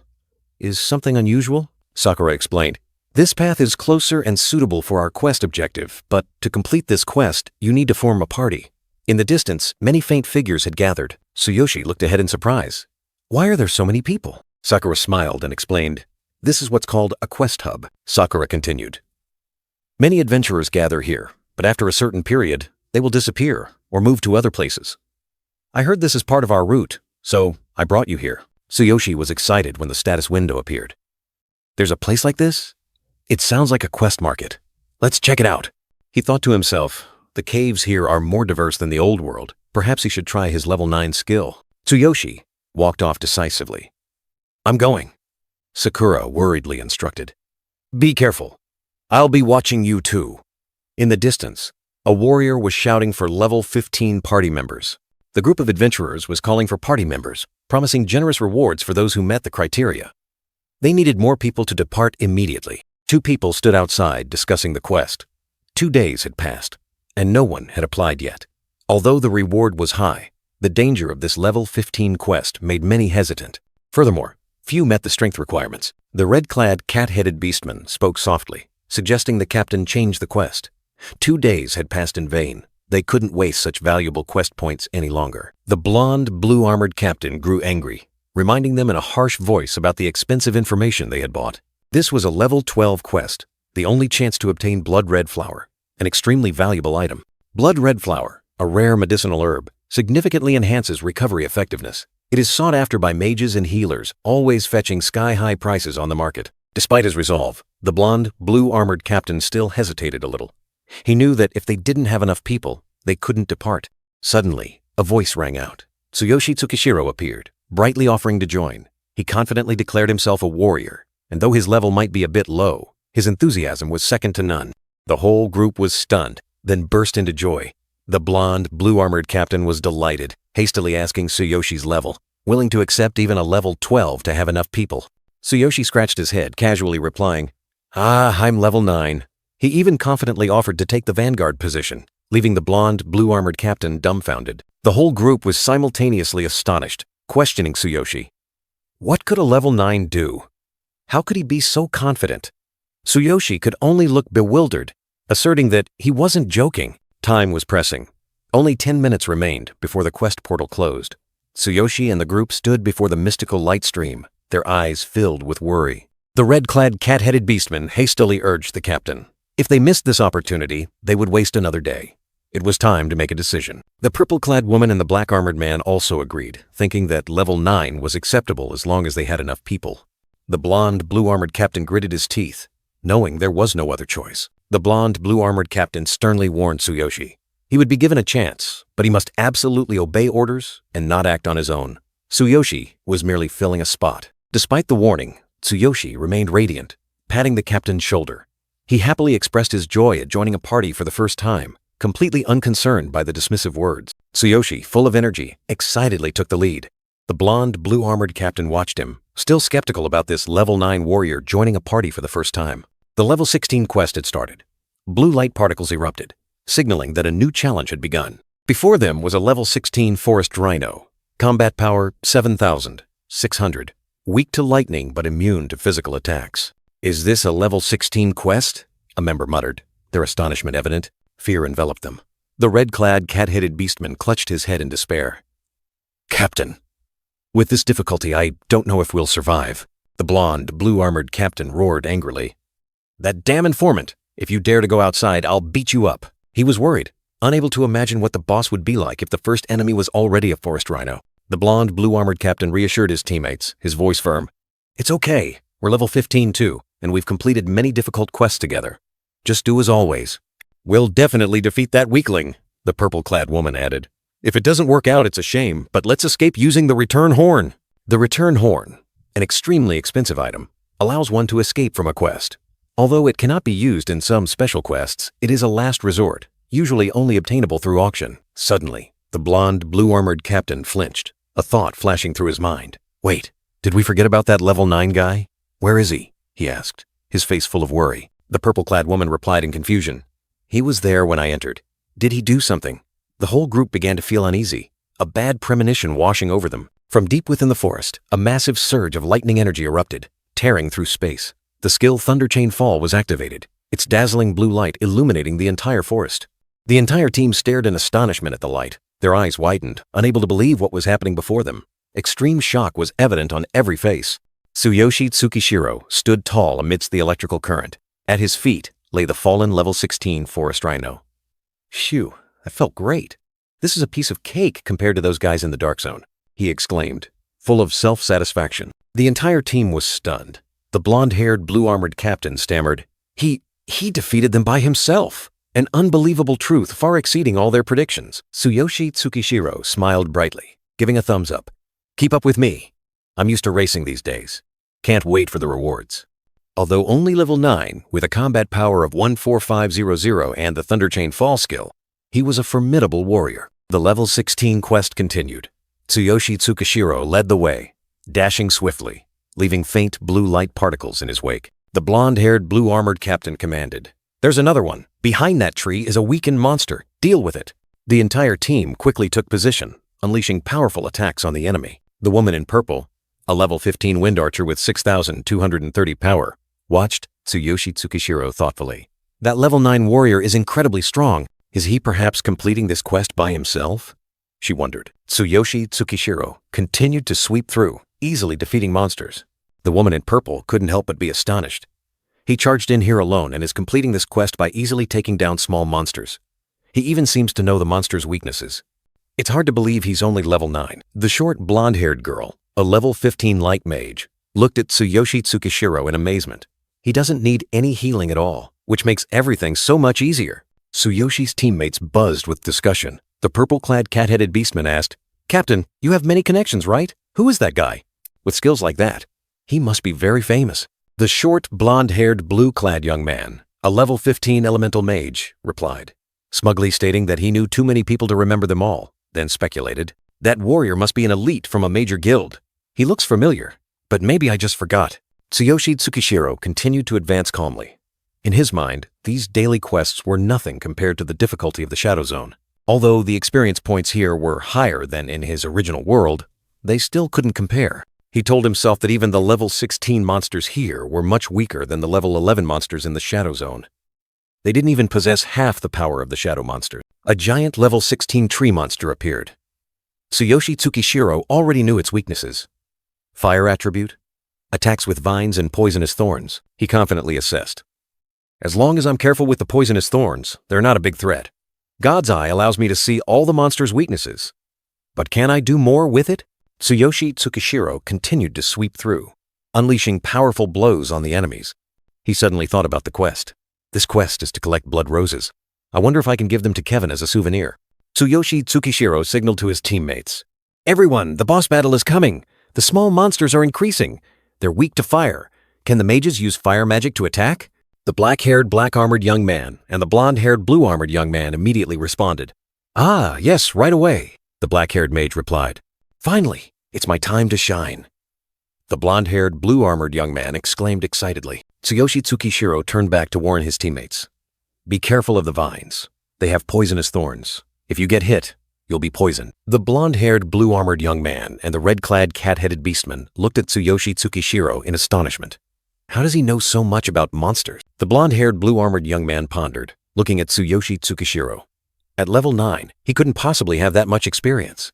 I've seen his level before, but he's definitely hiding his true abilities. The black-haired, black-armored young man raised his staff, and a brilliant stream of light erupted. Fire magic. Blazing vortex. Immediately, a colossal fire vortex erupted, engulfing the tree monsters, turning them to ash in the blink of an eye. Only a pile of smoking ashes remained, testament to the destructive power of the fire magic. After the battle, the teammates rested by the campfire. The woman in purple smiled. Everything is going smoothly. The warrior is too strong. This quest will probably end without any problems. The red-clad, cat-headed beastman teased. You've started respectfully calling him warrior, haven't you? The woman in purple looked at Tsuyoshi, a profound thought stirring within her. He was different, as if he didn't belong to this world. Certainly a special individual. A firm handshake. A brief introduction. Victor, Tsuyoshi. Marking the beginning of a new relationship. Victor couldn't help but be astonished by Tsuyoshi's strength, wanting to uncover his true identity. But Tsuyoshi humbly replied, No, I'm just a rookie adventurer. Victor scoffed, not believing Tsuyoshi's words. He could only temporarily accept it. A rookie, huh? Let's just say that, Tsuyoshi insisted. Huh? But it's the truth. Afterwards, Victor changed the subject, asking Tsuyoshi about the quest rankings of the different zones. Tsuyoshi took a sip of water, feigning ignorance about the rankings. Quest rankings? Not really. Why do you ask? Victor grew even more suspicious. You don't know. You must be pretending, right? Victor began to explain about the quest rankings. They record the achievements of groups, especially those who complete quests first and achieve the highest scores. He emphasized that these rankings not only brought generous rewards, but also widespread fame for the guild or team, shared across all branches of the Adventurers Guild. Tsuyoshi nodded, having understood somewhat. He realized this system was similar to his old world. I see. I've got the gist of it. So, what's your point? He asked. Victor proudly introduced himself as a member of Guild Q, part of the Big Goat team, one of their elite vanguard squads. Their captain was one of the guild's founders, a shield warrior known as Big Goat Harvey. Tsuyoshi maintained an innocent expression, asking again for the core of the story. I see, I've got the gist of it. So what's your point? Victor cleared his throat, revealing a new level 18 quest that had appeared, involving Dark Zone monsters hidden in the swamp. They were extremely difficult due to a lack of information. You seem knowledgeable about monsters, and could really help us complete it. Tsuyoshi's eyes suddenly lit up, and he excitedly asked again. So it's a quest with Dark Zone monsters, and the rewards are definitely very generous, right? Victor confirmed that if completed first with excellent performance, the rewards would be enormous. That's why teams were competing fiercely. He invited Tsuyoshi to meet the captain if he was interested. Tsuyoshi pondered. While he hadn't found any leveling items yet, this could be a good option for self-development. Tsuyoshi wondered if a level 9 like him could participate in a level 18 quest. Victor reassured him, explaining that this quest was only limited to adventurers, level 18 and below, so Tsuyoshi was fully qualified. Tsuyoshi Tsukishiro nodded, accepting the invitation, but with two conditions. Victor, the blond young man, asked again in surprise, then quickly reassured him that he would try his best and even pay extra special remuneration. Victor thought to himself, if Tsuyoshi Tsukishiro joined and provided information about the shadow monsters, it would be a huge advantage to complete the mission for the first time. This would certainly elevate his standing in the guild. Tsuyoshi Tsukishiro didn't beat around the bush, directly stating his conditions. First, if the mission is completed, I will take all the initial experience points. Second, I get to choose the bonus reward first.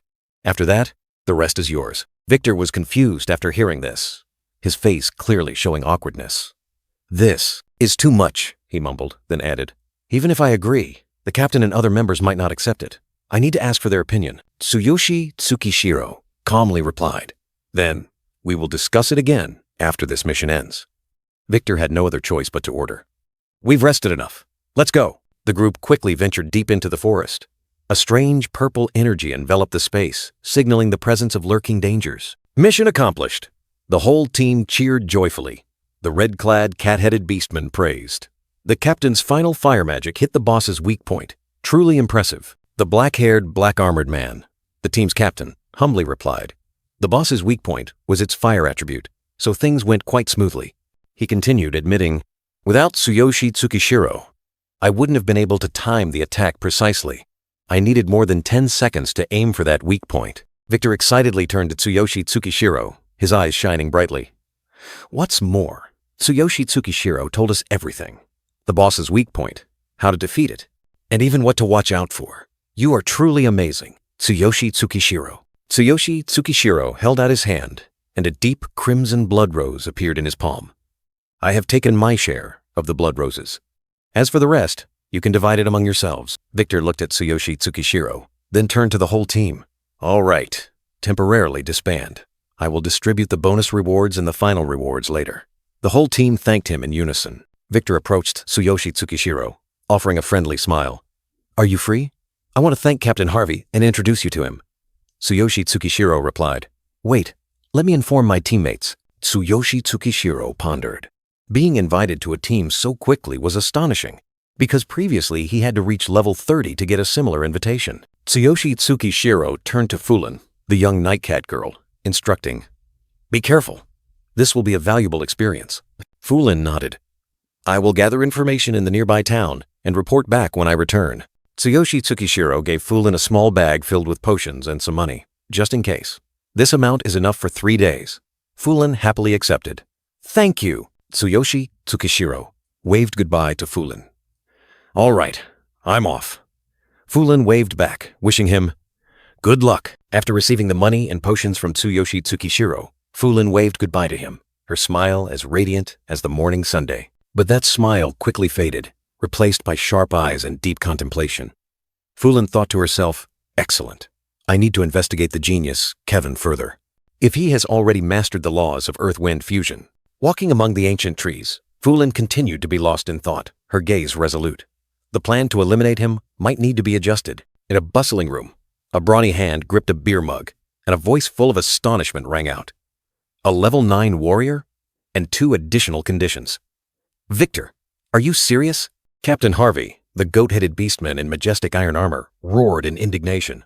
A level 9 warrior leading my elite team? A team with an average level of 16? Stop joking, Victor hastily explained, his eyes full of admiration. But he's truly amazing. Thanks to him, we obtained the blood roses without any problems. Luke, the red-armored warrior nicknamed the Sharp-Tongued, sneered contemptuously. A level 9 warrior isn't even qualified to carry our shoes. Victor, you must be crazy to keep associating with those fools out there. So you can't keep up with our big goat team anymore. Don't waste our time. Victor suddenly became enraged, his face flushed red from being mocked. He shouted amidst the laughter of those around him. It's the truth. If you don't believe me, go meet him yourselves. Captain Harvey pondered for a moment, then asked, his eyes full of curiosity, is he here? Victor quickly answered the captain, while Luke continued to taunt. Yes, I brought him. He's waiting outside the entrance. Luke added, you must be fearless to dare bring someone like that here. Victor couldn't take it anymore. He growled, his eyes blazing with determination. Enough! You always criticize me. This time, I will prove you wrong. Captain Harvey finally nodded in agreement, his voice resonating with authority. All right, let's meet him. Victor breathed a sigh of relief, thanking the captain. Victor led Tsuyoshi Tsukishiro through the hallway, other warriors curiously watching. He excitedly said, this way. Tsuyoshi Tsukishiro stood amidst the crowd, awkwardly scratching his head and introducing himself. I'm Tsuyoshi, a level 9 warrior. Nice to meet everyone. Those around looked at Tsuyoshi Tsukishiro with scrutinizing eyes, some unable to hide their surprise mixed with doubt. Luke, with a contemptuous expression, burst into laughter, pointing his thumb downwards. Look at him, truly a weakling. Victor reassured Tsuyoshi, dismissing Luke's provocative remarks. Tsuyoshi maintained a cold expression, seemingly unconcerned. The goat-headed leader Harvey raised his beer mug, his sharp eyes scrutinizing Tsuyoshi. He questioned Victor's assurance, wanting to know how confident Tsuyoshi was about his ability to complete the new mission. Tsuyoshi looked up, his gaze resolute. He declared absolute confidence in his abilities, but at the same time, he also presented an additional condition, making the atmosphere tense. Harvey raised an eyebrow, his tone full of skepticism. He couldn't believe Tsuyoshi's absolute confidence and immediately asked about the mysterious condition. Tsuyoshi's eyes suddenly flashed with an ethereal blue light. He made a bold demand. For him to take command, to become their captain. A moth accidentally fluttered around the candle flame. Suddenly, the flame flared up fiercely, burning the entire candle to ashes, like an ominous sign. Harvey couldn't hide his anger, questioning Tsuyoshi about his demand to command 15 elite members. Luke, beside him, exploded, calling Tsuyoshi insane, reminding him of Captain Harvey's reputation and their illustrious members. Victor frantically grabbed Tsuyoshi's hand, trying to dissuade him. Tsuyoshi calmly replied, reassuring him that everything was for the mission, and there was no need to worry. Harvey explained the mission situation, stating that many other teams had failed and wasted a lot of resources. Tsuyoshi understood the problem, and immediately gave a firm assurance. If he were made captain, he would definitely complete the mission. Luke was furious, clenching his fists and shouting in rage. He couldn't stand Tsuyoshi's arrogant words and suggested that Captain Harvey teach him a lesson. After some consideration, Harvey finally agreed to Tsuyoshi's 3 conditions. However, he also issued a cold warning. If you fail, I, Harvey the Big Goat, will show no mercy. Luke was stunned, unable to believe his ears. Victor quickly reassured him, asserting that everything would be fine if they cooperated. Luke continued to object, questioning Harvey about trusting a weak, level 9 individual. Harvey sighed, admitting that they had no other choice. Without Tsuyoshi, they would have to try again. Luke continued to yell, claiming that making Tsuyoshi captain was a scam. He reminded them of the Big Goat Group's recent difficulties and Victor's gullibility, demanding Tsuyoshi be kicked out of the team immediately. Harvey bowed his head, his voice heavy. He revealed the group's shame at constantly being surpassed and mocked by other guilds for achieving nothing. In the shadows, faint figures appeared, laughing scornfully. The Big Goat Group's humiliation seemed to have spread everywhere. Amidst the night, a vow of determination echoed. If we achieve the first and best accomplishment in this new mission, the reputation will be ours. Now, there is no other choice. Even if it's just a small chance, we must seize it. Luke was still skeptical, but Victor tried to reassure him. Harvey, the Big Goat captain, looked at Tsuyoshi with a scrutinizing gaze, then growled, "And if this is a scam, I, Harvey, won't let that guy off easily." At the mission gathering point, whispers arose. "Hey, isn't that the Big Goat Group? Are they trying a new mission today? They'll probably retreat with a recall horn like always." Then a voice exclaimed, "Wait, the one leading today isn't Harvey!" All eyes turned to Tsuyoshi, the black-haired warrior with a cold demeanor, walking confidently. His attire was distinctive, making those around him curious, mixed with a hint of disdain. Who is he? His outfit looks really strange. A jackal-headed beastman in golden armor appeared, his tone full of mockery. "Hey, isn't that the Big Goat Group? Did they change leaders? Always putting on airs without any real strength. At this rate, they won't even have money for food. Spend your money wisely," Victor whispered into Tsuyoshi's ear, explaining that the other group's leader always considered them rivals. But honestly, what he said isn't entirely wrong. "Our continuous failures recently mean we haven't earned anything," Victor continued to explain, his face showing clear worry. "That's why the captain and the entire group are under immense pressure. The group's current situation is truly difficult." Shame and burden weighed heavily on each member's shoulders. Tsuyoshi listened, a cold glint flashing in his blue eyes. He nodded slightly, accepting Victor's explanation. "All right, I understand." The jackal-headed beastman continued to provoke, nudging Tsuyoshi's shoulder. "Excuse me for blocking your way. Hey Harvey, your new leader looks awfully smug." Tsuyoshi maintained a calm expression, showing no reaction. A sneering laugh rang out, full of disdain. The jackal-headed beastman continued his attack. "Will he keep that attitude when you guys retreat with a recall horn again?" Tsuyoshi didn't bother with the scornful remarks. He activated a virtual mission board, surrounded by a mystical blue light. Whether we achieve the first accomplishment or not will soon be clear. Before the mission gate, which emitted a brilliant blue light, Tsuyoshi turned to look at his teammates. "All right, everyone, let's begin." The entire Big Goat Group, carrying hope and pressure, prepared to step into the new challenge. Tsuyoshi explained the mission. A group of mysterious shadow monsters in the swamp, extremely tough. But with his divine eye, he was confident there would be no problem. "I will show them a powerful first accomplishment beyond imagination." The mission gate opened, leading into Swamp Night. This was a level 18 mission, requiring a team of 7 to 12 members, and no one's level could exceed 18. A formidable challenge awaited them. Harvey asked Tsuyoshi about the plan. The black-haired warrior replied with absolute confidence, "I have a plan." His eyes flashed with determination, ready to face all dangers ahead. Tsuyoshi held out his hand, and a virtual board appeared. He wanted to confirm the conditions agreed upon with Harvey. "Please confirm, do I receive all the initial experience points?" He didn't overlook any detail, no matter how small. Harvey, with a stern expression, accepted Tsuyoshi's condition, emphasizing the team's honor and the urgency of the mission. He warned Tsuyoshi to take responsibility if he failed. "As long as we achieve the first objective, other things don't matter. But don't disappoint us. If you fail, be prepared to face the consequences." Tsuyoshi replied concisely, his gaze firm. A virtual board appeared, confirming that all experience points from the mission would belong to him. Understood. Harvey ordered the entire team to prepare and listen to Tsuyoshi's instructions. Victor agreed, but Luke still showed disdain and annoyance. "All right, everyone prepare and listen to his instructions." Luke couldn't hide his anger and contempt, gritting his teeth and muttering that he would wait and see what Tsuyoshi could do. "I can't believe we're letting this guy take all the experience points. Just you wait and see." Tsuyoshi smiled mysteriously, raising his hand to activate something. He announced that the mission's hard mode had been initiated. All right, next is what Victor mentioned. Hard mode starts now. A notification board appeared, explaining that hard mode would triple all rewards, including experience points. Tsuyoshi smiled smugly, calculating that with triple experience points, he could gain 1 or 2 levels. With triple experience points, if all team members achieve it, I will gain 1 or 2 levels. The entire team was stunned when a system notification rang out, confirming hard mode activation, tripling the monster's power. The night was enveloped in a brilliant red glow, signaling imminent danger. Harvey was completely shocked, exclaiming in astonishment as he realized Tsuyoshi had activated a death-defying mode. Hard mode? Panicked screams erupted. The other members couldn't believe it, thinking hard mode was an act of self-destruction. Why would you do such a thing? It must be a mistake, right? Hard mode is suicide. Victor rushed over in a panic, questioning Tsuyoshi that he had ruined everything because hard mode should only be activated when the mission is fully understood. I told you hard mode shouldn't be activated unless you're completely familiar with the mission. You've messed it up, haven't you?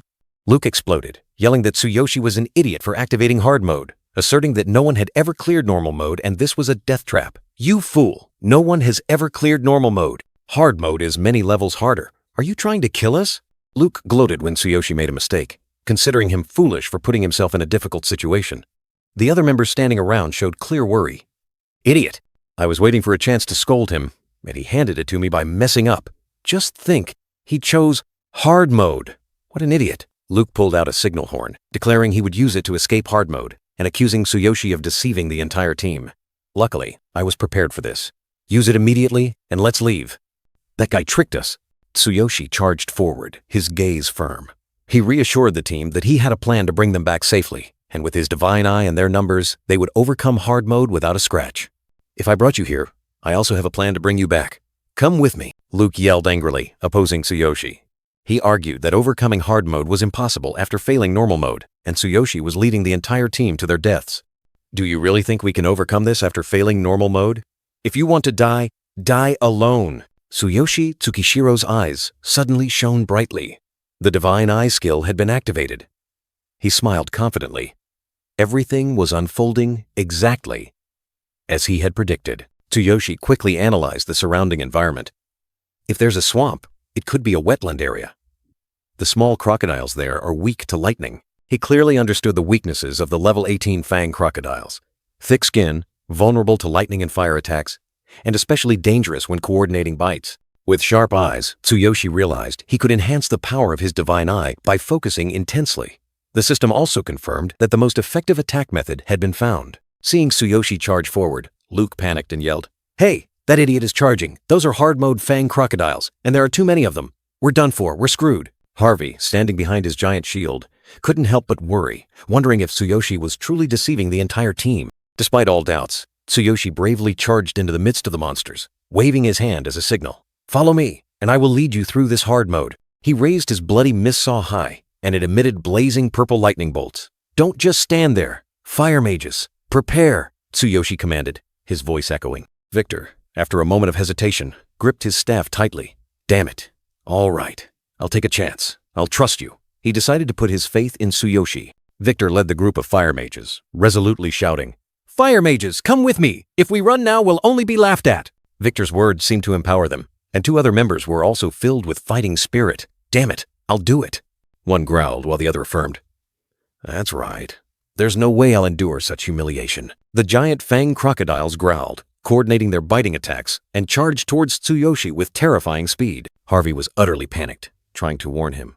"Kid, get out of there. 6 fang crocodiles are coordinating their biting attacks. You'll be torn to shreds." But Tsuyoshi didn't flinch. He leaped into the air, unleashing a powerful lightning bolt from his weapon.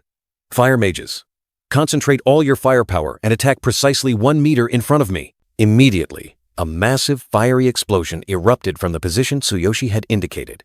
"Understood," came the resounding reply, demonstrating seamless coordination. Lightning and fire merged, forming a destructive storm of energy, engulfing the fang crocodiles in a brilliant light. The monsters roared in pain, their coordinated skills completely interrupted by this unexpected attack. As the monsters' roars faded, a red-haired warrior stood stunned, his eyes filled with extreme astonishment. 6 enemies defeated at once? What the hell just happened? Tsuyoshi calmly explained the plan. His Thunder Chain Fall skill could weaken and interrupt enemy skills. At that point, all attacks would deal double damage. Combining fire magic into a single point multiplied its power, making them easy to defeat. Behind Tsuyoshi, a notification flashed, confirming the absolute precision of his calculations. "Divine Eye analysis complete," the red-haired warrior exclaimed in astonishment. "What? How did you come up with this strategy so quickly?" Victor was excited. We can actually complete this quest!" The red-haired warrior added, exploiting their weaknesses to interrupt skills and deal massive fire magic damage. Incredibly precise. Victor proudly stated, "He did it again, just like the previous quest. With that analytical ability, I knew he could do it." Harvey, Captain the Big Goat, was still half skeptical. "He's level 9? With skills like that? Who is he?" Luke sat on the ground, despairing. Harvey dismissed all praise. That was just luck. There's no way anyone could analyze the situation so thoroughly under these circumstances. Victor retorted sharply. Vice Captain. That's why he's so amazing. Everyone saw it with their own eyes. How can you be so narrow-minded? The red-haired warrior turned to Luke, his voice full of irritation. Why don't you shut up? Dragging us down is truly shameful. Luke raised his head, his eyes blazing with anger. You. What did you say? Tsuyoshi decisively cut off the argument, his gaze firm. Enough! We don't have time to argue with people like him. He turned his back and commanded. Everyone, follow me! We will conquer hard mode. Harvey stumbled backward, stunned by Tsuyoshi's bold decision. An urging voice rang out. Didn't you hear him? The other warriors immediately ran after Tsuyoshi, leaving Luke still sitting on the ground, panicking and exclaiming, Wait for me! Victor led the formation, shouting loudly to boost morale. Follow Captain Tsuyoshi, conquer hard mode! The entire team charged forward like a storm, leaving all doubts behind. 30 minutes later, they set foot in the gloomy swamp area, where the next quest awaited. A heavy atmosphere enveloped them, signaling new dangers. Before the desolate swamp landscape, Tsuyoshi activated his divine eye again. Victor assessed the situation. It seems all the other teams have been defeated in the swamp ahead. Luke was bewildered. What do we do now? Luke continued to complain, criticizing Tsuyoshi. The monsters here are of the dark type, and this is hard mode, completely different from what we've dealt with before. I don't know where you got your information, but if we fail because of you, the big goat team won't let it slide, Victor sharply retorted, reminding Luke of the resounding successes Tsuyoshi had brought. Hey, thanks to his resources and analytical ability, we've barely taken any damage until now, right? Such achievements were impossible before. Don't you find that amazing? How can you say such things? Luke angrily yelled, claiming to be the vice captain, trying to belittle Tsuyoshi and justify his worries. He roared, Victor, don't forget, I'm the vice captain. Know your place. He's just a temporary leader. As vice captain, I'm just worried about the whole team. The red-haired warrior in white armor roared, demanding Luke to be silent, believing he was distracting Tsuyoshi. Victor and Harvey, standing nearby, also looked at Luke with annoyance. Tsuyoshi activated his divine eye, and a brilliant blue light from his eyes swept across the swamp map. He thought to himself, the plan might be easier than expected. Detailed analytical information appeared, clearly outlining every square meter of the swamp, its depth, and the most optimal route, ensuring safety and speed. Tsuyoshi used a branch to sketch on the ground, memorizing every detail of the analysis. He told himself the divine eye truly lived up to its name. Its abilities were directly proportional to his strength. The battle plan became clear. Lure 15 dark monsters with Thunder Chain Fall. Use Supreme Physique to move quickly through the swamp, and adjust tactics in real time. Tsuyoshi turned back, his sharp gaze sweeping over each person. He declared that this was a shared quest, and he was only a temporary leader. Anyone dissatisfied was free to leave. He wouldn't stop them. But then, Tsuyoshi's voice became resolute. He reminded everyone that he was the leader, and for now, his orders must be obeyed. The red-haired, white-armored warrior yelled at Luke again, telling him to stop complaining. Everyone just wanted to complete the mission quickly and didn't want to hear any more complaints. Luke pouted, his eyes full of disdain. He muttered curses, calling Tsuyoshi this damn level 9 rookie. Tsuyoshi walked, his gaze distant. He recalled that if it were before, hostile words like Luke's might have crushed him. Dark shadows appeared in Tsuyoshi's mind, replaying scenes where he was a victim of bullying, just like Karina. He realized that cruelty was innate, and the only way to survive was to become stronger. Tsuyoshi shook off the painful memories, turned around, and looked forward with a determined gaze. He declared that it was time to cross the swamp and enter the next area. Harvey said worriedly that he had once gone halfway through the swamp and knew the entrance to the next area. But there, shadow monsters lurked, attacking unexpectedly, and if things didn't go smoothly, death awaited them all. Tsuyoshi calmly looked at Harvey, reassuring him that despite the dangerous environment, there was no need to worry. Harvey remained skeptical, asking if he had a plan. Tsuyoshi turned away, his gaze firm. He declared that he would stay behind to lure the monsters, create a safe path for the team to advance, and would catch up with them later. Harvey and another warrior vehemently opposed Tsuyoshi's plan, arguing that luring monsters alone was too dangerous and reckless without knowing the exact number of enemies. Luke sneered, mocking Tsuyoshi's plan as pathetic and something anyone could come up with. He even uttered venomous words, challenging Tsuyoshi to do it himself and not expect any concern if something happened to him. Ignoring the attacks, Tsuyoshi turned to Victor, pointing out an optimal route and instructing Victor to remember it so the team could stay away from the dangerous area. Victor was stunned, not understanding how Tsuyoshi knew the way so well. Tsuyoshi explained that luring monsters was just the beginning. He declared that he would single-handedly eliminate all the monsters, telling his teammates to go ahead and he would quickly catch up. With a firm gaze, Tsuyoshi asserted that he didn't want to waste any more time. He questioned his teammates, asking if he had ever acted carelessly before. Faced with Tsuyoshi's absolute confidence, the entire team fell silent. They looked at him, seemingly reconsidering his words. Tsuyoshi turned his back, his sword glowing with purple energy. He ordered the team to get into position and wait for his signal. The black-haired warrior stepped into the emerald swamp water, creating small ripples that spread out. Tsuyoshi realized the situation was worse than expected upon entering the swamp. However, he quickly noticed that this terrain offered a special advantage. Tsuyoshi's eyes flashed with an emerald light, like lightning. He determined that this was the perfect terrain for lightning-based attacks. From behind, Luke continued to doubt, questioning Harvey if he trusted a level 9 rookie to face an entire horde of shadow monsters. Harvey admitted he couldn't fully trust him either, but Tsuyoshi's determination made him think. Victor decisively declared his trust in Tsuyoshi, regardless of his rank. He urged everyone to follow the plan, emphasizing that Tsuyoshi had even provided the exact route. In the middle of the swamp, Tsuyoshi was surrounded by at least 15 shadow monsters, a sight that should have made anyone tremble. The swamp water around Tsuyoshi began to boil violently, large ripples rising as if something was emerging from beneath. A level 18 shadow soul-sucking monster with a hideous body, covered in moss and sharp fangs, appeared. Tsuyoshi had clearly analyzed their weaknesses, vulnerable to lightning-based attacks and piercing damage due to their water-soaked bodies. He challenged the monsters to appear. With a resounding roar, Tsuyoshi swung his sword, glowing with purple energy, launching the first attack on the horde of monsters. Tsuyoshi's lightning attack tore through the darkness, causing the swamp to surge. The shadowy monster figures reeled amidst the splashing water, taking lightning damage. Tsuyoshi's divine eye flashed, revealing the true nature of the monsters. "So, they hide in the swamp after each attack," he muttered, a confident smile on his lips. Electricity surged around Tsuyoshi, transforming him into a lightning storm. The previous dialogue was a general observation about the monster's difficulty. Now, he had found their weakness. A painful roar echoed as a monster opened its mouth wide, its hideous body convulsing violently under the power of the lightning bolts. The plan was a success. The shadow soul-sucking monsters were completely pulled from the swamp, their grotesque bodies clearly visible under the lightning's glow. Tsuyoshi's eyes were sharp, sweeping across the chaotic horde of monsters. "All monsters are gathered," he declared, his tone full of self-satisfaction. Thanks to his ultimate physique, Tsuyoshi glided across the swamp surface as if on solid ground.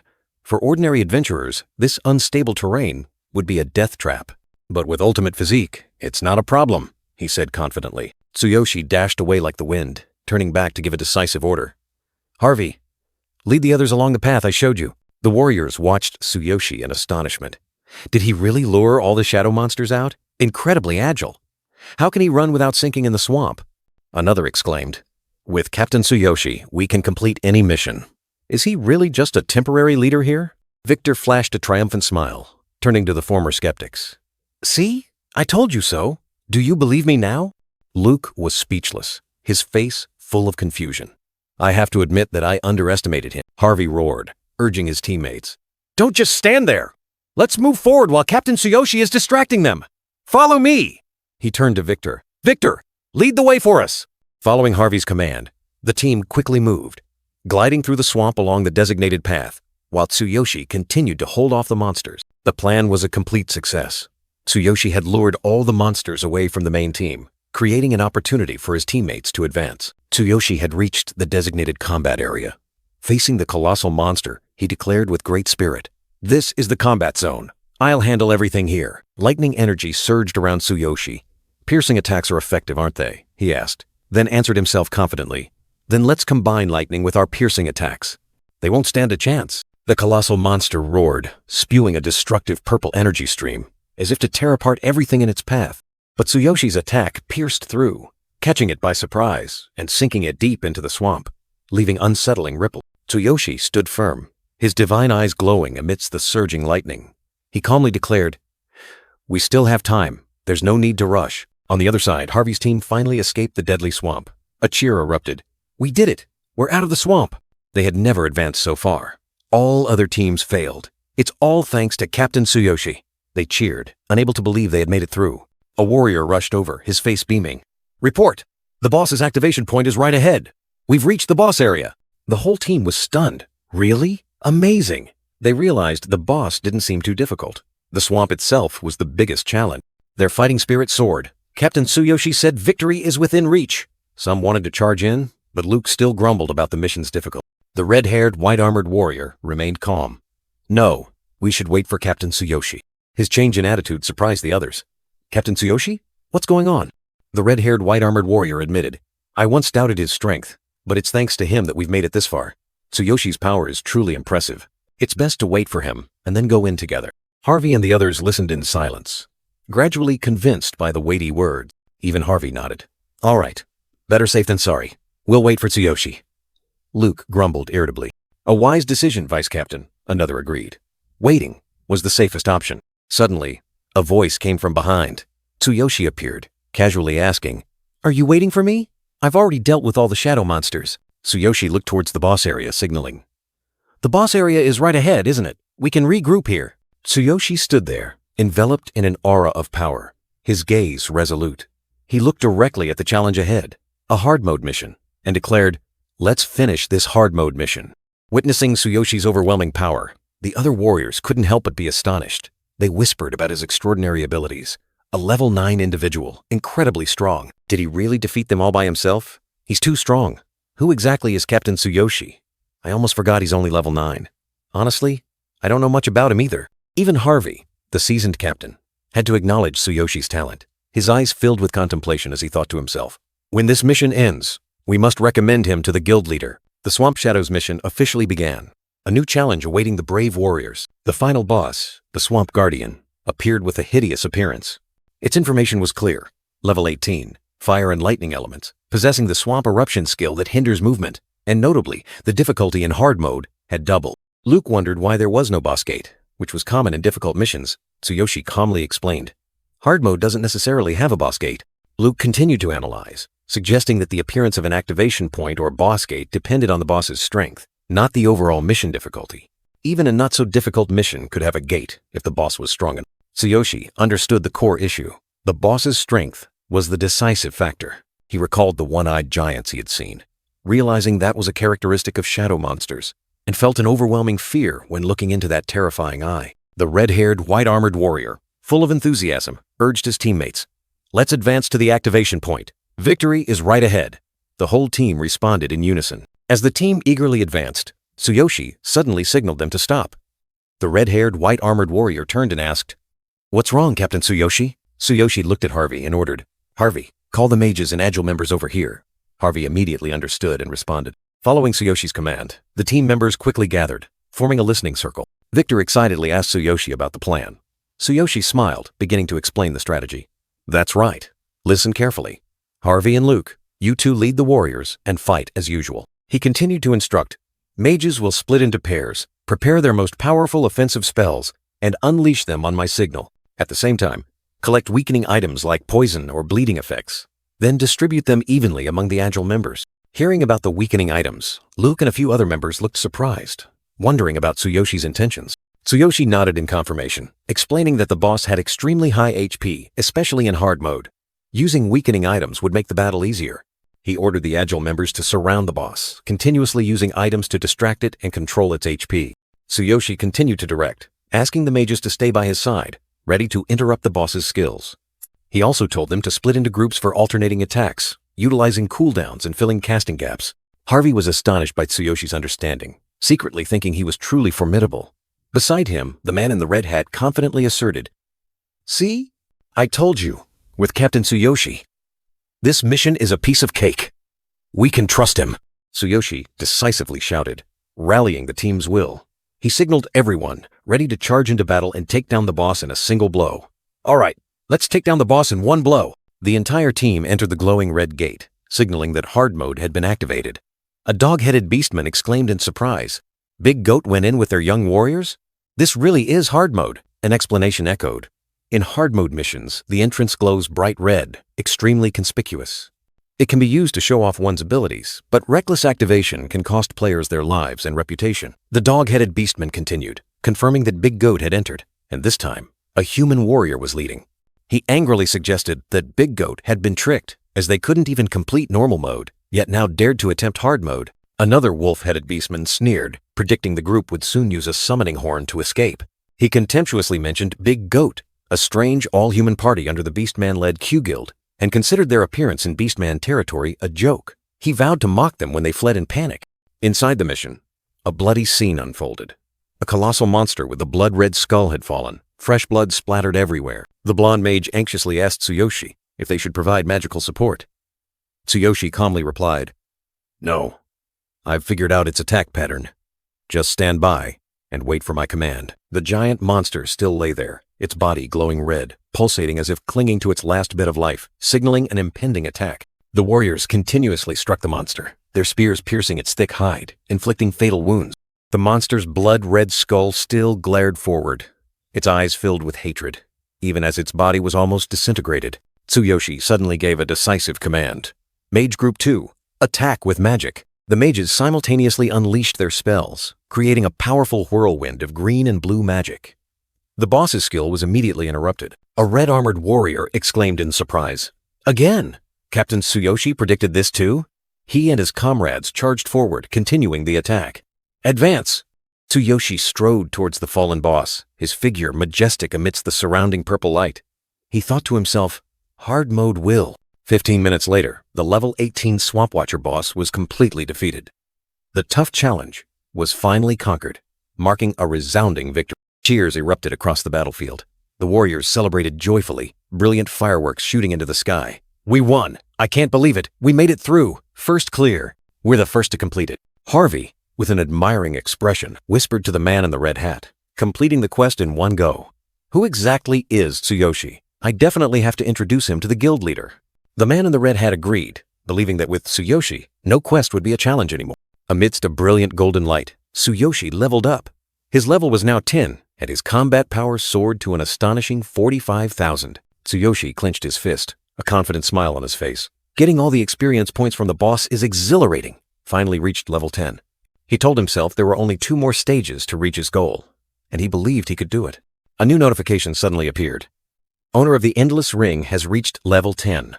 Reward: Black Armor Disguise Set. Tsuyoshi exclaimed in surprise. Oh, he couldn't help but be surprised.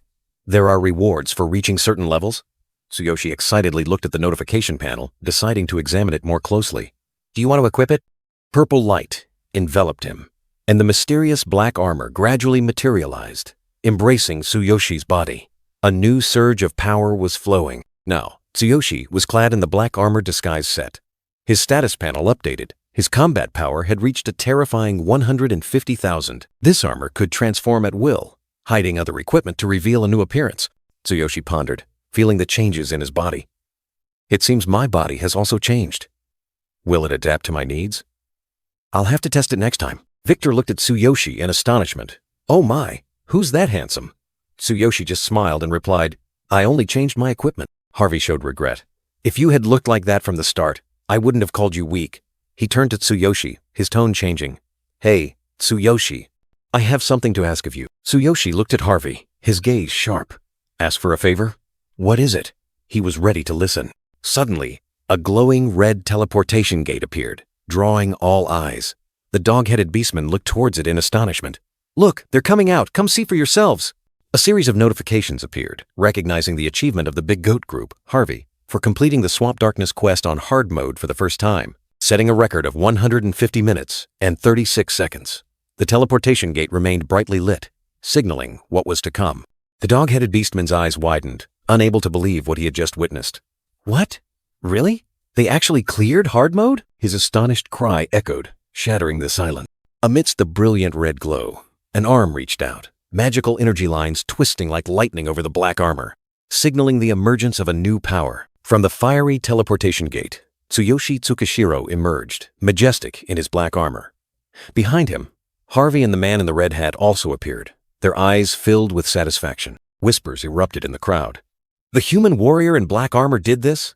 That's right. Big Goat made him the leader, and they cleared it immediately. Questions and astonishment spread, mixed with a hint of envy. Such a young human?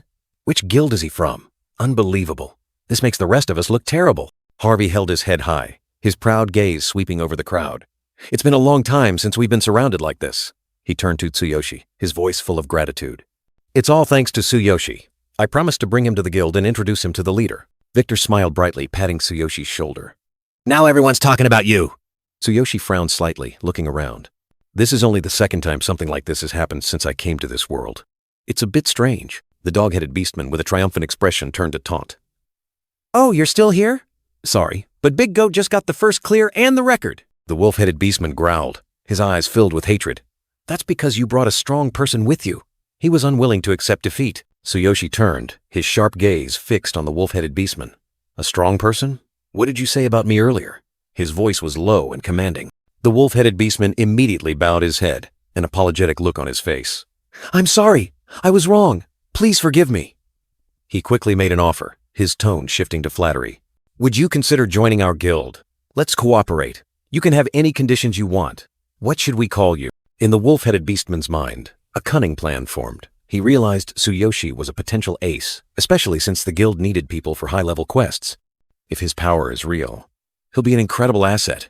The crowd suddenly turned into a jostling sea of people, each guild wanting to recruit Tsuyoshi. Give me your contact info. My guild also wants to sign a contract with you.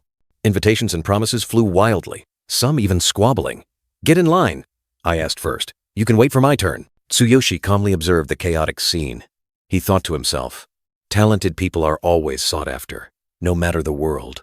If you are strong, you will be valued wherever you go. Harvey suddenly stepped forward, blocking Tsuyoshi, his voice full of authority. He's coming to our guild queue! Make way for him! He resolutely dispersed the scrambling crowd.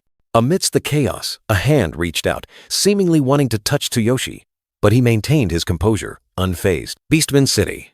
Northern, a bustling metropolis with soaring domes and towers, harboring countless secrets and endless adventures. In a hidden corner of the city, the faces of beastmen showed extreme astonishment, their eyes fixed on an invisible point, as if they had just witnessed something extraordinary. Astonishment spread, from burly orc warriors to wolf-headed beastmen and scrawny old men, all frozen before an unbelievable sight. Amidst the crowd, Tsuyoshi appeared in mysterious black armor, walking with powerful strides, attracting all eyes. The crowd buzzed, one person whispering, Wait, isn't that Captain Harvey of the Q Guild? But since when did he turn human?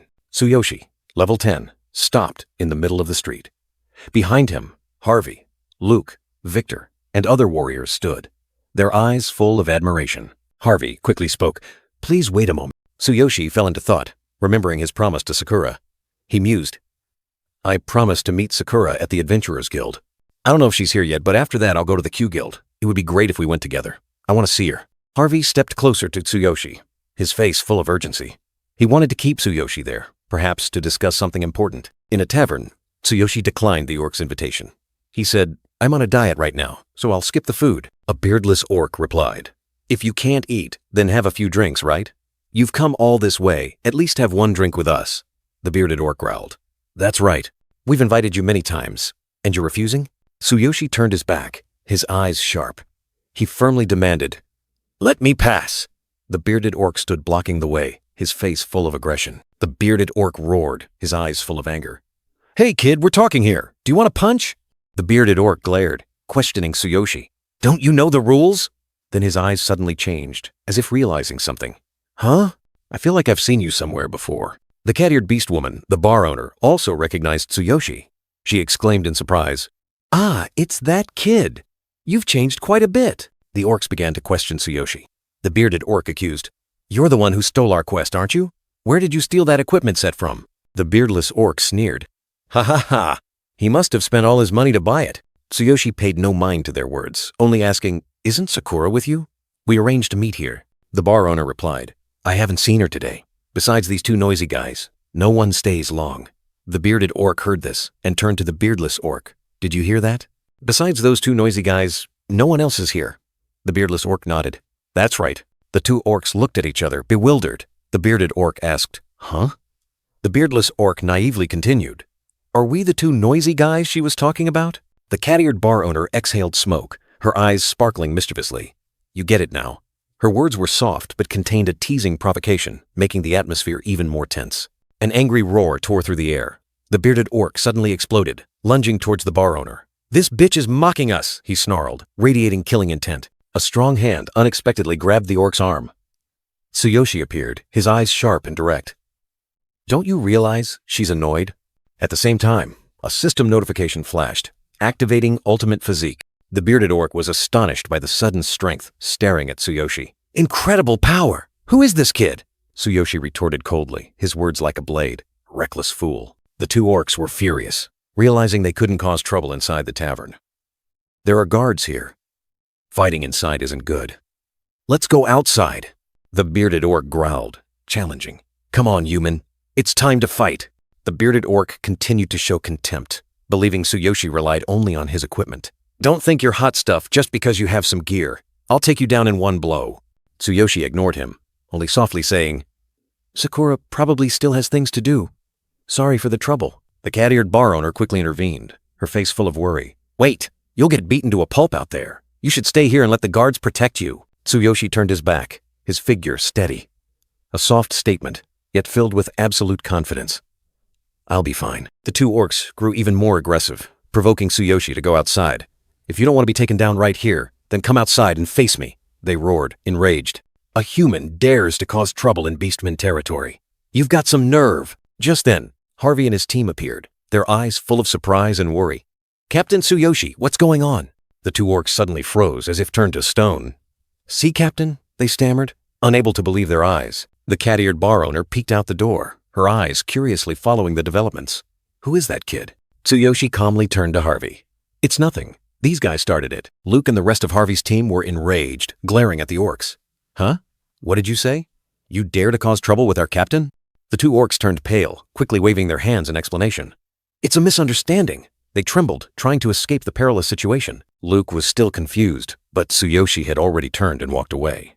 What's going on? Tsuyoshi replied concisely. It doesn't matter. My teammates aren't here. Let's just go to the guild. Tsuyoshi reminded Harvey that the quest was over, and there was no need to call him captain anymore. Harvey laughed heartily, dismissing it as a minor matter, believing that the way they addressed each other didn't change the nature of their relationship. In the Q Guild meeting room, a voice congratulated them on their record-breaking achievement of completing the quest on the first try, opening a promising new chapter. Oz, the Q Guild master, a level 24 elemental mage, expressed doubt upon hearing the suggestion to let a human warrior participate in other quests. He seemed to be weighing the implications. Harvey enthusiastically praised Tsuyoshi's outstanding talent, asserting that it was thanks to him that the guild completed the new quest. He proposed inviting Tsuyoshi to join them in conquering more difficult quests, despite the high rewards. Redham, one of the Q Guild's founders and a level 23 swordsman, immediately objected.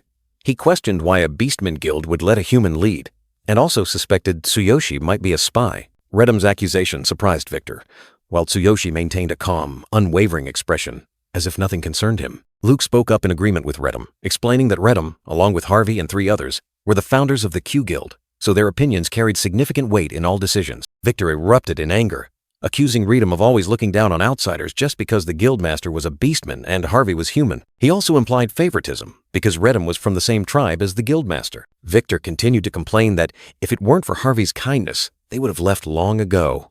Luke quickly cut him off, not wanting to escalate the situation, but the dissatisfaction had already spread. Guildmaster O spoke up, explaining that other guilds were trying to improve to receive higher reward quests.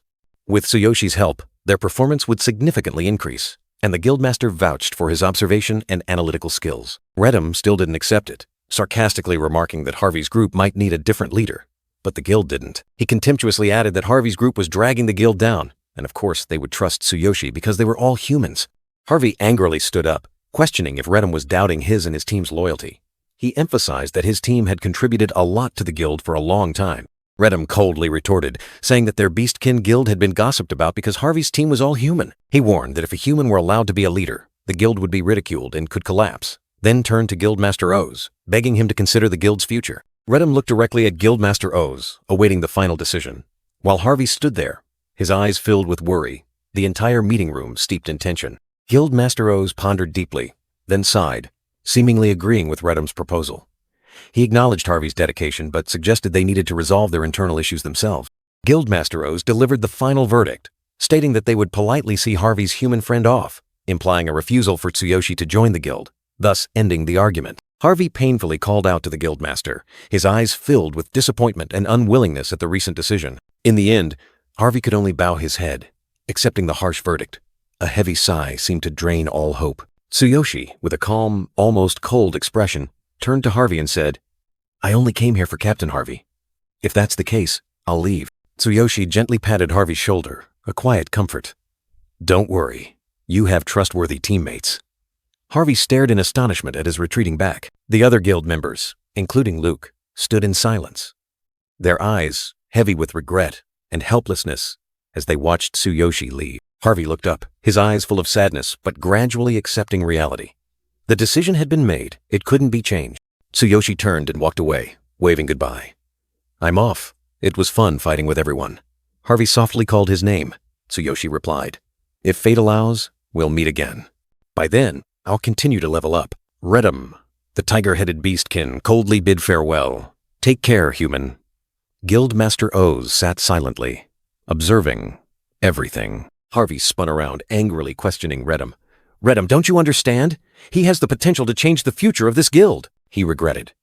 "With his help, we could have been stronger. Now that chance is lost." Redum sneered contemptuously. "Ha ha, ridiculous," he mocked. "What can a human warrior do? Completing that quest was just luck." Luke spoke up, signaling everyone to leave. "That's enough. Let's go." Harvey still looked back, his eyes full of warning. "Don't regret this." Tsuyoshi stood outside the building, deep in thought. Where should I level up next? Or should I go find Sakura? I need to apologize to her for ruining the shirt she worked so hard to make for me. Suddenly, a dog-headed beastkin appeared, joyfully exclaiming, "I finally found you." Tsuyoshi turned, his eyes sharp. "You've been following me all this time. Why?" The dog-headed beastkin hastily pleaded. "Please, help me." "Our guild has a tough quest," he explained. "The general has asked me to find a strong person, and you are the perfect choice. Our guild welcomes you with open arms. I can't forget your strength after witnessing it." The dog-headed beastkin earnestly said, "The rewards and terms are up to you." "Please, we're counting on you," Tsuyoshi asked in return. "The rewards and terms are up to me? What's the quest?" He thought to himself. "If that's the case, I'm interested. It would be great if I could monopolize the quest and earn more money." The dog-headed beastkin rejoiced. "Excellent! It's very urgent. It's a quest to rescue the kidnapped daughter of a wealthy merchant," he urged. "Come with me. The guildmaster is waiting." Amidst the bustling streets of the beastkin city, orc figures moved past like rough sketches of daily life. Tsuyoshi walked, his mind deeply focused on the new quest. A rescue quest for a kidnapped person? Does a guild really accept such requests? The dog-headed beastkin walking beside him explained, "A guild needs more than honor. It needs income. For any guild, requests are part of their revenue stream." He continued, "Normally, the Adventurers Guild competes with us for high-paying jobs. In this city, our Pace Guild is also quite famous. But we've only just managed to get this request." Tsuyoshi secretly calculated. "A competition for requests. The reward must be generous, around 5 gold coins, right? The farm request I took with Sakura before was 3 gold coins. Not bad at all." The dog-headed beastkin revealed a surprising truth. It's not simple. The kidnapped person is the daughter of a very wealthy family, famous in this city. The reward is about 100 times a normal urgent request. 500 gold coins! That amount could cover our guild's entire expenses for a year. Given the current situation, if you help, we'll give you half of that." Tsuyoshi was astonished, his eyes wide.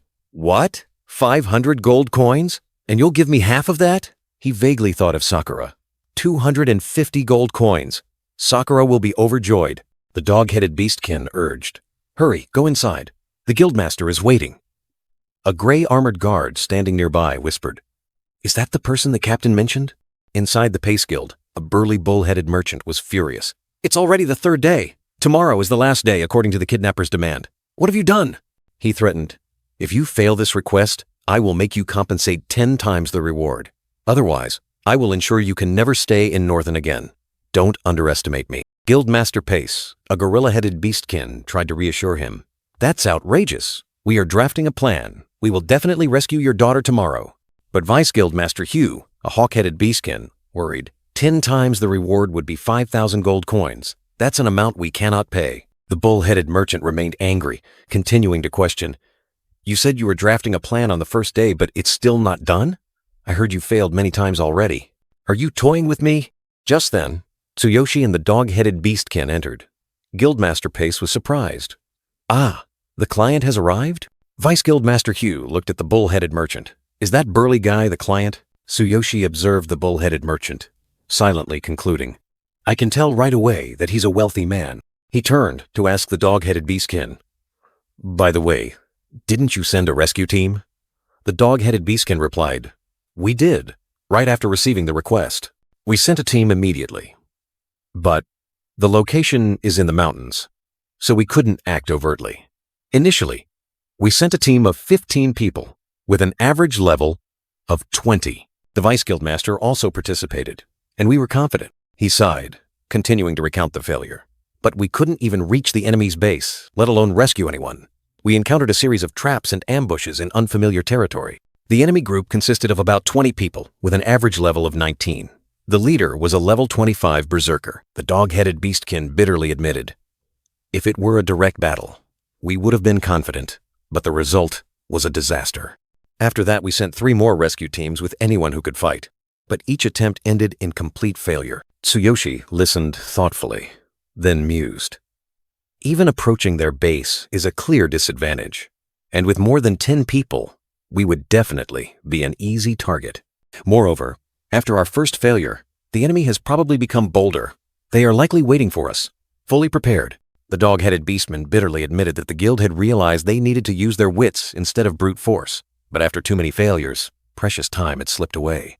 Therefore, the guildmaster urgently summoned Tsuyoshi. As the situation had become extremely critical, Tsuyoshi clenched his fist, a mysterious surge of energy flashing on his black armor. He was calculating, weighing every possibility for this perilous mission. The dog-headed beastman pleaded desperately, tears streaming down his face. This was their last chance. If they failed, the hostage would die, the Pace Guild's reputation would be shattered, and they would drown in immense compensation. Please, we need your help, Tsuyoshi calmly reassured him. The dog-headed beastman continued to provide information. The target was deep in the mountains, riddled with traps. The enemies had an average level of 19, with the strongest being a level 25 berserker. Tsuyoshi analyzed confidently. With his divine eye and copying skills, he wasn't overly concerned about the traps or enemies. Tsuyoshi's information appeared. Level 10, warrior, 150,000 strength. He thought to himself, the sacrifice skill was too draining. He needed to switch to another skill. The bull-headed merchant Winton roared, threatening him. If he failed, Tsuyoshi would have to pay 10 times the reward in compensation, or the guild would disband immediately. 10 times the reward. Do you understand? That's 5,000 gold coins. Tsuyoshi realized that Winton only cared about money, not once mentioning his daughter. Winton continued to press. Answer me now. Will this request succeed? If not, you'll prepare 5,000 gold coins. Guildmaster Pace and Vice Guildmaster Hugh quickly reassured him, promising to save his daughter. Amidst the tension, Tsuyoshi spoke in a calm, steady voice, a firm affirmation cutting through the stifling atmosphere. She can be saved, Tsuyoshi repeated, his gaze unwavering. Your daughter will be saved. We will bring her back tomorrow. Winton was surprised, questioning Guildmaster Pace about Tsuyoshi's identity, thinking he was boasting. Vice Guildmaster Hugh could only stammer. The dog-headed beastman quickly explained to Guildmaster Pace, introducing Tsuyoshi as the person he had spoken of, and it seemed he had accepted the mission. Guildmaster Pace confirmed, then was surprised to see a Beastman Guild having a human member. Winton accepted, but didn't forget his threat. All right, you said it, so let's see what tomorrow brings. Don't forget, if you fail, that's 5,000 gold coins. Tsuyoshi unexpectedly proposed a bet, calling the merchant by name.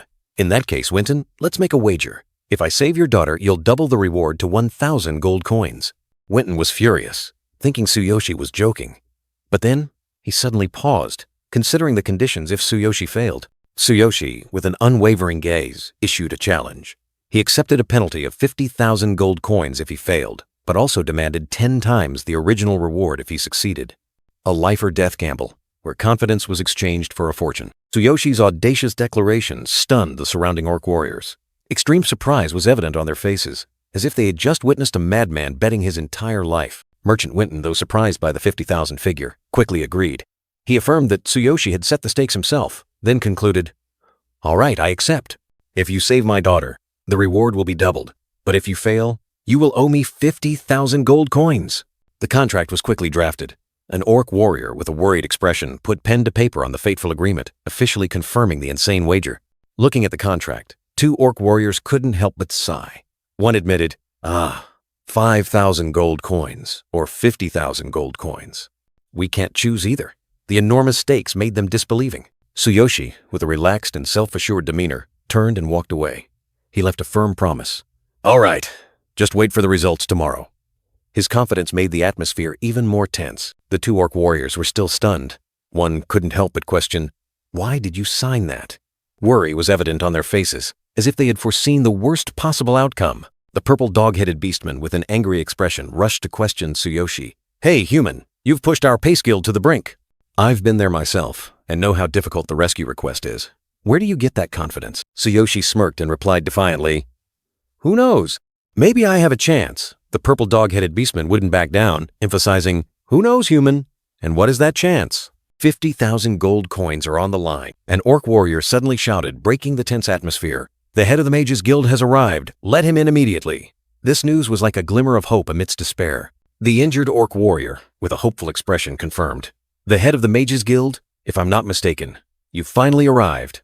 The savior's appearance brought a fresh breeze. Doug, the head of the Northern Mages Guild, appeared with a dignified presence. He greeted Guildmaster Pace and Vice Guildmaster Hugh. "Guildmaster Pace, Vice Guildmaster Hugh, how have you two been lately?" Guildmaster Pace warmly welcomed Doug, explaining the guild's difficult situation and the purpose of the meeting. "Ah, it's Doug. The economy has been tough lately. Please, have a seat. I called you here to help heal this wound. Our guild's mages couldn't handle it. Please help us." Doug nodded, confirming the purpose of his visit. He inquired about Vice Guildmaster Hugh, who had led the mission and was injured. I'm here for that. I hope Vice Guildmaster Hugh did well. I heard you led a mission and were injured." "It's nothing." Doug began healing the injured orc warrior, a green light enveloping the wound. He asked about the mission. "Is this Winton's request? His daughter was kidnapped, right? Is this a difficult request?" The orc warrior confirmed. "Yes, very difficult. Even the guild is cornered right now."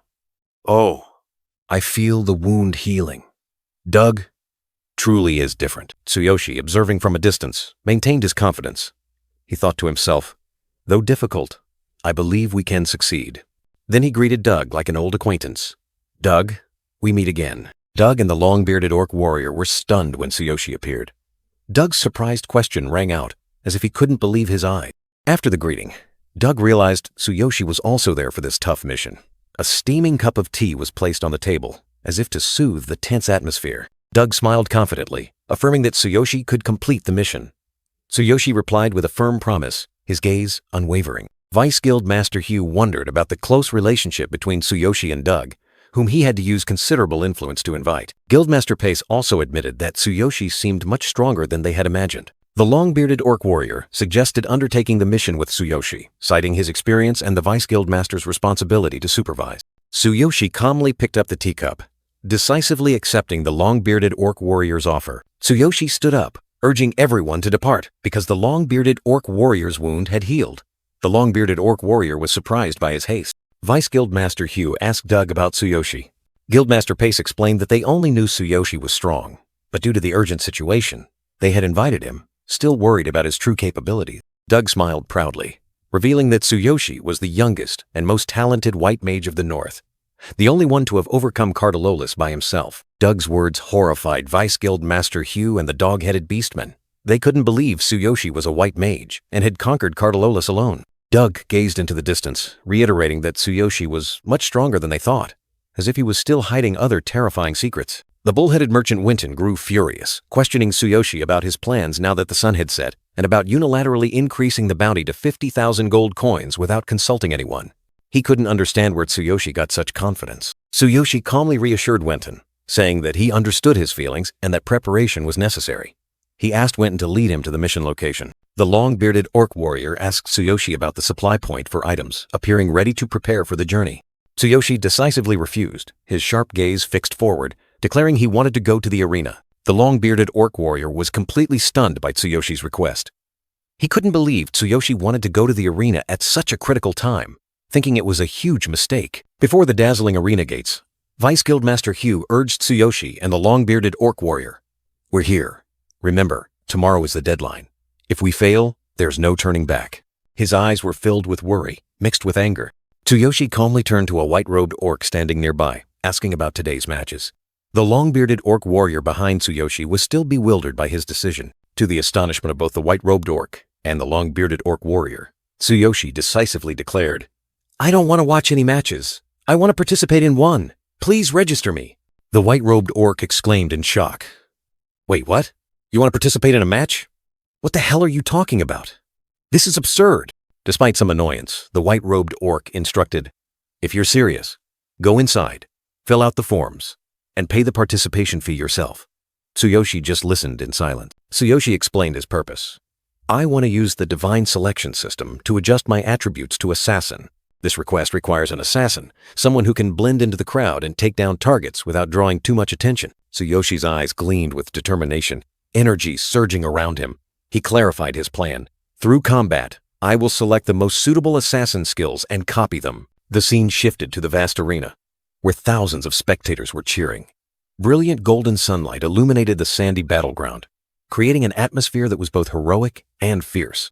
On the battleground, a one-armed, black, cat-headed beastman appeared. He was Naruto, a level 21 shadow assassin of the Cat Tribe, ready for battle. Facing Naruto was a large, pale, green-skinned beastman, a level 21 roar warrior.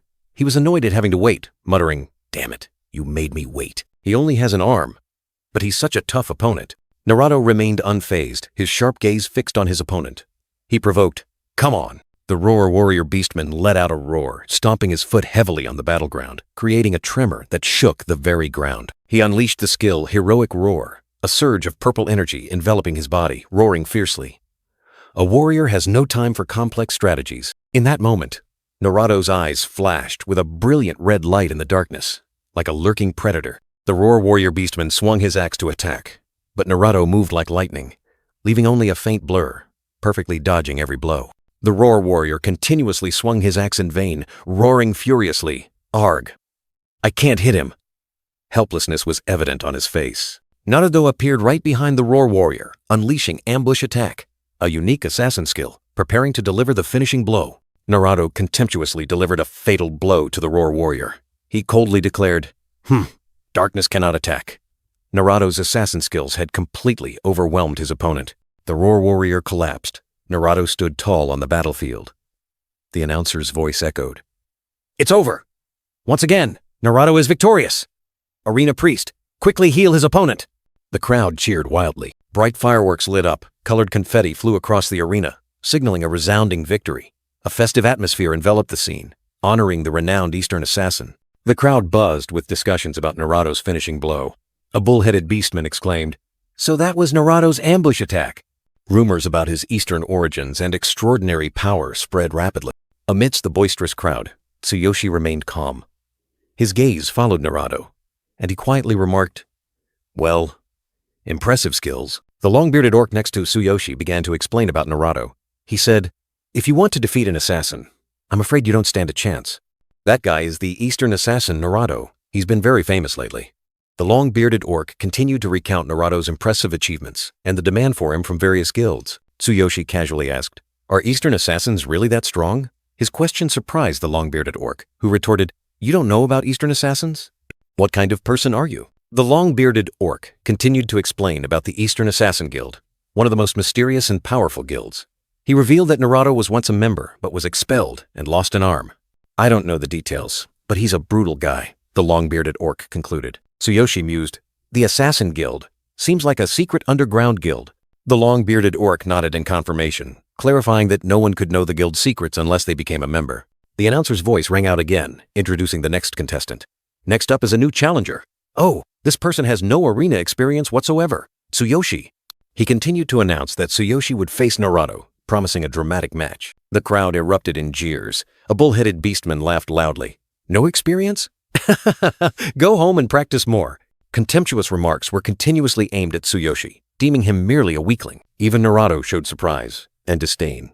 He looked at Tsuyoshi, his eyes full of provocation, and uttered, "No experience? Are you insane?" The long-bearded orc anxiously advised Tsuyoshi, "I can't believe you're facing Naruto. Just forget it. There's no way you'll win." He warned Tsuyoshi that he wouldn't die, but would certainly be in a lot of pain. Tsuyoshi simply replied, "I'm going." Tsuyoshi turned his back and walked away, leaving the warnings behind. He calmly said, "No experience? It doesn't matter. You can't predict the outcome anyway." The long-bearded orc watched Tsuyoshi's retreating figure, his face full of confusion and bewilderment. He muttered, "Acting cool is useless. And what's the point of being so confident?" Tsuyoshi had entered the arena, facing Naruto. The Eastern assassin still couldn't hide his surprise and disdain, repeating the question, "No experience?" The fated confrontation was about to begin. Naruto, the one-armed assassin, looked at Tsuyoshi with arrogant confidence. He offered a contemptuous piece of advice. "I'll give you some advice. Give up. But if you truly want to fight, I won't hold back, Tsuyoshi replied with a knowing smile, his blue eyes flashing with challenge. All right, go ahead. The purple, dog-headed beastman officially announced the start of the match, his voice echoing throughout the arena. Rookie versus 1. Armed Naruto. Amidst the crowd's cheers, the purple, dog-headed beastman shouted the final command, initiating the fated confrontation. Begin! Naruto charged like the wind, his dagger flashing with killing intent. He smugly declared, I don't like bullying rookies, so I'll end this quickly. The fervent audience cheered, urging Naruto to finish off his opponent in an instant. Go, Naruto! Show that rookie what the arena is all about. Finish it in a few seconds. I want to see Naruto's next match.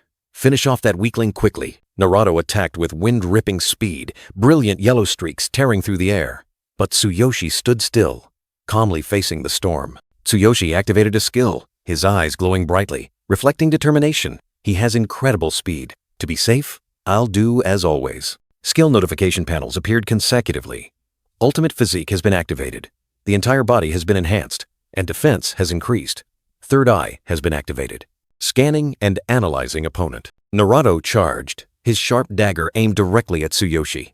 His eyes were full of killing intent, as if they could pierce through anything. Naruto glided past Tsuyoshi like a ghost, creating dazzling purple streaks. But Tsuyoshi stood firm, completely unshaken. Tsuyoshi turned his head to look at Naruto, his expression unusually calm. What happened? The crowd of spectators buzzed, confused about what was happening. What's going on? It stopped. Is he mocking the rookie? Naruto stood a distance from Tsuyoshi, his face now filled with bewilderment, his dagger still clutched tightly in his hand. Who is he? Just now he looked like a weakling, but now, in the blink of an eye, Tsuyoshi stood there, his figure suddenly appearing large and imposing, exuding a powerful, suffocating aura that completely overwhelmed Naruto. I suddenly feel a powerful aura from him. And those terrifying eyes? Tsuyoshi looked directly at Naruto, his gaze cold, a bandage on his cheek. He questioned his opponent. What's wrong? Giving up already? Then I'll make the first move. Naruto froze, feeling the overwhelming aura from his opponent. He couldn't gauge Tsuyoshi. His intuition told him this was no ordinary foe. Tsuyoshi's eyes suddenly flashed with an ethereal blue. A notification appeared, stating that his absolute copy skill had evolved and could now copy an opponent's skills during combat. Tsuyoshi gave an enigmatic smile. His absolute copy skill had evolved, now able to copy an opponent's skills during combat, no longer requiring the complicated act of touching the opponent's heart as before. Naruto roared with excitement, his entire body erupting with purple energy. He charged like the wind, determined to show his strength. Let me try. Naruto, I'll show you who I am. But then, a sense of unease washed over him. Naruto suddenly felt worried, wondering why his opponent was so excited.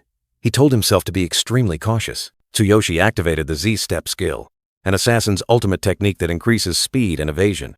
He glided like lightning, leaving faint purple streaks. This skill is amazing. With dizzying speed, Tsuyoshi charged directly at Naruto, unleashing a powerful attack. The air vibrated as the two forces collided. Naruto counterattacked with ambush strike, believing everything was just a show put on by his opponent.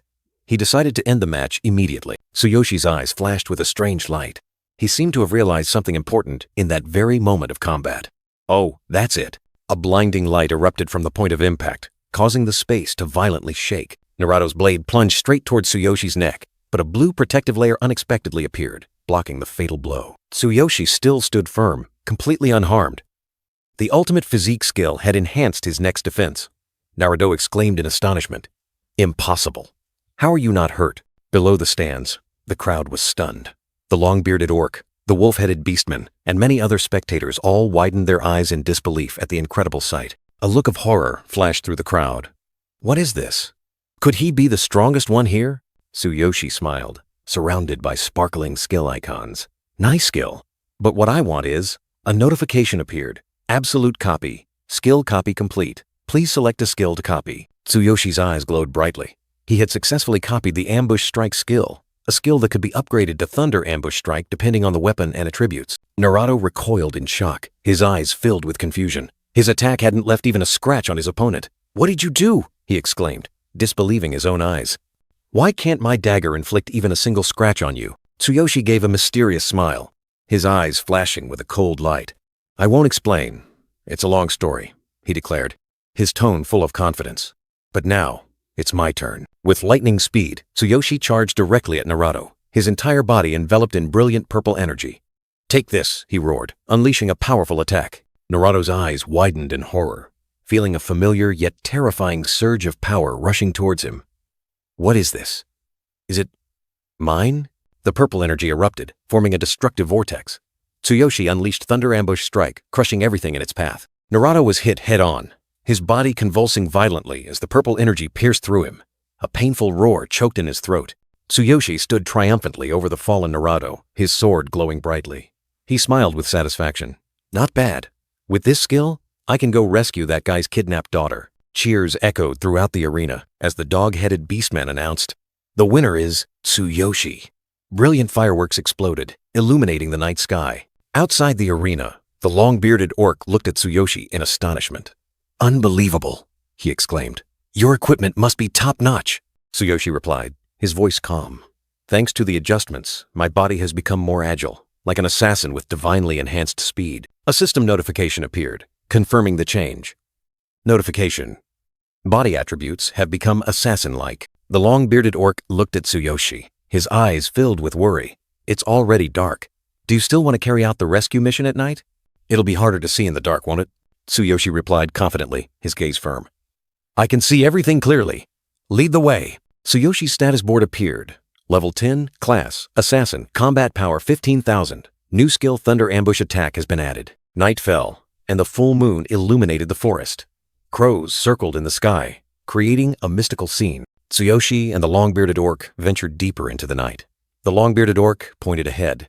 The fortress where Winton's daughter was kidnapped is right ahead. Tsuyoshi, now an assassin with 15,000 combat power, gazed thoughtfully at the fortress, wondering about Winton's daughter's fate. Beside him, the long-bearded orc warrior worried about the treacherous terrain, where all previous rescue attempts had failed. The long-bearded orc warrior continued to explain the fortress's difficulties. The treacherous terrain, along with countless cleverly placed traps, had caused all previous rescue attempts to fail miserably. Even the strongest guilds would find it hard to overcome. The long-bearded orc warrior expressed extreme worry. Despite witnessing Tsuyoshi's skills in the arena, this mission was still too great a burden.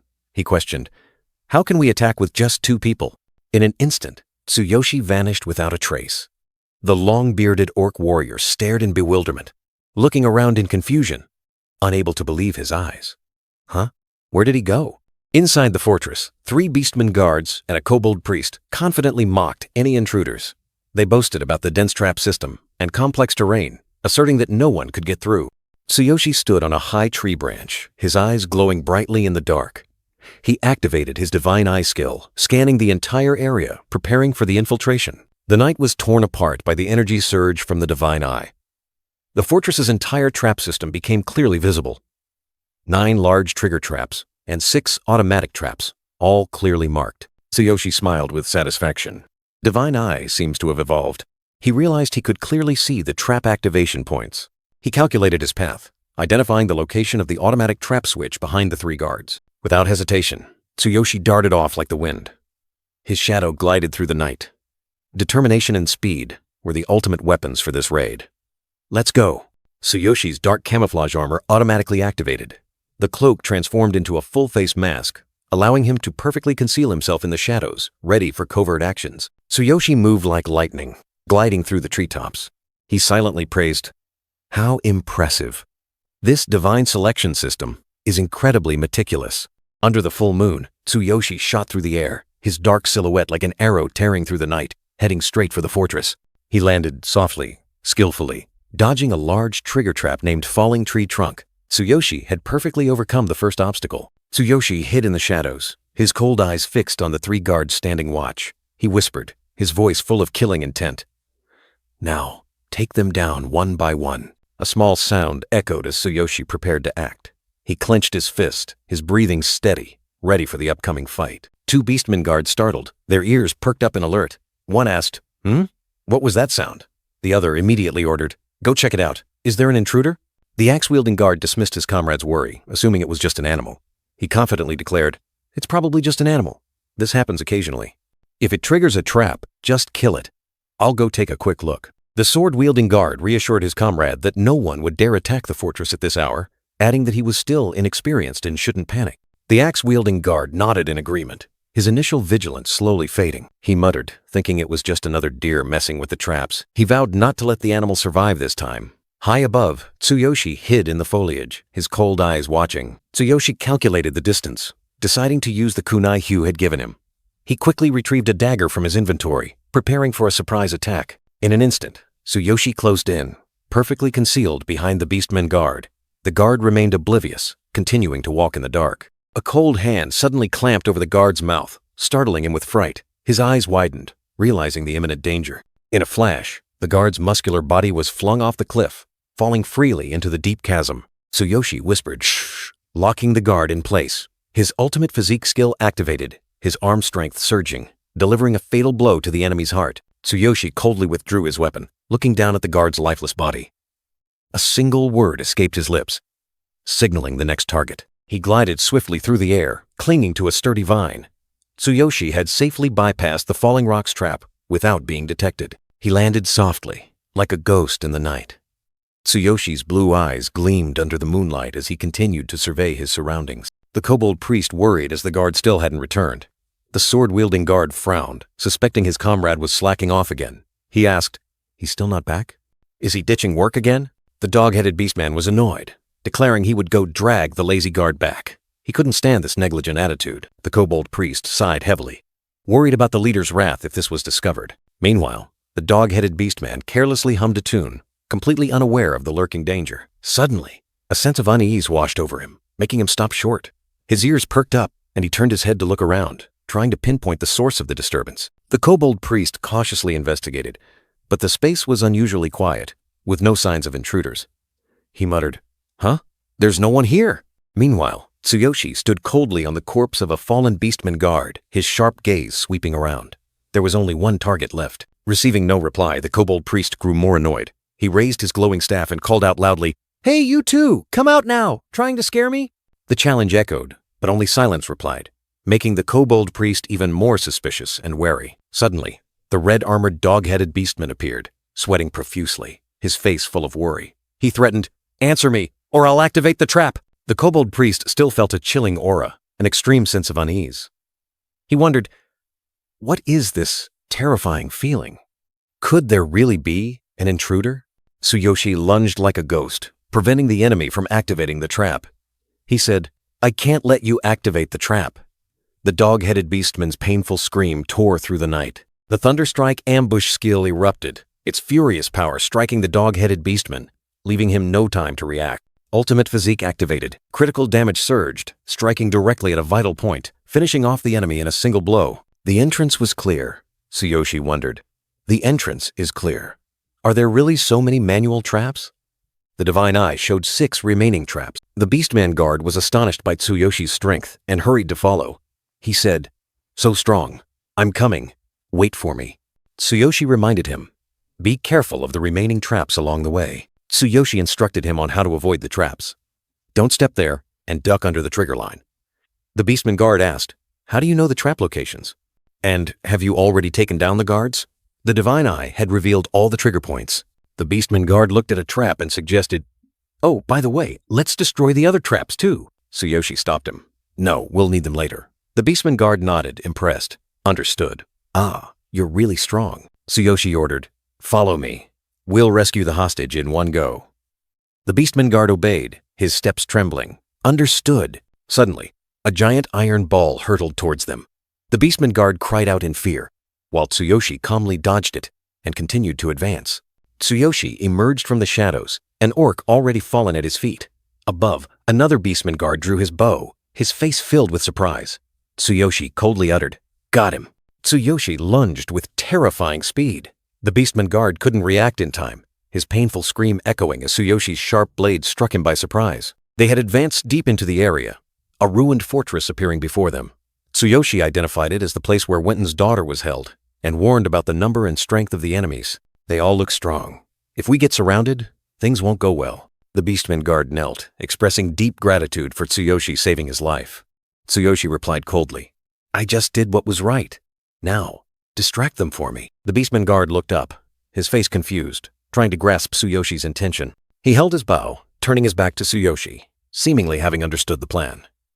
"We've worked together until now. But this is where we part ways. Tsuyoshi looked at him with a puzzled expression, then explained, I'm not using you as a pawn. The traps we left untouched, remember? The beastman guard flinched, his face showing extreme surprise as he realized Tsuyoshi's intention. Ah, so you left the traps to deal with them? You marked all of them? Tsuyoshi explained that fortresses always have strong defense systems, and thanks to his divine eye, he had gathered detailed data on 24 enemies inside, including archers, mages, warriors, and a leader. Tsuyoshi ordered the beastman guard to lure the enemies into the marked traps, inflicting heavy damage on them. He would deal with the leader himself. Dawn is approaching. We don't have much time left. The beastman guard obeyed, expressing deep gratitude. Meanwhile, 2 red-skinned beastman warriors were on guard. One complained about the unusual quietness of the night, which was unlike their usual noisiness. Suddenly, a volley of arrows shot through the air, tearing through the silent night, heading straight for the beastman warriors. A red-skinned beastman warrior was struck in the back by multiple arrows, fresh blood beginning to seep through his armor. The beastman guard stood high above, drawing his bow and provoking the enemies with arrogant words. You big oafs, today I'll crush this fortress.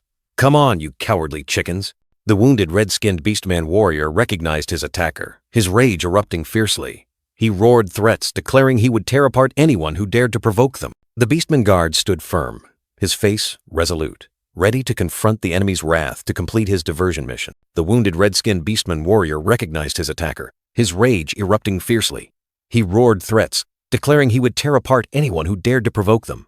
The beastman guard stood firm, his face resolute, ready to confront the enemy's wrath to complete his diversion mission. Amidst the dark night, a red-skinned beastman warrior shot forth like an arrow, his roar echoing, Come on, you cowardly fools! You'll never catch me! He tried to attract attention, creating an opportunity for Tsuyoshi. Hidden behind an ancient tree, Tsuyoshi Tsukishiro, with his sparkling blue eyes, observed every movement. He thought to himself, If they catch Hugh, your life will be over. Tsuyoshi's shadow darted past like a gust of wind, leaving only faint streaks of light in the forest. He moved with terrifying speed, leaving no trace. Tsuyoshi gently pulled down his hood, revealing part of his face. His eyes were sharp, focused on the target. He thought to himself, First, I need to confirm if the girl is inside. Inside the tent, a leopard-headed beastman was reading a story to a horned girl. The girl innocently asked, Uncle, did the princess eat the witch's poisoned apple? The beastman replied, Do you eat anything given by strangers? Tsuyoshi's eyes suddenly emitted a brilliant blue light. He activated his divine eye skill, scanning through all obstacles to clearly see inside the tent. The horned girl flinched, waving her hand in protest. I wouldn't eat anything like that. I'd get sick. Meanwhile, Tsuyoshi remained hidden, observing everything. The leopard beastman softly told the little girl, Kid, don't look this way. Then, he turned to Tsuyoshi, his eyes full of challenge. You want to play? Fine, let's play. The leopard beastman charged forward, landing a powerful punch directly on Tsuyoshi. Blood splattered, but it was a calculated attack. Tsuyoshi was knocked back, but he quickly regained his footing. He silently assessed, just as expected from a leopard beastman. The leopard beastman unleashed a crushing sting attack, creating crimson energy waves that tore through the ground and surrounding trees. The leopard beastman, Ida, stood upright, his sharp eyes fixed on Tsuyoshi. He questioned, You're not from the Pace Guild. Who are you? Answer before you die. Tsuyoshi looked at Ida with a puzzled expression. He retorted, What's going on? Reading a fairy tale to the little girl I thought you kidnapped? Didn't you kidnap her? Tsuyoshi Tsukishiro stood under the bright full moon, its silver light illuminating his black armor. He checked his status, ready for the upcoming battle. Tsuyoshi looked at Ida and the little girl, his face clearly showing confusion. He thought, for a child kidnapper, his expression just now was far too gentle. What's going on? Ida, the powerful leopard warrior, realized Tsuyoshi was a skilled assassin, one who had overcome all traps and silently taken down the guards. He secretly admired his opponent. Tsuyoshi declared his purpose. I'm here on behalf of the Pace Guild to rescue Wenton's daughter, who was kidnapped by your group. He demanded, hand the girl over to us. Tsuyoshi wanted to resolve things quickly. I'm just doing my job, so let's handle this professionally, shall we? In response to Tsuyoshi's words, Ida roared, I refuse! He charged straight at Tsuyoshi with terrifying speed, leaving a blurry trail of furious power. Tsuyoshi dodged Ida's attack, silently noting, just as expected from a berserker, nothing is meaningless in battle. This class fights recklessly and becomes even more aggressive in combat. He knew he couldn't prolong the battle. I can't waste time. If his allies return, things will get complicated.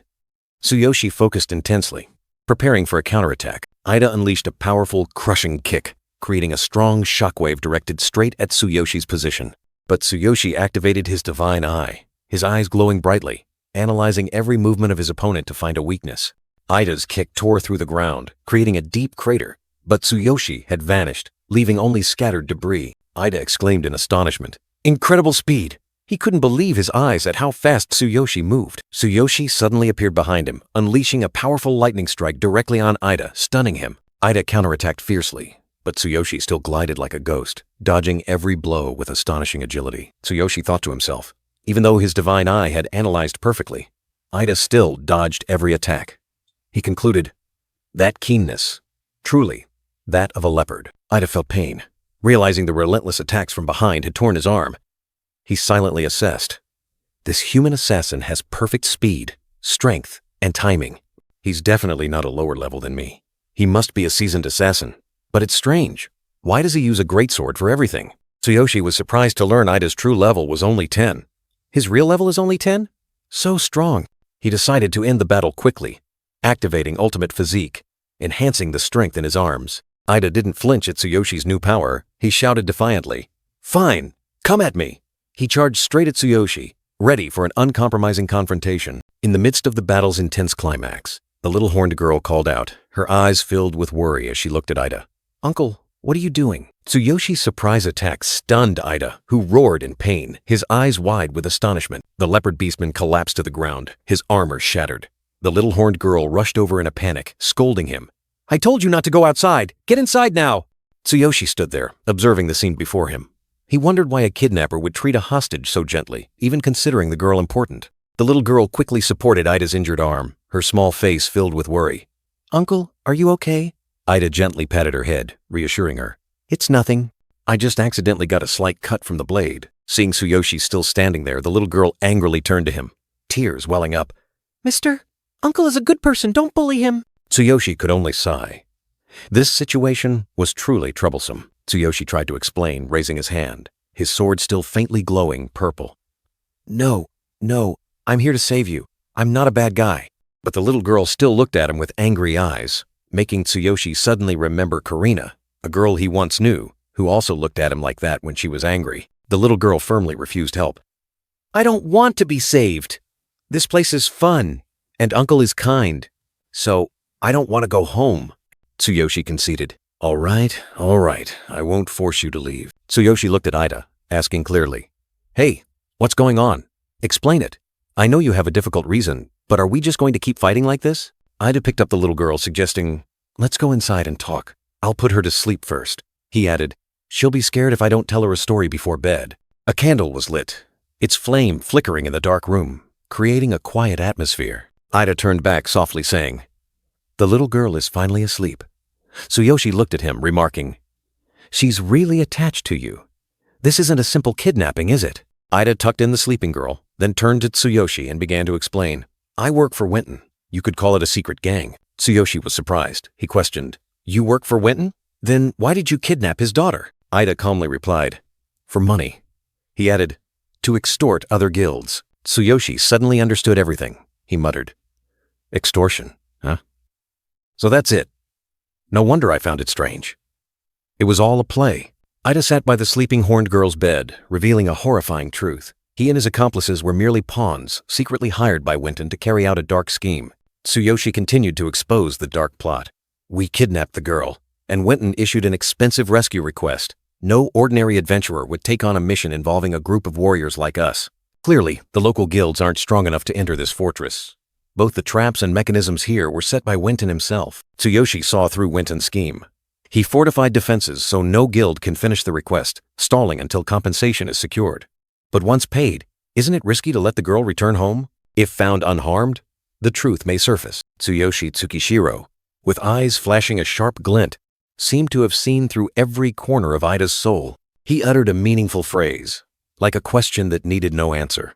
"Impossible." Ida held the girl tightly, his gaze heavy and distant, as if confronting a cruel truth. He whispered, his voice choked with pain. "Webtoon stole a newborn baby and raised her as his own. All for this scheme." He continued, his words as cold as a blade.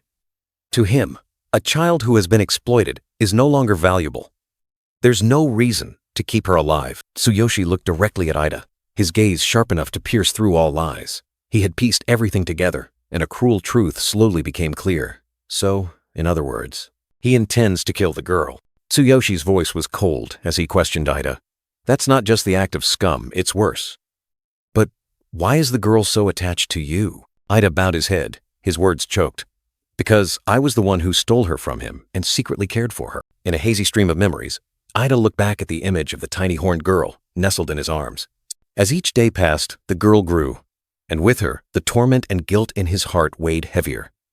The older she got, the heavier my guilt became. Ida's whisper echoed in his mind. Tsuyoshi Tsukishiro's back turned away, but his words still resonated, planting a seed of hope and fear in Ida's heart. He questioned, "So Winton has achieved his goal. What will become of the girl's future? You could easily take her and escape, couldn't you?" In the deep darkness, Ida recalled his harsh past. He was once a wanderer, lingering on the brink of death, until Winton appeared like a savior. I was a homeless man, starving before Winton took me in. He remembered the days Winton gave him food, clothes, and training, transforming him into a skilled warrior. He gave me food, clothes, and training. He made me a talented warrior. I cannot betray him, Tsuyoshi mused, his voice containing disappointment about this world, and also sincere advice for Ida. So there's no such thing as freedom in this world? Everyone lives for some purpose. The girl's so-called father, Winton, seems completely indifferent to his child. To the girl, you are probably her real father. You should cut ties with Winton and flee with her. That's what's best for both of you. Ida held the sleeping girl in his arms, his eyes filled with emotion. He recalled the past, the kindness he had received. If Winton hadn't saved me, I would probably have died long ago. But this girl, to me, Tsuyoshi turned, his back gradually disappearing into the starlit glimmer. He had seen through everything and delivered his final judgment, an opportunity for Ida to atone. You've repaid Winton's kindness over the years, haven't you? Take the girl and run away. Give her a new life. And give yourself another chance. Ida roared, his voice filled with rage and despair. He couldn't accept the idea because he knew the consequences. What do you know? If I go against Winton, he'll never forgive us. He'll hire as many assassins as he wants to hunt us down. Do you think we can live a new life in peace? Tsuyoshi Tsukishiro, with eyes gleaming in the darkness, offered comfort, understanding Ida's deep pain. Amidst a hazy scene like a distant memory, the image of a couple leaning on each other appeared, as if affirming a fragile hope. Don't worry. I understand your pain very well. Surviving while helping each other is difficult, but don't lose hope. Good things can still happen. Ida fell silent, Tsuyoshi's words like a knife piercing his conscience.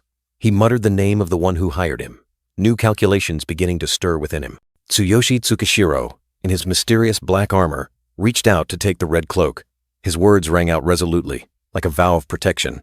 If you can't do it, I will help. I won't let a scoundrel like Winton harm you or that girl. Night fell, a full moon hanging perfectly in the star-filled sky, illuminating the tranquil space. A rare moment of peace before the impending storm. In the dark of night, a green-skinned goblin darted swiftly, drenched in sweat. He panted, overjoyed to find his target. "Oh, I've finally found you. I've been running around in circles this whole time." The green-skinned goblin excitedly reported to Tsuyoshi, his face full of pride. "Just as you said, they couldn't handle their own traps. Thanks to your markings, I dodged them all perfectly." "You should have seen their stupid faces then." Tsuyoshi simply replied, "Ah, good." Suddenly, the green-skinned goblin's expression changed, his eyes revealing clear worry. He looked at Tsuyoshi, unable to hide his confusion. "Wait, why are you alone? Didn't you rescue Winton's daughter? Did you fail?" "Oh no. So, everything's over." Tsuyoshi calmly reassured him, his gaze firm. He ordered the green-skinned goblin. "No, we succeeded. The girl has been safely returned. Go back to the guild and report our success to the guildmaster. I'll come after collecting the reward from Winton." The green-skinned goblin exclaimed in surprise. "It's done? That's amazing!" The green-skinned goblin was overjoyed, rushing off like the wind, leaving trails of dust behind him. He kept cheering, "My brother will be so happy to hear this news." "I'll run as fast as I can to tell him. I'll wait for you at the guild." "Well done." Tsuyoshi stood there, his blue eyes suddenly gleaming brightly in the darkness. A cold smile briefly crossed his lips as he whispered, "All right, now it's time to talk with Winton." In a magnificent room, a sparkling crystal chandelier reflected warm golden light, accentuating the opulence of the place. Winton, the bull-headed merchant, was sitting and counting money, muttering dark calculations. "My income has been declining lately. Perhaps I should step up kidnapping and rescue schemes." Suddenly a cold voice echoed, interrupting his thoughts. "No, you won't have that chance anymore." Winton startled, his eyes wide with terror, quickly looking around to search. He stammered in panic. "Who's there?" Tsuyoshi appeared like a phantom, his figure enveloped by a mystical purple energy, his blood frost saw already drawn. He declared coldly, "The one who came to take your life." Winton panicked completely, falling to the floor, scattering his belongings. His desperate cries for help tore through the air. "Help! Help!" Tsuyoshi's silhouette appeared hazy in the purple smoke, his eyes glowing coldly. He spoke, his voice full of power, extinguishing all of Winton's hope. Crying for help is useless. Tsuyoshi extended his hand, the ring on his finger sparkling in the dim light. He spoke, his tone full of mockery, revealing the harsh truth. "While you were busy counting money, I already dealt with all your subordinates." Outside, under the silver moonlight, a luxurious villa stood by the tranquil emerald lake. A beautiful scene, but now concealing a bloody suppression. Winton trembled, looking at his fallen subordinates, his bull eyes wide with terror. He couldn't believe the sight before him, exclaiming in question, You're from the Pace Guild? What is this?" he muttered in despair. "All the bodyguards have been killed?" Extreme fear was evident on Winton's face. He trembled, struggling to accept the cruel truth. All of them were excellent warriors of level 15 or higher, yet you took them down alone. Tsuyoshi stood there, cold as a phantom. He explained his actions, his tone devoid of emotion. "This villa has been peaceful for too long, so none of them sensed any danger. I quietly approached and slit each of their throats before they could react." Winton was furious, but deep down, there was despair. He cursed his useless subordinates, then hastily offered, "You idiots, I fed you well every day, and this is how you repay me." He continued, trying to negotiate. "If you want money, just name your price. I promise not to pursue this matter further." Tsuyoshi looked at Winton, his gaze sharp. He reminded him of the old debt. "If it's money, I want you to return the 5,000 gold coins you owe the guild," he continued, his tone full of hidden meaning. "Do you remember our bet? Technically, the request has been completed. The daughter you call yours is now in a much safer place." Tsuyoshi's eyes gleamed coldly beneath his mask.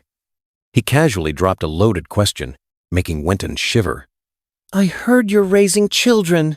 Winton flinched, cold sweat breaking out. Tsuyoshi continued to probe, his tone as if teasing. "Do those children help you earn money? I'm a little curious." Winton, in a panic, began to reveal his cruel plans. He said, "Curious? Of course they do. If my plans are executed correctly, they'll bring in a fortune. If you help me, I'll make them even more useful. We could stage fake kidnappings, or sell their organs for a high price on the black market." Winton trembled, desperately clinging to life. He made a final pleading offer. "How about a 50-over-50 split? If you spare my life, I'll give you half of my entire fortune." "You want money, don't you?" Tsuyoshi merely listened in silence. Winton, oblivious to the coldness in his opponent's eyes, continued to boast about his cruel plan. "Organs?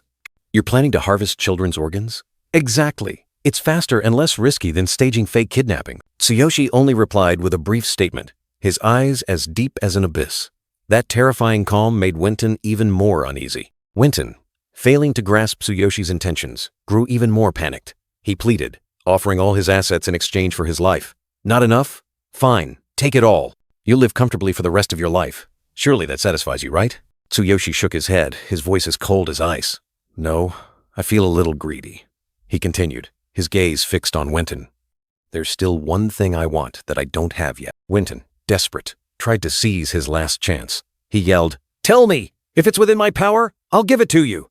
He screamed, "What do you want?" Tsuyoshi didn't hesitate. He lunged, delivering a fatal blow, a surge of purple energy erupting. His answer echoed through the air, "Your life." The next morning, the rising sun shone down on the mansion. A crowd gathered, buzzing at the horrific sight. There were no signs of a struggle. All were fatal blows to the back, to the neck. An entire gang wiped out in a single night. In the luxurious room, Winton's body lay motionless on the carpet, a pool of black blood staining the floor beneath his hand.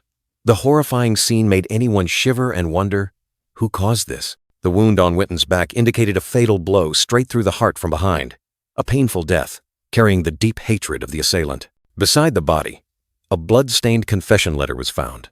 It exposed all of Winton's crimes, from fake kidnappings to other illegal activities. Clearly, the killer had forced him to write it all down before taking his last breath. Amidst the buzzing crowd of beastmen, Naruto, a one-armed cat-headed assassin, examined the wound. He immediately recognized a single blow straight through the heart from behind. Unmistakable. I recognized that wound better than anyone. Naruto deduced that all the fatal wounds, especially Wenton's, bore the mark of the ambush skill. It was a unique skill of the Assassin's Guild he once belonged to, but the strange thing was that Wenton was not a target of the guild. So who was the perpetrator? He recalled a human warrior he once faced in the arena. That person's finishing blow was almost identical to his ambush skill. Yet that person did not belong to the Assassin's Guild. Tsuyoshi Tsukishiro, that human warrior, appeared in Naruto's mind. He wondered, he's definitely a warrior. So why? Who is he? A thought flashed in Naruto's mind. Unless he somehow stole that skill? If I report this to the Assassin's Guild master, I might find my way back to the guild. The Assassin's Guild never forgives traitors or anyone who steals their skills.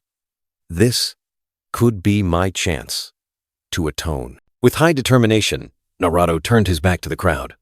I must report this to the guildmaster immediately. In the Pace Guild's meeting room, a gorilla-headed beastman exclaimed in surprise, You actually recovered 5,000 gold coins? Tsuyoshi Tsukishiro stood between Guildmaster Pace and Vice Guildmaster Hugh, a chest full of glittering gold coins before him. The mission was successfully completed. Oz, a dog-headed beastman, was overjoyed. I knew it. The moment I saw you, I knew you would succeed. Vice Guildmaster Hugh, a hawk-headed beastman, said to Tsuyoshi, I just heard that Wenton was assassinated. It happened right after you left.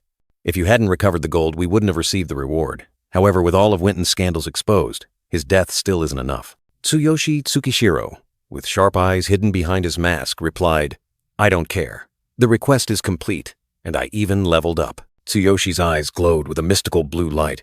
He realized something important. After dealing with Wenton and his associates, the system even gave me a reward. Eliminating enemies seems to grant more experience points, and it increases the potential for leveling up. A brilliant golden aura enveloped Tsuyoshi Tsukishiro. He had leveled up. Now he was a level 11 warrior, with 15,500 combat power, possessing the additional skill Thunder Chain Fall and the duplicated skill Thunderous Ambush Attack. Pace, the guildmaster, happily congratulated Tsuyoshi on leveling up and offered to split the 5,000 gold coin reward evenly. You've leveled up? Congratulations! You not only protected the guild's honor, but also brought us a fortune. Let's split the 5,000 gold coins evenly between you and the guild. Tsuyoshi refused most of the gold, keeping only a small portion and deciding to donate the rest. He said, I don't need 2,500 gold coins. I was only supposed to receive 250, so I'll donate the rest to homeless children or struggling families. The guild members, including Oz, Hugh, and the Roar Warrior Beastmen, were astonished by Tsuyoshi's generosity. Oz exclaimed, Donate? Tsuyoshi resolutely put the money bag down, asserting that many people needed this money more than him. That's right, many people need this money more. He decisively turned his back, taking only the agreed-upon 250 gold coins, disregarding the rest. I'll take 250 coins as agreed. Tsuyoshi left, leaving Pace and Hugh in awe. Pace said, He's truly remarkable, not just in skill but also in generosity. Hugh added, Indeed, to give away such a large fortune without hesitation. Hugh ordered the guild members to carry out Tsuyoshi's wishes, donating the remaining money to those in need. As he wishes, donate the rest to those in need. The members chorused, Understood. Tsuyoshi walked through the bustling streets, thinking about his level 12 goal and his desire to meet Sakura, who would surely be surprised by his new appearance. He headed towards the Adventurers Guild, a place bustling with people, and decided to wait for Sakura there. Perhaps I should wait for her at the Adventurers Guild. Tsuyoshi suddenly stopped, his eyes full of doubt as he saw an unusual crowd gathered. Why are there so many people here? What's going on? A plump, aristocratic woman was loudly scolding Sakura, calling her a filthy demi-human and demanding an apology. Don't you know who I am? I am the wife of the Beastman Trading Company president in Norther. You filthy demi-human, how dare you bump into my son without apologizing? Sakura, with a panicked expression, tried to explain that the boy himself had bumped into her. Madam, as I've explained, your son bumped into me. I was just standing here waiting for someone. The plump woman's face turned red with anger, and she roared, refusing to accept Sakura's explanation and continuing to insult her. How dare this disgusting demi-human accuse us of lying? Are you implying we're lying? We would never go near someone like you. Demi-humans are despicable. The son also chimed in with his mother, pointing at Sakura and asserting that she was a liar, refusing to take responsibility. That's right. There's no way I would ever bump into someone like you. You're a liar. A city guard with a cold expression forced Sakura to apologize, even calling her a demi-human. Hey, if you bumped into the young master, just apologize. This is for your own good. Demi-human. Sakura, though frightened but with resolute eyes, refused to apologize and asserted that she would not accept being insulted, believing there were witnesses to the truth. No, even if you suspect me, I will not accept being insulted. With so many people around, there must be witnesses who saw what happened. The surrounding crowd could only stand and watch. No one dared to speak up for Sakura. Even as the poor girl was insulted, Sakura lowered her head, her eyes filled with disappointment. Ha! So no one is willing to speak up for me? The obese woman swung her hand and slapped Sakura hard across the face, while a city guard threatened, "You filthy demi-human, apologize now, otherwise I'll throw you in jail." Another guard, looking bored, added, "How troublesome. Don't be stubborn, know your place, you fool." Despite being covered in injuries and sitting on the ground, Sakura still raised her head, her gaze firm and unwavering. "I will absolutely not apologize." That refusal enraged the obese woman, her face contorted with fury. "What? Are you challenging me? I have the power to make sure you don't see tomorrow's sun, you arrogant demi-human." Her son also spoke up arrogantly, proudly boasting about his family's power. "That's right. My father is the president of this city's trading company." A city guard stepped forward, his spear pointed directly at Sakura, his tone full of menace. "Hey, put down your weapon. Even if you're a high-level adventurer, there are still rules here." Sakura closed her eyes, trying to suppress her anger and pain, telling herself to endure so as not to ruin her master's plan. The girl's hand gripped the hilt of her sword tightly, her muscles tensed, a fierce internal struggle raging. "Endure. You've endured for too long. This cannot ruin everything. Endure." Suddenly, a figure shot down from above, its terrifying speed tearing through the air. A punch landed squarely on the obese woman's face, sending her stumbling backward, her face contorted in pain and horror. Her son, standing nearby, was utterly panicked, crying out in alarm, "Mom!" The mysterious figure was Tsuyoshi. He landed right above the boy's head, his overwhelming aura making the child tremble. Tsuyoshi didn't hesitate, delivering a powerful kick to the boy, sending him flying before he could react. Sakura watched the scene unfold before her, her eyes wide with surprise, unable to believe what she had just witnessed. Tsuyoshi clenched his fist, his gaze as cold as ice. He declared, "You insulted Sakura and dared to lay a hand on her." He stood tall, a level 11 warrior with 15,500 combat power. His voice echoed, "No matter who you are, you will face the consequences." Sakura, her face bruised, looked at Tsuyoshi despairingly. She whispered, "Master, no one will testify for us. I'm sorry for causing trouble." Tsuyoshi turned around, his blue eyes glowing with determination. He reassured Sakura. "Don't give up, Sakura." Sakura lowered her head, bitterness evident in her voice. She explained that no one dared to defend a demi-human against the wife of the powerful trading company president. The obese woman, with an arrogant expression, sneered at the crowd. Who would testify for a lowly demi-human and a human? Humph, what a bunch of fools. Suddenly, the crowd stirred. A goat-headed beastman exclaimed, "Oh, isn't that Captain Tsuyoshi?" Whispers of admiration for his ability to complete major quests arose. Tsuyoshi scratched his head, giving a humble smile. "Oh, it's you guys. No, I just do what I can." The obese woman looked at him in confusion, not understanding what Tsuyoshi meant. She mumbled, "What does he mean?" A goat-headed beastman in the crowd spoke up again, his voice full of reverence. "Oh, are you still in Northern? I just returned after donating money as you wished." Whispers of admiration spread throughout the crowd. Tsuyoshi, the silent hero, had used his own money to help the poor in the city. Tsuyoshi turned to Sakura, explaining, "I was planning to leave with my team, but I got caught up in some trouble." Sakura looked at the crowd and asked, "Master, do you know them?" They seem very respected. A city guard stepped forward, his voice full of authority. "Is there a problem? Who's causing trouble? Picking a fight with him is like picking a fight with the Pace Guild." The obese woman's face turned pale, sweat pouring down her face. Her son trembled as he asked, "Mom, who is that man?" The guard explained the situation. "Well, these two are having trouble with the trading company president's wife and need someone to testify for them. If no one can prove the president's wife acted first, the law requires us to arrest both of them." The crowd erupted in indignation. "Arrest Captain Tsuyoshi? Are you serious? Do you know how much he's donated to the poor in this city? He deserves a reward, not an arrest. I'll testify." The crowd erupted in fury, continuously shouting their support for Tsuyoshi. "Me too! I'll testify too! Count me in!" A red-armored warrior even declared that his entire guild would testify if needed, creating a powerful wave of pressure. A light, pink-haired, cat-eared woman with an elegant appearance, stepped out from the crowd. She said, "I will also testify. I saw that woman act first. Sakura is a gold-rank adventurer. I can confirm her innocence." The obese woman, now sitting on the ground, trembled in fear.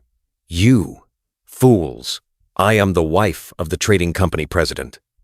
But her threats had lost all effect. I will. More citizens, including a brown-blonde cat-eared man, also stepped forward to testify, confirming that the obese woman had acted first. If so many people are stepping forward, I'll testify too. Me too. The two city guards, looking flustered, tried to calm the situation. One awkwardly said, "That's enough. That's enough." The other turned to the obese woman. "Ma'am, we must ask you to come with us." Tsuyoshi, with a determined gaze, wouldn't let things end so easily. He said, "But first, what about an apology for my comrade? Otherwise, you won't be leaving here anytime soon." The crowd erupted once more, pressuring the obese woman. "Apologize now. Can't you speak? Even if you're the wife of the trading company president, our guild won't go easy on you. Did you hear that? He wants an apology!" Under irresistible pressure, the obese woman and her son finally bowed their heads and apologized. All right. I apologize. We were wrong. Please forgive us." The son also stammered, "I'm sorry. Very sorry." After everything was settled, the city guard escorted the plump woman away. "Now, madam, please come this way." The plump woman, with a scowling face, silently followed. Tsuyoshi turned to the crowd who had stood up for him. A guard thanked him. "Thank you for your help." Tsuyoshi replied, "Don't worry about it. Captain Tsuyoshi's problems are your problems too." A goat-headed beastman added, "If you run into trouble in Norther, just mention the Pace Guild." Tsuyoshi turned to Sakura, signaling for her to leave with him. "All right, let's go, Sakura." Sakura happily replied, "Ah, yes, master." A faint smile crossed Tsuyoshi's lips. As they walked along the cobblestone path, Sakura bowed her head and thanked Tsuyoshi once more. "Thank you very much." She was deeply grateful that Tsuyoshi had stood up for her. Walking through a forest, Sakura looked up at Tsuyoshi and remarked, "Master, you look so different. I almost didn't recognize you at first."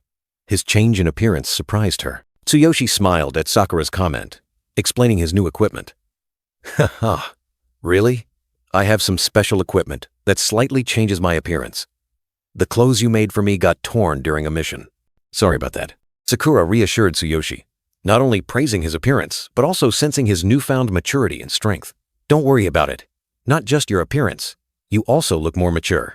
And your aura. Have you leveled up?" Tsuyoshi confirmed Sakura's guess and shared the results of his mission. "That's right. I helped resolve an issue between a group and a guild. That's why I met those people earlier. I leveled up and got a bit more money." He handed Sakura a pouch of money.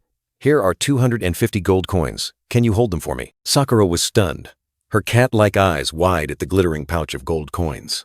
She exclaimed, her voice full of excitement, that this amount was enough for Tsuyoshi to acquire ultimate equipment at an auction. Tsuyoshi smiled, intending to speak of his original plan, but then was drawn to the idea of an auction.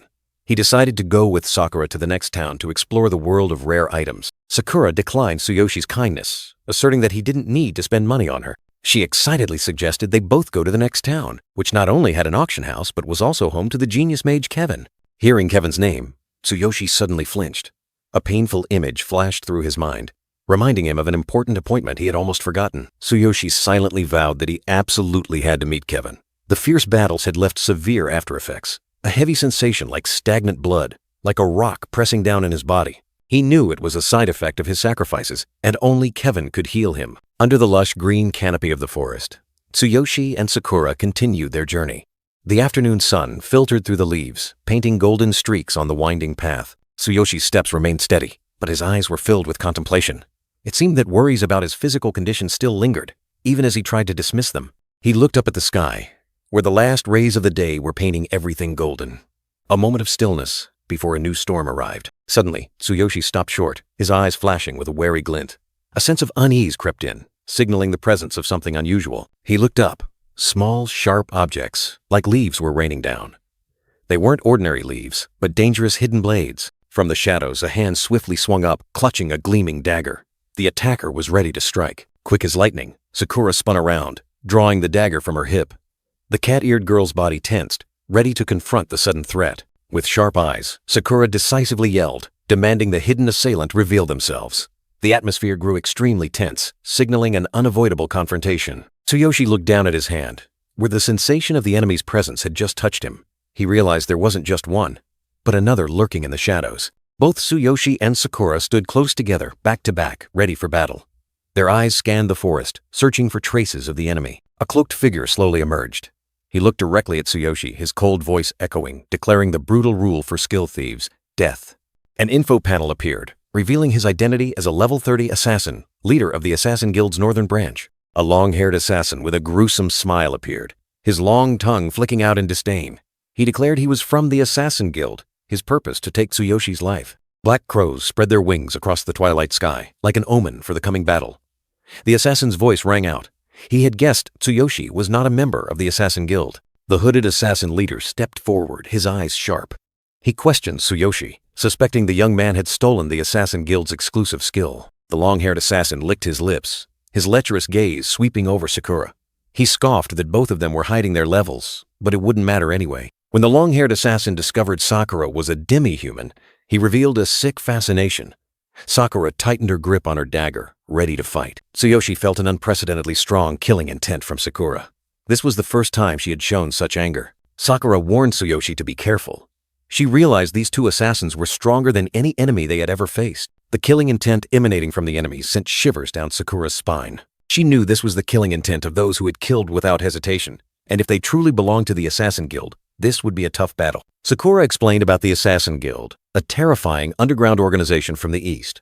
They only recruited the strongest assassins and were infamous for taking the heads or body parts of their victims as trophies. Even major guilds were wary of the Assassin Guild. Once targeted by them, a victim's fate was almost sealed. Tsuyoshi recalled once meeting a beastman warrior who had been expelled from the Assassin Guild. But he asserted that he had no connection to this organization whatsoever. A light flashed in Tsuyoshi's mind. He suddenly realized something. Tsuyoshi finally understood. The ambush attack skill he had copied was exclusive to the Assassin Guild. That was why he was being hunted. Sakura looked at Tsuyoshi, her eyes full of questions, not understanding what was happening. The hooded assassin leader told his subordinate that he knew the long-haired one's preferences and would yield Sakura to him. But he also warned that Sakura was no pushover. He declared he would handle Tsuyoshi himself. As long as he brought back the head and hands of the skill thief, the Assassin Guild would have no more doubts. The long-haired assassin sneered, declaring that no matter how strong women were, they were no match for him. He smugly believed that everything was already decided. The assassin leader didn't hesitate, unleashing the Assassin Guild's exclusive skill as a dark purple energy burst forth. Now, feel the power of the Assassin Guild's unique combined skill. This absolute darkness skill is a unique capture technique, covering the target in darkness, narrowing their vision and making it easier to trap and attack. As darkness enveloped them, Sakura immediately warned Tsuyoshi. This is one of their unique skills. Stay close so we don't get separated. Tsuyoshi was surprised. Separated? Tsuyoshi, however, thought differently, his gaze firm and direct. He wanted to split up for one-on-one combat and even test the enemy's true strength. It's better if we split up. That way, we can fight one-on-one more effectively. Actually, I want to see how strong they really are. The surrounding space distorted, dark purple energy streams twisted, devouring both their visions and pushing them into a world of pure darkness. From within the darkness, two assassins appeared, their tone full of disdain upon seeing Tsuyoshi and Sakura hadn't fled. The long-haired one said, "Oh my, neither of you ran or hid?" Sakura immediately warned Tsuyoshi, while the purple energy streams relentlessly besieged them, forming sharp spikes poised to attack. "Be careful." The assassin leader charged forward, his tone full of rage, declaring he would show Tsuyoshi what a real ambush attack was. How arrogant. "Do you really think you can steal our guild skill and still live? Naruto told us you stole ambush attack.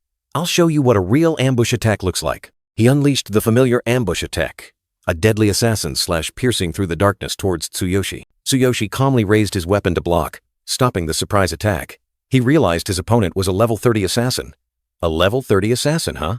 With a cold gaze, Tsuyoshi retorted, his words a defiant challenge. "You'll need to level up a lot more if you want to defeat me." The assassin leader was utterly astonished when his ambush was blocked. He couldn't believe Tsuyoshi saw through the attack and even knew his level. He blocked my ambush? How did he see through my attack? How did he know my level? A powerful push sent him flying back, causing his body to stumble and fall, leaving a long trail on the ground. He staggered to his feet, his eyes filled with panic as he looked at Tsuyoshi, questioning his opponent's true level. "What is your level?" Tsuyoshi calmly replied, the number level 11 clearly displayed, further astonishing the assassin as he saw the young warrior's detailed information. The hooded assassin still couldn't believe his eyes. He growled, questioning, Level 11? Impossible! Are you mocking me? Unless you're a genius. There's no way you could react like that at level 11, Tsuyoshi calmly replied. Believe it or not, it's up to you. Those cold words further infuriated the assassin. He gritted his teeth and muttered, Stubborn fool. Without giving his opponent time to recover, the hooded assassin immediately unleashed a new skill, a giant snake appearing, coiling menacingly. He provoked, Let's see how you deal with this. Tsuyoshi, with his glowing divine eye, analyzed his opponent's technique, impressive body technique. Without divine eye, I would have been completely fooled. The hooded assassin relentlessly launched dangerous attacks, creating countless dark clones to surround Tsuyoshi. He confidently declared, Let's see how you deal with this. Even my comrades can't resist it. Amidst the encirclement of illusions, Tsuyoshi remained unfazed. A surge of purple energy erupted from his weapon, ready to confront any attack. Tsuyoshi activated his ultimate physique skill, concentrating all his power into his upper body, maximizing his defense for a short period. The hooded assassin's relentless attacks were completely blocked. He was pushed back, a blinding light erupting from the point of impact. The hooded assassin was terrified by Tsuyoshi's defensive capabilities, repeatedly questioning, Incredible defense. Is it because of his equipment? What is your level? Who are you? His level screen appeared before his eyes, the dazzling number 11 once again astonishing the assassin, who couldn't believe what he was seeing. Tsuyoshi looked directly at his opponent, his eyes glowing with confidence, repeating decisively, I already told you, I'm level 11, without another word. Tsuyoshi decisively unleashed a powerful blow, pushing back the hooded assassin, proving that strength wasn't just about level numbers. The hooded assassin was utterly stunned, his face filled with horror. He muttered in despair. He's really level 11? He was sent flying, creating a long skid mark on the ground, completely overwhelmed and unable to resist Tsuyoshi's crushing power. From within the darkness of the absolute darkness skill, another assassin with long hair and a sharp tongue appeared, mocking his leader. Ha ha ha! I can't believe he was defeated by a level 11. What a fool! He continued to provoke, his eyes full of contempt as he looked at Tsuyoshi and Sakura. These two fools still haven't run away? The assassin leader, the hooded man, clutched the wound on his chest, his eyes filled with surprise and doubt as he looked at Tsuyoshi. He uttered a broken sound. Wait! Still stunned by Tsuyoshi's power, the assassin leader couldn't believe a level 11 could defeat him. He muttered, What a strange man. If you're truly level 11, you'd be a genius that every major guild would want to recruit. He made a surprising offer, wanting to recruit Tsuyoshi into the Assassin Guild, promising a bright future with special training from higher-ups. He said, I am the leader of the Assassin Guild's northern branch. Let me recommend you. Do you want to join our guild? Tsuyoshi, with a cold expression, flatly refused the invitation. He retorted with disdain, I'm not interested in such things, and it doesn't suit me. Besides, why should I trust someone who came to kill me and then tries to recruit me? The assassin leader showed surprise, but quickly regained his composure. A surge of blue energy erupted around him, and he sneered softly. I see. At the same time, the assassin leader remained standing, his body enveloped by the blue energy, his eyes full of calculation. The assassin leader's eyes suddenly turned crimson, killing intent, exploding. He gritted his teeth, declaring he wouldn't give up easily. But I won't fall so easily. He charged forward with terrifying speed, his entire body ablaze with energy. He roared, Be honored.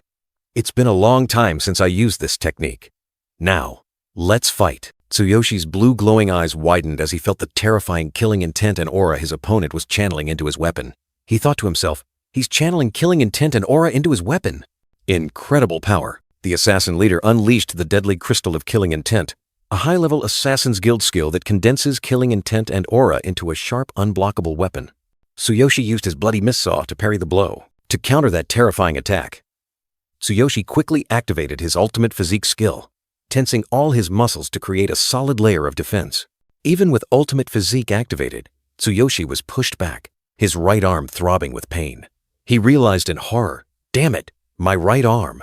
Even my ultimate physique body can't withstand this attack. Incredible power.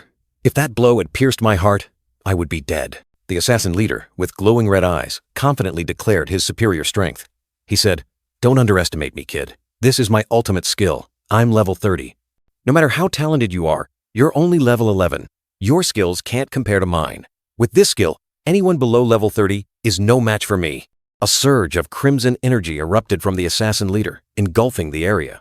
He coldly declared, "Since you refuse to join the Assassin's Guild, then die." The assassin leader charged like a storm, his massive body brimming with power. He roared menacingly, "You won't escape this time! I'll kill you and crush your head!" Tsuyoshi, with a determined gaze, put his weapon into his storage space. He resolved, "If ordinary weapons and ultimate physique aren't effective, then I'll have to try times that asterisk." Tsuyoshi erupted with power, a brilliant golden electricity enveloping his entire body, preparing for the decisive blow. The assassin leader was stunned, his red eyes revealing doubt at the unprecedented surge of energy. He exclaimed, "Huh?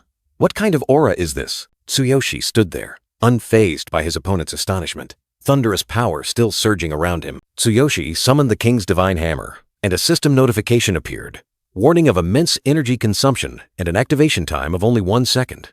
He remained resolute. "Let's see if I can block it now." Tsuyoshi's status screen appeared, confirming his level 11 and combat power of 15,500. He was betting everything on a single moment. The thunderous power from Tsuyoshi erupted violently, tearing through the air and shaking the surrounding trees. Amidst the storm of energy, Tsuyoshi stood firm, his eyes blazing with the will to fight. Tsuyoshi calculated every move. He knew he had to deliver the decisive blow quickly, because the hammer could only maintain its power for a brief second. The key is to finish this quickly. The hammer can only be used for 1 second, but that's enough. The assassin leader was completely stunned, unable to believe his eyes. He stammered, "That technique?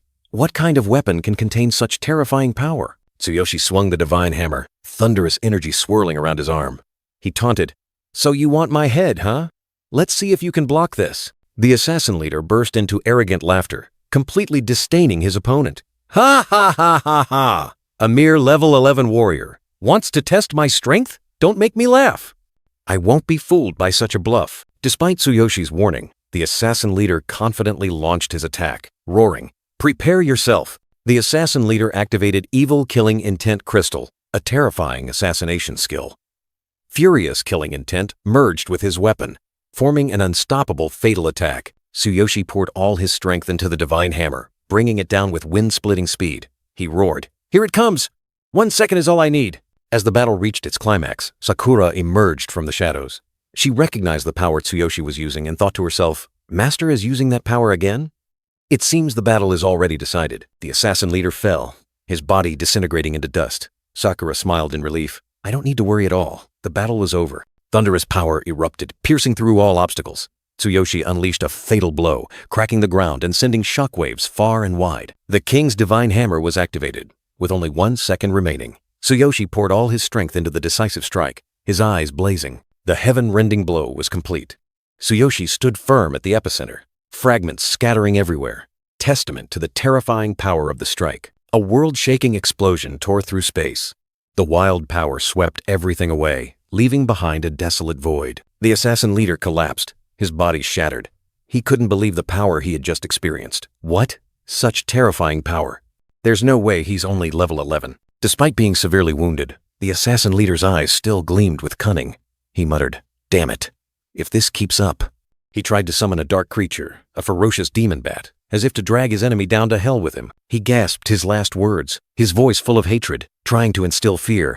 "If you kill me, you too will become prey for the Assassin's Guild." The king's divine hammer's duration had ended.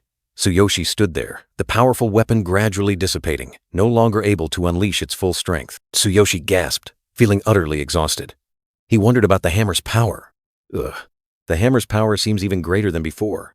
Has it increased in proportion to my own strength? His body was utterly exhausted, needing immediate recovery.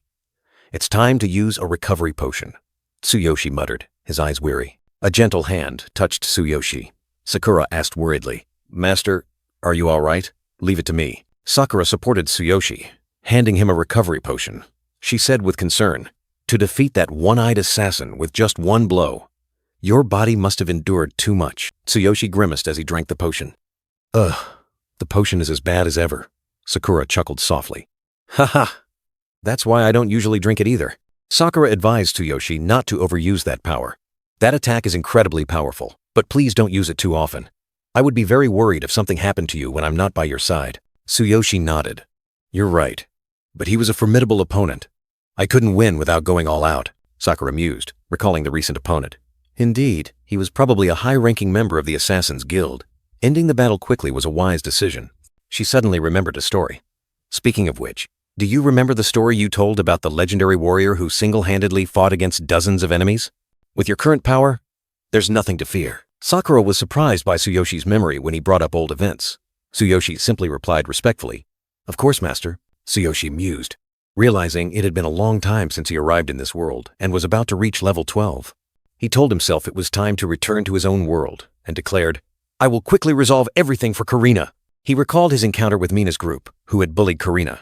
Mina's boyfriend was also the vice leader of the notorious Green Serpent Gang. Tsuyoshi swore, "When I return, it will be my turn to act." Sakura excitedly showed off the spoils from the assassins. "Oh, master, those assassins carried high-grade enhancement potions. They will definitely be useful." They were A-grade experience potions, extremely rare. Tsuyoshi was overjoyed to see the precious item. Experience potions! How wonderful! He believed, "I might even reach level 12 before arriving at Kevin's town." Tsuyoshi declared he had fully recovered and was ready to continue his journey, aiming to reach level 12 to reunite with Karina soon. Sakura loyally replied, "Yes, master." Along the way, Tsuyoshi and Sakura continuously encountered countless low-level monsters. Tsuyoshi acted decisively, clearing every obstacle in their path. Not long after, a level 15 field boss appeared, challenging Tsuyoshi's strength. He didn't hesitate to confront the powerful enemy, unleashing potent attacks. They also came across a group of adventurers failing their quest. Tsuyoshi and Sakura observed, assessing the situation before deciding to intervene. Tsuyoshi decided to join that group and almost single-handedly completed the quest. His overwhelming power made all enemies fall, bringing a resounding victory. Thanks to continuous battles, Tsuyoshi finally reached level 12. His combat power soared to 16,000, ready for new challenges. As dusk fell, Sakura announced they were close to the town where Kevin lived. The late afternoon sun cast a golden glow across the fields, creating a peaceful scene. Entering an unfamiliar town, Tsuyoshi decided to stop and rest for the night. The cobblestone path led them deeper into the residential area, where cozy houses awaited. An innkeeper with a welcoming smile and pointed ears greeted them. He enthusiastically offered, "Looking for a room? We have a premium room available." Tsuyoshi politely asked for 2 separate rooms, not a premium one. "Do you have 2 rooms available?"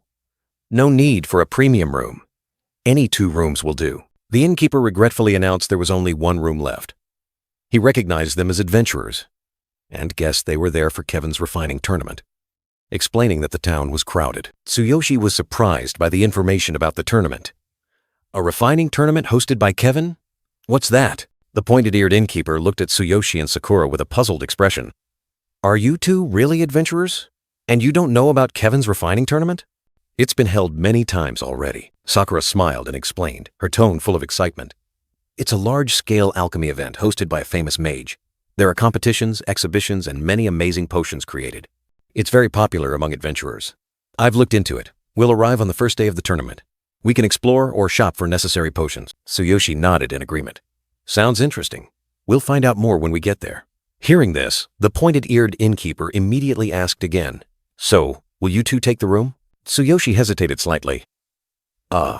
Sharing a room, if Sakura doesn't mind." Sakura turned to look at Tsuyoshi, her face gentle. "If you're okay with it, master." Tsuyoshi decisively turned to the pointed-eared innkeeper, declaring, "Then we'll take 1 room." Just then, a couple entered. A charming pointed-eared woman with purple hair and a burly fox-headed beastman, Vincent, level 15, demanding, "A premium room, please." The pointed-eared innkeeper immediately changed his demeanor, bowing cheerfully. "Oh, it's Mage Vincent. Please come in. We've reserved the best premium room for you, sir." Vincent casually ordered, "Lead the way." Tsuyoshi stood there, his gaze sharp as he watched. Tsuyoshi couldn't hold back. He stepped forward to block Vincent, questioning, "Hey, is there no order here?" Vincent turned around, a sneer full of arrogance on his face. "Order? Don't you know who I am? Don't make me laugh." Vincent continued to assert his authority, his tone full of confidence. "That last premium room will be mine, right, innkeeper?" The pointed-eared innkeeper stammered. "Of course, absolutely, sir." Sakura quickly spoke up, trying to explain. "But we arrived first, and we wanted that room. Shouldn't you reconsider?" The pointed-eared innkeeper hastily explained, his voice full of fear. "Do you really not know who he is? That's Vincent, one of the disciples of the genius mage, Kevin. Mage Vincent is a very influential figure here." The innkeeper continued to explain, his eyes full of worry. "Not only is he talented in refining, but his master, Mage Kevin, is also respected by even level 30 adventurers. It's best not to cause trouble. The pointed-eared woman with purple hair looked at Tsuyoshi and Sakura, asking, Vincent doesn't know. Where are you two from?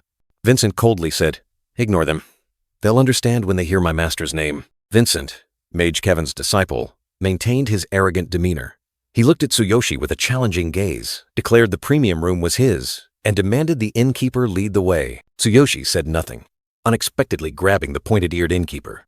His decisive action astonished Vincent and the pointed-eared woman with purple hair accompanying him. Vincent let out a sneering laugh, his eyes full of contempt. He introduced himself as Blue Mage Vincent, disciple of the genius mage Kevin, and threatened that Tsuyoshi would not be welcome in Karnyo if he dared to take his room. Tsuyoshi looked directly at Vincent, his gaze firm.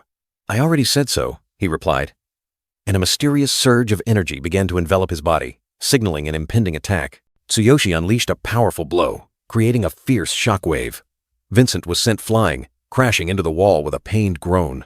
The pointed-eared woman with purple hair standing beside him recoiled in horror. Vincent lay sprawled on the floor, unconscious. The pointed-eared woman with purple hair frantically rushed to his side, stammering his name. The pointed-eared innkeeper stood there, his face drained of color. Vincent struggled to his feet, his face full of anger and resentment. He gritted his teeth, vowing to make Tsuyoshi regret this and have no place to stay in Karnyo. Tsuyoshi turned to the pointed-eared innkeeper, his voice coldly commanding. Innkeeper, lead us to the room.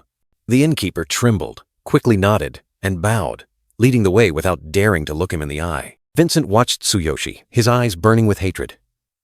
He muttered curses, vowing to make Tsuyoshi pay dearly for this humiliation. Sakura worriedly asked Tsuyoshi about his recent actions, reminding him of Vincent's identity.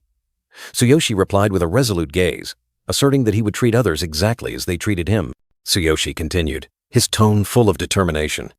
He didn't care whose disciple Vincent was, and he would never bow down or concede as he had before. Sakura looked at Tsuyoshi in surprise, the question, as before, echoing in her mind, hinting at a past she had never known. Night fell, the full moon shining brightly over Karnyo town, illuminating the inn's roof where unexpected events had just unfolded. In the quiet room, Tsuyoshi stood, watching Karina soundly asleep on the bed. He activated a skill, a brilliant light enveloping his hand, silently vowing to return soon. A system notification appeared, confirming that the skill Boundless Passage had been activated. Tsuyoshi prepared for a new journey, leaving behind the troubles in Karnyo. A swirling vortex of golden energy, twisting and distorting space, signaled an instant teleportation. From the center of the vortex, Tsuyoshi emerged, kneeling on the ground, his breath heavy but his eyes filled with relief. I'm back. He stood by the bed, gazing at Karina soundly asleep, the gentle moonlight streaming through the window. A sense of peace crept in. Good thing I didn't wake her. But then, memories flooded back. Images of a small Karina with weak legs, her childish voice echoing. Big brother, I can't feel my legs. Heartbreaking fragments of memory appeared. Karina in a wheelchair, her eyes sad but then trying to smile. Will I never be able to stand up again? Even if I can't stand. It's okay, don't be sad, big brother. I won't give up just because I can't walk. I don't want to be a burden. Tsuyoshi looked at Karina's leg brace, now sparkling like new. He wondered, it should have been broken. Could Karina have repaired it herself? He remembered how resilient she had been, even trying to protect her equipment. A sigh escaped Tsuyoshi's chest, laden with many emotions. He gently placed his hand on Karina's head, feeling his sister's fragility yet strong will. You are so strong. I've let you endure too much. Tsuyoshi's gaze was more resolute than ever. I'm stronger now. I won't let anyone bully you anymore. You'll never have to live in such hardship again. I will heal your legs and bring that radiant smile back to you. He stood up, a system notification appearing before his eyes. Notification. The dark disguise armor has been retrieved from the divine inventory. Tsuyoshi lay down on the bed, looking at the system interface. Good thing everything fits neatly into one inventory slot. Now, without it, I feel completely uncomfortable. The equipment from this world is still intact. I need to find an opportunity to upgrade them. Outside, the full moon shone brightly on the tall building. Tsuyoshi muttered to himself, now that I'm back, I'll deal with everything one by one. But then, a sense of unease washed over him. Something's not right. Karina's feet, wearing black shoes and leg braces, were clearly visible on the floor. She had woken up. Karina sat up, her big round eyes looking at Tsuyoshi in surprise, her voice full of worry. Big brother, what happened to you? Bright dawn broke over the schoolyard, a bustling crowd passing by. Amidst the throng, a voice rang out in surprise. You're like a completely different person overnight. Tsuyoshi Tsukishiro stood there, with a fresh appearance, exuding a powerful aura. He calmly replied, I cut my hair and trained a bit. At his feet, a status board shimmered, displaying a formidable combat power of 16,000. Karina stood beside her brother, her round eyes looking up in admiration. A haircut really changes your image. You look much more mature, and you even look taller. Tsuyoshi simply denied it gently. It's nothing like that. He instructed his sister. Don't worry about me. Just take care of yourself. Don't wander around, and wait in the classroom after school. Karina bowed her head, a hint of worry on her face, as if painful memories of the past still haunted her. She softly replied, Yes, I understand. So, the other day, from a distance, two familiar girls appeared, their eyes wide with surprise upon seeing Tsuyoshi. A long-haired, black-haired woman and a long-haired blonde woman exclaimed in unison, Huh? Tsuyoshi and Karina continued walking, Tsuyoshi sighing softly, seemingly having recognized the presence of the old bullies. Tsuyoshi's gaze was as sharp as a knife, containing an unspoken warning, enough to send shivers down anyone's spine. The two bullying women stood from a distance, whispering. The long-haired blonde woman cautiously said, Isn't that Karina's brother? He looks pretty cool now, doesn't he? The long-haired, black-haired woman immediately snapped. Shut up, you idiot! Tsuyoshi gently placed his hand on Karina's head, his voice warm but firm. Karina, it's all right now. No one will bully you anymore. Karina looked up at her brother, her eyes sparkling with joy and relief. She softly replied, Yes. In her heart, she wondered, is it because he's become a hero? Big brother is so different now. Tsuyoshi and Karina continued walking, leaving behind the two bullies who stood watching with displeased expressions. Karina looked back at the two long-haired, black-haired, and long-haired blonde women, her eyes full of curiosity. What happened to them? The two bullying women were still unwilling to accept it. The long-haired, black-haired woman gritted her teeth. How dare they humiliate us like this? She vowed revenge. I'll use Billy's family to teach them a lesson. I'll make them kneel before me. Tsuyoshi and Karina continued walking, the morning sun shining, seemingly unaffected by the threats behind them. In an empty classroom, two male students were talking. Rayleigh, the chubby male student, said, They said not to mess with Tsuyoshi anymore. The thin, curly, brown-haired male student shivered and replied, Yeah, last time, I thought he was going to kill me. Rayleigh asked, Will you treat him well now? In a hidden corner, the long-haired, brown-haired man angrily yelled, blaming the cowards who underestimated Tsuyoshi. He swore he would make Tsuyoshi regret his carelessness next time. The long-haired, brown-haired man continued to insist it was carelessness, despite the thin male student questioning the failed ambush on Tsuyoshi. Rayleigh, the chubby male student, sat nearby, his face clearly showing discomfort. Suddenly, Rayleigh quickly pointed, his eyes wide with astonishment. Rayleigh, there's Tsuyoshi! He exclaimed in a panic. Tsuyoshi and Karina entered the school, her brother calmly walking forward, completely ignoring the curious and apprehensive glances around them. Karina walked beside him, her eyes a little worried. The man with long brown hair and the man with short black hair stood stunned, looking at Tsuyoshi. The man with long brown hair broke into a sweat, secretly thinking how different Tsuyoshi looked. In the classroom, the brown-haired female teacher stood in front of the blackboard, announcing the upcoming Future Star Tournament and inviting students to participate. The brown-haired female teacher smiled, explaining that this was a joint event among several neighboring schools. She encouraged everyone to participate, emphasizing that it was an opportunity for students and the school to shine.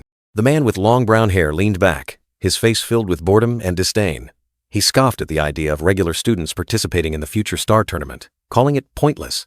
He continued, saying that regular students participated every year but never won, while hero class students always took the top spots. He considered it a waste of time and embarrassing.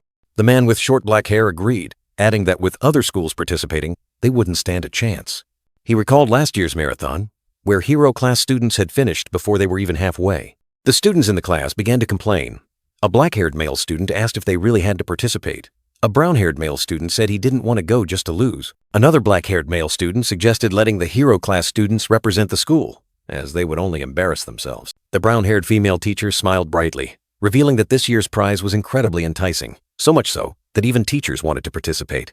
She explained that the event was organized by the School Hero Association, attracting the attention of famous hero guilds and association leaders. The winner would receive 10 million yen. The entire class buzzed with astonishment. The students were amazed by the prize money and the presence of the School Hero Association leaders. They realized this was an incredible opportunity. The teacher explained that the association focused on finding and nurturing young heroes. If they garnered attention, students could join the Hero Alliance and have a bright future. Tsuyoshi listened intently, his mind racing. He thought about his 600,000 yen debt to the Green Snake Gang. Winning would help him pay off his debt and move Karina into an apartment with an elevator. Tsuyoshi's gaze became resolute.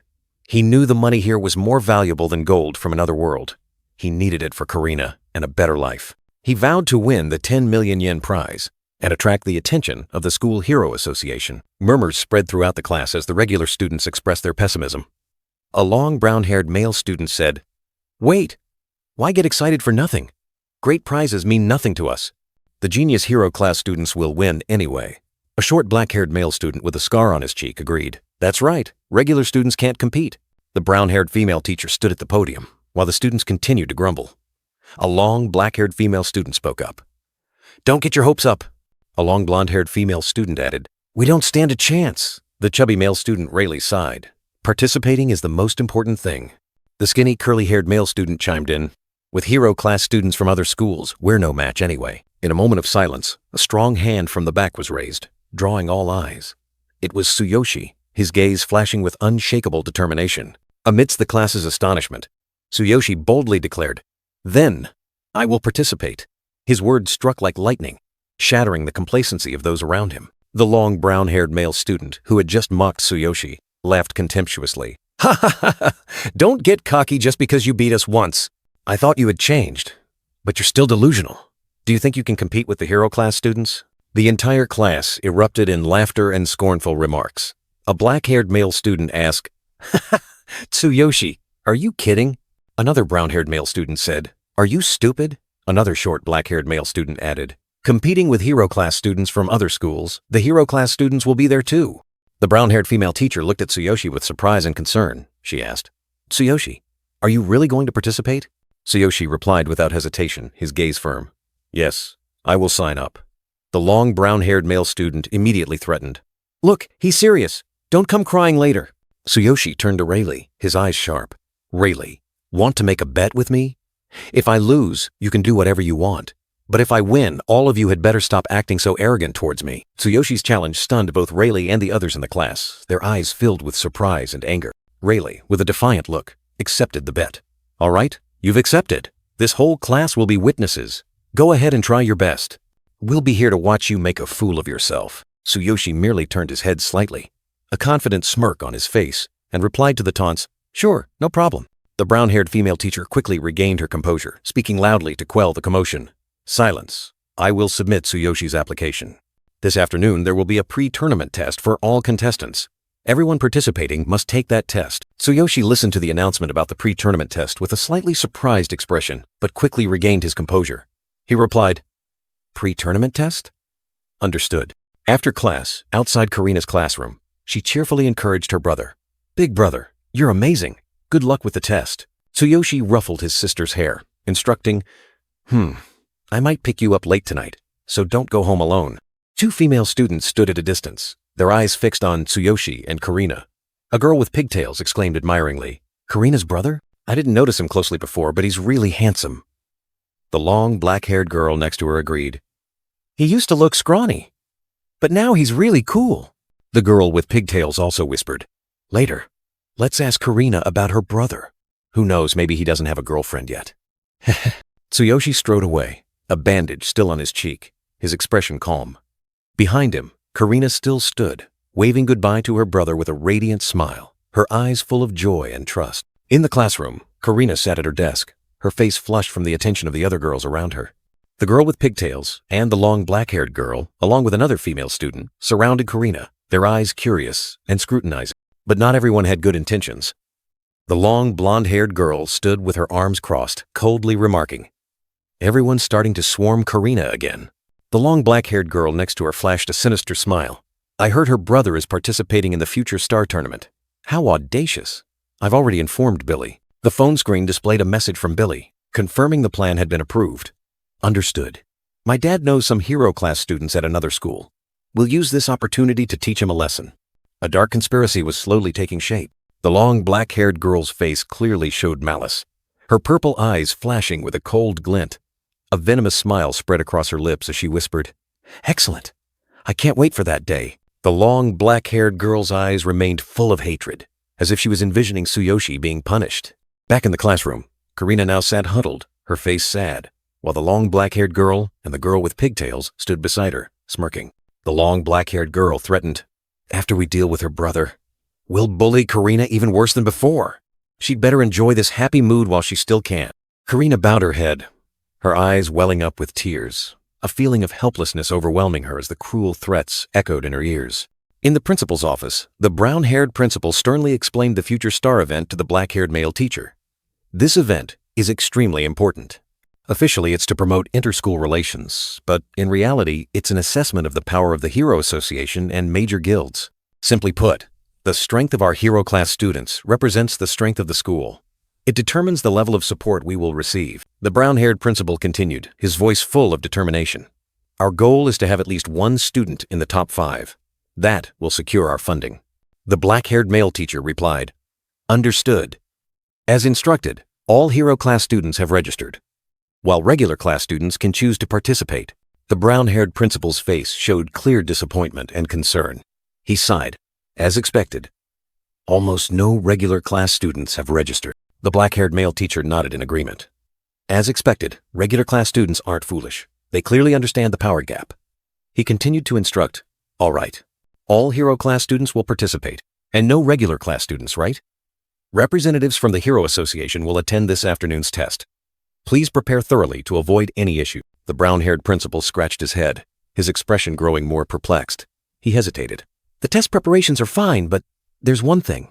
A student from our regular class, Tsukishiro Tsuyoshi, he has submitted an application to participate. The words of the brown-haired principal struck like a bolt from the blue, causing the black-haired male teacher's eyes to widen in astonishment. The entire room fell into a deathly silence at this shocking news. In the pre-tournament test preparation area, a group of students whispered amongst themselves. A short-haired male student expressed surprise at seeing a regular class student volunteer to participate. The crowd continued to mock, deeming it unwarranted arrogance. A pink-haired female student asserted that the person had no chance of passing this semi-hero test. A male student pointed, and a pink-haired female student briefly uttered words of admiration for Tsuyoshi's appearance, but immediately switched to a contemptuous attitude. Tsuyoshi stood there, amidst scrutinizing gazes. Contemptuous remarks echoed, claiming he was nothing compared to the elite students of the hero class. The bald teacher supervising the test frowned, wondering why a regular class student would waste time on this. The teacher's words added fuel to the fire, making the students even more disdainful, believing that the outsider stood no chance. From the second-floor observation room, 3 dignified figures appeared. A polite voice echoed, welcoming the esteemed guest to supervise. The mustachioed teacher explained that these were the most elite students. Chairman Suzuki, representative of the Hero Association, affirmed his high expectations for the school's hero class. The mustachioed teacher expressed his honor, inviting Chairman Suzuki to observe the test. The results would be displayed right here. The black-haired glasses-wearing vice principal urged the test to begin. The mustachioed teacher immediately complied, not daring to delay. The bald supervising teacher received a call from the vice principal, a hint of tension in his eyes. Without hesitation, the bald teacher announced the start of the test. He instructed the students to form teams and enter the simulation machines. He explained about the 3 D to F grade dungeon simulation machines, and that most students would be ranked F. The passing score was 60 or higher. At that moment, Tsuyoshi raised his hand, surprised, asking about the team formation rule he had never been informed of. The bald teacher showed a hint of surprise, then decided to let Tsuyoshi, the only regular class student, take the test alone at the very end. Tsuyoshi calmly accepted, his gaze firm. He was used to fighting alone from another world. This was nothing. Whispers echoed among the students. The short-haired male student and the pink-haired female student looked at Tsuyoshi with disdain, believing he had been abandoned and would not be able to pass this realistic difficulty simulation test. A series of students successively stepped into the cylindrical simulation pods, where mystical blue light engulfed each figure. This was the gateway to a world of harsh challenges. Chairman Suzuki, with a stern expression, explained the purpose of the test: to find outstanding semi-heroes. He emphasized that the Hero Association and major guilds were fiercely competing to recruit these talents before they fell into the hands of others. The students entered a gloomy, simulated forest, covered by a hazy mist. The pink-haired female student couldn't help but exclaim in surprise, "Wow! I always heard about it, but it's really too realistic." A virtual panel appeared before the students, displaying information about the test's difficulty, equivalent to an F-grade dungeon. The panel asked them to choose their profession and equipment, surprising one student that even basic gear could be simulated. Another student, already clad in shining armor, loudly shouted, urging his teammates to prepare for battle. He reminded everyone that they needed at least 60 points to pass, and to be extremely careful. Time passed, and the simulation pods continued to operate non-stop, swallowing and releasing batches of students who had completed the test. As the students emerged, the short-haired male student and the pink-haired female student breathed a sigh of relief. The screen displayed their results. A group of 5, completing an F-grade dungeon in 24 minutes, scoring 72 points, and having passed. Chairman Suzuki observed the overall results, noting that most groups scored between 70 and 80 points, but none exceeded 90. He continued his assessment, stating that this school's hero class was still too young, lacking truly outstanding semi-heroes. He recalled geniuses who had scored 93 points at E-grade, now renowned heroes. Chairman Suzuki and the brown-haired mustachioed teacher discussed the talent gap between levels and the importance of finding rare geniuses. He wondered if he could find someone special here. Chairman Suzuki expressed satisfaction with the overall results, believing that with more training, the students would have a bright future. He asked if this was the end of the test, but the bald teacher hesitantly announced, "There's still one last student from the regular class preparing." The black-haired, glasses-wearing vice principal stood nearby, clearing his throat in annoyance, his eyes clearly showing displeasure. Chairman Suzuki was surprised to learn that a regular class student was participating. He remarked that the person had quite some guts and decided to stay and watch, as it was the last student anyway. The bald teacher congratulated the students who had passed, then urged Tsuyoshi, saying that if he was scared, he could quit any time once inside. Tsuyoshi, with a firm gaze and calm expression, replied decisively, "All right." Outside the simulation room, mocking remarks continued to echo. A short-haired male student scoffed. "The simulation's dark forces might just scare him so bad he pees his pants, don't you think?" Another male student chimed in, his voice full of contempt. "How long do you think it'll take him to crawl out crying?" Tsuyoshi stepped into the virtual world, and a notification appeared. "The difficulty of this simulation test is set at F-grade dungeon. Please choose your profession and equipment." The black-haired warrior stood firm in his black armor, a glowing sword in his hand. He coldly declared, "Profession and equipment? I have everything I need. Just start." The screen displayed 16,000 power, level 12. A purple light streaked past, tearing through the air. Tsuyoshi struck like lightning, without a moment's hesitation. 2 level 1 shadow rabbits appeared. Tsuyoshi calmly looked at them, muttering, "Level 1, huh? Well, it makes sense that a semi-hero simulation test would be easier." Tsuyoshi's continuous attacks formed a storm of purple energy. He thought of Karina, urging himself, "Karina is waiting, so let's finish this quickly." Inside the simulation, a brilliant purple energy explosion erupted, sweeping everything away. Tsuyoshi stood amidst the devastated landscape, his gaze firm. He had completed the task cleanly, without expending any effort. Dark Rabbit Level 3, the dungeon boss, has been defeated. The complete notification appeared. Tsuyoshi looked around and casually said, "Too easy. It only took about 6 minutes to get here, right?" Suddenly, a new notification appeared. "Data error. Your abilities have far exceeded the difficulty of this simulated test. Starting D-class simulated test." Tsuyoshi was a little surprised. "There's a D-class dungeon too? I thought passing the F-class test was enough." The screen turned bright red, and a dazzling notification appeared. "D-class dungeon is now available. Please begin the simulated test." Tsuyoshi was enveloped in a brilliant red light, his figure gradually disappearing. He accepted the new challenge with indifference. "Whatever, at my current level, D-class and F-class are no different." Outside, the students continued to mock. "He's still not out?" A pink-haired female student scoffed. Another short-haired female student added, "Is he scared stiff in there?" A short-haired male student even suggested, "Teacher, try breaking open the machine. Maybe he can't get out because he peed his pants." "Ha ha." The bald teacher looked at his watch, his face worried. "It's been 12 minutes. For a normal student, that's a long time. Did something really happen inside?" What a troublesome guy. Chairman Suzuki, along with the vice principal and another teacher, looked impressed. For a regular class student to endure this long is still very commendable. When he comes out, the principal should at least praise his courage and reward him. The brown-mustached teacher nodded. "Of course. We haven't recorded his results yet, but we will definitely praise his courage." A loud noise echoed, and the simulation door suddenly opened, creating a strong gust of wind. The simulation door burst open. A surge of white energy erupted, pushing back those standing nearby. "Test complete," a voice echoed, signaling the unbelievable event that had just occurred. Amidst the hazy smoke, Tsuyoshi Tsukishiro emerged, strangely calm. The dazzling system notification read, "Congratulations on passing with a perfect score. F and D-class tests, by himself, completed in just 12 minutes, achieving 100 points. All the students, from the mockers to the indifferent, froze. Their eyes were filled with astonishment, unable to believe what was happening before them. Tsuyoshi Tsukishiro subtly curled his lips, his sharp gaze sweeping across the notification board.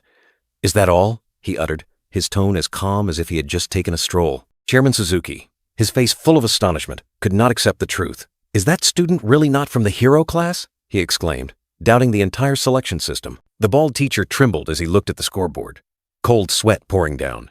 What the hell is this? 100 points? And he even passed the D-class simulated test? What does this mean? There must be a mistake. The short-haired male student, one angrily shouted, pointing directly at Tsuyoshi Tsukishiro. "It must be a mistake. There's no way a regular class student could pass 2 tests in 12 minutes. And even clear a D-class dungeon by himself. That's absurd." Tsuyoshi Tsukishiro turned his back and indifferently declared, "I don't care about the score, as long as I passed. Now I have to go pick up my sister, if you'll excuse me." The bald teacher could only stammer, unable to react in time. "Hey, you! Wait a minute!" A voice rang out, causing Tsuyoshi Tsukishiro to pause slightly and turn his head with a questioning look. Chairman Suzuki approached, his gaze scrutinizing. "You just passed both the D and F class simulated tests, didn't you?" Tsuyoshi Tsukishiro replied curtly, without emotion. "Yes." The black-haired vice principal with glasses whispered, his face incredulous. "No way. How is that possible?" Chairman Suzuki continued, his voice full of doubt. "The default setting is a lower-class dungeon. There's no way a D-class test would appear, and you passed both tests in 12 minutes, as just a regular class student." Chairman Suzuki looked directly at Tsuyoshi Tsukishiro, his gaze sharp. "You are Tsukishiro Tsuyoshi, aren't you? Can you tell me what the final boss of the D-class simulated test is?" Tsuyoshi Tsukishiro calmly replied, as if it were obvious. "It was a level 5 dark wolf. It was fast, but weak. I just slashed it a few times, and it died." The image of the terrifying monster appeared, contrasting with his indifferent tone. "If there's nothing else, I need to go pick up my sister, if you'll excuse me." Tsuyoshi Tsukishiro decisively turned away. Chairman Suzuki watched him, his eyes full of suspicion. "Tsukishiro, you're not lying, are you?" Chairman Suzuki took a deep breath, finally accepting. "All right, you can go pick up your sister." Even so, his eyes still held a lingering sense of bewilderment and astonishment. Tsuyoshi Tsukishiro gave a slight bow, a brief thank you echoing.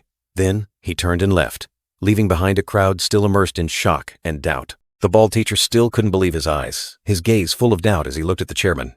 "Chairman, is there something wrong with Tsukishiro's results?" Chairman Suzuki, with a resolute expression, ordered the brown-haired principal, "Principal, let Tsukishiro participate in this competition. And please keep his results and everything that happened today absolutely confidential." The brown-haired principal was still stunned, but quickly regained his composure, stammering in reply. "Huh? Ah, yes." Chairman Suzuki realized the D-class boss was truly a level 6 dark wolf, fast but weak. A regular student cleared D and F class in 12 minutes with a perfect score. A monster genius, a record breaker. I must keep watching and recruit him for the Hero Association. Amidst the silent space, Tsuyoshi Tsukishiro's figure stood tall, like a powerful declaration of hidden strength. Level 12, Warrior, Combat Power 16,000. These numbers were etched into the minds of those who witnessed them, signaling a new era was approaching. Time passed, and the momentous day arrived. The Future Star Tournament, a stage where young talents would compete, officially commenced. A vibrant atmosphere enveloped the area, promising fierce confrontations. Amidst the buzzing crowd of students, a long-haired young man with his hair tied back sighed. "Ah, Kurozu and Sawahira schools. The top schools with excellent academic records are all participating? I heard many hero class students are already capable of becoming real heroes. So we don't stand a chance. The top 5 will definitely belong to those 2 schools. Our school won't even make it into the top ranks anymore."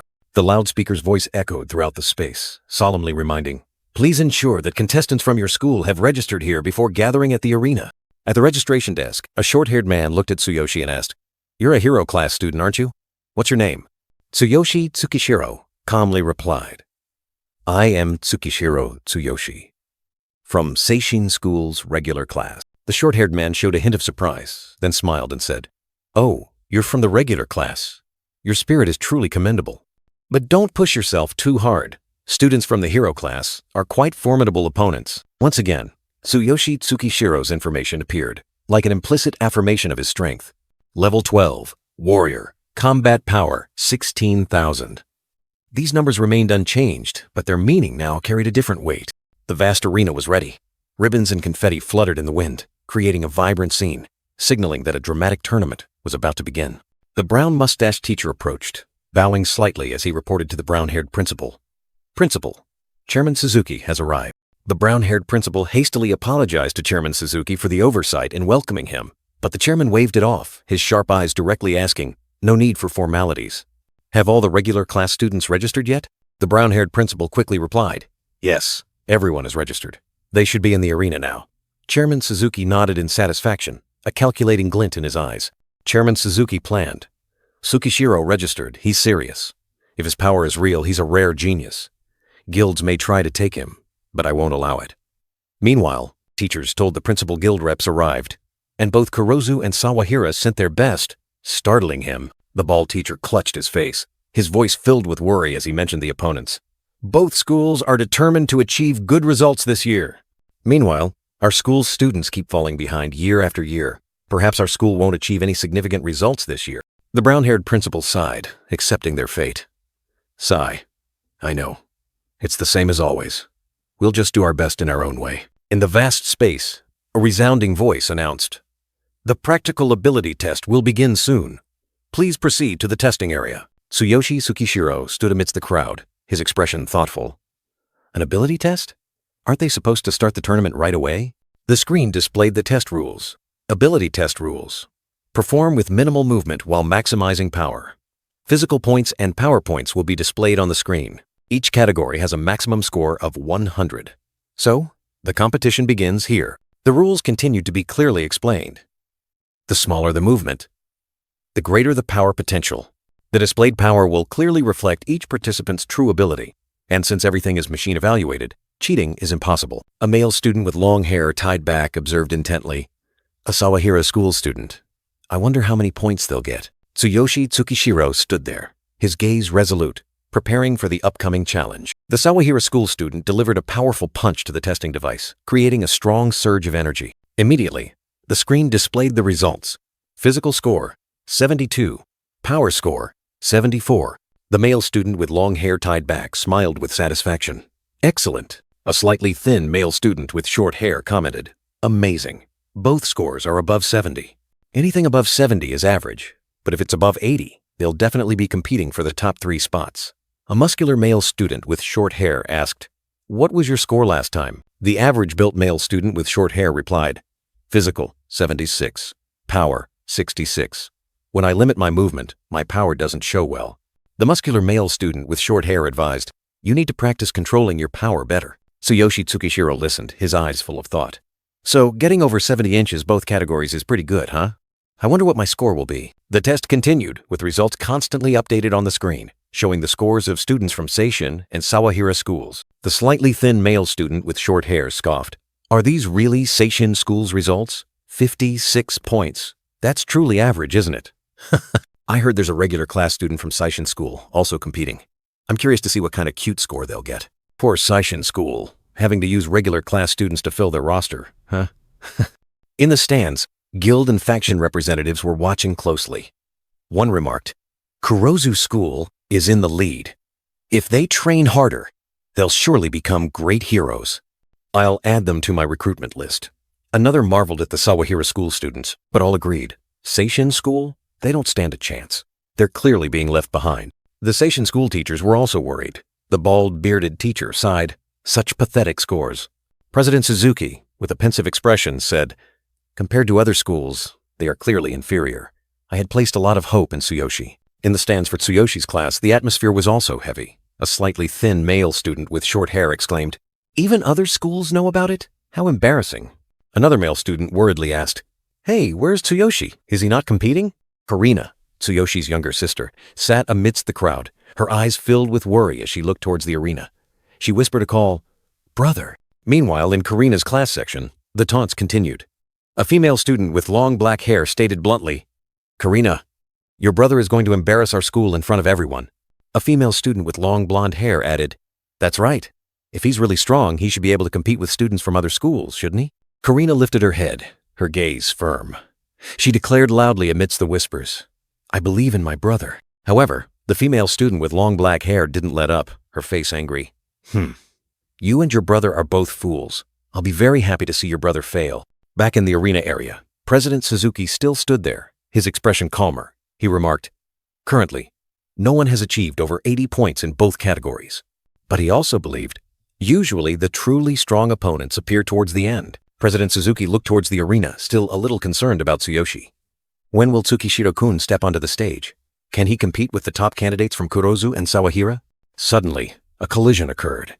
A slightly thin male student with short hair being pushed angrily spoke up. "Hey, watch where you're going." A tall figure appeared. It was Vince, Sawahira School's ace. His information was clearly displayed. Vince, Sawahira High School, has passed the hero test. D-rank hero. Level 4. Combat power 580. The surrounding students were all astonished. A male student with short hair exclaimed, "That's Vince. He's Sawahira School's ace, and he's already passed the hero test. He's a seeded opponent aiming for the championship." Another male student nodded. "So he's definitely a contender for the winner." The slightly thin male student with short hair who had just collided with him was terrified. "If I had known, I would have kept quiet." Vince extended his hand, his fingers slightly curled, preparing for a powerful strike. A loud sound echoed as Vince delivered a strong, decisive punch to the testing device. Vince's face revealed his determination and extraordinary power as he put all his strength into the strike. Vince's test results appeared on the screen, dazzling and impressive. Sawahira School, physical score, 86. Power score, 90. Astonished cheers erupted. The crowd couldn't believe their eyes. Unbelievable. A male student with short hair exclaimed, "With just a small movement, he can generate such explosive power. He's truly incredible." President Suzuki gazed thoughtfully at the screen, a drop of sweat rolling down his temple. "Sawahira School is indeed the strongest. It seems he is this year's best student. I will speak with him after this event." Amidst the crowd, another male student with short hair spoke up excitedly. "Hey, Kurozu School's ace is up next." Boniface, Kurozu's ace, stepped out with an arrogant expression. He sneered, "All you losers who can't even get 80 points should just shut up. Now, let's see what a true ace from Kurozu can do." Boniface smirked confidently, his sharp gaze fixed on the power testing orb in front of him. With a decisive motion, Boniface unleashed a powerful punch. The testing orb shook violently, and a shockwave spread throughout the space. Boniface's results appeared on the screen, dazzlingly. Kurozu School, physical score, 89. Power score, 92. This impressive score drew gasps of admiration from the entire hall. The crowd once again erupted in exclamations of astonishment. Just a little more and both scores would have been 90. He barely moved. Kurozu's ace is on a completely different level. It seems this year's champion has already been decided. President Suzuki nodded, his eyes full of admiration. Incredible potential, just as expected from Kurozu's best student. I will definitely talk to him after the tournament. Boniface turned his head, his gaze meeting Vince, the gray-haired man with a scar on his cheek, standing silently behind him. A tense moment enveloped them. Boniface smirked smugly, his eyes full of challenge. He said, "You are my only true opponent, but the championship is already mine." Boniface bowed his head slightly, his sharp gaze sweeping over, as if to offer a sarcastic apology. "My apologies, but it's my turn now." Tsuyoshi Tsukishiro, a regular class student from Seishin High, stepped out. The surrounding crowd murmured in ridicule. A short-haired male student said, "Tsukishiro Tsuyoshi from Seishin High's regular class. I can't believe he showed up. Don't embarrass our school." Another male student added, "How dare he line up after Boniface?" Tsuyoshi looked directly at the test orb, his expression serious, muttering to himself, "So I just need to use the fewest movements possible while still maximizing power, right?" Laughter rang out. "Ha ha ha! Hurry up and do it!"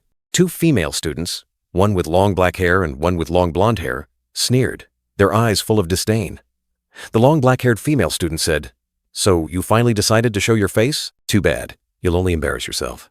Don't just stand there stiffly, okay?"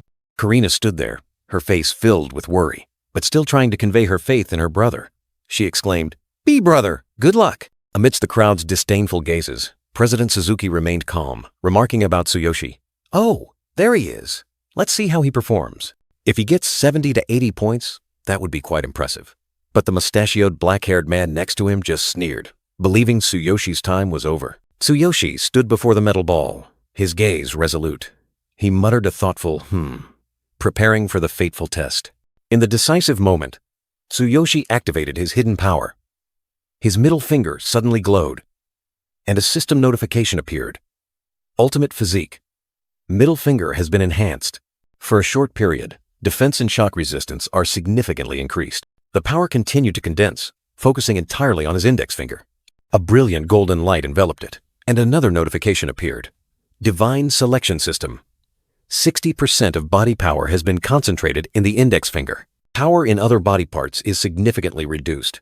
Index finger power increased by 600%. A devastating punch.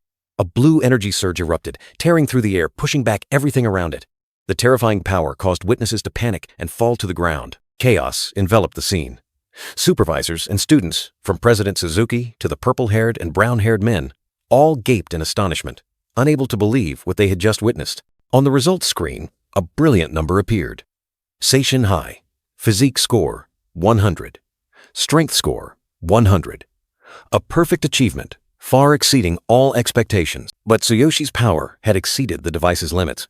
The results screen cracked, the perfect numbers vanished, replaced by mysterious question marks. Seishin High. Physique score. Strength score. Tsuyoshi looked at his finger, his face startled. He mumbled, perhaps I overdid it this time. An unexpected incident had occurred. The metal ball, which seemed unmovable, now soared into the sky, flying beyond the vast stadium. Tsuyoshi sighed to himself. Damn it, I'll have to pay for the damages. Finally, the ball crashed to the ground with a terrifying thud, creating a deep crater. Tsuyoshi's power had left an undeniable mark. The supervisors and officials began to buzz with discussion. The brown-haired man stammered. What does this mean? The bald man exclaimed in surprise. The ball flew away. Does he really have such power? The mustachioed, black-haired man denied. Impossible. The machine must be faulty. The purple-haired man suspected, did he cheat? 3 officials stood before the table, their faces full of skepticism. The black-haired man asked, who is this student? The brown-haired man worried, what about the score now? They couldn't believe a high school student possessed such extraordinary power. He definitely cheated, right? There's no way a high school student could have such power. A gray-suited man panicked, quickly saying, let me check with the school first. Wait a moment. Meanwhile, Tsuyoshi just thought to himself, as long as it's not 0, I'm fine. He didn't care about the score, only hoping not to pay compensation. The purple-haired man still maintained an incredulous expression, saying to the black-haired man, this is impossible. The machine must have malfunctioned or he used an item to cheat. The black-haired man simply replied, I don't know. Let's see what the school decides. Amidst the chaos, a gray-suited man appeared, leading a team of technicians. He requested, everyone, please make way for us. The machinery needs to be inspected. The investigation into Tsuyoshi's mysterious power officially began. President Suzuki, with a sharp gaze, demanded of Tsuyoshi, Tsukishiro, show me your hands. President Suzuki's gaze rested on Tsuyoshi's calloused hands. He thought to himself, he initially believed the boy had used tricks, but there were no signs of cheating. What astonished him was how unusually calloused these hands were for his age. President Suzuki looked at Tsuyoshi with a puzzled expression, asking directly, why do you have so many calluses and scars? Tsuyoshi, with a calm expression, answered President Suzuki. He explained that he had been working part-time for nearly 10 years to make a living. President Suzuki was stunned, speechless. Tsuyoshi's answer completely surprised him. One of the technicians checking the machinery reported, there's nothing wrong with the machine. After data recovery, we measured the impact, and both scores reached 100 points. Another technician asked in astonishment, 100 points in both categories. Tsukishiro from Seishin High, did you say that? The crowd began to buzz. The purple-haired man shouted, power strong enough to break the machine, clearly cheating. This is definitely a lie. The mustachioed black-haired principal suspected, this test was held at Seishin High, wasn't it? Are they cheating? The mustachioed black-haired principal turned to President Suzuki, asking, President, is there a problem? President Suzuki replied with a serious expression, Mr. Principal, I do not have the authority to change Tsukishiro's score. President Suzuki stood tall, his voice resounding. On behalf of the School Hero Association, I acknowledge Tsukishiro's results. I have personally confirmed, and there are no signs of cheating. Once again, I declare that Tsukishiro of Seishin High has achieved 100 points in both categories. Amidst everyone's astonishment, Tsukishiro stood there, calm. On the screen, the brilliant results displayed: strength score, 100. Physique score, 100. Boniface and the purple-haired man stood frozen. Boniface exclaimed in utter shock, wait, 100 points in both categories? Boniface was lost in thought, his face full of confusion. He had never paid attention to Tsuyoshi before. The question popped into his head, is this the person Billy asked me to deal with? There must be some mistake. Memories of Billy and the Blue Snake Gang flashed in Boniface's mind. He told himself, Billy's father is the young leader of the Blue Snake Gang, a business partner of ours. I must fulfill Billy's request at all costs. I'll settle this in the next match. The crowd was still in shock. The black-haired man couldn't believe it. I can't believe President Suzuki of the School Hero Association would say such a thing. A beige-suited man nodded. If someone like the president said it, then it must be true. Another person exclaimed in surprise. So, Tsukishiro from Seishinhai's regular class topped the strength test with 100 points in both categories? On the large screen, Tsuyoshi's image and his perfect score were clearly displayed, confirming an undeniable victory. The announcement rang out. The strength test results are in. Tsukishiro of Seishinhai. 100 points in both categories. First place. Astonishment spread throughout the hall. The brown-haired man exclaimed. 100 points in both categories? The mustachioed black-haired principal was still dazed. First place? That's insane. 100 points in both categories must be a record. What the hell is going on with him? In the crowd, Karina and a short-haired female student cheered excitedly, their eyes sparkling with admiration. Big Brother is amazing! The audience buzzed, astonished by Tsuyoshi's unbelievable score. A long blonde-haired female student and a long black-haired female student still had their mouths agape, while the short-haired female student stuck out her tongue in shock. See, the score is incredible. Meanwhile, another long black-haired female student was furious, her face flushed. She suspected foul play. How could they let him win? What the hell are they doing? On the phone screen, a message from Billy appeared, full of frustration. The recipient was also confused, not understanding how things had come to this. What's going on? I told you to make him pay. I don't understand either. My friend is Kurozu High's ace. He'll definitely handle it. President Suzuki analyzed the situation. Tsukishiro is Seishinhai's only student to make it into the top 10. He further explained the scoring system and expressed concern. If Seishinhai has to rely on Tsukishiro to make it into the top 3, the next round will be very difficult. Kurozu High and Sawahara High are not easy opponents at all. The announcement echoed throughout the stadium. The second match is a team competition. Each school is free to form teams for the next round. The second match is Annihilation Sweep. Teams will enter a simulated F-rank dungeon, competing to see who can defeat the most shadow monsters in 10 minutes. A man with purple hair thought to himself, this is an opportunity for his team to rise. A brown-haired, bearded man informed Tsuyoshi. Tsukishiro. By the rules, you need at least 3 people to form a team, so you'll have to sit out this match. Tsuyoshi calmly replied, understood. Tsuyoshi looked up at the scoreboard. Seishinhai was leading with 10 points. He reassured himself. Seishinhai is in first place with 10 points. Everything's still fine, right? Boniface was furious, his face full of annoyance. He couldn't do anything in the second match. Damn it, I can't do anything in the second match. I was going to teach him a lesson, but then he resolved, we still have a chance. We should focus on winning the second match. Kurozu High's team was full of confidence. Their purple-haired leader declared, we've done this many times at school. We are the strongest team at Kurozu High, and we've been specially trained for this situation. We're definitely taking the lead.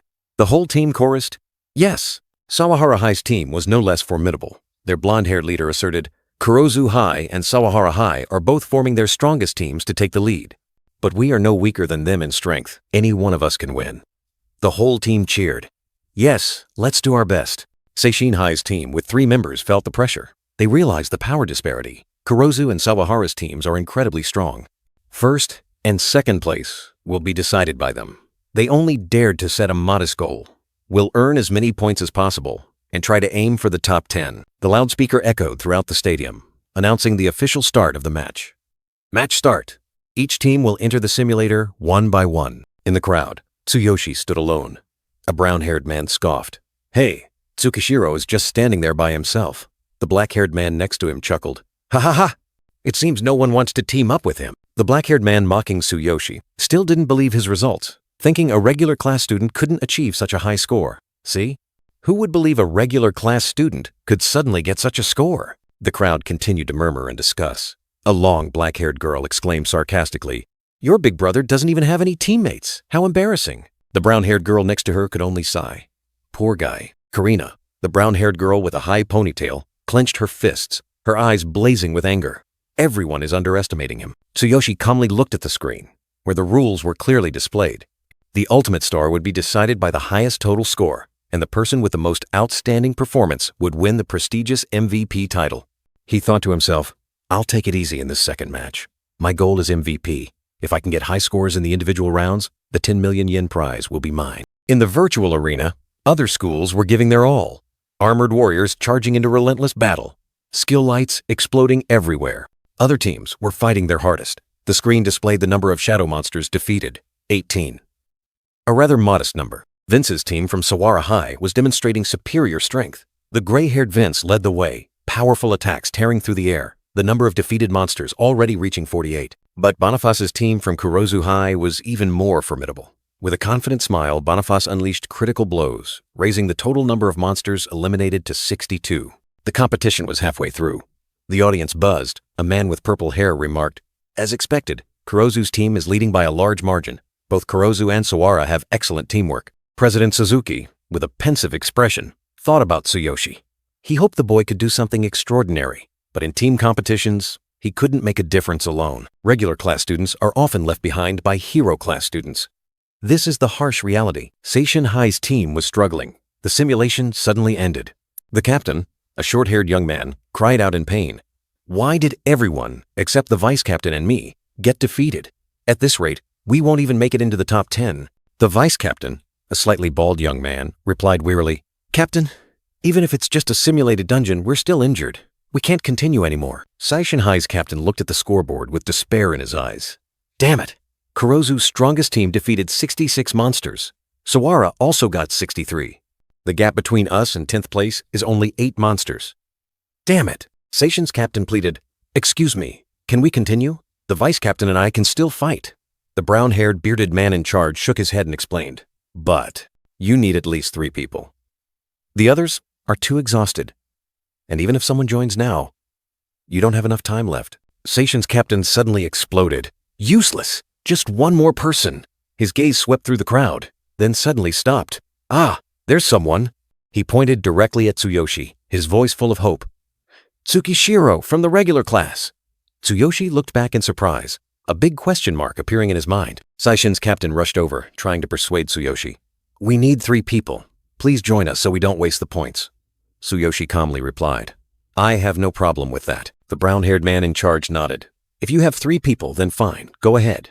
But he also didn't forget to add a skeptical remark. "However, I don't think it will make any difference with only 3 minutes left." Time was running out. Seishin's captain and vice captain poured all their strength into the final battle. Only 3 minutes left. "Vice captain, let's go." They had defeated 33 enemies, just 10 more to make it into the top 10. In that critical moment, Seishin's vice captain turned to Tsuyoshi, his voice full of worry. "Tsukishiro, I don't know your abilities, but if you can help, please do." A swarm of teardrop-shaped enemies, bearing glowing red eyes, poured down from the sky, surrounding the 3 of them. Tsuyoshi calmly ordered, "Both of you, close your eyes." Seishin's vice captain was stunned, not understanding his intention. "It's best to keep your eyes tightly shut," Tsuyoshi said, as his body erupted with purple energy. The dark frostlight sword appeared, along with his status panel. Warrior, level 12. Combat power, 16,000. The 2 teammates were still confused, but then the worry about time rushed in. "We're out of time. We need to defeat 10 more enemies to get into the top 10. Tsuyoshi, in his black armor and glowing sword, his eyes resolute. "Leave it to me." His words were soft, but contained terrifying power. A terrifying shockwave spread. The ground cracked open, and debris flew everywhere. Tsuyoshi charged straight into the horde of monsters, his entire body ablaze with purple energy. "Let's go! I'll break through their formation."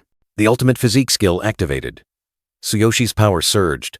Brilliant purple lightning enveloped him, tearing through the air. The thunder chain drop skill erupted. Continuous lightning bolts striking down. The number of defeated enemies rapidly increased. 43. The number of enemies annihilated soared non-stop. 53, 73, 103, 180, 240, then reached 330, a destructive display.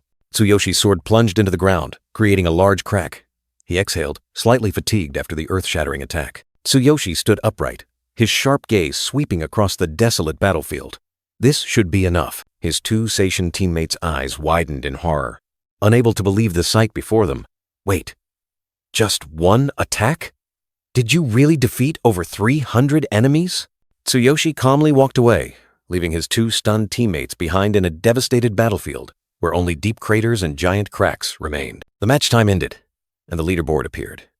Seishin High proudly sat in first place with 330 monsters defeated, far surpassing Kurozu and Sawara schools. Amidst the dazzling light, Tsuyoshi Tsukishiro stood there, his gaze unusually calm as if everything that had just happened was nothing significant. He stood tall beneath the electronic scoreboard, where Seishin Hai's name and the number 330 still shone brightly. His two teammates, the short-haired boy and the slightly bald boy, still stood behind him, their eyes fixed on him. A long-haired, bearded man, Suzuki, was too astonished to speak.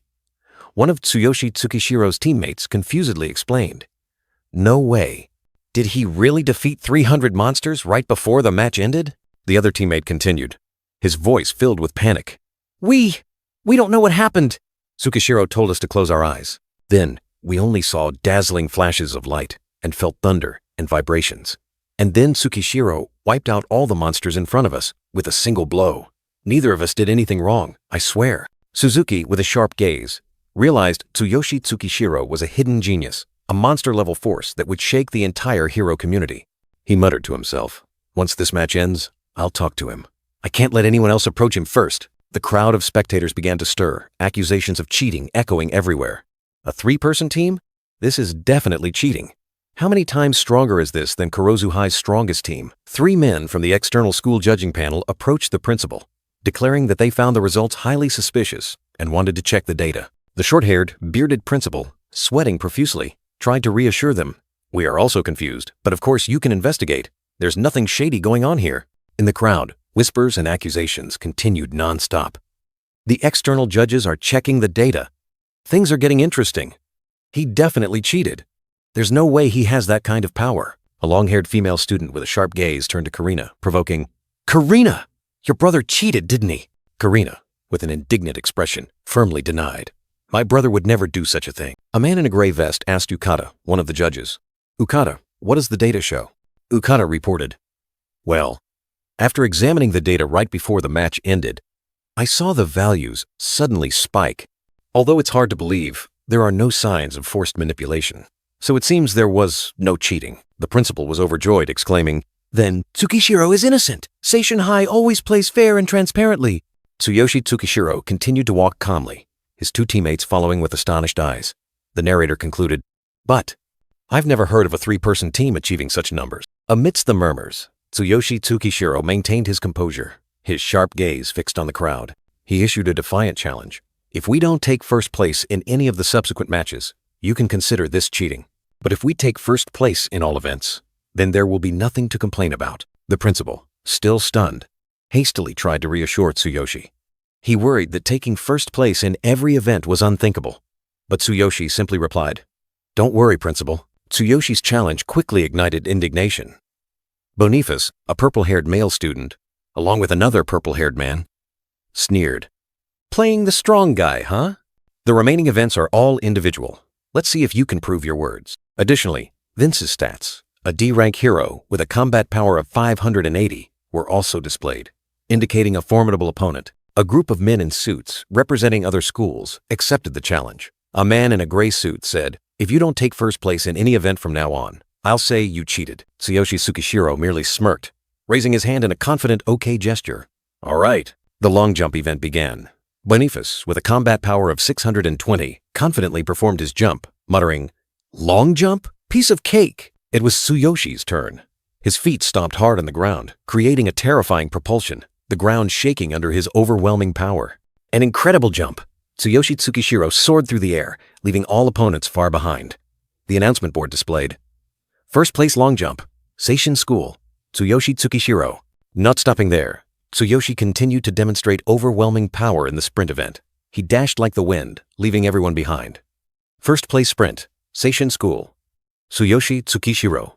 Next was the discus throw. Tsuyoshi's arm tensed, accumulating an explosive surge of energy. With a powerful throw, the discus soared, tearing through the air, creating a strong shockwave. 2 men in the stands were utterly astonished as the announcement board displayed, "First place discus throw, Seishin School, Tsuyoshi Tsukishiro." One exclaimed, "What? This is a new record." Karina, Tsuyoshi's younger sister, cheered joyfully. "Go, big brother." Meanwhile, a long-haired female student remained skeptical. Is Karina's brother really that strong? He's taken first place in every event so far. He must have broken records, right? Anxiety and confusion spread through the crowd. 2 other men stood next to each other, one exclaiming, "Really? Something's wrong with him." The other sighed, What a mess." Amidst astonished and skeptical gazes, Tsuyoshi Tsukishiro continued to walk calmly, heading towards the corridor entrance, leaving a storm of public opinion in his wake. Amidst the whispers, Billy, Mina's boyfriend, gritted his teeth. He couldn't accept this situation. What the hell is going on? Cheating or not, I can't let this continue. What the hell is Boniface doing? A message from Boniface popped up, urging him to quickly stop Tsuyoshi. On the track, 2 male students panted, drenched in sweat. Damn it! When did Geishin High create such a monster? Another mumbled. But still, they're really hard to beat. Fatigue and astonishment were clear on their faces. Boniface's hand clenched his phone, his eyes filled with anger and disappointment. The old message was still displayed, a reminder of his humiliating defeat. Boniface slumped down, clutching his phone. He understood Billy's intention, but all attempts to intervene were futile. Billy, I get it. I want to intervene, but I can't. Damn it! He felt helpless against Tsuyoshi's winning streak. Boniface stood up, his eyes flashing with determination. Boniface, the next event is the last. I'll do something. Just wait and see. The purple-haired man behind him was surprised. Boniface continued, We've been training for this for a long time. I'm confident. I'll face Tsuyoshi in a fair fight. Boniface stared at an unfamiliar device. This is it! If it's that event, Billy's father secretly gave me the P2P mental jamming device. It was an expensive item on the black market, which he had originally intended to keep. But now, if he didn't use it, he would lose the chance to defeat Tsuyoshi. He told himself that the device had been adjusted to 10% of its original power, so it would be safe. P2P mental jamming device. A high-level psychic item. When activated on a target, it generates a powerful psychic shockwave that attacks the head, causing the target to experience severe headaches. This is an extremely dangerous and prohibited item. The vast stadium was buzzing with excitement. Next, the final event of the day. Object Tug of War. This traditional competition, a crowd favorite, promised a climactic showdown. The rules for Object Tug of War are quite simple. Competitors use ropes and strength to lift a female student approximately 30 meters high. When the bell rings, the lifting stops. The female student will lower her school's flag to claim victory. Ukata approached Tsuyoshi, relaying the principal's request. Tsukishiro-kun, the principal wants you to participate. Please, win first place here again. Tsuyoshi listened with a pensive expression. Tsuyoshi bowed his head, one hand on his shoulder. But no female student is available. Tsuyoshi thought of Karina, his sister who had an injured leg. Karina's leg is injured. Ukata walked away enthusiastically, patting his chest to reassure Tsuyoshi. I'll find someone, don't worry. He was confident he could solve this problem. The loudspeakers echoed throughout the stadium, announcing that Tsuyoshi Tsukishiro from Seishin High would participate in the Object Tug of War. But there's no female student to pair with him. Anyone willing to volunteer, please come to the competition area. In the stands, the female students whispered amongst themselves. I want to help too, but I'm not sure if all those first-place wins were legitimate. Another female student said, Tsukishiro seems to stand out even more than the hero class students, even though he's just a regular class student. I want to help, but I'm a bit shy. The last one nodded. Exactly. I'd rather not be noticed. Amidst the chatter, Karina suddenly stood up, her eyes resolute. I'll do it! Her friend next to her frantically held her back. No! Your leg is injured! But Karina didn't waver. A long-haired blonde female student indifferently sucked on a lollipop, calmly saying, If no one else is going, then fine. Besides, the school will probably just pick someone randomly anyway. She didn't care about the ongoing situation. With a mischievous glint in her purple eyes, the long-haired, black-haired female student smiled meaningfully. A bold idea had just sparked in her mind. She declared that she would participate herself, with the intention of sabotaging it. I'll deliberately mess it up, even if we don't get first place. It'll be because Tsuyoshi is incompetent, not me. The short-haired female student next to her was stunned. Huh? You'll do it yourself? The long-haired, black-haired female student crossed her arms, her eyes arrogant. I can't rely on Billy anymore. I can't stand it, Billy replied, his voice full of worry. All right, be careful and do your best. Ukata cheerfully announced that he had found a volunteer, asking Tsuyoshi to greet her. The black-haired warrior simply responded softly, calmly turning his back. Tsuyoshi Tsukishiro turned around, his sharp gaze directed at the person who had just volunteered. He introduced himself briefly and decisively. The long-haired, black-haired female student approached, flashing a confident smile. Tsukishiro, let me help you!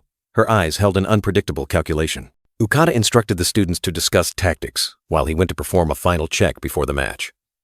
The students unanimously obeyed. Tsuyoshi stared at the long-haired, black-haired female student, his eyes full of suspicion. What are you doing here? You definitely don't have good intentions. She turned her face away, her tone annoyed.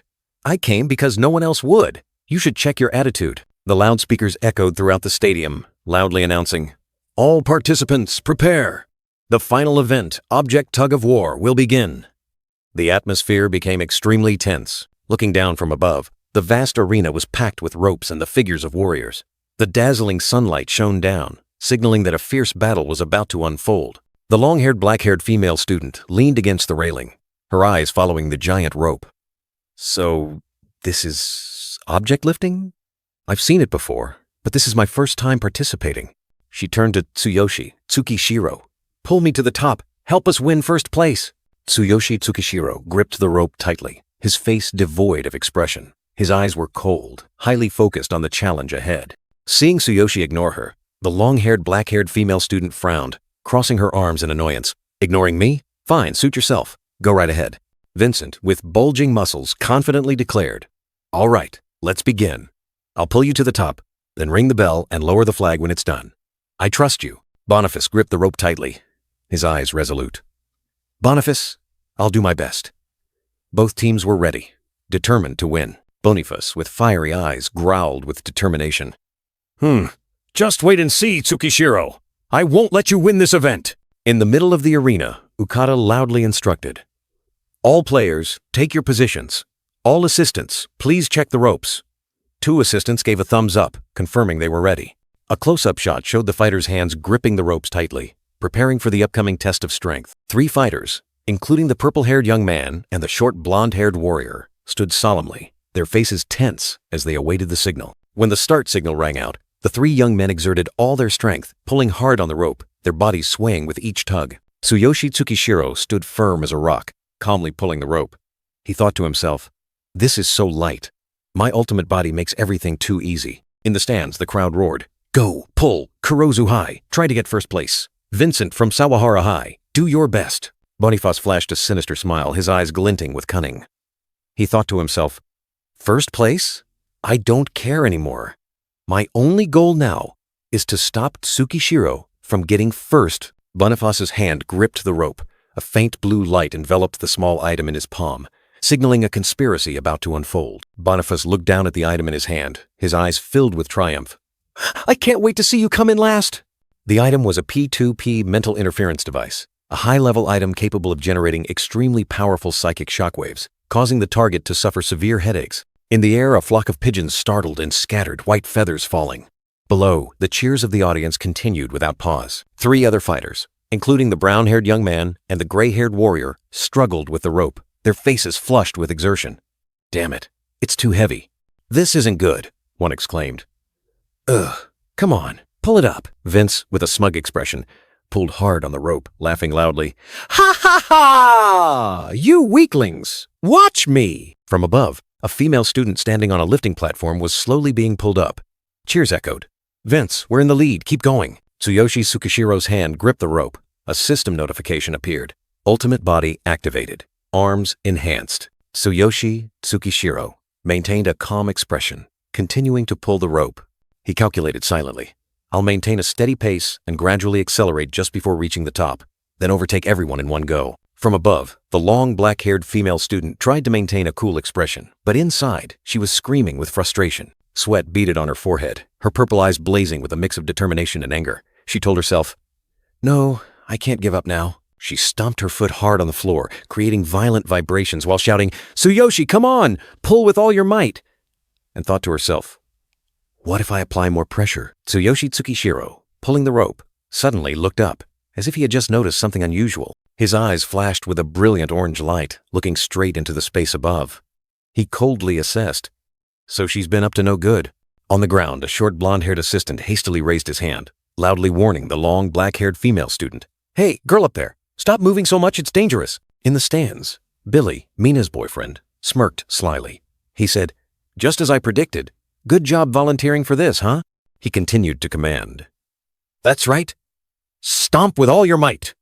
No matter how dangerous it gets, don't let him win." The long black-haired female student above flashed a sinister, self-satisfied smile. She whispered, "It's done. He deserves it." The long black-haired female student's eyes gleamed with malice and schadenfreude, a cold drop of sweat trickling down her temple. She looked down at the arena, where Tsuyoshi Tsukishiro was still pulling the rope, a a sense of tension enveloping her.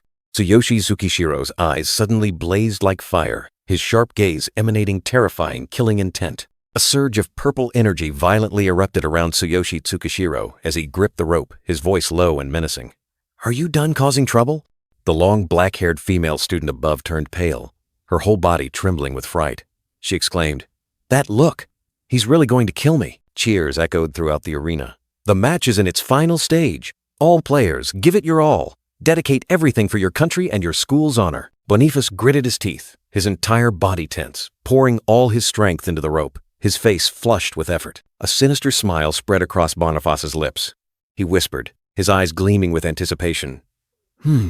Final stage, huh? It's almost time." Tsuyoshi calmly pulled the rope, but his mind echoed with the arrogant challenge. He thought, "If I don't win first place in even one event, will I admit to cheating? You arrogant fool." Boniface, his face contorted with determination, was ready. He muttered to himself, "Before the match began, I secretly set Tsuyoshi as the target for this item. All I have to do is press the button. I can't wait to see you suffer. You won't be able to win first place in front of me." A white-gloved hand was raised, activating the item. A mysterious energy spread, signaling an unexpected attack about to strike. The activated item was P2P Mental Interference, a high-level psychic item prohibited from circulation. It generated extremely powerful psychic shockwaves, directly attacking the brain, causing severe and prolonged headaches for the victim. Immediately, a colossal energy vortex erupted, spreading throughout the arena, engulfing everyone within its range of effect. Boniface suddenly clutched his head, screaming in pain. "What the hell is this? Why is it a widespread effect? My head feels like it's going to split open. Something's wrong. The item Billy's father sent is really strange." Amidst the chaos, Tsuyoshi remained standing. He looked around, his sharp gaze sweeping over those writhing in pain. What's happening to everyone? With a slight frown, Tsuyoshi raised his hand to his temple. Immediately, a system notification appeared, confirming that psychic shockwaves had been detected and his mental protection mode had been activated. High above, the men trying to balance on the rope suddenly lost control, their bodies falling freely through the air. A long, black-haired female student, who had just stomped her foot destructively, was now also falling, her desperate screams tearing through the air. Another long, brown-haired female student also clutched her head, her face contorted with pain and fear, her body unable to hold steady as she plunged downwards. Ukata, the event organizer, watched the chaotic scene in horror. What's happening? Everyone's collapsing, even the assistants. The girls are in danger. If they fall from this height, they won't survive. Can no one help them? From the stands, kind-hearted spectators tried to rush forward, but the distance was too great. They desperately realized they couldn't reach anyone in time to save them. The long, black-haired female student was still falling, her desperate cries for help echoing throughout the arena, blending into the general chaos. Amidst everything collapsing, a powerful hand gripped the rope tightly, veins bulging, like a steadfast anchor in the storm. And then, an unexpected sight appeared. The long, black-haired female student, who had just been free-falling, was suddenly held by a cage-like structure, preventing her from a fatal fall. Boniface jolted awake, his headache subsiding, but astonishment immediately took its place. Wait, it stopped? He couldn't believe his eyes, looking around for the cause. The long-haired, black-haired schoolgirl, having just escaped the scythe of death, was still stunned inside the rescue cage. Her panicked eyes scanned for the one who had done it, exclaiming, "Who did that?" Amidst the rubble, Tsuyoshi Tsukishiro stood tall, his eyes burning with determination. He gripped the ropes tightly, straining to pull everything up, like a guardian deity amidst the chaos. Tsuyoshi gritted his teeth, his eyes flashing with a fiery red light. He knew he couldn't hesitate, because if things continued, the girls would be in danger. A burst of energy erupted from Tsuyoshi. He activated ultimate physique, channeling all his strength into his legs, creating a terrifying thrust that shattered the ground beneath him. The explosive power from Tsuyoshi's legs created a violent shockwave, making the ground tremble and debris fly everywhere, like a small earthquake. Without hesitation, Tsuyoshi reached out and grabbed all the falling ropes. He roared, determined not to let anyone fall. Ukata, the event manager, was utterly astonished. He pointed directly at Tsuyoshi, shouting, "Oh my God, it's Tsuyoshi! He stopped all the elevators by himself." Tsuyoshi strained, pulling the ropes taut. Muscles rippled beneath his clothes, every fiber tensing to bear the immense weight. All the ropes now converged at one point, held firmly in Tsuyoshi's hands. He gritted his teeth, repeating his vow, "No one will fall." The terrifying weight of dozens of elevators pressed down on Tsuyoshi. He roared, channeling all the power of his ultimate physique into his arms, even though he knew his legs were under extreme pressure. Tsuyoshi strained, sweat pouring down him. Around him, the people in the elevators also cheered in unison, giving him strength. "Push yourself! Don't let go! Keep going!" The long-haired, black-haired schoolgirl looked at Tsuyoshi with utter astonishment. She whispered, unable to believe what she was witnessing. "Tsuyoshi. He's pulling everything. All by himself." The crowd erupted, amazed by Tsuyoshi's extraordinary strength. They cheered him on, believing in him. Nearly 50 kilograms per elevator, over 10 elevators, plus the weight of the girls. What kind of insane strength is this? "Tsukishiro, you can do it." Tsuyoshi strained to his limit, his face contorted from the pressure. He gritted his teeth, feeling the immense weight crushing him, but still held firm. So heavy, keep going." Tsuyoshi's hands gripped the ropes tightly, veins bulging. His palms were deeply scarred, but he wouldn't let go, determined to hold on to everyone's lives. Chairman Suzuki was stunned, his eyes burning. He recognized Tsuyoshi's extraordinary potential, determined to recruit him into the elite hero team. "Tsukishiro, he will surely become a legendary hero. At all costs, I must get him into the elite hero team." A professional rescue team rushed forward, their eyes resolute. They shouted, ready to share the burden with Tsuyoshi. "Let's go! We'll help you!" Tsuyoshi collapsed from exhaustion, but the rescuers arrived just in time. They reassured him, quickly assigning themselves to take over each elevator rope. "We've got it! Tsukishiro, you did great. 1 elevator per person, hurry up." The rescue warriors strained, gripping each rope tightly. The immense weight was now shared, but the tension was still evident on every face. Even with reinforcements, Tsuyoshi didn't let go. He resolutely held onto the rope, as if it were an unbreakable vow. "I will hold this rope." The rescuer looked at Tsuyoshi in astonishment, not understanding how he could still hold on. "Are you sure you don't need a rest?"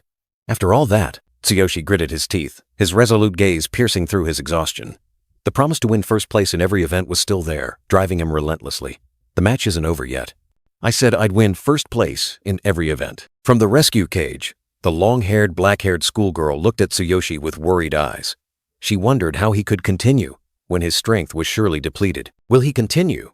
He must be exhausted. Admiration gradually replaced the worry on her face.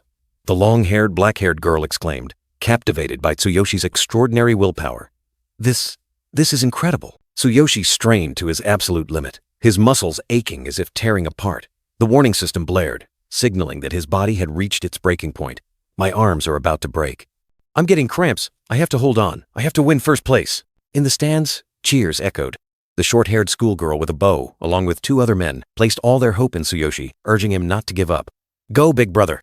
Come on, you can do it. That guy is still holding on." The entire stadium erupted, thousands of cheers merging into a powerful wave of support. Everyone wanted Tsuyoshi to win, to claim the leading position. "Go, Tsuyoshi. Keep trying. First place. Keep going." Tsuyoshi mustered his last bit of strength, pulling the rope hard. The victory bell rang out, tearing through the air, signaling that a milestone had been conquered.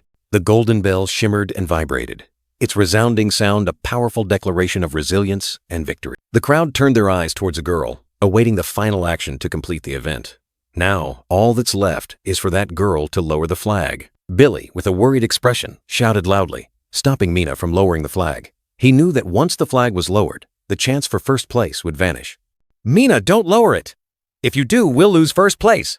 Don't move!" The long-haired, black-haired schoolgirl high above was still stunned, her eyes fixed on the fallen rescue cages, a feeling of helplessness welling up. The long-haired, black-haired girl still stood there, her purple eyes shining with worry, unable to believe the scene before her. In the depths below, Tsuyoshi Tsukishiro strained to his limit, every muscle taut, sweat pouring like a river, resolutely gripping the elevator rope. The long-haired, black-haired schoolgirl high above pressed her lips tightly together, fear still evident on her face. The long-haired, black-haired girl raised her hand, preparing to lower the flag, completing the final ritual of the competition. Billy, Mina's boyfriend, cried out in despair. "Hey, Mina, don't lower it! If you do, we'll lose first place! Don't move!" Tsuyoshi Tsukishiro looked up, a satisfied smile on his lips, his resolute gaze piercing through the haze of exhaustion. With a powerful whoosh, the flag rope was pulled high, tearing through the air. The flag of Seishin High School proudly flew at the top. Brilliant confetti fireworks burst, marking an incredible victory. The audience erupted in enthusiastic cheers, confetti pieces fluttering like a celebratory dance for the resounding triumph. The loudspeaker's voice echoed throughout the stadium, grandly announcing, First place goes to Tsuyoshi Tsukishiro of Seishin High School. Okada and Boniface stood stunned, their eyes wide, unable to believe their ears, repeating the question, "First place?" A long-haired blonde girl stood there, her eyes filled with astonishment, exclaiming, "Wow, that's unbelievable." A little girl with brown hair tied in a bun, her eyes teary, overjoyed, shouted, "Big brother, you did it." In the stands, officials from various associations and factions buzzed with discussion, determined to recruit the talented Tsuyoshi Tsukishiro at all costs. In a hidden corner, 2 members of the Blue Snake Gang were also stunned. One of them spoke up, "Boss, this Tsukishiro has already caused trouble for the young master. Even the chaos earlier was caused by a device the young master gave to one of the participants." The boss of the Blue Snake Gang, a burly man with a goatee, reclined on a chair, his eyes full of thought. He muttered, his tone heavy.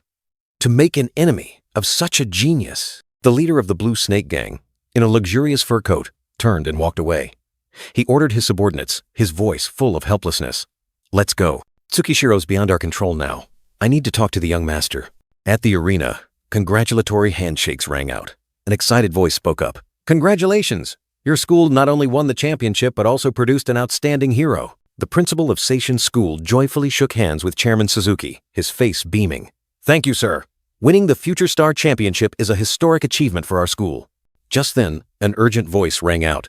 "Principal, Chairman Suzuki, we have a report." A staff member in a blue uniform, his face panicked, reported to the principal and the students. "What's wrong?" he asked. A contestant was found using a P2P psychological interference device. Fragments of the psychological interference device glowed faintly. It seems the chaos earlier was caused by this device. After investigation, it was modified into an extremely dangerous item. What should we do? Chairman Suzuki and the principal were stunned, their faces pale. "What? Isn't that a forbidden item?" The principal stammered. "It's not one of our students, is it?" "Which contestant was it?" The staff member in blue continued to report, identifying the culprit. "It was Boniface from Kurozu School. He was their ace. Initially, we thought it was a mistake." He added, "Boniface has been detained. Chairman, could you take over the investigation?" Chairman Suzuki pondered, not understanding Kurozu School's motive. Why would Kurozu School? "Please let the staff continue the investigation. I will contact Kurozu School directly later." The principal breathed a sigh of relief. "I'm relieved it wasn't one of our students. I thought our achievement would be cancelled." Meanwhile, Tsuyoshi Tsukishiro, the hero of the competition, was chugging a bottle of energy drink, his body still drenched in sweat. A voice rang out. "Principal, do you need something?" Chairman Suzuki and the principal approached Tsuyoshi, their eyes full of admiration. "You came at just the right time," the principal said proudly. "You are the star of Seishin School?" The principal enthusiastically praised Tsuyoshi. "You did very well. From now on, the school will support you wholeheartedly. If you need anything, just let me know." He was even more generous. "First, your tuition fees. No, all your expenses will be waived. Your sisters, too." Tsuyoshi politely declined the privileges. He gently pushed the principal's hand away, saying, "Thank you for covering the fees, but I don't need any special treatment." Chairman Suzuki continued, extending a significant invitation. "Tsukishiro, on behalf of the School Hero Association, I officially invite you to join the elite hero team." He emphasized, "There has never been a precedent for a high school student to join, but you are qualified. Please consider it." Chairman Suzuki continued to offer attractive benefits. Furthermore, as the Future Star Champion, you will receive prize money and an apartment in Hero Villa No. 1. It's in a prime location. Tsuyoshi and the principal were both astonished. "Oh, I'll get a villa?" A short-haired, black-haired observer, with sharp eyes, secretly thought about the chairman's shrewdness. The chairman is truly cunning. Recruiting a genius is a great achievement. No wonder he's going all out like this. Mina, the long-haired, black-haired girl, walked alone in the empty stands. Her eyes were heavy with sadness, as if the whole world had turned its back on her. Suddenly, a rough hand grabbed her collar, pulling hard. An angry growl rang out. "Come here!" Billy, the blonde-haired boy, dragged Mina roughly through the empty hallway. The girl cried out in pain. "Billy, it hurts!" Billy turned around, his face flushed with anger, veins bulging on his neck. He roared, questioning, "Why did you lower the flag? How could you let Tsukishiro win?" He pushed Mina against the wall, continuing to vent his anger. "Have you forgotten how he humiliated us? You promised to help me crush him? You and Boniface are both useless." Mina looked up, her purple eyes shining with determination, sweat beading on her forehead. She retorted, "He saved my life, and everyone else's too. Without him, I'd be in the hospital right now." Billy didn't listen, his rage flaring even more intensely. He snarled, calling her harsh names. That doesn't matter. He's hogging all the attention. You're just a useless milk cow. Billy's cruel words were like a knife piercing Mina's heart. The long-haired, black-haired girl stood frozen, her purple eyes wide and lifeless, tears welling up. Mina decisively pushed Billy away, her eyes full of hurt and determination. She declared firmly, "Billy, we're over. Don't ever talk to me again." Billy was stunned, his hand raised in midair, his face contorted with shock and anger. "You." Billy's hand still hovered, ready to strike. He growled, his eyes full of murderous intent. "You damn woman, you've got some nerve." Mina closed her eyes, raising both hands to cover her face, but her voice remained firm. She challenged, "Go ahead and hit me, but if you do, don't ever come near me again." Just as Billy's hand was about to touch Mina, another hand appeared from nowhere, decisively blocking the cruel blow. Tsuyoshi appeared. The black-haired young man's sharp gaze fixed on Billy, his voice calm but powerful. "So it was you." Billy spun around, his face pale with surprise and fear as he recognized the intervener. He roared, "Tsukishiro, let me go! What the hell are you doing?" Mina looked up at Tsuyoshi, her purple eyes wide, her face flushed. In that moment, all fear vanished, leaving only surprise and an indescribable emotion. "Tsukishiro, I didn't want to get involved, but once I knew you were behind this, I had no other choice," Tsuyoshi declared coldly, tightening his grip on Billy's arm. Billy cried out in pain. Tsuyoshi leaned down, his eyes as sharp as knives, questioning Billy. "Do you know how many people could have been hurt if I hadn't intervened? This isn't some childish school game. This is a matter of life and death." Billy's face paled, sweat pouring down as he struggled to get up. He stammered a threat. I'm the son of the Blue Snake Gang's young leader! If you don't let go, I'll make you." Before the threat was finished, Tsuyoshi landed a punch straight to Billy's face. "Stupidity has no cure, does it?" he said coldly, his gaze unwavering. The powerful, heaven-shattering punch sent Billy flying backward, his body crashing into the nearby wall with a loud thud. Mina stood there, her purple eyes wide with astonishment. She couldn't believe what had just happened before her eyes. Billy lay sprawled on the ground, clutching his throbbing jaw. He screamed, his voice full of resentment. "My teeth! You hit my teeth!" Billy remained on the ground, vowing revenge. "You'll regret this. I'll make you pay double," Tsuyoshi merely replied with a challenging tone. "Come find me anytime." A long-haired blonde girl rushed over, her face clearly anxious. "Mina, are you okay? Billy's going crazy looking for you." The long-haired blonde girl saw Tsuyoshi, her eyes wide with surprise. "Tsukishiro, why are you here too?" Tsuyoshi turned his face away, his voice tinged with annoyance. "Even if you've surrendered, don't expect my thanks. I still haven't forgiven you for what you did to my sister." The long-haired blonde girl looked at Mina, who was hanging her head. "Mina?" she called softly, not understanding what was happening. The long-haired blonde girl called Tsuyoshi's name loudly again, her voice sounding urgent. "Tsukishiro!" Tsuyoshi subtly turned his head, his gaze indifferent. "What else do you need?" he asked, without a hint of patience. The long-haired blonde girl quickly grabbed Mina's hand and bowed her head, apologizing to Tsuyoshi. "I'm sorry for treating your sister badly. I truly regret it."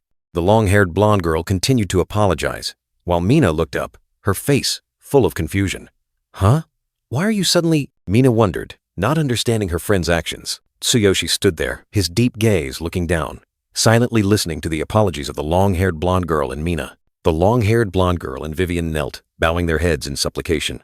The long-haired blonde girl said, "I swear I'll never bully Karina again. I won't harm anyone else." "I'm sorry, please forgive me." The long-haired blonde girl urged Vivian. "Vivian, apologize." Vivian stammered, "Okay, I'm sorry, please forgive me." Tsuyoshi turned his back, his cold voice ringing out. "Even if you apologize, the fact that you bullied my sister and caused her injury doesn't change." He continued, "Just because you say sorry doesn't mean Karina or I will forgive you." Tsuyoshi's gaze was sharp and cold as he asked directly, "If I cut you, would an apology heal the wound?" The two girls remained kneeling, their heads bowed, not daring to look up at Tsuyoshi. Tsuyoshi took a step, his footsteps echoing decisively on the floor. He turned back to look at the two girls, his gaze softening slightly. "I've heard your apologies. Get up." In the changing room, Tsuyoshi took off his shirt, revealing his muscular physique. He thought to himself, "After I change, I'll go home with Karina." He clutched his clothes, his gaze distant. "By tomorrow, we'll have the bonus. And the mansion, too. It'll have an elevator, right? I'm sure Karina will like it." A loud noise rang out, and the locker door was ripped open, torn off its hinges. A group of men lay sprawled on the floor, their bodies bruised. These were the ones who called themselves Rayleigh's allies. Tsuyoshi turned around, his face annoyed. "What's going on? Are we doing this or not?" The attackers lay prostrate on the ground, bowing their heads in supplication. One said, "This time for sure. We apologize for treating you like a minion all this time." Tsuyoshi sighed, his face helpless. "It seems everyone is bowing to me today." Outside the school gate, a crowd of students cheered, surrounding Tsuyoshi. They admired him. "You were truly amazing today. I completely respect you," another said. "Especially in the final event. I almost collapsed because of you. That long jump was insane. Even Boniface turned pale." Amidst the crowd, Karina, on crutches, and a friend with her brown hair tied high, smiled and waved. Karina happily said, Oh, big brother!" Her friend beside her also exclaimed, "You're so popular." As Tsuyoshi was being cheered, two female students rushed over, their faces panicked. Mina, the long-haired, black-haired girl, urgently warned, "Tsuyoshi, run! Billy is coming with his gang." Before the angry roar subsided, Tsuyoshi struck. A terrifying blow landed directly, sending the long-haired, black-haired enemy flying backward through the air. He coldly ordered, "Get out, you bastard." The long-haired blonde girl standing nearby, her face distraught, could only let out a panicked cry. "Mina!" Bat in hand, Tsuyoshi broke into Rayleigh's allies' ranks. A blonde shouted, "Even without a father, I have allies. Fight!" A black-haired one snarled, "Penniless brat, I'll kill you." But their threats meant nothing before Tsuyoshi's overwhelming power. The reddish-brown-haired male student panicked, grabbing Tsuyoshi's shoulder, his voice trembling as he warned, "That's Billy! Isn't he the son of the Blue Snake Gang's young boss?" He couldn't believe Tsuyoshi dared to provoke such a force. Do you really want to make an enemy of someone like him? He's on a completely different level. Despite witnessing Tsuyoshi's terrifying power, one of Rayleigh's allies still tried to hold his ground. He broke out in a cold sweat but still growled defiantly, "Hey, because I respect you, I'll help. Come at me." Tsuyoshi remained strangely calm. He gently smoothed the cloth in his hand, his gaze fixed steadily forward. "It's fine. Don't interfere. Just watch over my sister." After the recent battle, Tsuyoshi seemed to be contemplating his own identity. His hand lightly gripped his neck, as if considering something significant. Finally, an undeniable and resolute affirmation echoed in his mind. "After today, there's no reason to hide anymore. It's clear. I am a hero." Tsuyoshi's eyes flared with a brilliant purple, energy surging around his body. An iron will was evident on his face as he muttered, "I'll show them." This was not just a battle, but a powerful declaration. But Tsuyoshi just stood there, calmly looking straight at his opponent. Purple energy erupted, enveloping his body, forming a majestic armor. He coldly declared, "The difference in our levels." Amidst the intense battle, information about Tsuyoshi Tsukishiro clearly appeared. Level 12. A warrior with 16,000 combat power, possessing mysterious skills and equipment. From the school gate, a group of aggressive people charged forward. Billy, the leader with short blonde hair, yelled confidently, "Don't panic, I'll double your pay, we outnumber them." A spiky-haired accomplice suddenly exclaimed, "H? Hero?" As soon as the declaration ended, Tsuyoshi was surrounded. A provocative shout rang out, "He's here! Charge!" Amidst the surging purple energy, Tsuyoshi swung his metal baseball bat, his muscular body like a steel wall, ready to crush anyone in his way. A terrifying scream echoed as the purple energy blade pierced straight through the enemy's chest. His eyes widened, fresh blood splattered, and his body convulsed in extreme pain. Tsuyoshi didn't hesitate, crushing all resistance. Without a moment's hesitation, Tsuyoshi unleashed a thunderous kick. The muscular enemy, despite trying to resist, was completely helpless. He was sent flying, his body shattered amidst the dust and smoke. Tsuyoshi's power crushing everything. Fear was evident on the short blonde-haired man's face as he yelled in despair, "Don't just stand there! Attack all at once!" Rayleigh's other allies, though trembling, began to tighten their encirclement. That spiky-haired accomplice, eyes blazing red like fire, veins bulging, tensed up in anger. He roared, his voice tearing through the air. "Don't underestimate us, you bastard!" Tsuyoshi, his eyes flashing purple, energy surging around his body. A system notification appeared, confirming the awakening of ultimate power. Ultimate physique activated. The bald man swung his iron bat, delivering a fatal blow. The ear-splitting impact and spreading shockwave indicated a terrifying strike had landed. He panted, his face contorted with excitement and tension. "I did it!" he yelled, seemingly having taken down his target. But his joy was short-lived.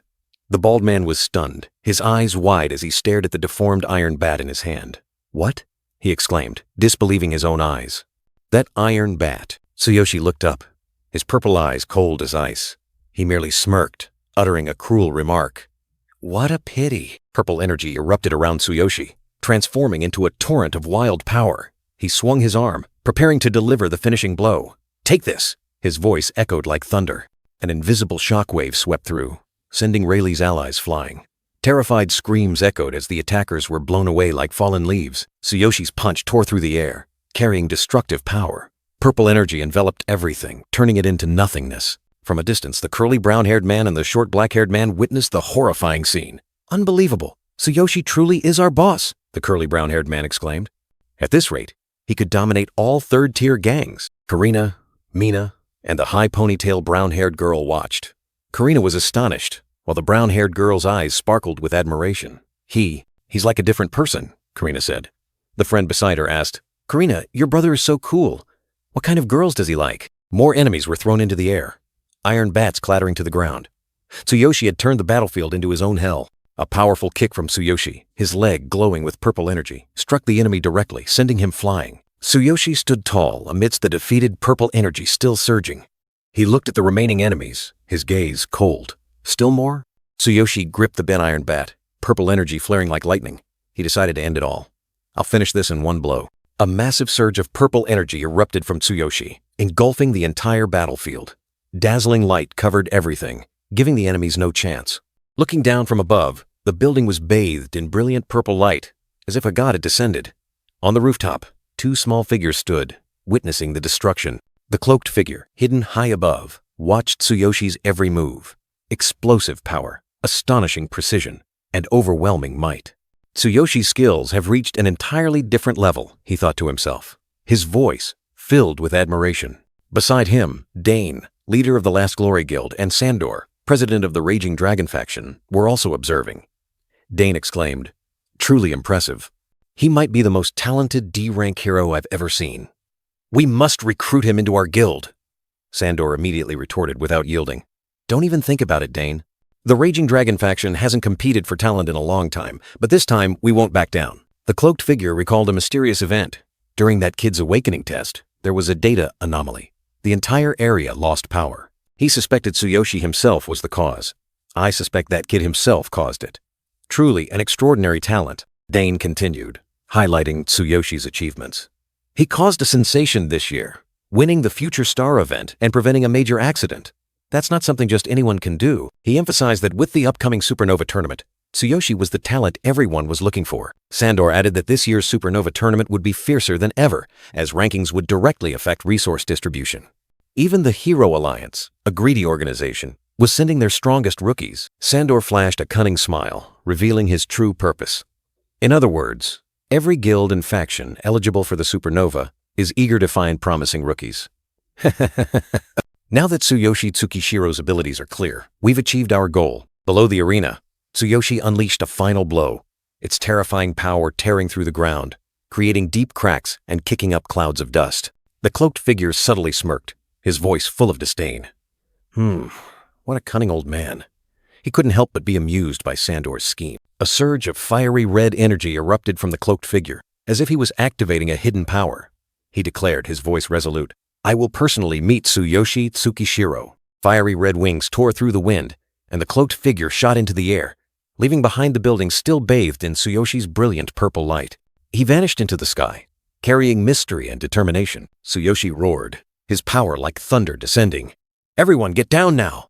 A series of purple lightning bolts erupted from his body, forming a fierce energy storm, sweeping away everything around him. Tsuyoshi's power reached its peak, furious purple lightning tearing through the air, destroying all obstacles, creating a chaotic and terrifying spectacle. The remaining enemies were sent flying by Tsuyoshi's overwhelming power, their terrified screams echoing everywhere as their bodies convulsed from the purple energy. A bald warrior collapsed to the ground, his eyes vacant as he looked at Tsuyoshi. He stammered, trembling, Is this the difference between an ordinary person and a hero?"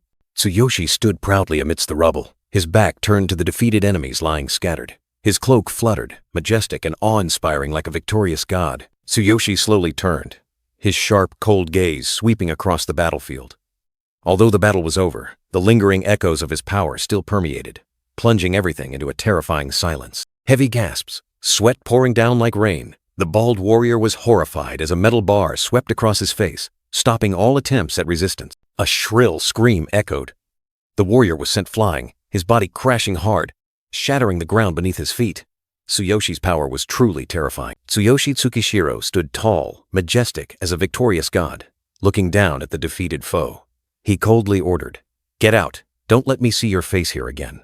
The enemy trembled and replied, "Yes, yes." Meanwhile, Ukata, Mina, and Boniface fled in a panic, their eyes filled with fear as they looked towards Tsuyoshi. Ukata worriedly asked, "Tsukishiro, are you okay?" Tsuyoshi calmly replied to Ukata, Mina, and Boniface, "Yeah, thanks for warning me sooner." Ukata humbly said, "It's nothing." Mina was still stunned, covering her face. The crowd of students gathered around, cheering excitedly. A short-haired, brown-haired boy and a girl with brown hair tied up both exclaimed, "Hey, Tsuyoshi, let's form a team." "We'll be invincible." "That's right. Let me be the manager. Tsuyoshi is amazing." Tsuyoshi turned away, his face showing weariness at the crowd's cheers. He just wanted it all to end. Form a team, huh? Everyone. Let's just go home. The sun gradually set, painting the school grounds golden, bringing a sense of peace after the chaotic battle. Tsuyoshi and Karina, his younger sister, were walking side by side. Karina, leaning on crutches, said, "Brother, you've become so strong. Even my classmates are jealous." Tsuyoshi replied, "That's both good and bad. Power attracts attention, and not all of it is welcome." Tsuyoshi smiled at Karina, announcing good news. "Oh, by the way, since we won, the school's Hero Association president will reward us. 10 million yen. And an apartment." Karina's eyes widened in surprise, unable to believe her ears. She stammered, 10 million yen? And an apartment too? Are you serious? Tsuyoshi reassured Karina with a warm smile. "Yes, I'm not lying. It's from the school's Hero Association president, after all. If the apartment has an elevator, you won't have to climb stairs every day anymore." Karina looked at her brother with grateful eyes. "Brother, you always think of me. Thank you." Tsuyoshi just smiled gently, his eyes soft and full of love. He gently patted Karina's head, saying, "You're my sister. Taking care of you is my responsibility. You don't need to thank me." Karina softly uttered, "Oh," with emotion. Tsuyoshi and Karina continued walking along the familiar path. Suddenly, a voice called out from behind, calling his name, "Tsukishiro." The voice from behind Tsuyoshi belonged to President Suzuki. He, with long blonde hair and a goatee, appeared with poise, carrying a briefcase and asking Tsuyoshi if he had some time. The scene shifted to Tsuyoshi's house. A cup of green tea was placed on the table, a warm invitation, while President Suzuki was invited to drink tea. President Suzuki took a sip of tea, his gaze sweeping across the room, then resting on Tsuyoshi, nodding slightly in thanks. From above, Tsuyoshi's small house appeared. President Suzuki asked, "You've been living here with your sister all this time?" Tsuyoshi replied, recounting the siblings' lives since their parents passed away and Karina's difficulties with the stairs. President Suzuki seemed eager, suggesting an immediate move to a villa with an elevator. He assured that the villa was fully equipped with nothing to worry about. But Tsuyoshi calmly refused, wanting to prepare more thoroughly. President Suzuki looked towards Karina, who was studying, his eyes full of concern. He gently asked Tsuyoshi about the cause of his sister's leg injuries. Tsuyoshi recounted the pain of the past, about the accident caused by shadows that took their parents and severely injured Karina's legs.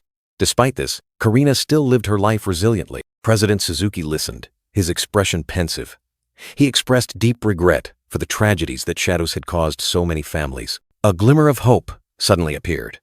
President Suzuki revealed that Jinhwan-dan would be auctioned next month, an opportunity for Karina's legs to recover. Tsuyoshi sprang to his feet, his eyes blazing with astonishment and hope. "Jinhwan-dan, are you serious?" President Suzuki confirmed, but also laid out 2 conditions for participating in the auction. An image of a test tube containing sparkling golden liquid appeared, along with an explanation of Jinhwan-dan, a rare medicine that can restore bodily functions, only dropped when high-level heroes defeat A-rank shadow monsters. President Suzuki continued to explain the first condition. "First, you need to achieve C-rank hero status. And then," Tsuyoshi eagerly urged, "and then what? Tell me quickly." President Suzuki looked at Tsuyoshi, his eyes stern. The second condition was an enormous sum. You also need at least 1 billion yen in capital. Tsuyoshi was stunned, his head spinning. The sum of 1 billion yen echoed in his mind, an unimaginable financial burden. President Suzuki further explained that auctions have strict requirements regarding status and power. It's a world for the strong, but there was still a way. President Suzuki pointed out that Tsuyoshi could achieve C-rank hero status by placing in the top 3 of the Supernova tournament, while also having a chance to advance in rank. President Suzuki sighed, stating that even as the president of the school's Hero Association, he couldn't support such a huge sum of money. It far exceeded the usual 10 million yen prize. Tsuyoshi Tsukishiro looked at the money, his heart heavy. Money wasn't everything, but right now, he couldn't do without it. How could he earn 1 billion yen in just 1 month? In Tsuyoshi's mind, an image of a potion bottle and a capsule appeared. This potion had miraculous effects, but its taste was terrible. If only he could combine it with a capsule. He suddenly realized this world had convenient capsules, but the effectiveness of medicine from other worlds was far superior. If he could recreate those medicines here, earning 1 billion yen in 1 month would be entirely feasible. Suzuki saw Tsuyoshi Tsukishiro deep in thought and asked, "Tsukishiro, is something wrong?" Tsuyoshi started, quickly asking back, "Oh, nothing. So, if I make it into the top 3 of the Supernova tournament, I can register for C-rank hero status, right?" Suzuki nodded, explaining that the Supernova tournament was a major event for new C-rank heroes, attracting the attention of large guilds and factions, including the Hero Alliance. Good performance would also help with better dungeon resource allocation. Hearing this, Tsuyoshi Tsukishiro gripped Suzuki's hand, his eyes burning. "I understand. Please allow me to participate. I'll go immediately." Suzuki was taken aback by Tsuyoshi's sudden change. What's with the suddenness? Are you serious? This isn't a third-grade match. It's going to be very dangerous. The black-haired warrior didn't hesitate, rushing off like the wind. "No matter how dangerous, I'm ready. Where do I sign up?" Suzuki could only exclaim in a daze. "At the Hero Alliance headquarters. I'll arrange a car. Just take your time." Karina, Tsuyoshi's younger sister, was studying, looking up towards the door. The girl was confused by her brother's haste, wondering what had just happened. Tsuyoshi and Suzuki arrived at the Hero Alliance headquarters. Tsuyoshi was surprised by the sheer size of the place. "It's so massive. And Chairman, why did you approach me for this?" Suzuki explained that this was a mutual benefit, as he was under pressure to produce results for the School Hero Association. It had been a year since they found any promising talent. Suzuki continued, saying that powerful factions and guilds outside not only offered special treatment to young talents, but also attracted them with freedom, something organizations like theirs lacked. Tsuyoshi Tsukishiro nodded, understanding many things. Tsuyoshi Tsukishiro looked straight ahead, his gaze firm. "I will do my best not to disappoint you." The cold declaration from the female registration clerk hit Tsuyoshi Tsukishiro like a bucket of cold water. He was not eligible to participate in the Supernova tournament. Tsuyoshi Tsukishiro was stunned, not understanding what was happening. He thought he had secured a spot, but the registration clerk's words left him utterly bewildered. The female registration clerk adjusted her red glasses, her gaze sharp. She asserted that Tsuyoshi Tsukishiro lacked crucial records in the system, which determined his eligibility. She continued to explain that the condition for participating in the Supernova tournament was to rank in the top 3 inches at least 2 public dungeons. For Tsuyoshi Tsukishiro, he only had 1 record from a trial dungeon. Suzuki angrily slammed his fist on the table, blaming himself for being too careless. With time running out and fierce competition, achieving a top 3 ranking in 2 public dungeons within a few days was almost impossible. Tsuyoshi Tsukishiro was still vague about these concepts. He realized his situation was truly difficult. With almost no chance left to participate in the tournament, Suzuki began to explain in detail about the 6 public dungeons, including 3 C rank, 2 D rank, and 1 challenging B rank.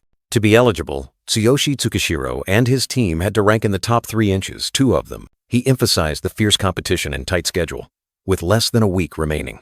Forming a strong team to conquer the dungeons was also a difficult problem. Despite all the difficulties, Tsuyoshi Tsukishiro remained resolute. He turned his back, firmly stating that he would secure a top 3 position in 2 public dungeons before the tournament began. Tsuyoshi Tsukishiro's confident declaration astonished Suzuki and the female registration clerk. She didn't hesitate to scoff, calling it merely the empty words of a fool. Tsuyoshi Tsukishiro adjusted his tie, his gaze firm and direct. He declared he would leave and asked them to hold his spot, promising to prove his strength through action. A system notification rang out. Boundless passage activated. Tsuyoshi Tsukishiro's eyes lit up, determined to go to another world to find formulas and upgrade himself to level 15 before returning. A brilliant golden light erupted, swirling violently, opening a mysterious spatial gate, signaling a new journey was about to begin. The gate transported Tsuyoshi Tsukishiro to a completely different world, the ancient city of Karno, known as the City of the Genius Kevin. Standing before an ancient house, Tsuyoshi Tsukishiro made a strong declaration. He set a goal to reach level 15 and conquer all 6 dungeons by himself, determined not to rely on anyone. A sudden system notification appeared, warning Tsuyoshi Tsukishiro that he could only stay in this world for a maximum of 72 hours. Despite the tight schedule, he remained steadfast, determined to reach level 15 inches 3 short days. Tsuyoshi Tsukishiro stood by the window, his gaze distant as he looked ahead. He silently acknowledged that everything ahead would be much more difficult. A daunting challenge awaited. The next day, a clear voice rang out. It was Sakura, the adorable cat-eared girl, stretching and greeting Tsuyoshi Tsukishiro with cheerfulness and full of energy. Tsuyoshi Tsukishiro, now clad in battle armor, replied to Sakura. He said it had been a long time, and things were about to get busy. Sakura was surprised by his words. Hearing this, Sakura immediately became excited, a brilliant light surrounding her as she declared she would prepare to depart at once. She was ready for any adventure with her master. Kevin City appeared under the brilliant sunlight, bustling with people. Tsuyoshi Tsukishiro remarked that it was always lively, just as expected of Kevin City. Sakura explained that Kevin had recently organized an alchemy tournament with lavish prizes, attracting young mages and adventurers seeking rare medicinal ingredients. Tsuyoshi Tsukishiro asked about the prizes, showing curiosity. Sakura confidently replied that she had checked, and since Kevin was the organizer, the prizes would definitely be extremely valuable. Sakura excitedly listed the prizes. Third place receives a basic potion formula. Second place gets an apprenticeship and an upgraded potion formula. Notably, first place will become Kevin's direct disciple, along with 1 basic potion formula and 2 upgraded potion formulas. The cat-eared girl emphasized the value of the formulas, especially for mages. They were incredibly precious, with a basic formula selling for 300 gold coins. Tsuyoshi Tsukishiro was surprised to learn the prizes were formulas. A thought suddenly flashed through Tsuyoshi Tsukishiro's mind. He realized this was a golden opportunity to earn enough money to pay off his 10 billion yen debt in the old world if he had enough formulas. Sakura reconfirmed the first place prize, which included 1 basic potion formula and 2 upgraded potion formulas, then asked Tsuyoshi Tsukishiro if he was interested. Tsuyoshi Tsukishiro declared with conviction that he would definitely participate in the alchemy tournament and win first place. Sakura was surprised, as she thought he came here to meet Kevin. He explained that he couldn't just abruptly meet Kevin and brazenly beg for formulas. That wouldn't be right. Tsuyoshi Tsukishiro was determined to win fairly, then pulled Sakura by the hand to register. Sakura watched Tsuyoshi Tsukishiro, her eyes showing a hint of contemplation. She mumbled that it seemed their plans would be delayed once again. At the alchemy tournament registration desk, a dark-skinned cat-eared girl named Fulin appeared. She looked at Tsuyoshi Tsukishiro with disdain, asking why a weak human was here and intended to participate in the tournament organized by her master. Tsuyoshi looked at the dark-skinned cat-eared girl, his expression bewildered as if he had never met her before. Fulin exploded, yelling that it was because of Tsuyoshi that she lost first place in the mage exam. Tsuyoshi was startled for a moment, then suddenly realized, just kidding, I remember now. I want to participate in the alchemy tournament. How do I register? Fulin crossed her arms, pouting disdainfully, warning Tsuyoshi that the alchemy tournament was not as simple as the mage exam. Even talented blue mages participated, and her senior brother was one of them. She advised him to give up if he didn't want to embarrass himself. Tsuyoshi ignored Fulin's words, pulling Sakura straight ahead. This is the registration counter, right? Sakura, let's go! Fulin angrily yelled, wanting to guide him but was left behind. Fulin's voice still echoed behind him, but Tsuyoshi just turned his head, coldly saying, Fulin, you're being too noisy. Tsuyoshi flashed a confident smile, his eyes gleaming with determination. Suddenly, a fox-shaped blue mage, level 15 Vincent, appeared. He growled, his eyes full of resentment, looking straight at Tsuyoshi. It's you again! How dare you show your face here? Fulin grabbed Tsuyoshi's arm, questioning if he knew her senior brother. Tsuyoshi looked at Vincent, nodding in confirmation. Ah, well, I know him. So, he's your senior brother? Vincent roared, his fox face full of ferocity. He had once sworn not to let Tsuyoshi live peacefully in Karno, yet now Tsuyoshi had delivered himself into his hands. Vincent waved his hand, roaring loudly for his companions. 2 giant monsters immediately appeared, ready for orders. Yes, Vincent. What do you need? Fulin panicked, trying to dissuade her senior brother. She explained that Tsuyoshi, though weak, wasn't a bad person. He just wanted to participate in the tournament. Vincent roared, cutting Fulin off. He scolded her for disappointing their master in the exam, and now she was siding with this weakling. He swore to deal with both of them at once. Tsuyoshi stepped forward, energy light surrounding his body. If that's the case, I'll just consider this self-defense.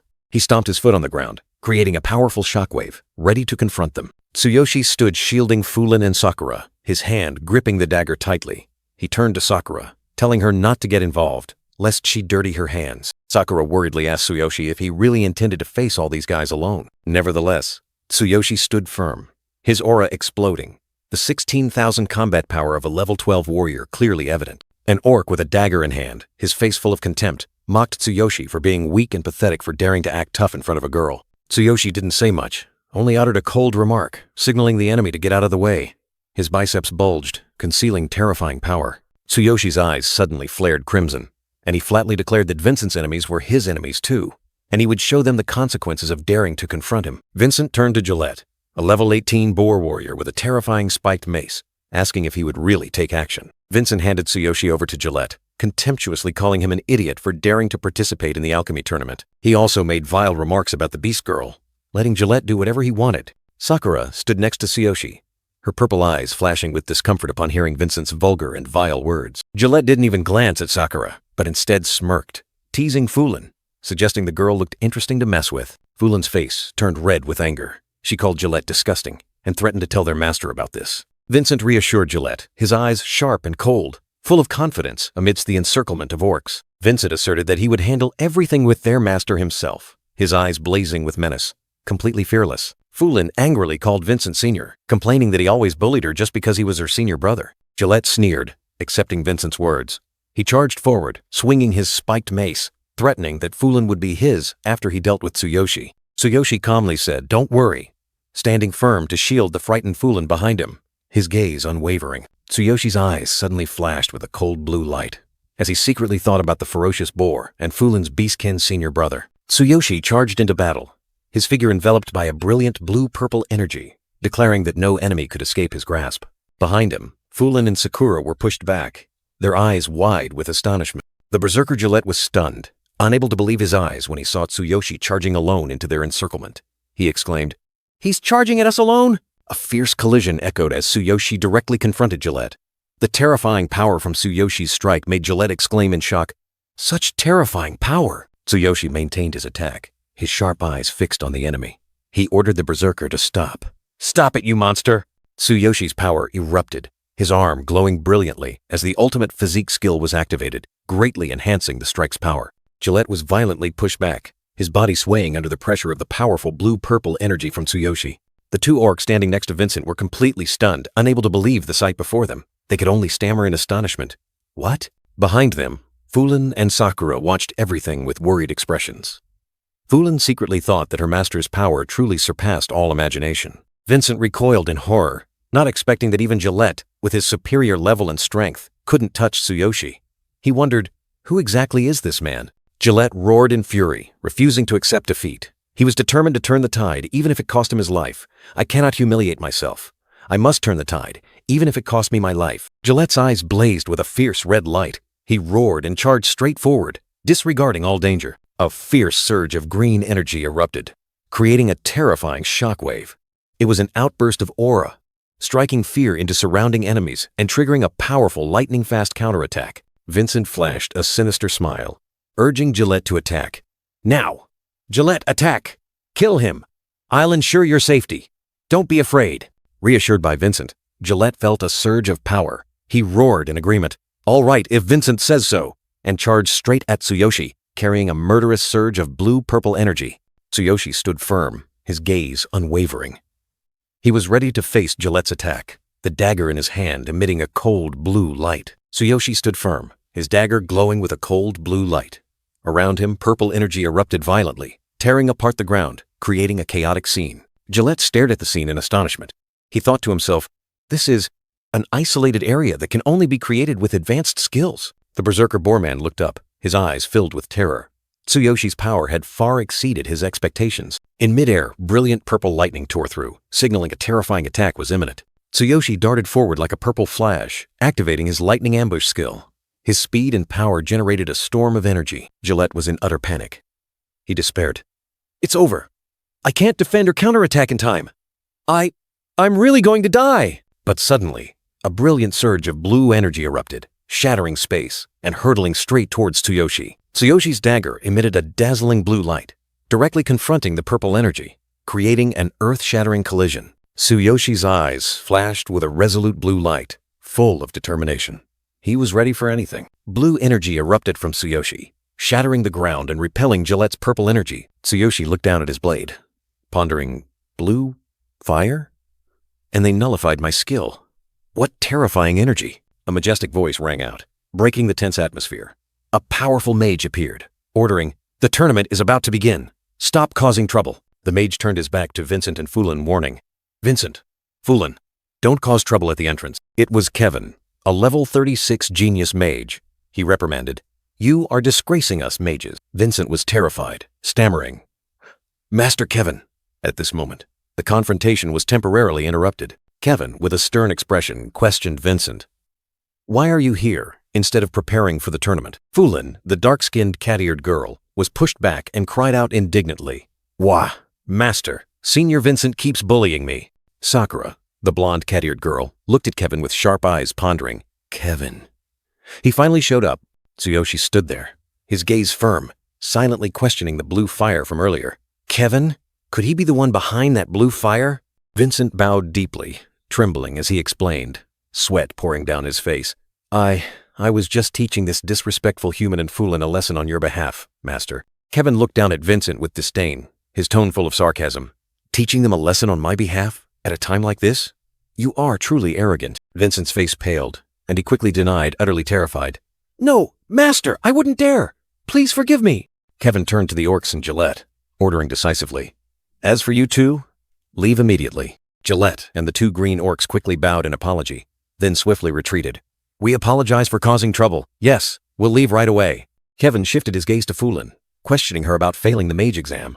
Fulin stammered, "Master." Fulin bowed her head, tears welling up, explaining why she was there. "I didn't do anything. I was just guiding the human mage who defeated me in the exam to the refinement tournament." Kevin was surprised to hear Fulin talk about the human mage. "Oh, the human mage who defeated you is participating in this tournament?"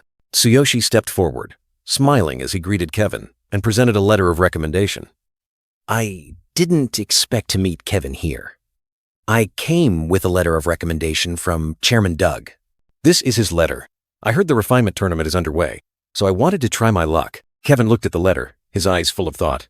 "A letter of recommendation from Chairman Doug?" Kevin looked at Tsuyoshi, then turned to everyone, making his final decision. "I see. So there are still issues with your body. If it's a letter of recommendation from the esteemed Senior Doug, I won't treat it lightly. Come with me." Kevin ordered Vincent to prepare materials for the upcoming tournament, instructing his best disciple not to make him lose face. Vincent bowed, affirming he would do his best. As Kevin and Tsuyoshi were walking, Kevin suddenly stopped, his gaze sweeping around. He abruptly asked, "Wait, where's Sakura?" Kevin turned to Tsuyoshi, his sharp eyes scrutinizing him. He mentioned Doug's letter, asking if Tsuyoshi was using forbidden drugs to suppress the darkness in his body, and if he was refining some special medicine. Tsuyoshi calmly replied, introducing himself. He explained that his body was perhaps resilient, or lucky not to have been completely consumed by darkness. He admitted he had ventured into the dark zone alone. A footstep halted, the sound echoing in the silent space, like a punctuation mark to Tsuyoshi's confession. Kevin turned his head, his eyes filled with astonishment and questioning. "You ventured into the dark zone alone?"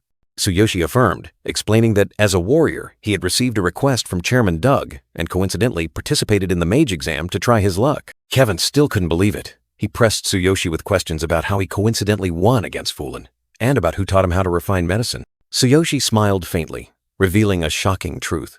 He had never attended any school, nor had he any mentor. Everything was based purely on instinct. Tsuyoshi's words left Kevin utterly stunned. In his mind, a big question echoed. This human? Could he be a genius surpassing even me? Kevin quickly composed himself, flashing a meaningful smile. He said, "I see. Impressive, Tsuyoshi. Come with me." As Tsuyoshi and Kevin walked, Kevin secretly thought that he had to witness this talent with his own eyes. He couldn't allow the existence of a genius who surpassed himself. They passed by a wall carved with glowing ancient symbols. Kevin turned to Tsuyoshi, asking if Chairman Doug had introduced him here because Kevin possessed the laws of earth and wind. Kevin explained that the medicine he refined carried the power of the laws, capable of removing the darkness within Tsuyoshi's body. Tsuyoshi replied, placing his complete trust in him. A large wooden door, covered in mystical green energy spirals, slowly opened, revealing a new, mysterious path. The heavy wooden door opened, revealing a mysterious room.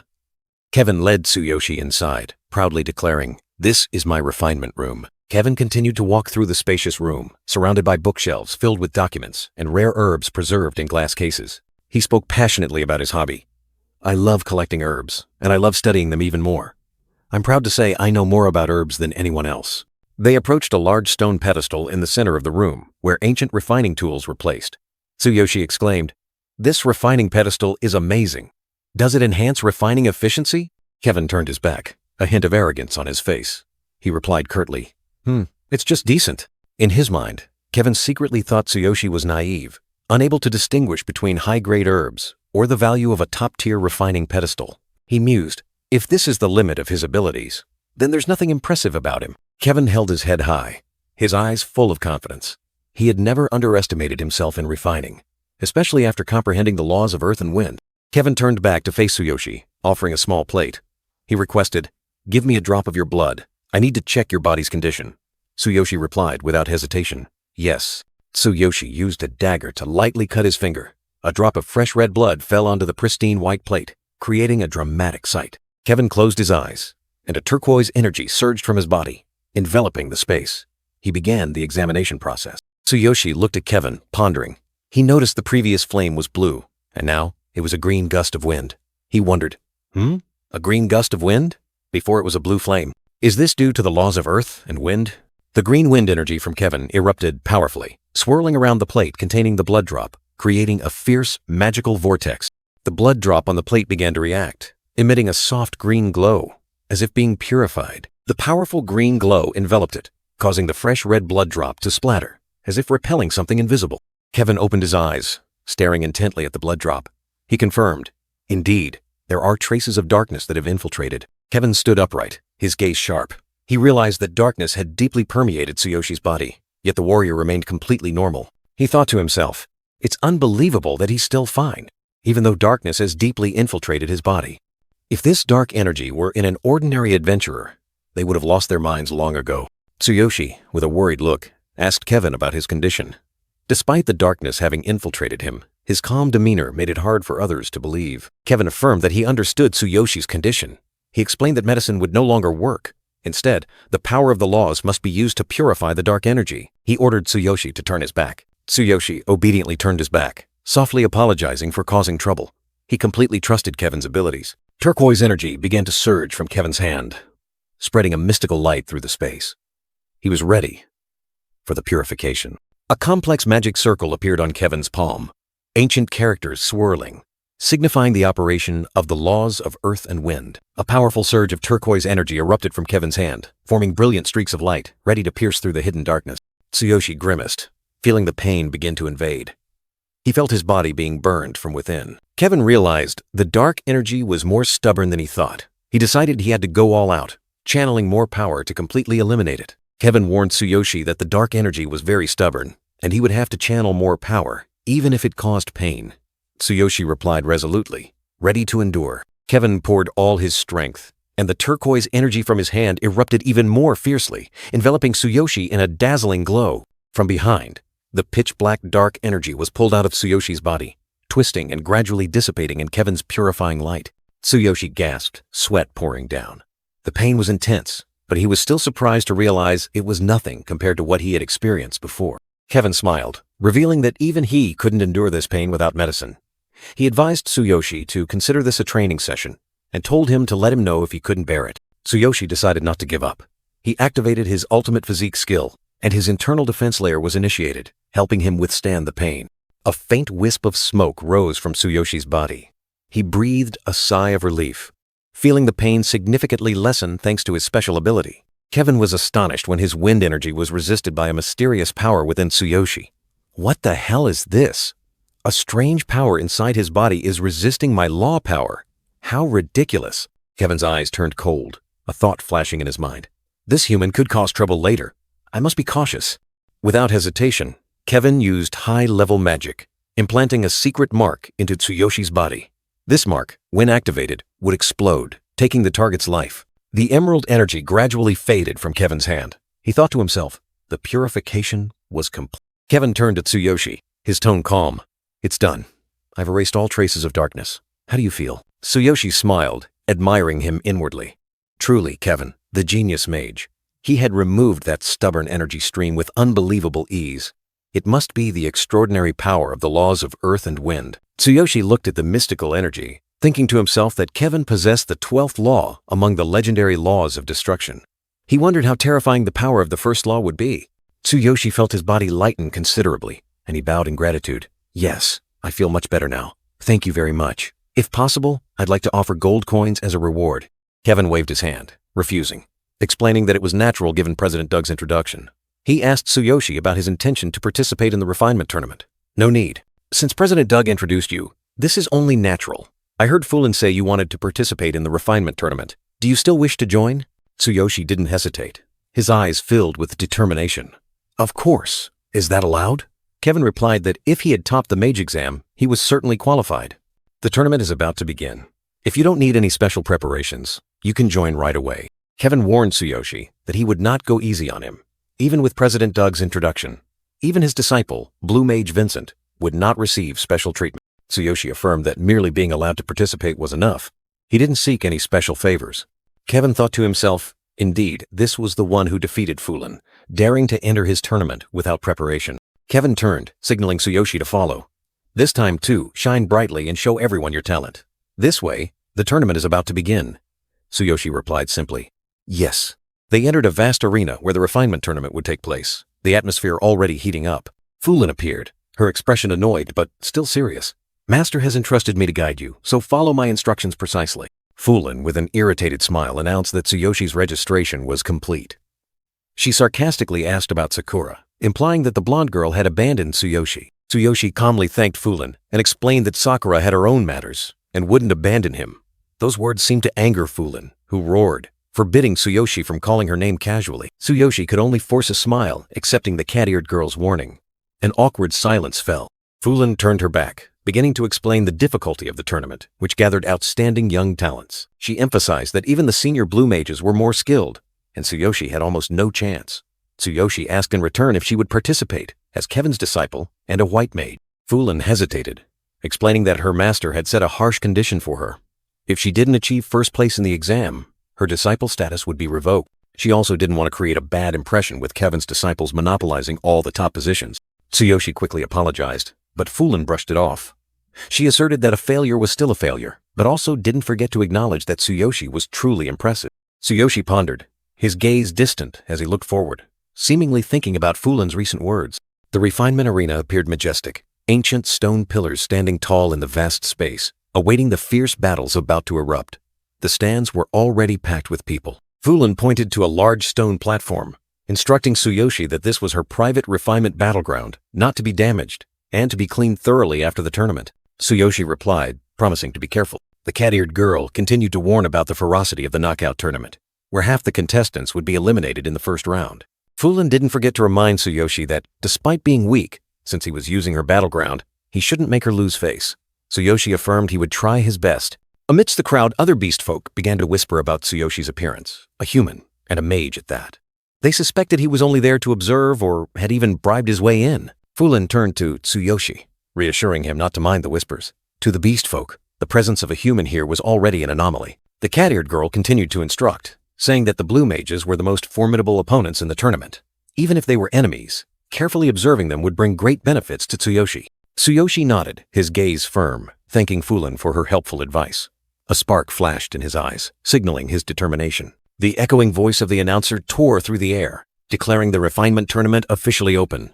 Contestants were ordered to prepare, and the first round would be a herbalism test. In the dazzling arena, the announcer's voice echoed, proclaiming the first match. In the first match, you will demonstrate the basic abilities of a mage by selecting herbs as potion ingredients. Drax, a burly red-skinned beastman, confidently declared, "This is my specialty." Drax stood tall, a proud expression on his face, as his personal information appeared.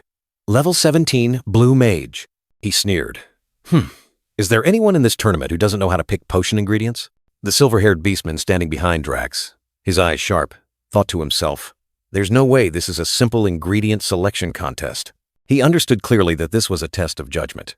A great mage must possess excellent judgment. Vincent, the fox beastman, stood in the middle of the arena, his gaze sweeping over the contestants. He confidently assessed, among the contestants, only a few blue mages could be my opponents. But then, he focused on another threat. The biggest threat is probably old Kevin's disciple. He knew well that this person specializes in final refining. He must have been taught many secrets by Kevin. Drax maintained his arrogant demeanor, his eyes full of disdain. As for the white mages, they are no match for me. He seemed to hold no one in high regard. Suddenly, Drax flinched as a sound rang out. His expression immediately turned annoyed, his eyes glaring. Drax spun around, initially appearing startled. Oops, sorry. But immediately afterward, his tone became sharp, questioning, "You bumped into me in this huge arena? Where are you even looking?" Tsuyoshi appeared, holding card number 15. He calmly replied, "My fault. I was distracted looking for my spot." Information about his level 12 warrior, with a combat power of 16,000, appeared. Drax recognized Tsuyoshi, his eyes filled with contempt. "You're the rumored human contestant? With that appearance, you're a warrior, not a mage." He scoffed. "Interesting. Perhaps you'll get a consolation prize." Drax continued to attack Tsuyoshi, claiming he only got in through connections with his master and should focus on hunting monsters instead of making a fool of himself. Vincent, the fox beastman, appeared, calling Drax's name, trying to intervene. Drax didn't stop, continuing to belittle Tsuyoshi. "So, you got in through connections, huh? You should be ashamed," he asserted. "Potion refining isn't something you can achieve with brute force." Tsuyoshi looked at Drax with sharp eyes, his words full of hidden meaning. "If this weren't an arena, I would have punched you already." A stern, powerful warning. Vincent quickly stepped forward, intervening between the two. "Stop! Don't cause trouble here," he warned sharply. "Hey! Watch your attitude, or you'll be disqualified." Tsuyoshi turned and walked away, leaving a final challenge. "That's why you should be grateful for the rules," he added. "Just wait and see. Don't come crying to me in the end." The arena suddenly lit up, and the female elf host appeared, announcing, "The first match, the herb test, will begin now." She smiled brightly. "Now I will explain the rules of the game." The elf woman held up a glittering golden board, explaining the rules in detail. "We will announce the name of a potion, and you need to identify the necessary ingredients to create it and collect them within a time limit," she emphasized. "Failure to collect enough ingredients within the time limit will result in disqualification, and scores will be based on the quality of the ingredients you choose." White-robed attendants with baskets of ingredients in hand entered the arena, their footsteps echoing on the marble floor, ready for the first challenge. Whispers spread throughout the stands, all eyes fixed on the stage. "I heard the questions were designed by Kevin himself. It's sure to be intense." An excited voice rang out. Then another added, "We have to quickly identify the ingredients and assess their quality too." Meanwhile, Fulin leaned against a pillar, her eyes sharp. She thought to herself about Tsuyoshi. Will that weakling be okay? His performance in the exam was impressive, but competing against seasoned opponents. She concluded, only the blue mages are the real deal. In the VIP stands, Kante and the silver-haired beastmen were conversing. Kante marveled. As expected from the young genius Kevin, this tournament is truly extraordinary. Kevin humbly replied, No. I just want to create an opportunity for talented mages to showcase their skills." Kante turned to Kevin, asking, "So, Kevin, who are you keeping an eye on?" "Your best disciple Vincent is said to be quite excellent." Kante, a gray-skinned beastman with silver hair and a goatee, smirked. Kevin took a sip of wine, his eyes cunning. "Vincent certainly has talent, but the important thing is whether he can demonstrate it in the tournament." He continued, "Drax, on the other hand, is a promising newcomer among the blue mages." Kante nodded. "Thank you." Then he asked curiously, "By the way, I heard there's a human contestant this time. I've never seen a human mage before." Kevin smiled. "You must be talking about Tsuyoshi, who was recommended by Chairman Doug." He further explained about Tsuyoshi. He is a warrior who has never been trained as a mage. However, he not only participated in the mage exam as a human, but also defeated my female disciple to claim first place. Kante was surprised, his eyes full of doubt. A human untrained as a mage and still topped the exam? Could Chairman Doug have made a mistake? Kante rested his chin on his hand, his eyes sharp. If that's truly the case, even I will keep an eye on him. A new curiosity arose in the high-ranking mage. From above, the arena was clearly visible. Tsuyoshi stood in the center of the field, surrounded by stone platforms filled with baskets of ingredients, along with other waiting contestants. The white-robed attendants placed the baskets of ingredients down. Tsuyoshi looked at them, realizing the complexity of the challenge. Are these all the ingredients that have been prepared?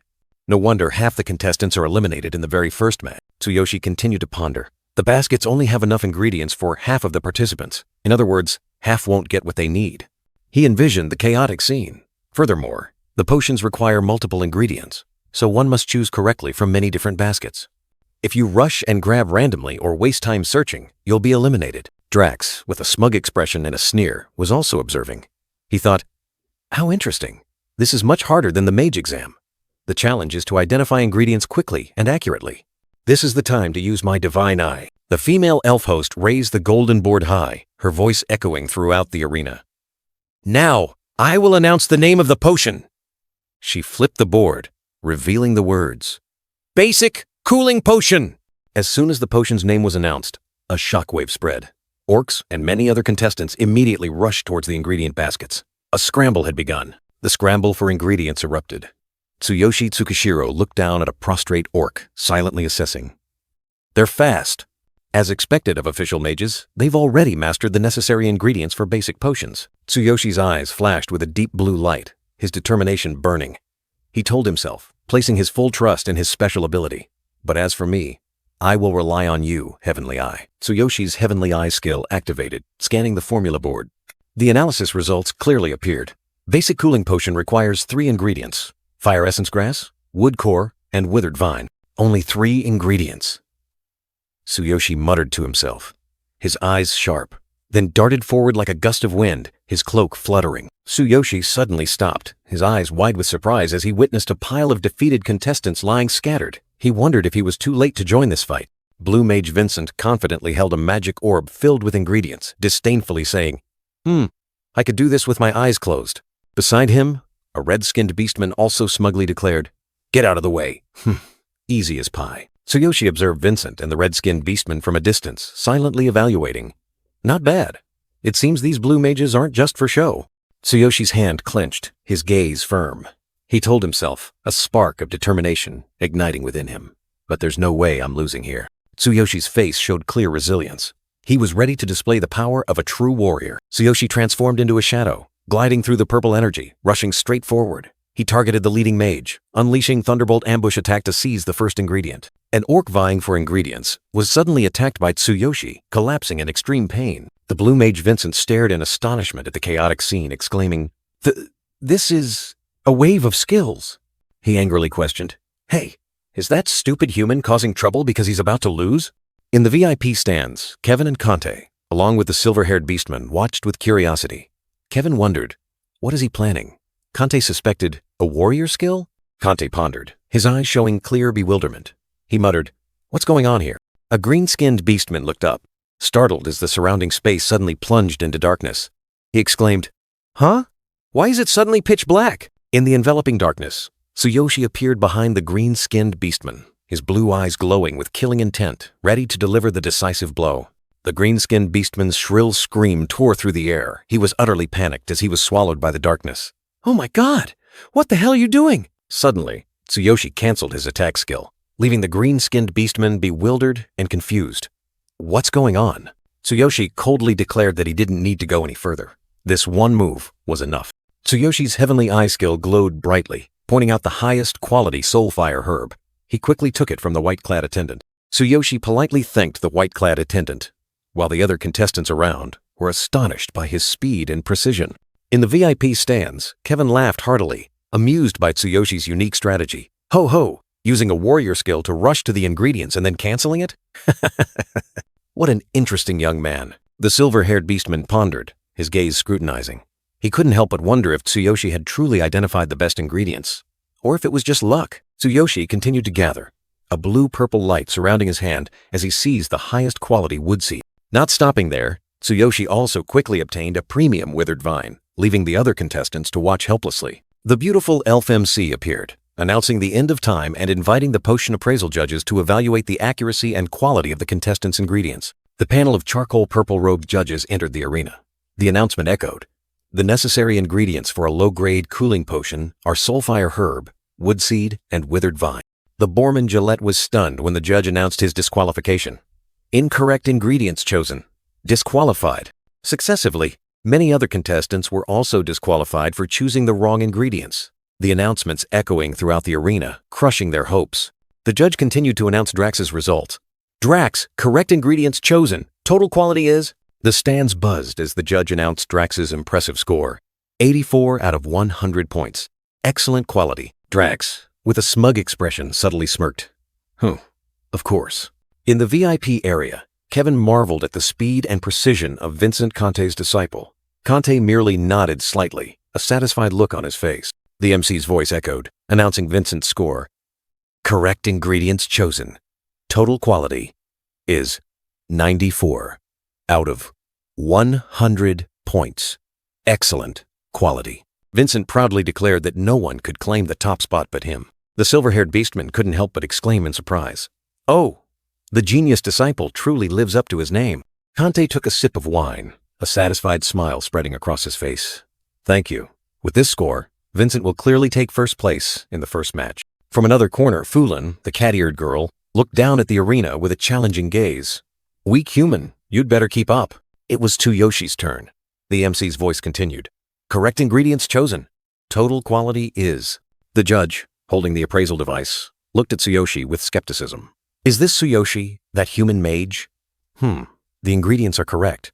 But what about the quality? The appraisal device suddenly emitted a dazzling purple light, the crystal inside glowing unusually brightly. The judge broke out in a cold sweat, exclaiming in astonishment. What is this? Is the appraisal device broken? Kante, losing patience, stood up abruptly, urging loudly, Stop hesitating. Announce the results. The judge turned back to the stands, his face flustered, stammering, Yes, contestant Tsuyoshi. The appraisal device in the judge's hand flared with an even stronger purple light, small lightning bolts crackling around the crystal. The MC's voice was dramatic. Correct ingredients chosen. Quality. Quality is. The judge held up the appraisal device, the colossal number 100 clearly visible. 100 out of 100 points. Perfect quality. Kante and the silver-haired beastman gaped in astonishment, Kante exclaiming a stunned, What? The entire stands erupted in shock. Kevin couldn't believe his eyes. Impossible. That human scored a perfect mark? Even Vincent and Drax lost to him. Fulin, who had once looked down on Tsuyoshi, now covered her mouth, her green eyes wide with astonishment. That weakling. Unbelievable. Tsuyoshi Tsukishiro, level 12, a warrior with 16,000 power, stood there, his gaze firm. The divine eye has analyzed everything precisely. There are no errors. I can't wait for the next event, he thought to himself, ready for a new challenge. The stands were still buzzing. Murmurs of astonishment echoed everywhere. A perfect score? Unbelievable. All ingredients must be flawless to achieve that.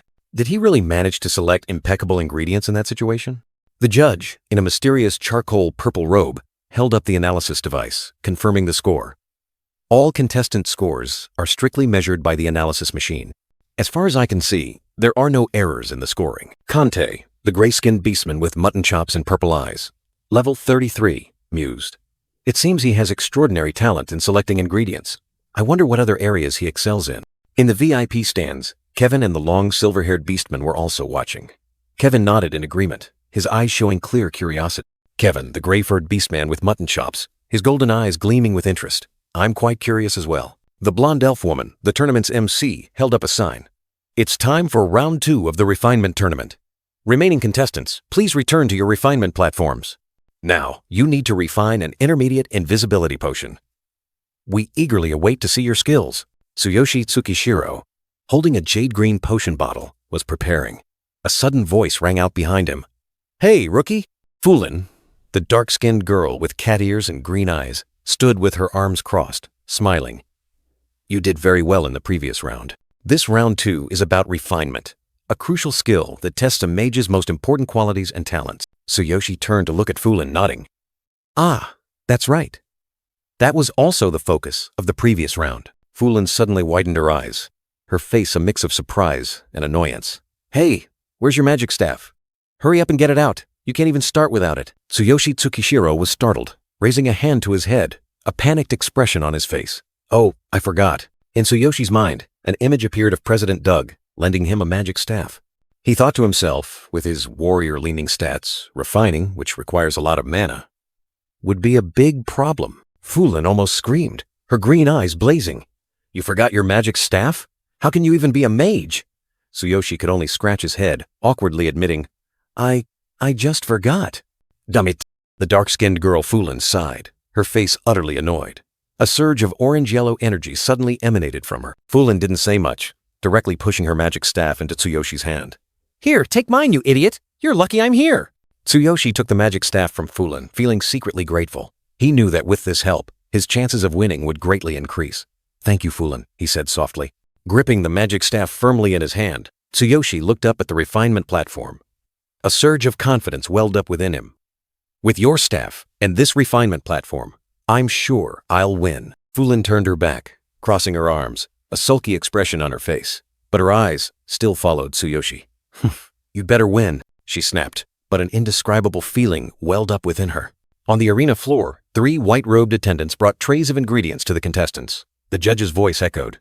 Crush the ingredients and begin refining. You only have one attempt. The time limit is 30 minutes. The stands buzzed. Only one attempt, and just 30 minutes? That's really tough. Intermediate invisibility potions are very difficult. Only blue mages can handle them. So, everyone only gets one chance. In the VIP stands, Kante mused, limited opportunities, ingredients, and time. Truly harsh conditions. Kevin replied, if you want to win a refinement tournament, you must at least be able to handle this much. Kevin narrowed his eyes, pondering Tsuyoshi. They have to succeed on the first try. Let's see what Tsuyoshi will do. Was he just lucky before, or does he truly possess remarkable talent? The judge's voice rang out again, attracting everyone's attention. All right then, contestants. The red-skinned beastman Drax received the tray of ingredients from the white-robed attendant, preparing for the challenging round. Vincent, the blue mage with an arrogant demeanor, also received his portion of ingredients, his eyes full of confidence. It was Tsuyoshi's turn. He politely accepted the tray of ingredients from the white-robed attendant. Thank you, he said in a calm tone. The white-robed attendant blushed slightly, a little flustered by the unexpected thanks. No, it's nothing. I'm just doing my duty. The elf MC excitedly raised her hand, her voice echoing throughout the arena. 30 minutes. Starting now. Begin refining. Hurry up, slowpokes. Kevin observed the contestants, remarking profoundly, this test will reveal whether you can remain calm and operate precisely under harsh conditions. Those lacking skill or spirit will make mistakes immediately. A red-skinned beastman contestant failed miserably. He panicked and spilled all the ingredients. Damn it! I panicked and poured too much mana. Now the ingredients are ruined. In a fit of rage, the red-skinned beastman contestant grabbed the white-robed attendant's collar, growling, Did you tamper with the ingredients when you brought them here? The attendant replied in a panic. Absolutely not. I would never. The red-skinned beastman contestant Drax, with a sarcastic expression, mocked the incompetent mages. He declared the refinement process a sacred ritual for mages. The blue mage Vincent, his golden eyes gleaming brightly, added, asserting that the refinement process also held an irresistible allure. Mana surged powerfully from his hands, ready for the competition. The refinement battle officially began. Mana swirled around Drax, Vincent, and the orange-haired beastman, signaling an evenly matched battle among the contestants. Drax explained the process of grinding ingredients with mana, emphasizing, the stronger the mana and the more precise the control, the finer the powder. He focused intently, mana forming glowing orbs around his hands. Vincent added, revealing the final and most crucial step, fusion. He asserted, the mana capacity in one's body is the key to this process. Drax felt the powerful mana flow from Vincent, remarking, truly Kevin's disciple. This mana wave, his capacity might exceed 1,000. The silver-haired beastman in the stands was astonished by the mana flow. He turned to Kevin, exclaiming, this mana wave, has your disciple been hiding his talent all this time? Kante, the gray-skinned beastman, also realized, his mana capacity exceeds 1,000, doesn't it? With this ability, he'll become a red mage in just a few years. Kevin, the gray-furred beastman, let out a cold snort, proud yet stern. Vincent's talent is innate, but his willpower still needs further training, Kevin suddenly realized. Speaking of which, where is Tsuyoshi? I haven't seen him at all. The silver-haired beastman also nodded. That's right, I can't sense his presence either. While everyone was busy, Tsuyoshi stood motionless in the middle of the arena, like a statue. The audience was stunned. Huh? Is he just standing there? Kante frowned in worry. He knew clearly. If he doesn't start now, there won't be enough time. Kevin narrowed his eyes suspiciously. He couldn't sense any mana from Tsuyoshi. Is he stalling for time? There isn't even a ripple of mana. The refinement battle seemed to be decided, now just a showdown between Drax and Vincent. They were demonstrating superior skills, leading the race with impressive stats. Tsuyoshi observed his opponents, calculating in his head. Their mana capacities are 880 and 1060, while mine is only 510. Drax can create C-grade potions, and Vincent can reach B-grade. He secretly acknowledged, as expected of Kevin's disciples, intermediate invisibility potions are no joke. Fulin couldn't take it anymore. The cat-eared girl angrily roared at Tsuyoshi. Hey, rookie! There are only 20 minutes left! Stop slacking off! Fulin urged angrily, but Tsuyoshi just scratched his head lightly, while the blonde elf girl worriedly intervened. You shouldn't bother him like that. Tsuyoshi finally acted, faint purple mana enveloping him. He muttered to himself, that's right, it's time to begin. As a warrior, my mana capacity is completely insufficient. In the arena, Vincent and Drax had begun refining, brilliant blue and purple mana flaring up. Meanwhile, Tsuyoshi's mana was pitifully weak. Drax looked at Tsuyoshi with disdain. Is this all his mana? Ha ha! No better than an ordinary white mage. Vincent also sneered, his eyes sharp and cold. He made an impression in the first round, but it seems it was just luck in the end. In the stands, the long, silver-haired beastman mused. Is this truly all of Tsuyoshi's mana? This means his mana capacity probably isn't even 600. What a pity for someone with such talent in choosing ingredients. Ha ha ha ha! Kevin, who once had expectations, was now also disappointed. Did I overthink it? If this is all he has, then he's not worth taking seriously. Still, his courage to participate is commendable, I suppose. Fulin was stunned, cold sweat trickling down. She recalled Tsuyoshi's powerful image during the mage exam and wondered, what? Is this really all the mana he has? No way. It wasn't like this during the mage exam. What is he doing? Drax smiled confidently, his eyes flashing with determination. All right, the time has come. The moment to use the skill my master specifically taught me for this tournament has arrived. A surge of fiery red energy erupted from Drax, signaling a new power rising. Drax roared, his entire body ablaze with fiery red mana. He had activated advanced mana amplification, increasing his mana capacity by 300, reaching 1180, but at the cost of half his life force. He looked down at Vincent with a triumphant expression. My current mana capacity has now surpassed yours. Vincent, perhaps you thought I could only refine C-grade potions, but this time will be different. Drax concentrated all his power, his staff converging a swirling mass of fiery red energy. He shouted, "Fuse!" Fiery red mana exploded around Drax. He roared, pouring his entire mind into the refining process, his body tensing from the surging power. The audience was stunned. The silver-haired beastman exclaimed, "Is this real? Could it be an intermediate B-grade invisibility potion?" A dazzling, brilliant potion, emitting a blinding golden light, completed its refinement process to everyone's astonishment. Drax triumphantly held up the nearly perfect B-grade potion, his eyes blazing as he challenged all opponents. "Ha-ha! A nearly perfect B-grade potion! Come on, anyone!" Kevin, with a smug expression, secretly thought about the victory already in his disciple's grasp. That's right, nearly perfect. Even his disciple can only craft a passable B-grade potion at this moment. The victory of this tournament will belong to my disciple. As long as my disciple secures first place in this match, his total score will be unbeatable. Kevin, I won't let you have the upper hand forever. Kante realized Drax had used advanced mana amplification, an extreme skill that sacrifices life force. Advanced mana amplification. It's an extreme skill that sacrifices life force for mana. Certainly not something an ordinary mage or sorcerer would use.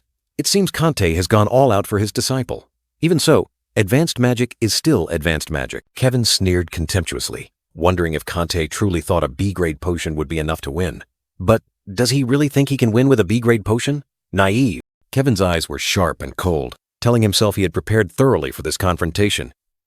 "Do you think I wouldn't prepare for this? You foolish old man." From the stands, Kevin ordered Vincent, his eyes blazing, urging his disciple to unleash his full power. "Vincent, show them what you can do." Vincent, the blue mage, raised a cerulean mana orb, its brilliant light spreading throughout the space. Vincent's golden eyes flashed with confidence, ready to unleash his latent power. Vincent's entire body suddenly emitted a brilliant blue aura, mana surging powerfully. In Vincent's palm, a mystical blue flame ignited.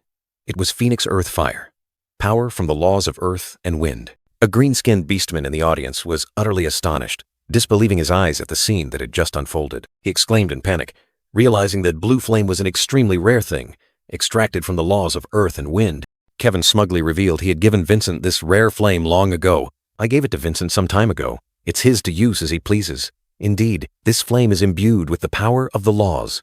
It took 7 days just to extract this small amount, but with it, I can maintain my dignity." Vincent recalled his master's instructions, deciding to use this flame during the fusion stage. The power of the laws would instantly boost his mana capacity, ensuring victory could not slip from his grasp. "My master instructed me to add this flame during the fusion stage. The power of the laws will immediately raise my mana capacity. There's no way I can lose." The entire arena trembled as Vincent unleashed his full power. A colossal blue mana orb enveloped him, his current mana capacity reaching 1,530 points. The audience was once again stunned. This was not just another B-grade potion, but a supernatural phenomenon far exceeding all predictions, leaving everyone dumbfounded. Vincent, full of self-satisfaction, declared a resounding victory. He had just successfully refined a mid-tier A-grade invisibility potion, challenging anyone to do better. Tsuyoshi Tsukishiro, with a pensive expression, realized that both Vincent and Drax had hidden techniques to upgrade the potion's level. He told himself he wouldn't win if he held back his power. The system warned Tsuyoshi Tsukishiro that his MP was insufficient and asked if he wanted to use ultimate physique to increase his mana. His current mana capacity was only 510. With a decisive purple glint in his eyes, Tsuyoshi Tsukishiro agreed, declaring he would use ultimate physique to push his mana capacity to its limit. A surge of purple energy erupted from Tsuyoshi Tsukishiro. The system confirmed ultimate physique had been activated, and his mana capacity soared. Tsuyoshi Tsukishiro's entire body was engulfed in a brilliant purple light, energy surging violently, creating a powerful spectacle. Tsuyoshi Tsukishiro's power reached its peak. The system screen displayed an astonishing number. Current mana capacity was 9,660. The system announced that an S-grade potion had been created. Simultaneously, a supernatural phenomenon was occurring, requiring everyone to maintain a defensive posture. The entire arena trembled, purple lightning streaks tearing across the sky. The audience buzzed with astonishment, as this was the third consecutive supernatural phenomenon, and its intensity was stronger than the previous 2 times. Fulin exclaimed in surprise as she felt Tsuyoshi Tsukishiro's mana waves were significantly stronger. She wondered how much mana he actually possessed. A beastman in the stands couldn't believe it. He had just had an average amount of mana, but now it had surged dramatically. He asserted that no mana amplification technique could reach this level. Drax, sweating profusely, remarked in astonishment that even the laws of earth and wind couldn't create this effect. He had never heard of anything similar. A red-skinned beastman in the audience trembled, wondering if such a supernatural phenomenon truly existed. In the arena sky, a colossal dragon made of purple lightning materialized, roaring, creating a majestic and terrifying scene. Kevin and the silver-haired beastmen were horrified, unable to believe their eyes. Both couldn't comprehend what was happening. Kevin realized this was an S-grade supernatural phenomenon, the highest level, resonating with heaven and earth and manifesting physically. However, it also summoned a divine punishment, commonly seen when creating S-grade potions. Tsuyoshi Tsukishiro stood tall, mana light swirling around him, transforming him into the epicenter of an energy storm. His power erupted, ready for an unimaginable display. The system echoed, ordering the release of mana. Each ingredient particle awaited, ready to melt under the immense pressure of the energy. The ingredients were perfectly crushed, 100% ratio. Dark purple energy erupted, signaling a new breakthrough, a transformation beyond all limits. A colossal, ferocious mana entity materialized in the air, roaring. Tsuyoshi Tsukishiro looked up, his gaze firm, and commanded, "Begin fusion." Kevin trembled, horrified by the sight. "Impossible! A divine punishment of lightning!" he exclaimed, worried for the one who dared to face such power. "Without prior preparation, you will suffer immense damage." Kante broke out in a cold sweat, his eyes filled with panic. He understood the rarity and difficulty of S-grade potions, requiring extremely high skill and mana to withstand divine punishment. Normally, you'd use a barrier beforehand to endure this punishment. Is he trying to end himself? Tsuyoshi Tsukishiro stood there, calm despite the warning of a colossal lightning strike about to descend. The system asked if he wanted to use the hammer of the Divine King to absorb all damage. Tsuyoshi Tsukishiro smirked, his plan already in place. He had intended to use his ultimate physique to endure it, but he hadn't expected the hammer of the Divine King could also absorb damage. With this, refining the potion will be much easier. The hammer of the Divine King appeared, glowing brightly amidst swirling lightning. The hammer of the Divine King itself emits lightning. For this hammer, this is no threat at all. Tsuyoshi Tsukishiro commanded, "Appear, hammer of the Divine King." The colossal hammer of the Divine King descended from the sky, enveloped in brilliant golden light and dazzling lightning bolts. Tsuyoshi Tsukishiro looked up, embracing the ultimate power. Fulin and Drax stood frozen, mouths agape. "What is that?" Fulin gasped in terror. Drax was equally stunned. "What kind of oppressive aura is this?" The dark purple mana entity roared fiercely, energy surging like a tempest, ready to devour everything. Tsuyoshi Tsukishiro stood firm as a rock, his staff in hand. Above, the colossal hammer of the Divine King was devouring the dark purple lightning bolts from the mana entity, transforming danger into power. The system confirmed. The hammer of the Divine King has absorbed the lightning strike. Energy swirled brightly within. Tsuyoshi Tsukishiro commanded, "Store the hammer of the Divine King." Tsuyoshi Tsukishiro tilted his head, his eyes sharp, and ordered, "Begin fusion." Brilliant golden flames erupted from Tsuyoshi Tsukishiro's staff, pouring down onto the bubbling potion. The refining process reached its peak, creating a masterpiece. A dazzling burst of light erupted from the center of the arena, shooting out brilliant rays like fireworks, engulfing the entire space. The vast stands seemed to tremble before this terrifying power. Amidst the light, Tsuyoshi Tsukishiro stood tall, his back turned, holding his staff. The system announced the result. Warning, Mid-tier A-grade invisibility potion successfully refined. Quality rating, S-grade. Vincent smugly stated, "It seems the process has been successfully completed. The result is a mid-tier S-grade invisibility potion." Kante, with an astonished expression, exclaimed, "A mid-tier S-grade potion. I can only create that by fully utilizing the laws of earth and wind." He couldn't believe it. How can someone like him be more talented than me? I cannot accept this. A silver-haired beastman, with fiery eyes, sprang from his VIP seat, roaring, "Master Kevin, I apologize, but that person has definitely cheated." He swung his hand, a blue mana stream glowing from his staff, then plunged straight into the arena, his eyes full of challenge. "Please come with me to verify." The silver-haired beastman hovered in midair, his magic flight skill activated. He relentlessly accused, "Impossible! An ordinary white mage cannot create an S-grade potion." Vincent, the blue mage, also lost his composure. He roared in indignation. You definitely cheated. What dirty tricks did you use? Even my master cannot easily create a mid-tier S-grade invisibility potion." The audience began to stir. A red-skinned beastman angrily stated, "A human cheating in a refining competition is truly shameful." Another green-skinned beastman agreed.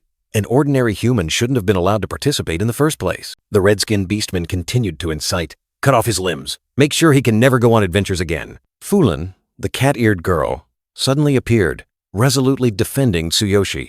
"No, he didn't cheat. He proved his abilities in the mage exam. I can vouch for that." A blonde elf woman hesitantly spoke up. "But if you ask me, I think it's best we let Kevin decide." Tsuyoshi Tsukishiro, maintaining his calm demeanor, looked directly at the enraged crowd. "You are accusing me of cheating. I'm just using my power, like everyone else here." He accepted the challenge. "Fine. Go ahead and investigate. I'm used to it." The silver-haired beastman, still hovering in the air, questioned Tsuyoshi. "Mage Tsuyoshi, did you use improper methods to cheat?" He continued. "Kevin and I have been monitoring your mana waves. Your mana capacity is only 600 at its highest." The silver-haired beastman concluded, "With that level of mana, it's impossible to create an intermediate S-grade invisibility potion." He raised his magic staff, and a brilliant blue energy orb appeared. "Do you agree to take my mana measurement test? If you claim your abilities are real, prove it," he urged. "Answer me quickly." The mana measurement spell was activated, and a powerful blue light emanated. Mana measurement, a spell used to measure a person's mana capacity. The greater the mana capacity, the brighter the light emitted. Tsuyoshi Tsukishiro was silent for a moment, his eyes thoughtful. He thought to himself, "Mana measurement, huh? If I can't maintain my amplified mana capacity, they'll think I cheated. My actual mana capacity is indeed low. However, I see no reason to hide it." Tsuyoshi calmly accepted the challenge, his gaze firm. "Go ahead. If it makes you stop talking, I completely agree." A faint purple energy began to surround him, signaling something about to erupt. Kevin, his eyes full of doubt, urged, "Ha! Let's see if your abilities are real. I will measure your capacity." He clenched his fist, ready for the test. Tsuyoshi closed his eyes, concentrating. Blue energy began to swirl around him, like a mana storm being summoned from deep within his body. Kevin raised the magic orb high, his voice echoing throughout the arena. "Release your mana. Show us your true level." The light from the orb grew brighter and brighter. Tsuyoshi subtly smirked, agreeing. "All right, just make sure to measure it correctly." Ultimate physical strength was activated at 100%, amplifying his mana capacity to its maximum. A colossal blue light burst forth from Tsuyoshi, creating fierce energy swirls that spread throughout the space, shaking the entire arena. The entire arena was engulfed in dazzling light. The audience, from beastmen to other races, were utterly astonished, shielding their eyes from the terrifying energy. Kevin shielded his eyes, exclaiming in horror, "This is?" It didn't increase gradually, but suddenly shot up to this level. How vast is his mana capacity? He couldn't believe his eyes. In the eye of the energy storm, Tsuyoshi stood tall, his form completely enveloped in light. "I have released 100% of my mana." His voice was calm yet powerful. Kevin trembled as he looked at the magic staff in his hand, the measuring device reacting violently. The staff is shaking. He felt the terrifying power destroying it. A cracking sound echoed. The magic staff in Kevin's hand shattered into pieces, fragments flying everywhere in the dazzling light, signaling the device's overload. The pillar of mana light from Tsuyoshi shot upwards, piercing through the arena's dome, illuminating the entire sky, like a declaration of boundless, limitless power. Kevin watched in horror as purple crystal fragments fell from the shattered magic staff. "My staff." His voice was filled with shock and regret at the loss. Kevin's eyes were filled with extreme fear. his face drenched in sweat. He couldn't utter a word, only stunned by the extraordinary sight that had just unfolded. Tsuyoshi turned his back, brilliant golden light surrounding him, like a deity. "Are you satisfied now?" His voice, full of challenge, echoed throughout the arena. Tsuyoshi turned back, his sharp gaze fixed on the crowd. "Surely that's enough to prove my magical level, isn't it?" A firm, undeniable assertion. Before Tsuyoshi's undeniable power, Kante, the gray-skinned beastman, finally had to utter words of praise. Astonishment was evident on his face. Kevin, the gray-furred beastman, approached, bowing in apology to Tsuyoshi. "I apologize for doubting you. This is the first time I've seen someone so talented. I hope you understand why I couldn't believe it at first." Kevin smiled, his eyes full of admiration. "Before such talent and youth, even I am overshadowed. You truly are a genius," Tsuyoshi softly replied. "I am honored." Kevin turned to Kanti, his voice resolute. "Kanti, I don't think we need to question his performance any further." Kante held the intermediate S-grade potion, looking at Kevin reluctantly. "This intermediate S-grade potion is more than enough to declare him the winner of this tournament. Don't you agree?" Kevin reluctantly nodded. Indeed. There's nothing left to dispute." Kevin raised the potion high, his gaze sweeping across the crowd. "Does anyone else have objections? If you're not satisfied, step forward and challenge Tsuyoshi yourself." At that challenge, Vincent and Drax could only bow their heads. "No," Drax whispered. "I admit defeat." Kevin clutched the potion, his voice resounding throughout the arena. "Then it is decided," Kevin declared loudly, raising the potion high like a trophy. "Tsuyoshi is the champion of this tournament!" In the crowd, Fulin covered her mouth in astonishment, her eyes wide, her face flushed. "Amazing! He really did it!" Tsuyoshi turned his head, a gentle smile gracing his lips. He raised 2 fingers in a victory sign, turning to Fulin. "Thank you, Fulin." Fulin blushed deeply, her hands covering her mouth, small hearts fluttering around her. Her green eyes sparkled, filled with joy and shyness. Fulin winked playfully, also raising 2 fingers. "Hee, that's because I helped you!" Kevin looked at Tsuyoshi, while Tsuyoshi turned to look at Fulin. The atmosphere between them filled with relief and joy. Kevin, the beastman leader, couldn't help but marvel at Tsuyoshi's talent. A young mage, a rare genius, made him exclaim, "A young human is a genius mage. I can't help but admire him." Looking at the intermediate grade level 5 invisibility potion in his hand, Kevin still couldn't believe his eyes. He actually created such a potion. It's truly astonishing. Have I, Kevin, truly lost? Turning his back, Kevin's gaze followed Tsuyoshi's retreating figure. He wondered, how far would this young man go in the future? But in the shadows, another force was rising. Fiery, red and black armor blazing. A murderous voice echoed, "I will use all my connections and power to ensure he cannot leave this city alive. Tsuyoshi, you will die here." A warm hand stroked Fulin's hair. The girl's face flushed. Tsuyoshi gently said, "Even if I become a mage, I still want to find my own path. That suits me better." Fulin looked up at Tsuyoshi, her green eyes reflecting sadness. "So, are you really leaving? Where will you go?" Tsuyoshi turned his back, his gaze distant. He explained, "My body has healed. There's no longer any reason to stay. I'll rest for a bit, meet Sakura, then set off. Now that I have the formulas, I'll return to my world, earn 1,000,000,000 yen, and then come back." Fulin crossed her arms, her cat ears drooping, a sulky expression on her face. "You always mention Sakura. Who exactly is she to you?" Tsuyoshi was surprised. "Sakura?" Tsuyoshi looked at Fulin, his gaze firm. "She is a friend and a comrade. She might have gone somewhere for some reason, but she'll be back soon." "I see.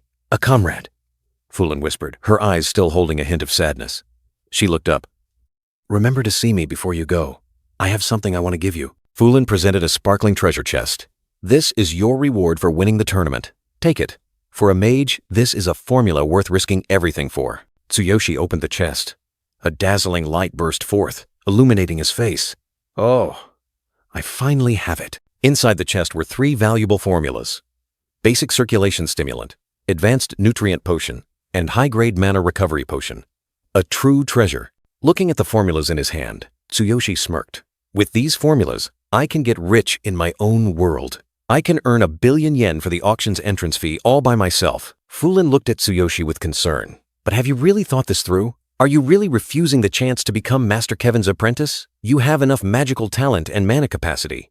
If you learn and build connections, you could become an extraordinary mage." Tsuyoshi gently patted Fulin's head, offering a reassuring smile. "It's all right. I am a warrior." Fulin looked at Tsuyoshi, her cheeks flushed with annoyance. She wanted to receive something immediately, but Tsuyoshi calmly replied, "That's for when you leave, isn't it?" Fulin spun around, her sulky expression clearly visible. She mumbled a cryptic promise, then turned back to glare at Tsuyoshi. "See you later, you idiot." Tsuyoshi stared blankly as Fulin's figure disappeared. Not understanding why she had suddenly gotten so angry, he could only scratch his head in confusion. Returning to his inn room, Tsuyoshi finally had time to examine the Angel's Ring.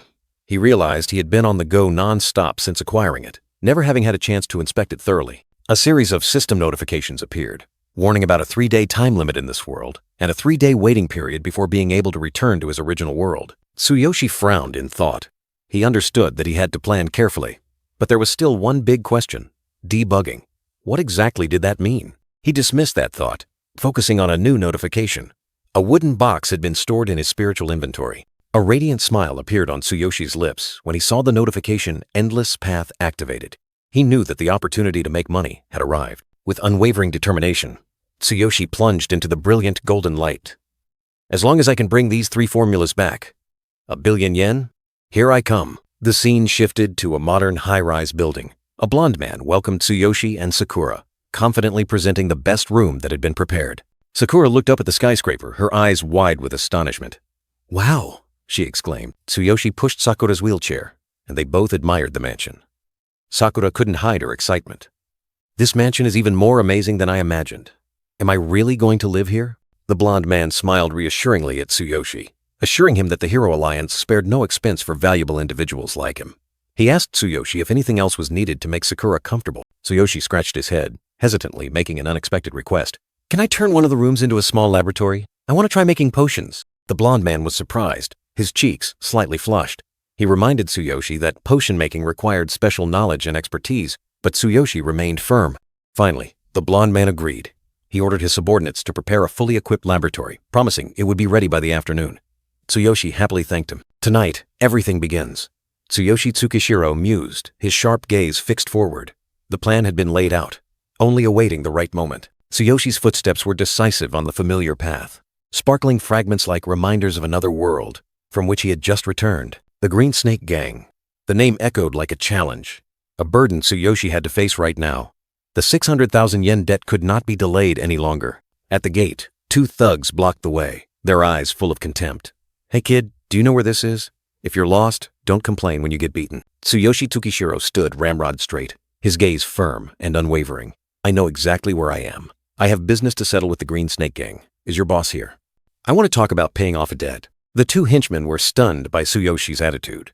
Then one sneered, his voice full of challenge. Acting all high and mighty when you're here to pay up? If you're coming in, then be prepared. What's your name?" Tsuyoshi Tsukishiro replied, his tone calm and unconcerned. Tsuyoshi Tsukishiro. Tsuyoshi's footsteps echoed steadily, each step an unshakable declaration. He walked straight inside, without a hint of hesitation. Suddenly, another henchman, more neatly dressed, appeared. He pushed aside the thug blocking the way, a look of surprise on his face. "Tsukishiro-san has arrived. Get out of the way." A flashy man, adorned with gold jewelry, approached with a wide smile. He welcomed Tsuyoshi with unexpected warmth. "Tsukishiro-san, we've been waiting for you. The boss personally sent me to greet you." Tsuyoshi glanced at the man in front of him, images of those who had once cowered before him in another world flashing through his mind. "Ah, it's you." The flashy man's smile vanished, replaced by a bewildered expression, not understanding what was happening. "What's going on?" Despite his confusion, he quickly regained his professional demeanor, leading Tsuyoshi deeper into the building, through a long and luxurious corridor. "Please, this way." Another henchman rushed over, reporting Tsuyoshi's arrival to the leader. "Boss, Tsukishiro-san has arrived!"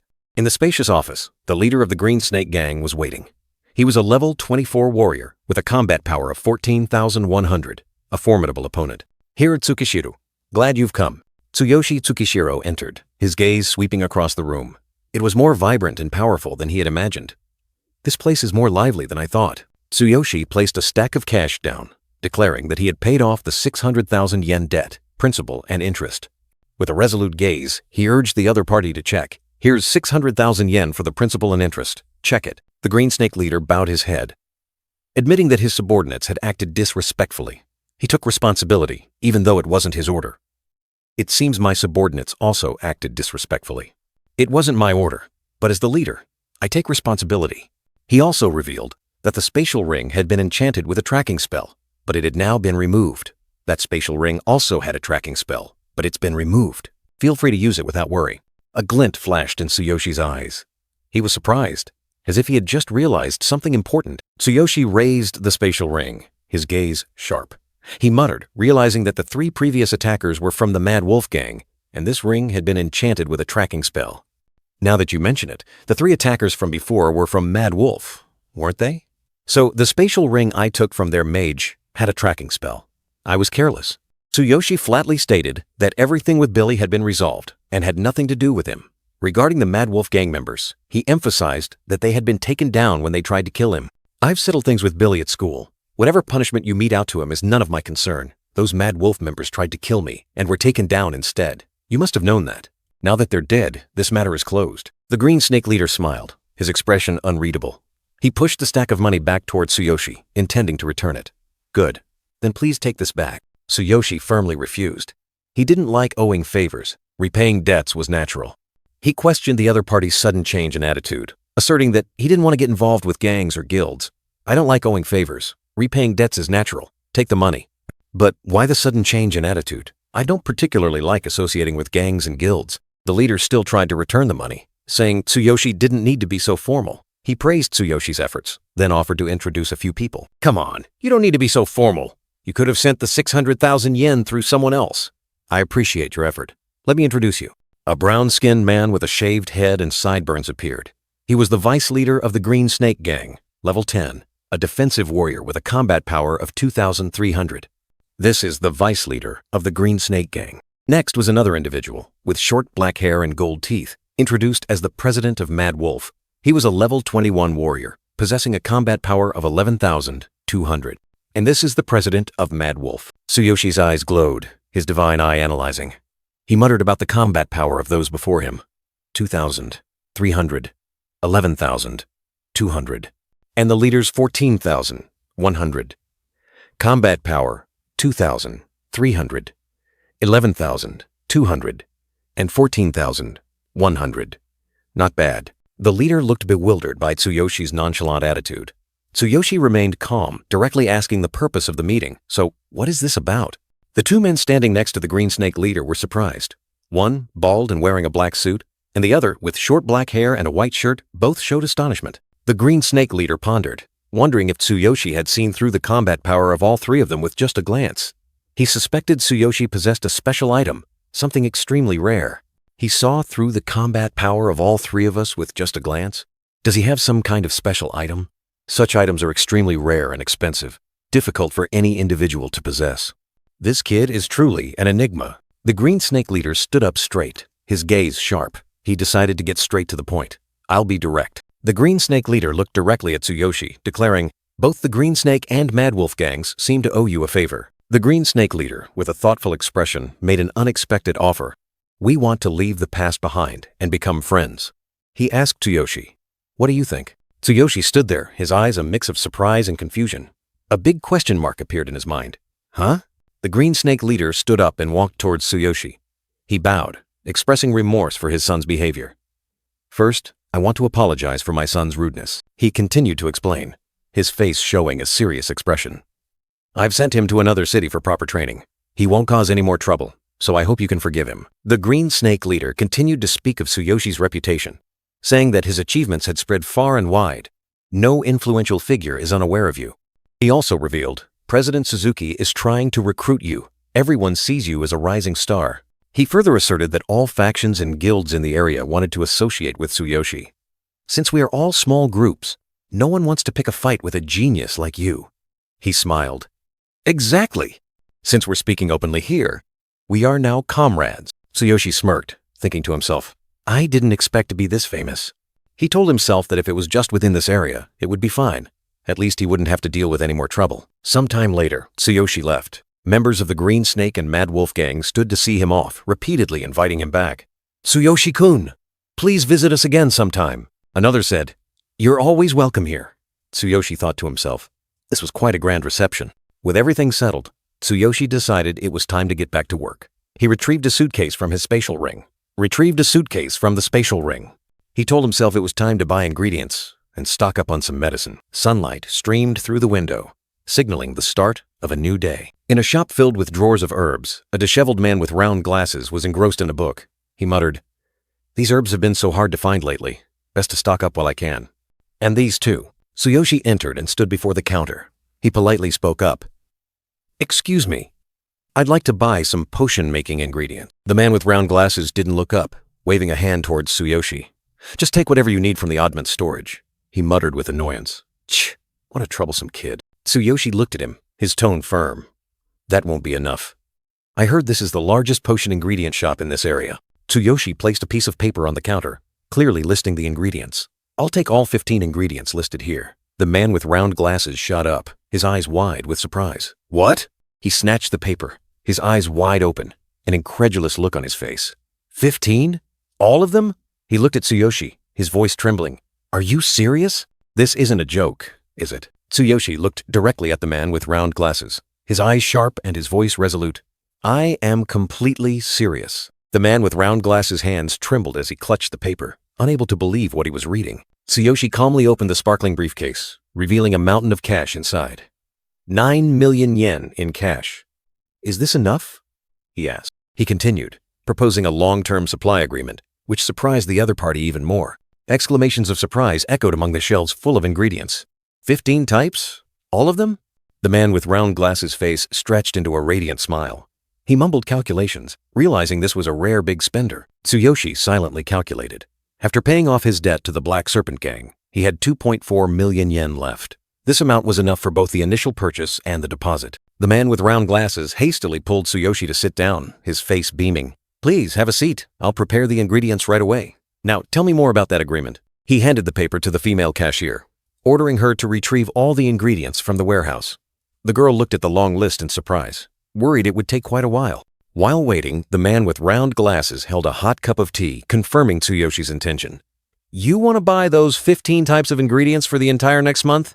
He explained that the warehouse was restocked weekly, then asked about the payment method for this long-term agreement. Tsuyoshi looked directly at him, calmly asking for the value of today's ingredients.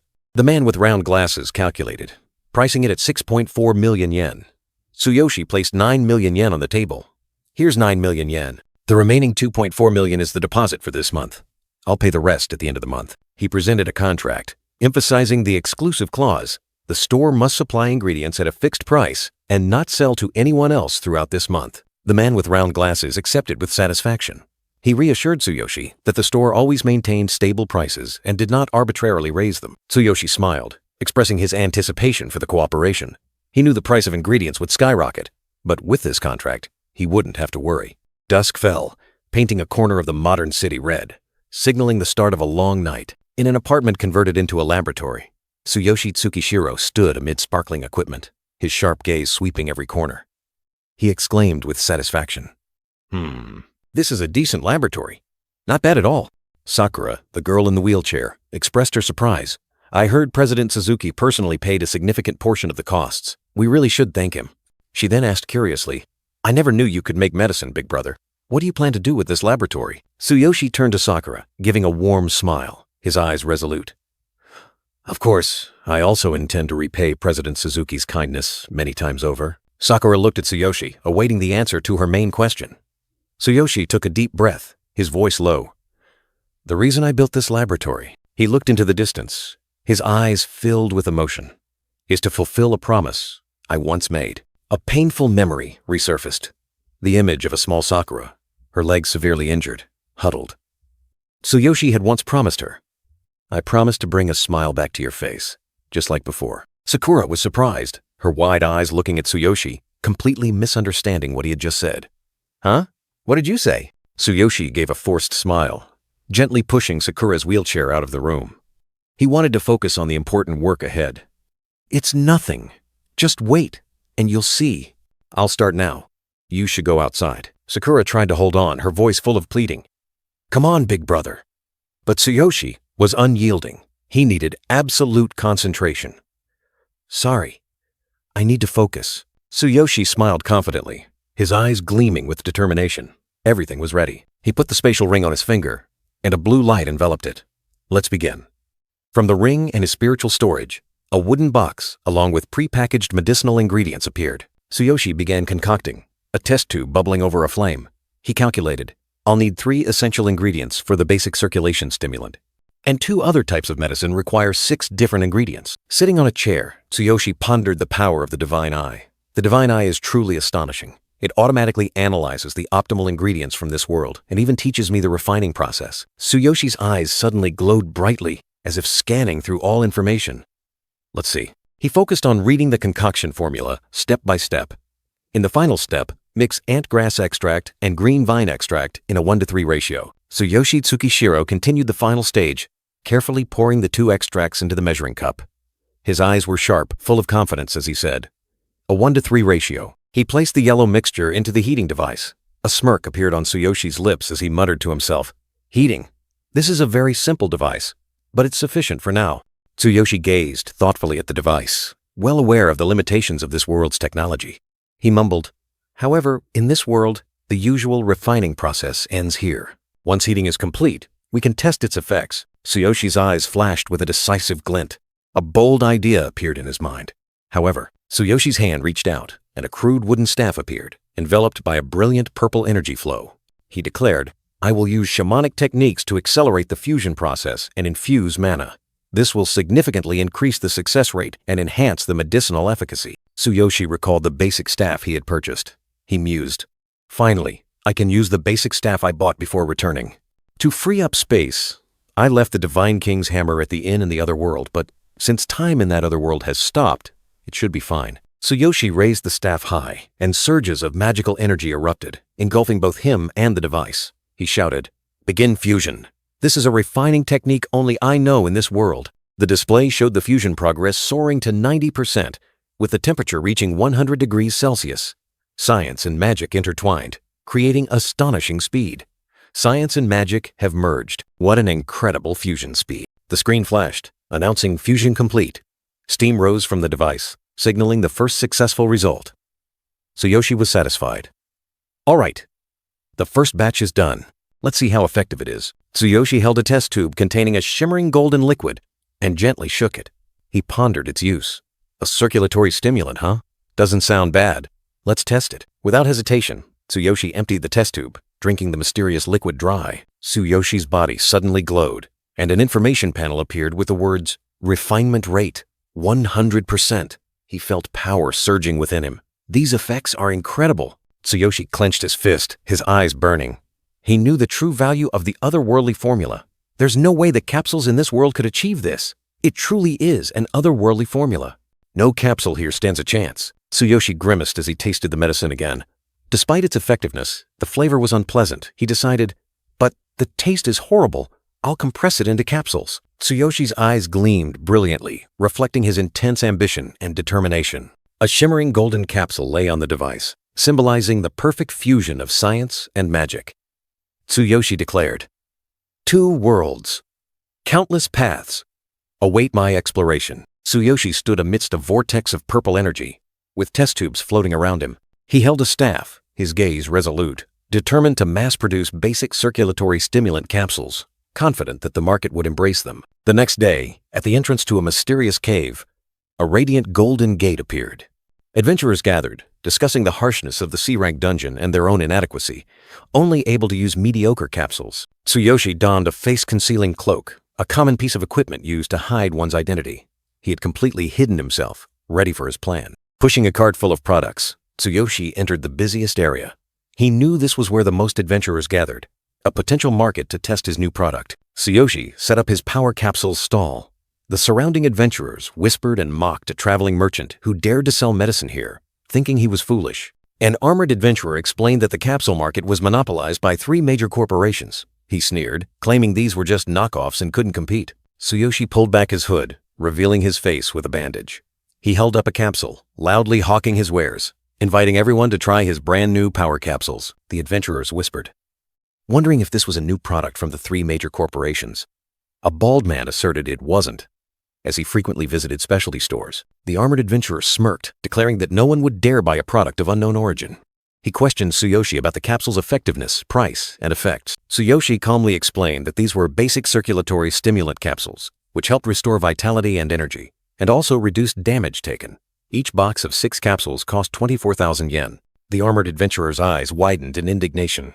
He shouted, claiming that 24,000 yen for 6 capsules was far too expensive, while the products from the 3 major corporations were much cheaper. He slammed his hand on the table, roaring in anger. "This is a joke. Get lost. Clearly, this stuff does nothing." The crowd of adventurers began to shout in protest, claiming this was a blatant scam. They threatened to overturn Tsuyoshi's stall because of the exorbitant price and dubious product. Tsuyoshi gave a slight smirk, a mysterious smile flickering across his lips, seemingly unfazed by the crowd's outrage. He calmly said, offering a plate full of sample capsules, "I have free samples. If you're not satisfied with the effect, feel free to overturn my stall." Tsuyoshi held a capsule, his sharp gaze fixed on the crowd. "However, if you are convinced, you will have to buy a whole box." The silver-armored adventurer, his face full of skepticism, finally accepted the challenge. He slammed his hand on the table, demanding the capsule. "All right, I'll try it. But if this is a substandard product, you won't get away with it." A small capsule was handed over, a challenge between doubt and belief. The adventurer's hand reached out, grasping his fate. "Give it here." The surrounding crowd laughed mockingly, their eyes filled with contempt.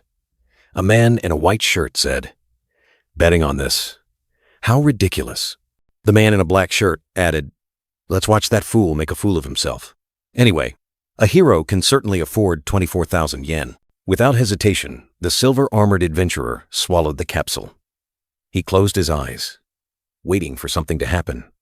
"Let's see how effective it is." A burst of energy enveloped his body. His eyes widened in astonishment, and his body glowed brightly. Information about the effects appeared. HP and stamina recovery rate increased by 45%. Damage taken reduced by 12%. "Effect lasts 10 minutes, he exclaimed. "This is..." Tsuyoshi, hidden in his cloak, calmly explained the capsule's effects. He looked directly at the adventurer. "Now do you see if this capsule is worth the price?" The silver-armored adventurer was still dazed, his body still glowing. Another adventurer stood nearby, eyes wide, unable to believe what he was witnessing. "No way. Really? Is it actually that effective?" The silver-armored adventurer fell into thought, comparing the capsule's effects with other products on the market. He realized in astonishment, if this is real, it's far superior to the products of the 3 major companies. The HP and stamina recovery rate is several times stronger. And damage reduction too? His initial skeptical gaze completely vanished, replaced by a burning desire. He hastily pulled out his hero card. "This. Can I buy a whole box?" "I can buy up to 10 boxes, right? Here's my hero certification. Give me 10 boxes right now." Tsuyoshi calmly processed the transaction. The special payment device for heroes was used, and 240,000 yen was deducted from the card. He said, "A total of 240,000 yen has been deducted from your hero's certification. Here are your 10 boxes. Thank you very much." The silver-armored adventurer held the 10 boxes of capsules, smiling contentedly.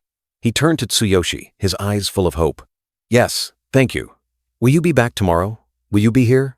What time will you arrive?" The entire crowd of adventurers around them was stunned, their eyes fixed on the silver-armored adventurer. Astonishment spread throughout the dungeon, and all doubts vanished. The atmosphere suddenly became chaotic. The crowd jostled, pushed, and vied to get a sample. "Hey, give me another one. There are free samples, right?"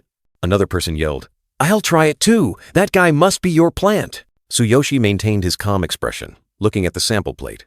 Only 5 free capsules remained. Many other adventurers had also swallowed the capsules. Their faces shifted from skepticism to astonishment, then to clear satisfaction. Another adventurer, after swallowing the capsule, also experienced a similar sensation. His eyes revealed surprise and admiration for the product's unexpected effectiveness. Mana flames blazed around the adventurers, their faces filled with astonishment and excitement. The silver-armored warrior exclaimed, "Good, isn't it? Now you see, don't you?" The miraculous effect of the capsule had turned doubt into desire. The crowd of adventurers pushed and shoved, holding up their hero certificates, competing to buy. "I'll take 10 boxes too. Give me 10 more boxes. Here's my hero certificate. Scan it first." The hurried shouts rang out. The craze spread like wildfire. Crowds of adventurers surged forward, forming a chaotic sea of people. Amidst the frenzy, Tsuyoshi stood firm behind the cart, his eyes calmly observing. Hidden beneath his cloak, Tsuyoshi smiled with satisfaction. He calmly announced, "Please line up.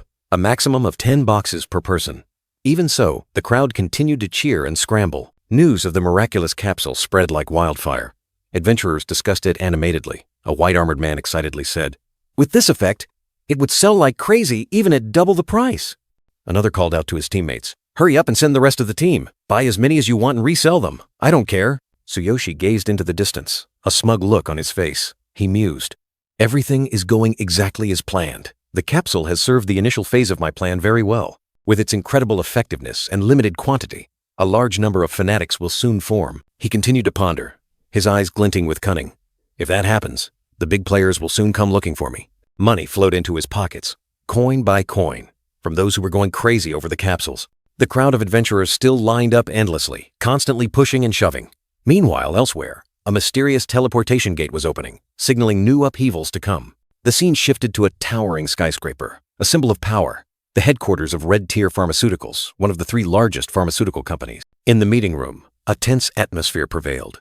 A man in a black suit was presenting a market report, his voice filled with worry. This week, the prices of our 3 main products have been severely affected in the market, dropping below their previous values. He pushed up his glasses, his face clearly showing anxiety. As you know, this is due to the appearance of the black capsule, of the same type. A mysterious product is threatening their empire. A man in a gray hooded cloak continued, his voice grave. It has been confirmed that these products do not belong to the other 2 major pharmaceutical companies. This further increased the mystery and unpredictability. The briefcase opened, revealing 3 carefully categorized types of capsules: stimulant regulation, strength, and mana recharge. The hooded man continued, we have allocated a large amount of resources to acquire these. It's hard to imagine that these 3 types of capsules are currently popular among heroes. He held the drug test report in his hand, his face serious. Furthermore, after conducting rigorous pharmaceutical tests, we discovered that these capsules could only be created by a group possessing extremely advanced technology. He wondered, with such high quality, I cannot understand why they are called black capsules. An explanatory dialogue box appeared. Black capsule. Capsules produced by small factories or individuals, not specialized companies or large corporations. The man in the black suit breathed a sigh of relief.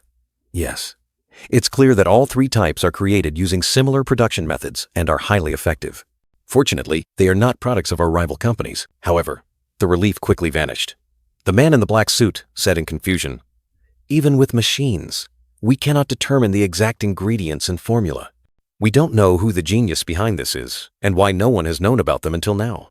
The mystery of the black capsules remained challenging all technological limits. Causing major pharmaceutical corporations to rack their brains for answers. In a dark corridor, President Misa of Red Tier Pharmaceuticals and Butler Tommy entered, their eyes sharp. She declared that if these black capsules were products of their rivals, then their company had failed miserably. Before Misa's imposing presence, 3 employees bowed low, only daring to stammer out president in fear. The atmosphere was as tense as a taut string, signaling a far from pleasant meeting. Misa, with a powerful demeanor, questioned her subordinates about the origin of the mysterious capsules. She worried that rival companies had already acted, and Red Tier could not afford to be left behind in this struggle for survival. President Misa, a powerful woman with her black hair tied in a high bun and fiery red eyes, leaned back in her chair. Her loyal butler Tommy stood beside her. She asserted, we cannot afford to fall behind. The 2 subordinates, the man in the black suit and the hooded man, reported the situation. They stated that no one knew who was producing these capsules, and the sales locations changed constantly, making tracking them extremely difficult. However, they pledged to conduct a comprehensive investigation and report in detail as soon as possible. Misa's eyes flashed with dissatisfaction. She coldly remarked, too slow. Our company is in a dangerous situation. Her words were like a warning, full of weight and pressure. Without hesitation, Misa stood up and ordered Butler Tommy, prepare the car immediately. The butler bowed in response, while the 2 remaining employees remained prostrate, not daring to look up. At the entrance of a certain dungeon, a chaotic scene unfolded. Adventurers pushed and shoved, vying for the black capsules, willing to pay 10, 20, even 30 times the original price. Shouts and haggling echoed throughout the street corner. An adventurer in iron armor lamented that the competition had reached its peak. He was astonished by the mysterious seller and the extraordinary effectiveness of these pills, feeling lucky to have acquired them. A week passed, and Tsuyoshi remained hidden beneath his cloak, continuing his sales. He mused to himself, everything is going according to plan. A mysterious smile flickered beneath his hood. Tsuyoshi smirked, his sharp eyes glinting. The bait has been cast. Now, all that's left is to wait for the prey to bite. He was confident in his plan, awaiting a big fish to appear. Amidst the chaotic crowd, an adventurer shouted loudly, willing to pay 100 times the price for the capsule. This insane offer astonished those around him to the extreme. At that moment, a luxurious car stopped. President Misa and butler Tommy appeared. She looked directly at Tsuyoshi and made an incredible offer. If you are willing, I will pay 100 times the price to buy 10 precious minutes of your time. What do you say? Tsuyoshi, still hidden in the shadows, smirked meaningfully. His eyes glinted with triumph. I've caught a big fish. His plan had succeeded perfectly. Misa's luxurious car was parked in the middle of the road, a symbol of power and wealth. It was like an affirmation of the status of the woman who had just made an incredible offer. Misa sat in a comfortable armchair, holding a glass of red wine, her sharp eyes looking directly at Tsuyoshi. She began, "Thank you for giving me 10 minutes. Please introduce yourself." "I am Misa, president of Red Tier Pharmaceuticals." Misa, president of Red Tier, offered a greeting. Her sharp gaze swept over the figure hidden in the cloak, a mix of curiosity and wariness. Tsuyoshi secretly assessed Misa. A young female president of a leading pharmaceutical corporation? He couldn't help but be surprised by her appearance. Misa didn't beat around the bush. She wanted to buy the formula for the 3 types of capsules. Meanwhile, Tsuyoshi was still analyzing, Misa's youthful voice making him doubt her true identity. Without hesitation, Tsuyoshi stated a staggering figure. A hand reached out, along with a cold declaration. 10 billion yen. Misa was stunned, her fiery red eyes wide open. The figure of 10 billion yen was like a direct punch to her confidence. Misa tried to remain calm, she questioned. 10 billion yen was too much, exceeding the budget, and she doubted whether Tsuyoshi needed to consult with his associate. Misa affirmed Red Tier's goodwill, offering a price of 3 billion yen. She believed this was a significant amount, enough to buy any other formula on the market. Misa thought to herself, Tsuyoshi was trying to inflate the price to the sky. 10 billion yen could buy 50 ordinary formulas. She wondered if he was the mastermind behind it all. Tsuyoshi dismisses all doubts. 10 billion yen, no more, no less. He coldly declares that he has no accomplices and that he himself created all 3 types of capsules. Tsuyoshi emphasizes the value of the capsules, asserting that they will bring a huge competitive advantage. He even taunts, directly asking about the biggest crisis Red Tier company is facing. Misa is completely surprised. The biggest crisis? She questions, not understanding what Tsuyoshi is implying. Tsuyoshi raises his phone, displaying data charts. He clearly analyzes. Red Tier, along with Oyama and Tatsumi, dominates the capsule market. But Red Tier's market share has sharply declined from 26% to 12% over the past 23 years due to ineffective products and inability to compete with rivals. Misa realizes Tsuyoshi has meticulously prepared everything, perhaps even anticipating her arrival. She admits the company is facing a crisis and shrinking market share. What else? She asks, her eyes full of challenge. Misa turns to butler Tommy, who is about to speak. She signals him to stop, her eyes resolute. Misa steps out of the car, declaring she has obtained the formula. It's time to counterattack. She orders butler Tommy to convene the entire executive board to devise a new marketing strategy. At a cafe, an astonished voice rings out, questioning how Tsuyoshi achieved the impossible. At the cafe, a man with a blonde ponytail exclaims in astonishment, his hands trembling and spilling coffee. You've already won the 10 billion yen participation fee? It's only been a week. The short-haired, black-haired man sitting opposite quickly reassures him. President Suzuki, please lower your voice. The entire cafe buzzes, whispered conversations erupting. Did he say 10 billion yen? That kid just easily earned 10 billion yen? Could it be? Tsuyoshi calmly places a card on the table. He leisurely explains, I happen to acquire a valuable formula, so I made a small transaction. This card contains 10 billion yen. Can you reserve a spot for me in the auction? The 2 men opposite Tsuyoshi cannot hide their astonishment. The short-haired, black-haired man exclaims, Next time, can I join you in one of those small transactions? You're becoming more and more mysterious. In another space, Tsuyoshi, still masked in his cloak, faces Misa. He asserts, You must already know that the superior efficacy of my 3 pills has reshaped the market. If Red Tier can produce these pills, you can dominate the market. Furthermore, Oyama and Tatsumi will also be interested in my formula. Still think 10 billion yen is too expensive? Misa sips her wine, her sharp eyes full of contemplation, weighing Tsuyoshi's words. After a moment of deliberation, Misa sits cross-legged, her expression resolute. She accepts profit analysis and a threat, an effective marketing strategy. If he truly is such a monstrous genius. All right, 10 billion yen it is. However, since we've made an honest transaction, I want to know your name. Tsuyoshi slightly lifts his cloak, revealing part of his face. He explains, I've concealed my identity to avoid unnecessary trouble too soon. But if only you know, then it's not a problem. Of course, but keep it a secret. Tsuyoshi fully removes his cloak, revealing his youthful face. He introduces himself. My name is Tsuyoshi Tsukishiro. I look forward to working with you, Miss Misa. Misa is momentarily surprised by Tsuyoshi's youthful appearance. She exclaims, He's so young. It's a pleasure to meet you. The two shake hands, an unspoken pact established. Butler Tommy respectfully hands a gold card to Misa. He says, this is the 10 billion yen card. It has already been linked to your information. Please accept it. Misa takes the card, her eyes resolute. She softly replies, thank you. Tsuyoshi turns and walks away, his figure mysterious in the cloak. He hears Butler Tommy's whisper, are you really okay with giving away 10 billion yen? That's an enormous sum. Misa watches Tsuyoshi's retreating figure, her eyes firm. She replies to Butler Tommy, it truly is a significant investment. But after seeing his face, I'm certain that this 10 billion yen is the best investment we could make. Misa continues to ponder, her gaze distant. She remarks, he possesses extraordinary pharmaceutical compounding skills at such a young age. Who knows how much he will develop in the future? Such a genius must be retained at all costs. If this transaction succeeds, he could become Red Tier's savior. Butler Tommy stands beside Misa, his eyes loyal. He affirms his absolute trust in her decision. Of course, I trust the president's judgment. Butler Tommy continues to reminisce, his voice full of respect. He recalls Misa's wisdom from a young age, the reason her father confidently entrusted the company to her. In another scene, President Suzuki, the man with the blonde ponytail, smiles confidently. He is sitting opposite Tsuyoshi, ready to share information. Tsuyoshi Tsukishiro listens, his eyes sharp. He has fulfilled one auction condition. Now, only the second remains, achieving C-rank hero status. He asks, if I rank in the top 3 of the Supernova tournament, I can register for C-rank promotion, right?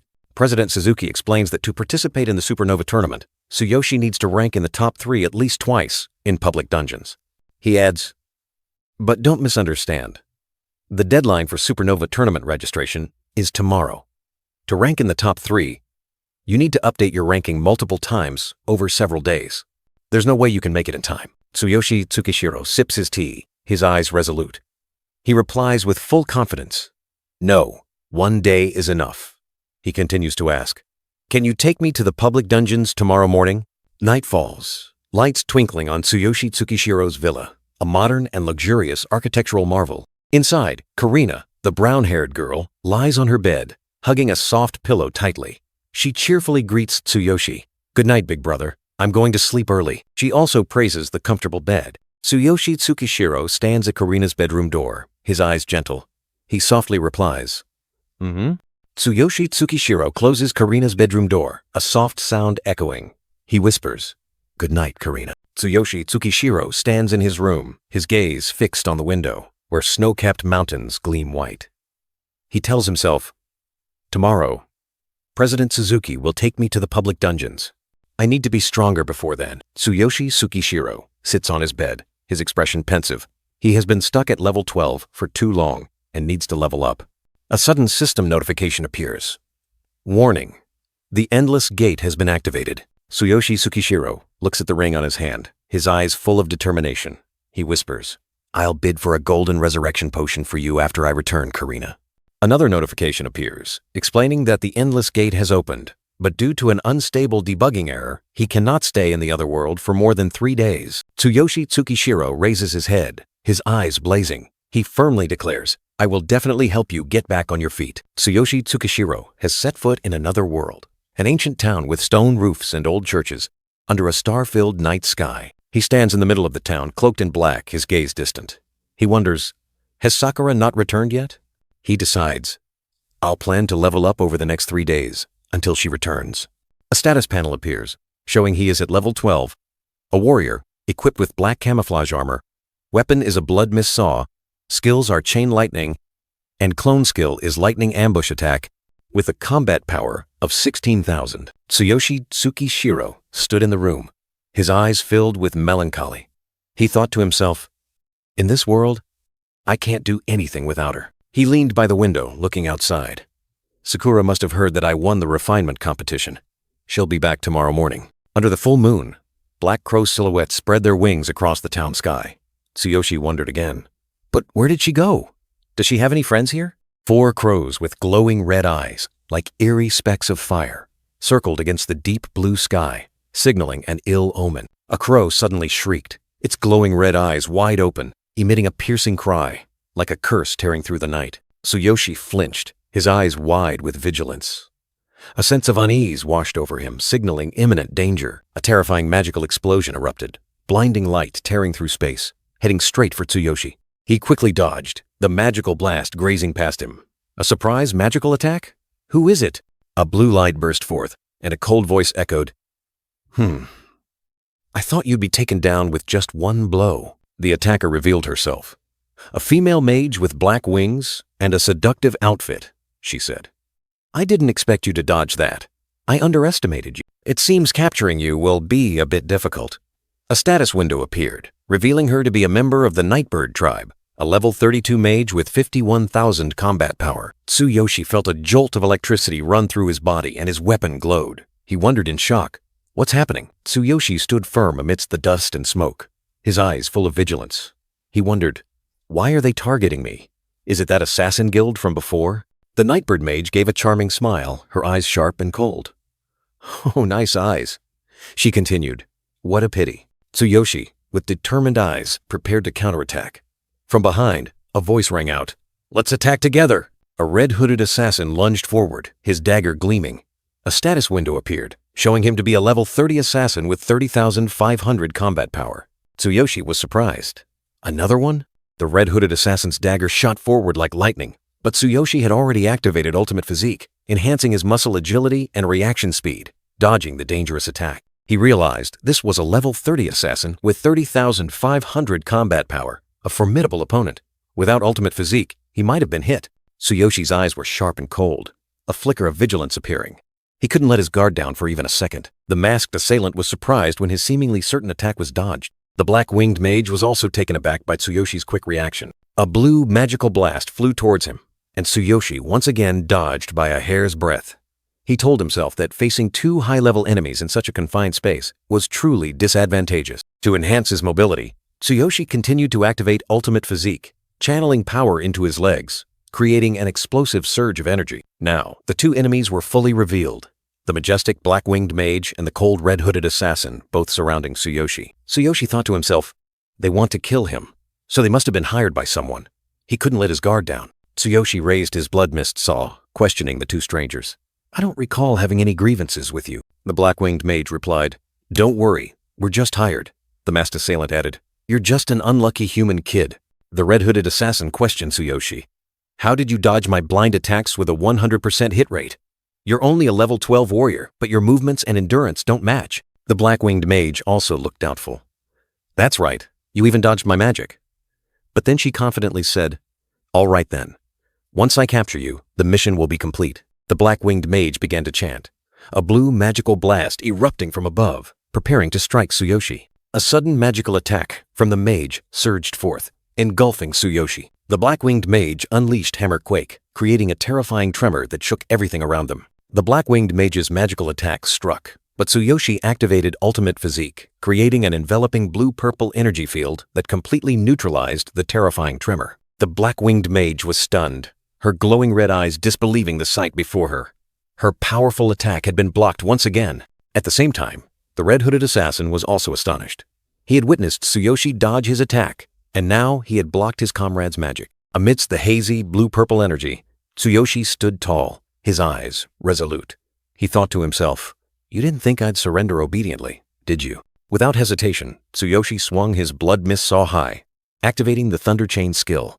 Azure lightning bolts twisted together, forming a destructive surge of energy. The red-hooded assassin swiftly retreated, dodging the lightning surge that rushed towards him like an electric python. He couldn't let himself get hit. Tsuyoshi's Thunder Chain struck the ground, creating a fierce energy explosion that shook the earth and sent dust and smoke billowing. The black-winged mage had timely created a purple energy shield, protecting herself and the red-hooded assassin. She sneered disdainfully. Thunder Chain? If your level were a bit higher, perhaps I wouldn't have escaped unscathed. The red-hooded assassin continued, his voice full of mockery. Unfortunately, you're only level 12. The more you resist, the more pain you'll suffer. Before Tsuyoshi could react, the black-winged sorceress unleashed Storm of Light rays. A barrage of brilliant golden energy beams shot out like rain, tearing through the air. Tsuyoshi was forced onto the defensive, golden light rays continuously striking him.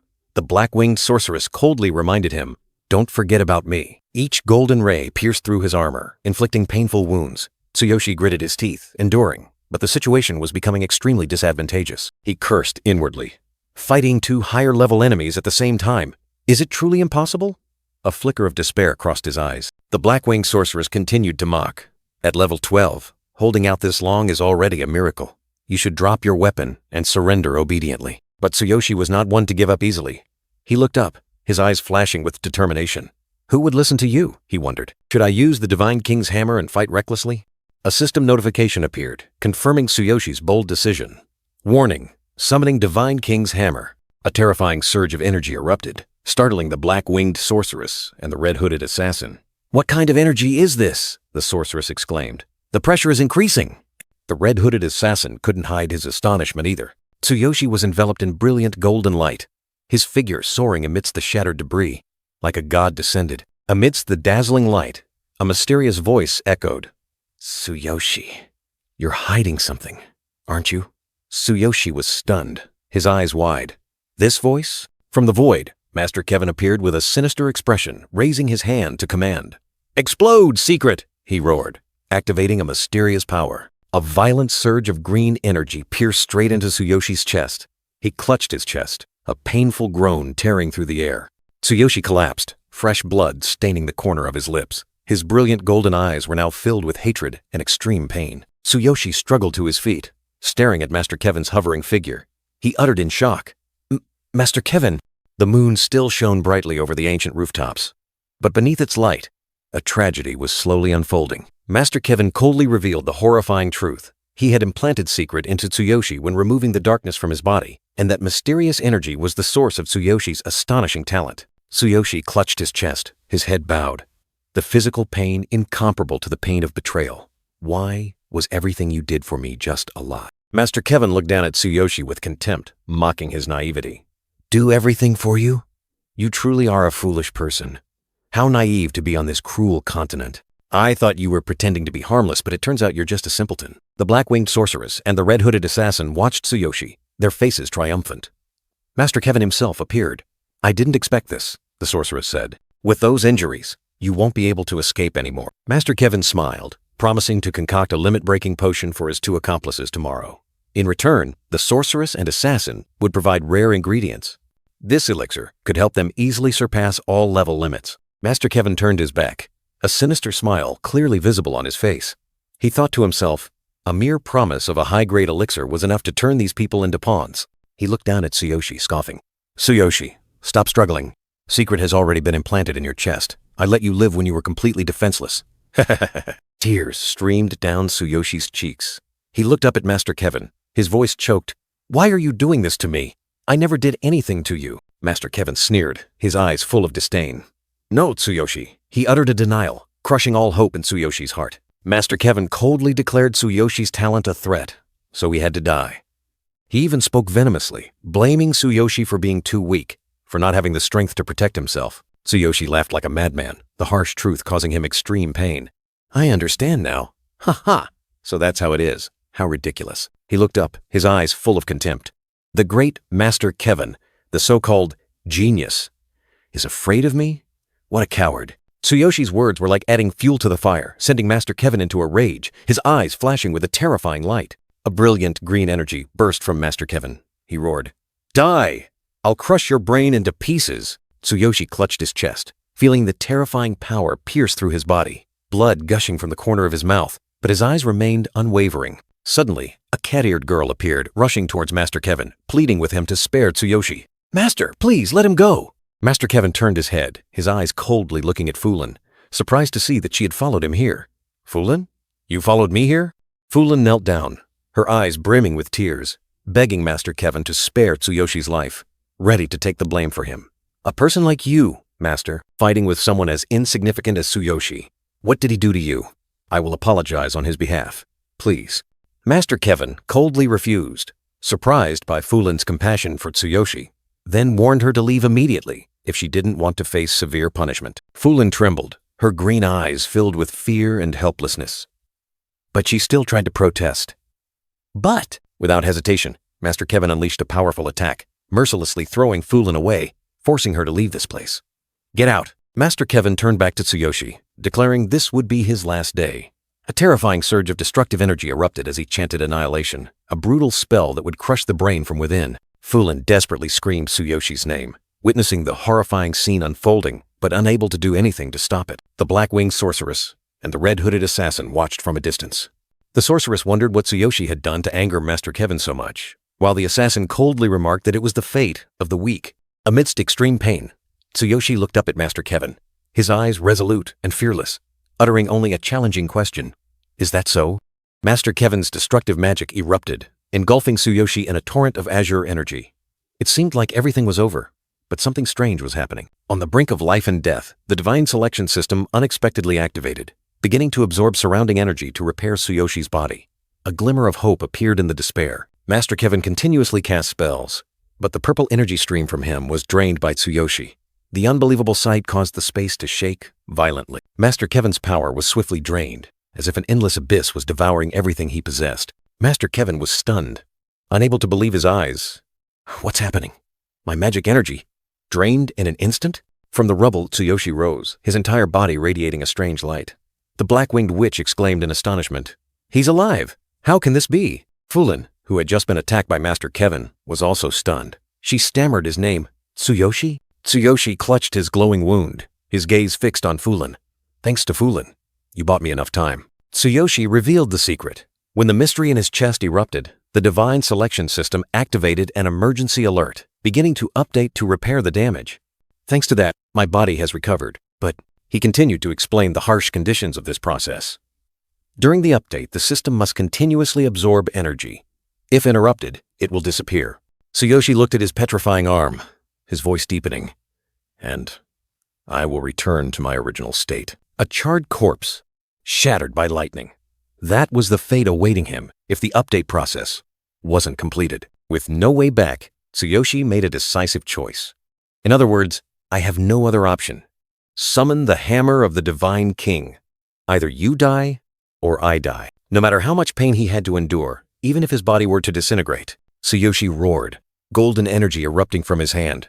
I will kill all of you right here and right now. Amidst the dazzling light, a colossal hammer, glowing with brilliant gold, appeared majestically. The hammer of the Divine King had appeared. Tsuyoshi stood firm amidst the dark energy storm, his body like a black hole devouring everything. Above, the hammer of the Divine King hovered, glowing with brilliant gold, awaiting its master's command. Emergency system alert.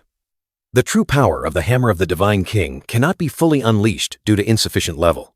Forced activation is draining energy and causing severe damage. Tsuyoshi's body was continuously destroyed and then regenerated, the pain tearing through every fiber of his flesh. Master Kevin was utterly astonished. He couldn't believe his eyes as he witnessed the scene before him. His mind and body are being torn apart by immense energy, yet he's continuously regenerating. The black-winged sorceress and the red-hooded assassin were also stunned. This aura, unstable, yet terrifyingly powerful. How is he doing this? And that hammer, impossible. The red-hooded assassin urged. Master Kevin, that kid isn't normal. We must work together to defeat him. The black-winged sorceress worried. My magic wave patterns are being disrupted by him. I can't wait any longer. System notification. 10% of the hammer of the Divine King's energy has been unleashed. Calculating body damage is changing. Tsuyoshi thought to himself. Turning misfortune into a blessing?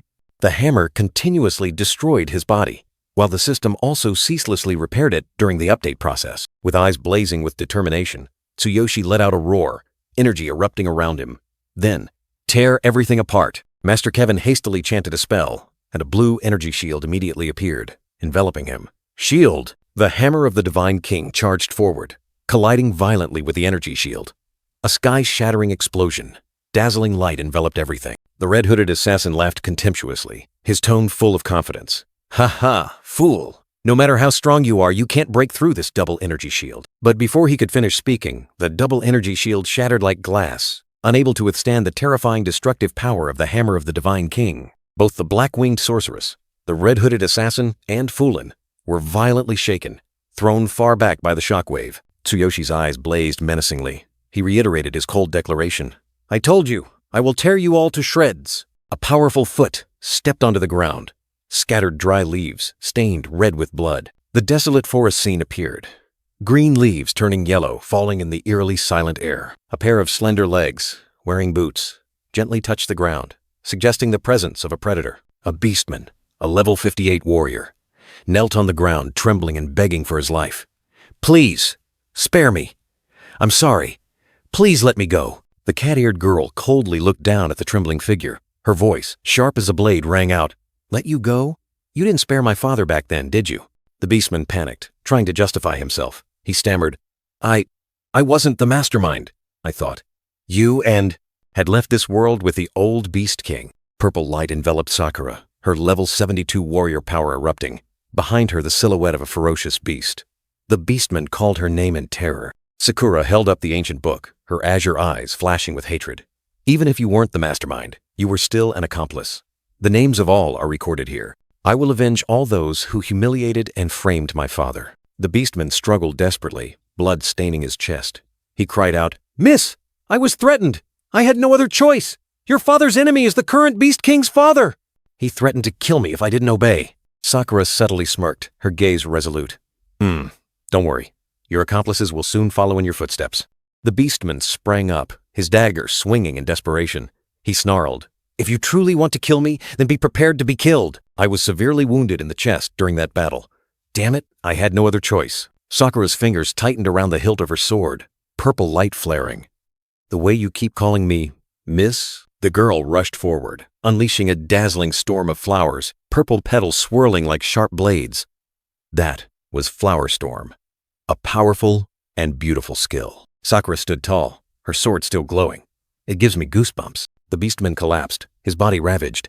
He whispered with his last breath, You've truly mastered your father's Flower Storm." Sakura looked down at her fallen enemy, her gaze resolute. "The rest of you, just sit there and wait." In Sakura's mind, a larger plan was forming. She hadn't expected to encounter this foe while planning to assassinate Kevin, the old gatekeeper. He secretly opened the gate for them to infiltrate. Simultaneously, the system announced she had acquired 6 gold coins. The girl stood tall over the enemy's corpse, the system continuously displaying acquired items. He was weak but agile. It took a while to catch him, but no one who betrays my father can escape. Suddenly, Sakura's eyes widened, a look of surprise clearly visible on her face. A powerful surge of purple energy erupted, and at the same time, a colossal, ominous fortress loomed in the night. Sakura exclaimed in astonishment, "This presence?" A burst of purple power exploded, shaking the entire space. A cry echoed, "Master is in danger!" A terrifying attack descended, signaling an impending storm. Fierce purple lightning tore through the night, swirling like a destructive vortex. The air thickened, signaling an undeniable power spreading. Tsuyoshi screamed in agony, his body trembling violently under the pressure of the purple energy. He clutched the Divine King's hammer, but the pain still tore through every fiber of his flesh. It hurt so much. It hurt so much. Tsuyoshi's bones felt like they were shattering, his skin burning. He realized with horror that the power of the Divine King's hammer was destroying him. The system warned, body damage is approaching collapse limit, 60%. If it reaches 100%, he will vanish. The Black-Winged Witch and the Red-Hooded Assassin were astonished. "Master Kevin? Who is that? This pressure?" The Red-Hooded Assassin couldn't believe it. "There's no way, he's only level 12. What's his true level?" Master Kevin scolded his 2 subordinates, explaining that the power was merely a special skill, causing Tsuyoshi severe damage. It could be a life sacrifice skill. Nothing surprising. "Follow me." Tsuyoshi, in his shadowy form, roared. That's right. As a surge of green energy erupted around him, new power was being activated, ready for a counterattack. Tsuyoshi swung the Divine King's hammer, aiming directly at the red-hooded assassin. "Kid, I'll crush your throat with just one blow. Don't hold a grudge." A terrifying surge of power shot forth. Azure lightning exploded around Tsuyoshi, forming a deadly electrostatic field. He stood there, like a god of thunder, ready to unleash punishment. The red-hooded assassin screamed in pain, his body enveloped by a pale, pink, twisting energy field. "Ugh, I can't move." He was completely paralyzed. Threat of the Divine Hammer. The Divine King's Hammer is the ultimate divine artifact that controls lightning. Anyone who wields it can unleash powerful, invisible currents around them. Any enemy approaching without high electrical resistance will easily be paralyzed. Tsuyoshi coldly looked at the paralyzed red-hooded assassin. "Approach me. Do you seek death?" He swung the Divine King's hammer, delivering a fatal lightning strike. Raging lightning engulfed the red-hooded assassin. his body crushed under the terrifying power of the Divine King's hammer. Not a single chance to resist. The red-hooded assassin's HP dropped to 0. Enemy eliminated. He, a level 30 assassin with 30,500 combat power, had fallen under Tsuyoshi absolute might. The system asked Tsuyoshi if he wanted to use the enemy's energy to upgrade, and he immediately agreed. Yes. The energy was used, and the upgrade process reached 48%. But at the same time, the body damage warning increased to 66%. Master Kevin and the Black-Winged Witch stood from afar, witnessing Tsuyoshi's destructive power. Master Kevin urgently ordered, "Avoid close combat." He knew that approaching Tsuyoshi now was tantamount to suicide. The Black-Winged Witch, her body battered, trembled as she sensed the terrifying energy from Tsuyoshi. Something's wrong with the energy around him. She was horrified. An assassin was taken down in just one blow. Impossible, that kid is only level 12. She desperately pleaded, "Master Kevin, I don't need the medicine." "I surrender." Tsuyoshi, now merely a ghostly silhouette, let out a gruesome laugh, ignoring the body damage warning that had reached 70%. He asked back mockingly, "Surrender? Weren't you trying to kill me?" Without hesitation, Tsuyoshi unleashed a brilliant golden surge of energy, tearing through space. A roar echoed. "Even if you surrender now," the deathly light shot straight towards the Black-Winged Witch. She only managed to hear a cold whisper. "It's too late." Her pupils constricted, reflecting Tsuyoshi charging like a flash of lightning. She was terrified. What is this? This speed, like a bolt of lightning. The Black-Winged Witch was sent flying, her fragile form spinning wildly within the destructive energy surge. Meanwhile, Tsuyoshi's system continued to absorb energy, the upgrade process having reached 63%. His power was constantly increasing. But the price was not small. The body damage warning sounded again, having reached 76%, pushing Tsuyoshi to the brink of collapse. Master Kevin roared in anger. "Useless fools! I intended for them to hold Tsuyoshi back, then strike at the right moment." He realized, that bastard is trying to use that strange power to drag me down with him. A sinister smile spread across Master Kevin's lips. But he seemed to be harboring another plan. He raised his staff high, his entire body erupting with brilliant green energy, ancient runes swirling around him, law of earth, wind, and thunder. Master Kevin proudly declared, "You think you, of all people, can drag a genius like me down with you? You can't do it. You know about the power of the law." Two surges of purple and green energy collided, creating a chaotic force field. Master Kevin thought to himself, the law of earth, wind, and thunder was inscribed within the core of the legendary law of destruction, carrying destructive power from ancient times. He continued to chant, his staff glowing intensely. Master Kevin looked at Tsuyoshi with a challenging gaze. To make me use the power of the law, truly impressive. Master Kevin's power reached its peak, ancient runes exploding. Law of earth and wind transform into storm. A colossal green energy vortex erupted from the ground, sweeping away everything in its path, turning the surrounding landscape into dust. Amidst the purple energy storm, Tsuyoshi stood firm, his eyes blazing with defiance. He gritted his teeth, a question echoing in his mind. Will I accept it? Show me. The system blared red, signaling imminent danger. Warning! Warning! Attempting to unleash greater power from the Divine King's hammer. Body damage is approaching collapse limit. 86%.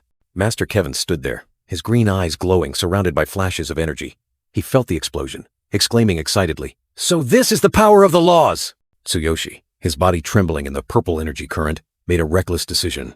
He growled, a tragic vow echoing, "I will sacrifice my life to enhance the hammer's power." Tsuyoshi unleashed a brilliant golden lightning strike from above, while the system continuously warned, warning, 30% of the Divine King's hammer's power has been forcibly unleashed. Body damage is approaching collapse limit. 93%. 30 seconds. Until 100%. Notification. System upgrade. 63% complete. Master Kevin's green energy storm still raged, tearing through the landscape, turning everything into fragments floating in the air. Amidst the destructive vortex, little Foolin cried out in panic, urging her grandfather, "Grandpa, hurry into the house!"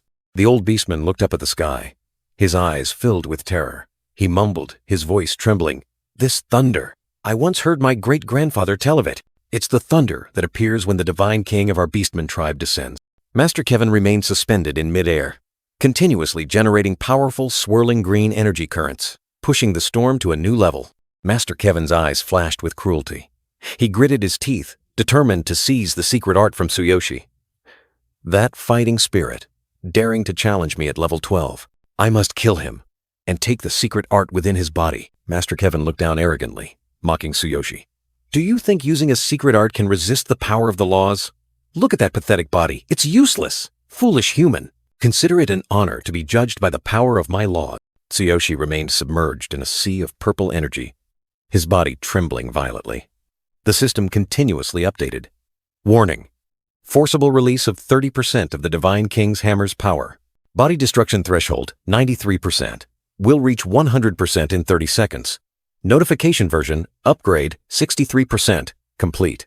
Little Fulin was thrown into the air by the green energy current, her terrified scream tearing through the air. Ah! Tsuyoshi's face appeared amidst the purple energy, his gaze resolute. The system once again blared a warning. Body damage is approaching destruction threshold, 94%. Will reach 100% in 26 seconds. Master Kevin frowned in anger, blaming Fulin for her presence. He growled, determined not to stop. Fulin, it's your fault for being here. But I must finish off that human. I cannot stop the magic. Not even for you. The green energy storm grew increasingly fierce. Master Kevin roared with hatred. Die, Tsuyoshi! Master Kevin's green energy storm raged and swirled, sweeping everything away. At the heart of the storm, Tsuyoshi still bravely charged forward, despite his tattered body. Purple energy erupted from Tsuyoshi, engulfing him in a monstrous form. The Divine King's hammer in his hand glowed brightly, ready to deliver the decisive blow. Fulin and the beastmen were swept into the destructive vortex. The beastmen tried to shield Fulin, his eyes filled with panic. Fulin looked at Tsuyoshi in horror, exclaiming, Tsuyoshi? Behind you? The green energy storm still roared, devouring all hope. Master Kevin was determined to crush Tsuyoshi with his ultimate power. Tsuyoshi braced himself, his body almost disintegrating. A terrifying warning appeared. Body damage is approaching destruction threshold 95%. Will reach 100% in 21 seconds. Master Kevin's green power relentlessly attacked, as if to tear Tsuyoshi into pieces. Master Kevin declared smugly, his tone full of arrogance. With a nearly immortal body, even this blow cannot harm me. This is the end. Amidst the rubble, Fulin weakly looked at Tsuyoshi, whispering, alive? Her eyes were filled with worry. Purple energy from Tsuyoshi violently erupted, creating a powerful shockwave, directly confronting Master Kevin's power. The system warning reappeared, the countdown shortening. Body damage is approaching destruction threshold 95%. Will reach 100% in 18 seconds. The beastman was astonished, unable to believe his eyes. He mumbled, Huh? The resistance to the power of the laws. Is it getting stronger? Master Kevin's green energy storm continued, but seemed to be overwhelmed by another force. Tsuyoshi's purple energy erupted more powerfully, tearing through the green light currents, asserting his existence. Master Kevin was stunned, his eyes revealing sheer horror. He screamed, Impossible! You've surpassed the power of the laws? That can't happen at level 12. And this strange energy, why is it so terrifying? Tsuyoshi's purple energy erupted one last time, completely overwhelming and devouring Master Kevin's power, ending the battle in a spectacular display of destruction. Master Kevin stood amidst the swirling purple energy, his face clearly showing horror. He couldn't believe his ultimate power had been crushed. My law power has been broken. Amidst the chaotic energy storm, Fulin and the beastmen looked at Tsuyoshi in panic. His body was shrouded in darkness and cracks, causing Fulin to exclaim worriedly, Tsuyoshi, are you okay? Purple energy swirled, engulfing Tsuyoshi into a monstrous form, with only his glowing red eyes flashing in the darkness. Tsuyoshi's face was distorted with pain, cracks spreading like a spiderweb. The system warning rang out like a death knell. Warning, body damage is approaching destruction threshold, 96%. Will reach 100% in 16 seconds. Even though his body was almost disintegrating, Tsuyoshi still unleashed his power. Purple and golden energy swirled, shooting straight into the sky, tearing through space and destroying everything in its path. Master Kevin was pushed back in the dazzling light, his face showing extreme astonishment. He couldn't believe it. He took that blow. How can he still move? His body should have reached its limit. Tsuyoshi swung the Divine King's hammer, his body immersed in purple energy. The system displayed a notification about weapon nullification ability, a forced skill based on the adventurer's power. Tsuyoshi gritted his teeth, his glowing red eyes flashing with disdain. He mumbled, his voice full of killing intent. A troublesome spell. Master Kevin flinched, cold sweat pouring out. He was horrified to realize Tsuyoshi's terrifying speed. Wait! Damn it, he's too fast! Tsuyoshi charged like a whirlwind, swinging his hammer to create a colossal purple energy vortex, sweeping past Master Kevin with unimaginable speed. A terrifying crash echoed. Master Kevin was sent flying, his body slamming hard into shattered rock fragments, his cloak torn to shreds. Lying prostrate on the ground, Master Kevin groaned in pain and shock. He couldn't believe it. He made me careless and nullified my staff. To remain this calm in such a tense situation. Who exactly is he? Tsuyoshi stood defiantly under the moonlight, purple energy surging. He declared firmly, "Whether you're a sorcerer or a witch, don't think you can defeat a warrior in close combat. If you want me dead, I will tear your flesh and bones apart, even if it costs me my life." The system continuously issued danger warnings and upgrade notifications. The power of the Divine King's hammer was forced to release 30%. Tsuyoshi's body reached 98% of its destruction threshold, while the version upgrade process was 72% complete. Tsuyoshi roared, his face contorted by savage power. Purple and golden energy erupted violently, and he challenged, "So what if? It's the power of law." Master Kevin struggled to his feet, his eyes filled with despair and rage. He yelled, "Are you trying to drag this genius Kevin down with you? You fool!" Even if you nullify the staff, the power of law still functions without a conduit. 2 emerald green wind dragons erupted, roaring fiercely, creating a violent energy vortex. Master Kevin stood firm amidst the eye of the green energy storm, debris scattering. He roared with fury, determined to annihilate his enemy. Die! Tsuyoshi braced himself, purple energy enveloping his body. The system warned that his body was nearing destruction, but the upgrade process continued, reaching 75%. Master Kevin's green dragon charged directly into Tsuyoshi's dark purple energy entity, creating an earth-shattering collision that tore through space. Tsuyoshi, in his energy entity form, roared defiantly. His glowing red eyes flashed, and he unleashed a thunderous attack. "Don't think that's enough to compete with this thunder dragon!" Master Kevin's green dragon was swallowed by the dark purple energy, vanishing into nothingness without a trace. Master Kevin stood stunned, his eyes wide with horror as he realized his power was being shattered. He uttered in despair, "I lost?" Savage purple energy erupted, shattering the ground and all surrounding objects into fragments, creating a colossal deep crater. In the purple energy storm, Fulin and the beastman clung to each other, struggling to resist. Fulin frantically called out Master Kevin's name. "Master!" A colossal pillar of purple energy erupted into the sky, tearing it apart, illuminating a vast area with dazzling light. Tsuyoshi collapsed, his body corroded by purple energy, his face contorted in extreme pain. He gasped, "My body has reached its limit." The system continuously warned of Tsuyoshi's critical condition. His body had reached the destruction threshold. However, at the same time, Master Kevin had been defeated, and the system suggested using his energy to continue the upgrade. Tsuyoshi lay motionless, purple energy still swirling around his body. He gasped, a faint spark of survival flickering. "Right, I'm not dead yet." The system issued a final warning. "Player is dying." A cold pronouncement of Tsuyoshi's fate, pushing him to the brink of life and death. A sound echoed. The system announced that the upgrade process was complete. Simultaneously, it detected and absorbed a colossal energy source, the law of Earth's wind and ice. The system completed the upgrade, restructuring Tsuyoshi's body. His levels soared from 12 to 18. His combat power reached 25000, and he had copied the law of Earth's wind and ice. The dawn broke, casting a golden glow over the lush green valley, where a small wooden house lay hidden amidst countless trees. The morning sun streamed through the old window frame, illuminating every corner of the room, bringing with it the warmth of a new day. In that room, Fulin was still in a deep sleep, curled up on the bed, gentle light enveloping her small figure. The beast girl stirred slightly, her green eyes fluttering open, unconsciously uttering familiar names. Tsuyoshi, Master. Sakura, a girl with brownish blonde hair, cat ears, and a warrior's build, stood there looking at Fulin. She asked, "Are you awake?" Fulin sat up in a daze, hastily asking about Tsuyoshi and Master Kevin. Sakura replied, "You mean Kevin?" Sakura's cold gaze turned to Fulin, uttering a cruel statement, "He's dead."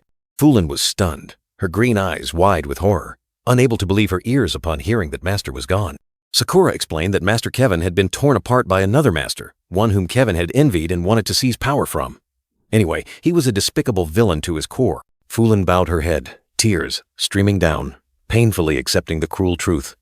Master is gone. The beast girl looked up, her eyes brimming with tears, anxiously asking about Tsuyoshi. "He's really gone. So, Tsuyoshi?" Sakura coldly replied that Tsuyoshi's body had been shattered and warned Fulin that it had nothing to do with her. "If you hadn't helped Master, I would have killed you along with him." Sakura turned her back, continuing her warning. "I don't trust you. If you're awake, then leave," she added. "Sakura has nothing to do with this." Suddenly, a blinding light erupted from the doorway, startling both Fulin and Sakura. Sakura exclaimed, "Tsuyoshi?" Fulin was bewildered, stepping back, looking towards the blinding light, stammering. I'm fine." Sakura's eyes widened, an expression of extreme astonishment on her face as she witnessed the scene before her. Tsuyoshi Tsukishiro stood there, his figure enveloped by azure energy lines, like a god who had just descended. A status screen appeared, showing the terrifying power he had just acquired. Fulin's green eyes widened in horror. Unable to believe the sight before her, she exclaimed, "Is that Master's Wind Ice Earth Law? Why?" Tsuyoshi Tsukishiro explained that when he woke up, he was already in this state. Disaster had turned into a blessing. Thanks to the Wind Ice Earth Law, his energy system had been upgraded, helping him survive what seemed like an unavoidable death. With the remaining energy, Tsuyoshi Tsukishiro had leveled up 6 times, just as Master Kevin had predicted. He had also changed his copy skill to the Wind Ice Earth Law, feeling the energy continuously surging within his body. Suddenly, Tsuyoshi Tsukishiro turned to Fulin, his eyes sharp and cold as he asked, "Fulin, why were you there last night?" Fulin lowered her head, her voice filled with pain and doubt. "Don't you trust me? Because of Master. You can't trust me anymore, can you?" Sakura spoke coldly, accusing Fulin. "According to what we found, that teacher ordered no one to go near that area last night. Perhaps it was to ambush Master." She continued, her tone full of contempt. "You are Master's student. You are not one of us. You should know what kind of person Master is." Fulin took a step back, her bare feet touching the ground, an expression of pain and helplessness clearly visible. In a sudden moment, Fulin threw something towards Tsuyoshi Tsukishiro, creating a streak of azure energy. Tsuyoshi Tsukishiro stood there, his gaze firm, ready to receive it. But Sakura was faster. She lunged forward, blocking the incoming object, and simultaneously yelled angrily, "What are you doing?" The object was blocked, and Tsuyoshi Tsukishiro reached out, gently catching it. A notification appeared. Item acquired.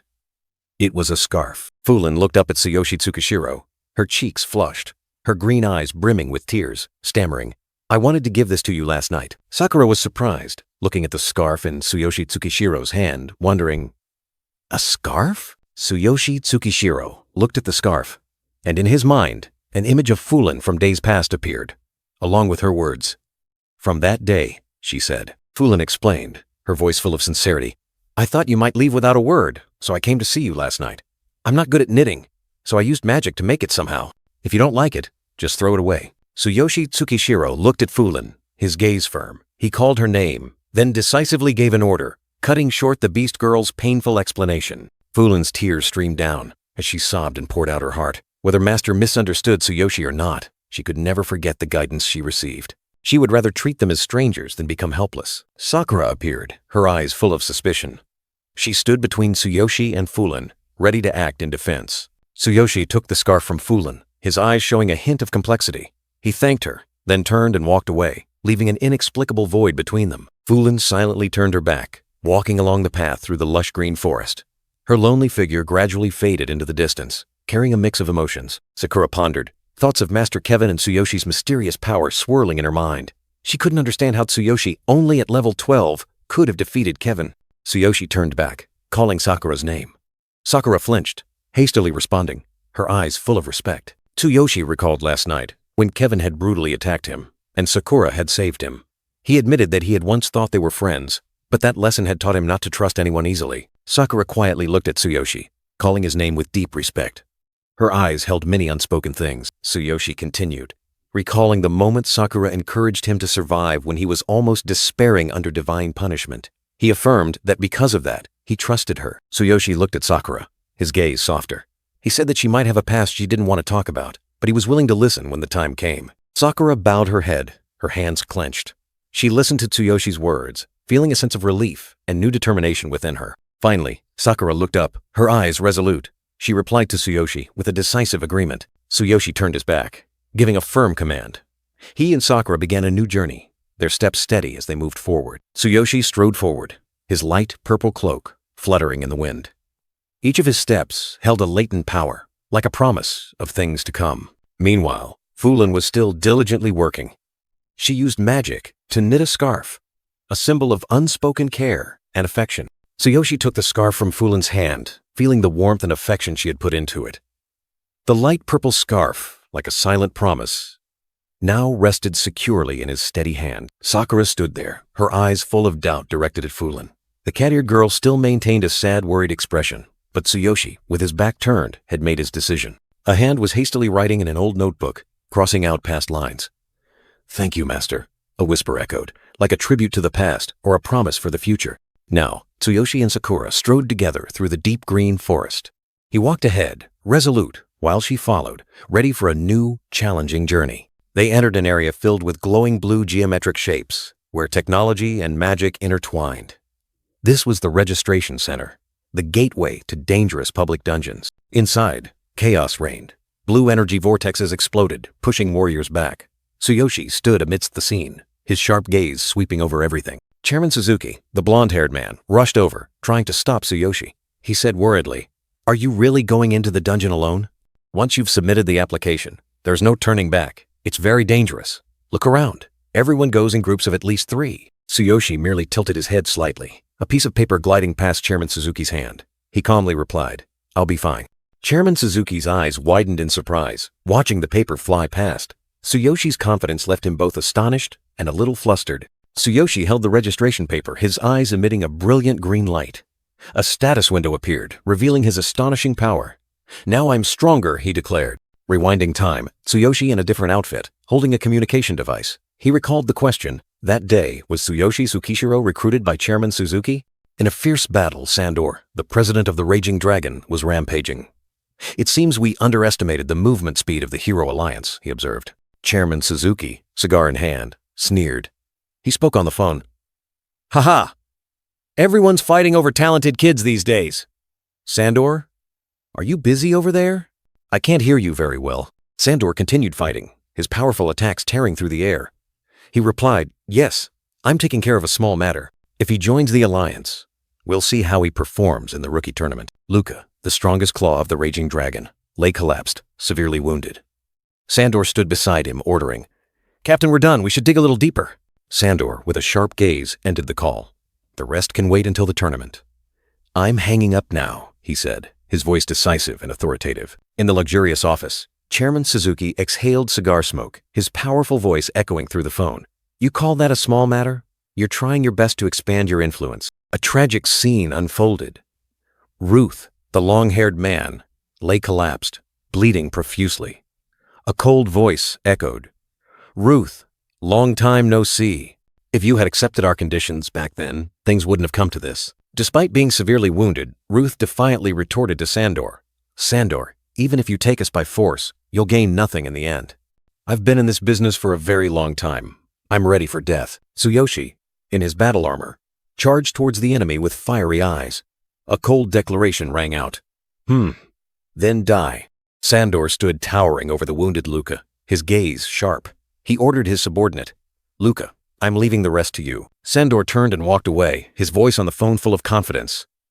"All right, don't worry."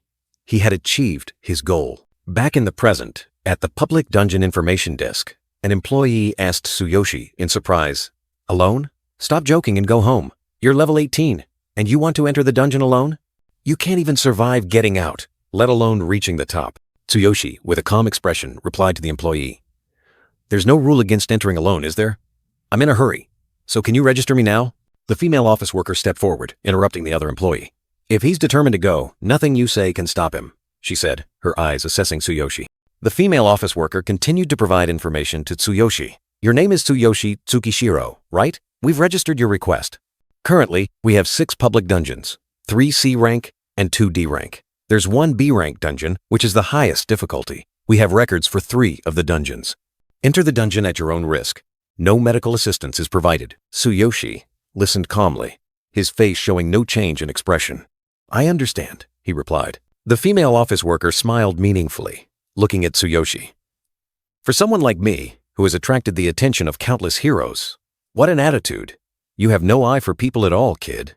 Good luck with that." Tsuyoshi stood before the brightly glowing teleportation gate, along with 2 other warriors. He thought to himself, "There are 6 dungeons, but today I only have time for 1. Meanwhile, another group of hunters was arguing. A man in silver armor complained, Hey, did you lose it? It'll cost us a lot if we ask another group to retrieve it." The black-haired girl next to him stammered, "I didn't mean to.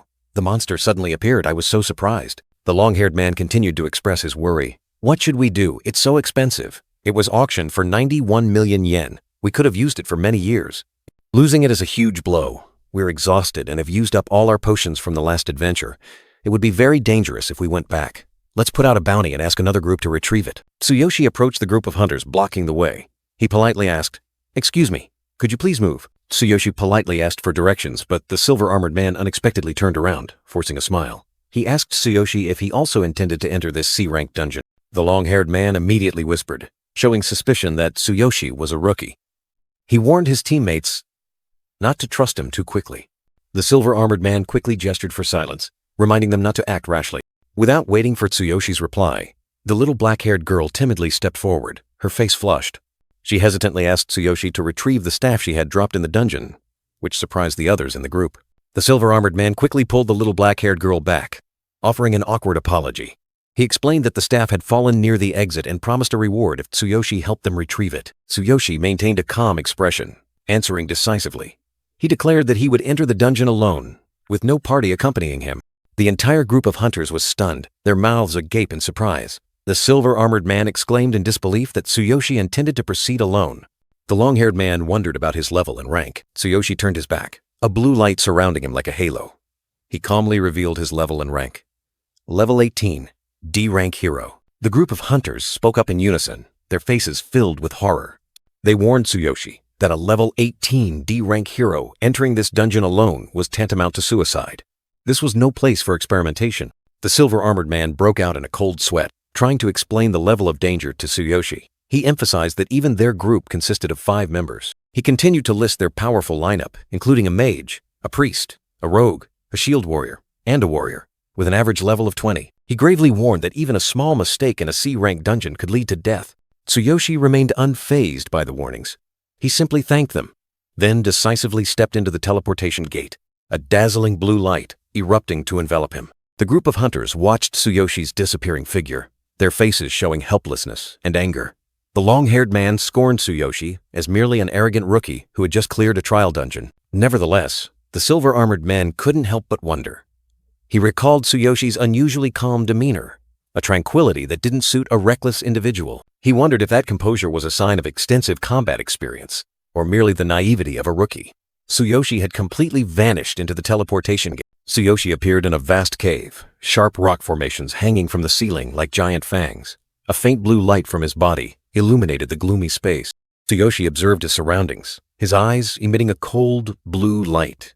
He realized this was a stalactite dungeon, a sight he had never seen before. The Heaven's Eye system began analyzing the environment. Tsuyoshi stood in the middle of the dungeon, the blue light from his body illuminating the sharp rock formations. The system displayed detailed information about the limestone cave, monster attributes, and suggested skills. He thought to himself, the divine selection system has been upgraded, but I don't see any obvious changes. The system screen continued to display, showing Tsuyoshi's current level as 18, warrior profession. Along with it was a list of equipment, skills, and an impressive combat power of up to 25,000. Tsuyoshi raised his hand, a faint purple energy surrounding him. The system announced item compatibility, allowing him to use all items from both worlds without any restrictions, providing significant convenience. In the dungeon's darkness, hideous, glowing red creatures with luminous eyes and sharp fangs appeared. They were Tsuchigumo, level 22 monsters, ready to attack. Tsuyoshi drew his weapon, its blade emitting a brilliant green light. He confidently remarked, "This dungeon is more peaceful than the one in the other world. Truly perfect. Let's see how powerful the law of earth, wind, and frost is." The system displayed a notification. The law of earth, wind, and frost has been infused into the weapon. Blood Frost Sawblade. An anomalous wind attribute has been bestowed. Derivative law. The power of the anomalous law can be unleashed through the weapon. Tsuchigumo roared fiercely, charging straight towards Tsuyoshi, its glowing red eyes radiating bloodlust. Tsuyoshi unleashed a powerful slash, forming a swirling green energy stream that tore through the air. The system immediately displayed the skill name, Derivative Law, Sawstorm. The green energy swirled around Tsuyoshi as he swung his sword, creating sharp cuts in the air, easily piercing through enemies. Tsuyoshi looked at the glowing blade, a smug smile evident on his face. He thought to himself, is this the power of a law? It's truly strong. I could be in the top 5 inches 6 dungeons simultaneously. The next law I can absorb is the legendary Law of Destruction. If I absorb more laws, I can reach a higher level. 15 minutes later, outside the dungeon, a group of hunters waited by the glowing blue teleportation gate. The little black-haired girl anxiously looked at the gate, while the large armored warrior sighed. This is bad. It seems no other party entered this dungeon today. The large armored warrior continued, his voice full of disappointment. If someone else had gone in first, we would never forgive ourselves. The green-hooded warrior mused. Anyway, it's been 15 minutes, and he still hasn't come out. He's probably dead. I've been an adventurer for a long time. I'm used to it. The teleportation gate suddenly glowed brilliantly, more intensely than ever, creating a dazzling blue energy vortex. The group of hunters gasped in astonishment, all staring at the teleportation gate that was bursting with light. Inside a building, people buzzed with excitement. A voice rang out, "That's a new record." The black-haired man wearing glasses exclaimed in surprise. "Hey, that's a B-rank dungeon, isn't it? The record's been broken in just 3 months? Which party was it?" The female office worker next to him couldn't hide her astonishment either. The black-haired man wearing glasses stared at the screen, unable to believe his eyes. "Not a team? The first solo dungeon clear, and it's this guy?" The information on the screen displayed the new record, surpassing even the team record. Tsuyoshi Tsukishiro, the legendary hero, had completed the dungeon. He broke the old record of 19 minutes 54 seconds, setting an astonishing new record, 15 minutes 33 seconds. This was the first time someone had cleared the dungeon solo. 3 young warriors stood stunned, their eyes unable to leave Tsuyoshi. The little black-haired girl exclaimed in surprise, while the black-haired female warrior was startled to recognize her magic staff. Tsuyoshi looked at them coldly, holding the magic staff.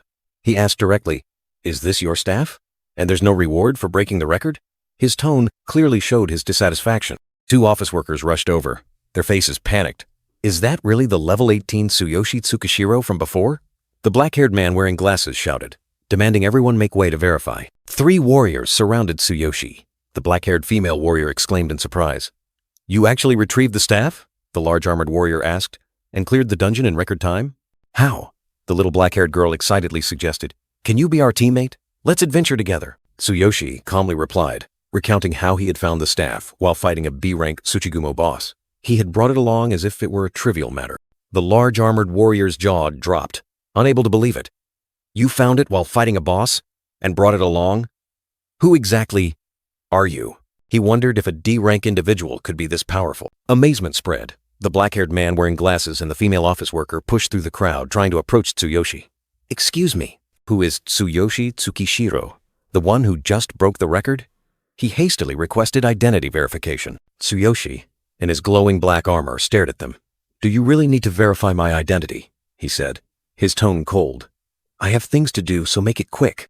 After verification, the black-haired man wearing glasses sighed in relief. "It really is you. I thought it was just a coincidence of names." The female office worker confirmed. Hiro Tsuyoshi Tsukishiro has updated the team record for the B-rank dungeon, setting a solo record of 15 minutes and 33 seconds. The black-haired man wearing glasses invited Tsuyoshi to the Hero Alliance headquarters. "You will receive a special reward not only for the team record, but also for the solo record." Tsuyoshi vanished in a stream of azure energy. He declined the invitation, declaring, "Not now. I'm heading into another dungeon. Just leave the rewards for later." The large armored warrior and the black-haired girl were astonished. "Another dungeon? Don't you need to rest?" the girl worried. "You don't even have a healing mage. You'll collapse if you push yourself too hard." Tsuyoshi turned his head, a confident smirk on his face. "I don't need recovery or anything. I'm just warming up." The entire crowd, from warriors to staff, froze. "Warming up?" the black-haired man wearing glasses repeated, unable to believe his ears. That last record was just a warm-up? 20 minutes later, Tsuyoshi stepped into the second C-rank dungeon. Time was precious. He wanted to clear all the dungeons that day. The system had updated, and Tsuyoshi knew he would have to explore the new functions himself. He couldn't rush. He needed to test and thoroughly research each one. Since acquiring the divine selection system, Tsuyoshi had never rested. Every step was a relentless battle, a solitary journey in search of power. Standing before the boss room entrance, Tsuyoshi took a deep breath. He was ready for the next challenge, his eyes burning with determination. "Let's go." Stepping into the room, Tsuyoshi was slightly surprised. The scene before him was nothing like what he had anticipated. Amidst the rubble and piled skulls, a captivating figure appeared. It was an impure demoness with long purple hair and deep black eyes, exuding a deadly, bewitching aura. The system confirmed. Boss Impure Demoness, level 25. The mysterious smile on her lips concealed a formidable power. Tsuyoshi frowned. a little disappointed. Not a shadow monster. A bit boring. So there are humanoid monsters too? He recalled the information he had read about countless new monster types constantly appearing. The impure demoness stirred slightly, and a mysterious energy began to emanate from her. She spread her arms wide, and a brilliant pinkish-purple energy wave erupted, engulfing the entire room. A sweet, yet enchanting voice echoed, "Brave hero, you have toiled greatly." Tsuyoshi clearly felt the energy wave attacking him. He realized this was not a normal physical attack. That wave is... The system analyzed instantly. Heavenly Eye, mental attack. Causes short-term hallucinations. The intensity and duration of hallucinations depend on the level difference. Tsuyoshi thought to himself, this is definitely a mental attack, like a magic wave from another world. A monster specializing in mental attacks. It deceives heroes with illusions and then kills them. Tsuyoshi looked around at the bleached bones scattered across the floor. He understood. The surrounding skeletons are probably heroes who were deceived. However, a brilliant golden shield surrounded Tsuyoshi. The system reported, Heavenly Eye, minor defense activated, automatically defends against low-level non-physical attacks. Duration, 2 hours. Cooldown, 24 hours. The impure demoness was surprised when her attack had no effect. It didn't work? Could it be increase the frequency? Tsuyoshi flashed a confident smile, his eyes gleaming mischievously. Could this be one of the new features? Can I use such a powerful passive skill? If so, amidst the raging psychic wave, Tsuyoshi Tsukishiro stood firm as a rock. His eyes gleamed with confidence as he uttered a provocation. You are not worthy as an opponent. The impure demoness was utterly astonished, her purple eyes wide as her attack proved completely ineffective. A question full of doubt burst out. Why? Isn't it working? Meanwhile, elsewhere, a female office worker and a male information officer were hastily conversing on the phone. That's right, he just broke the record for 2 C-rank dungeons. As soon as he came out, he immediately entered a 3rd dungeon. Not as a group, he set all the new solo records himself. The female office worker continued her report, her voice serious. I apologize. We have no records of Tsuyoshi Tsukishiro's past achievements. He doesn't come from a prestigious family or a large guild. We have information that he used to live in the slums. Yes! The recommendation came from Chairman Suzuki. We will continue to monitor Tsuyoshi Tsukishiro. A group of elite warriors were buzzing about Tsuyoshi's achievements. In 1 hour, he broke the team records for 2 dungeons, and he did it alone. He'll probably break the last C-rank dungeon soon. It's truly terrifying. Do you understand what this means? The remaining D-rank dungeons are no problem for him. Outside the last C-rank dungeon, a dense crowd gathered, their eyes fixed on one spot. The D-rank hero Tsuyoshi was becoming the center of attention, his name echoing everywhere. Tsuyoshi had just completed the dungeon, and a notification board appeared with the words, New Record. Hero Tsuyoshi Tsukishiro completed the dungeon in 36 minutes and 28 seconds.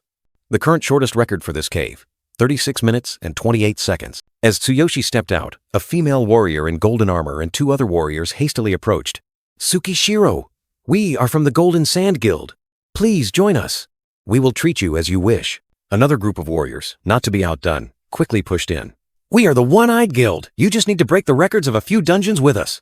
Tsuyoshi gently rubbed the back of his neck, his eyes showing fatigue, but his attitude remaining decisive. To the suggestion, please leave the Hero Association, he replied. I'm sorry. I'm used to acting alone. A purple-haired priestess and other warriors still tried to persuade him. What? You're still going to continue? Shouldn't you rest after that dungeon to recover? I'm a priestess. Should I heal you? Can I join your dungeon expedition? Faced with the invitations and healing offers, Tsuyoshi simply shook his head, his gaze firm. No, I'm fine, Tsuyoshi thought to himself, a confident smile on his lips. Thanks to the new passive skill minor fatigue reduction, I don't feel tired at this dungeon level. B-rank dungeons later might be tougher. The system displayed minor fatigue reduction, a permanent passive skill that reduces the user's stamina consumption based on level difference, when their total combat power significantly surpasses that of their opponents. Afterward, Tsuyoshi continued his journey. Inside a D-rank dungeon, he faced a giant wolf. Another new record was set. Without pause, Tsuyoshi continued deeper into another D-rank dungeon, confronting a ferocious rhinoceros. Once again, a new record was recorded. Back at headquarters, the male information officer was reporting with an astonished expression. 2 D-rank dungeons in 10 minutes and 33 seconds and 1 minute and 6 seconds. Have you reported this upstairs? The female office worker reported the information with a worried expression, confirming that Tsuyoshi Tsukishiro was seriously preparing to enter the final B-rank dungeon. Outside the public dungeon, Chairman Suzuki appeared. his face full of worry as he mentioned Tsuyoshi Tsukishiro's name. He muttered irritably, looking at his phone which displayed 3 p.m.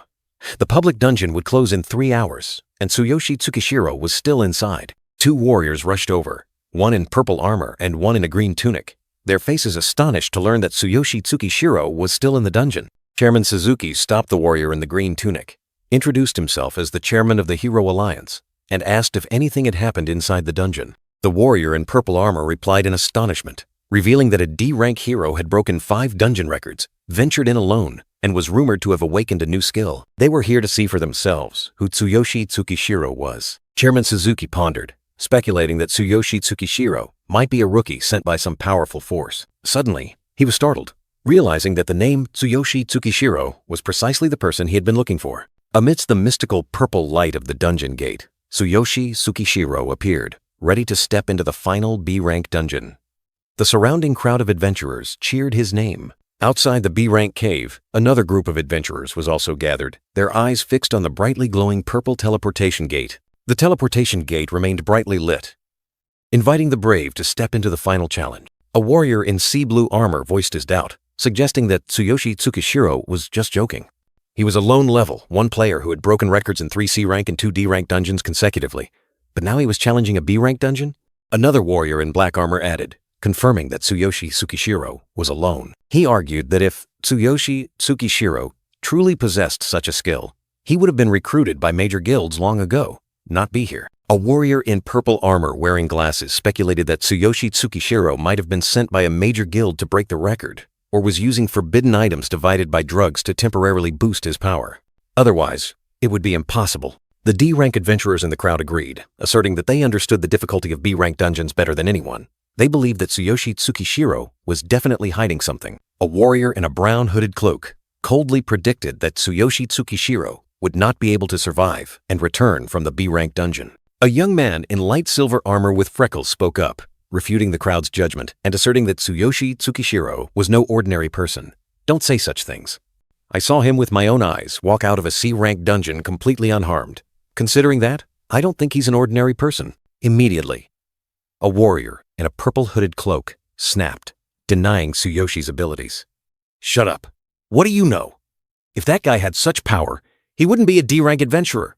A confident warrior in glossy black armor agreed, suggesting that Tsuyoshi had either lied about his rank or had a powerful force backing him. Exactly. He either lied about his rank or he has powerful backing. For ordinary adventurers, even a C-rank dungeon is life-threatening. Going into a B-rank dungeon alone is madness. The young man in light silver armor with freckles still tried to justify, emphasizing that the system's evaluation results couldn't be wrong.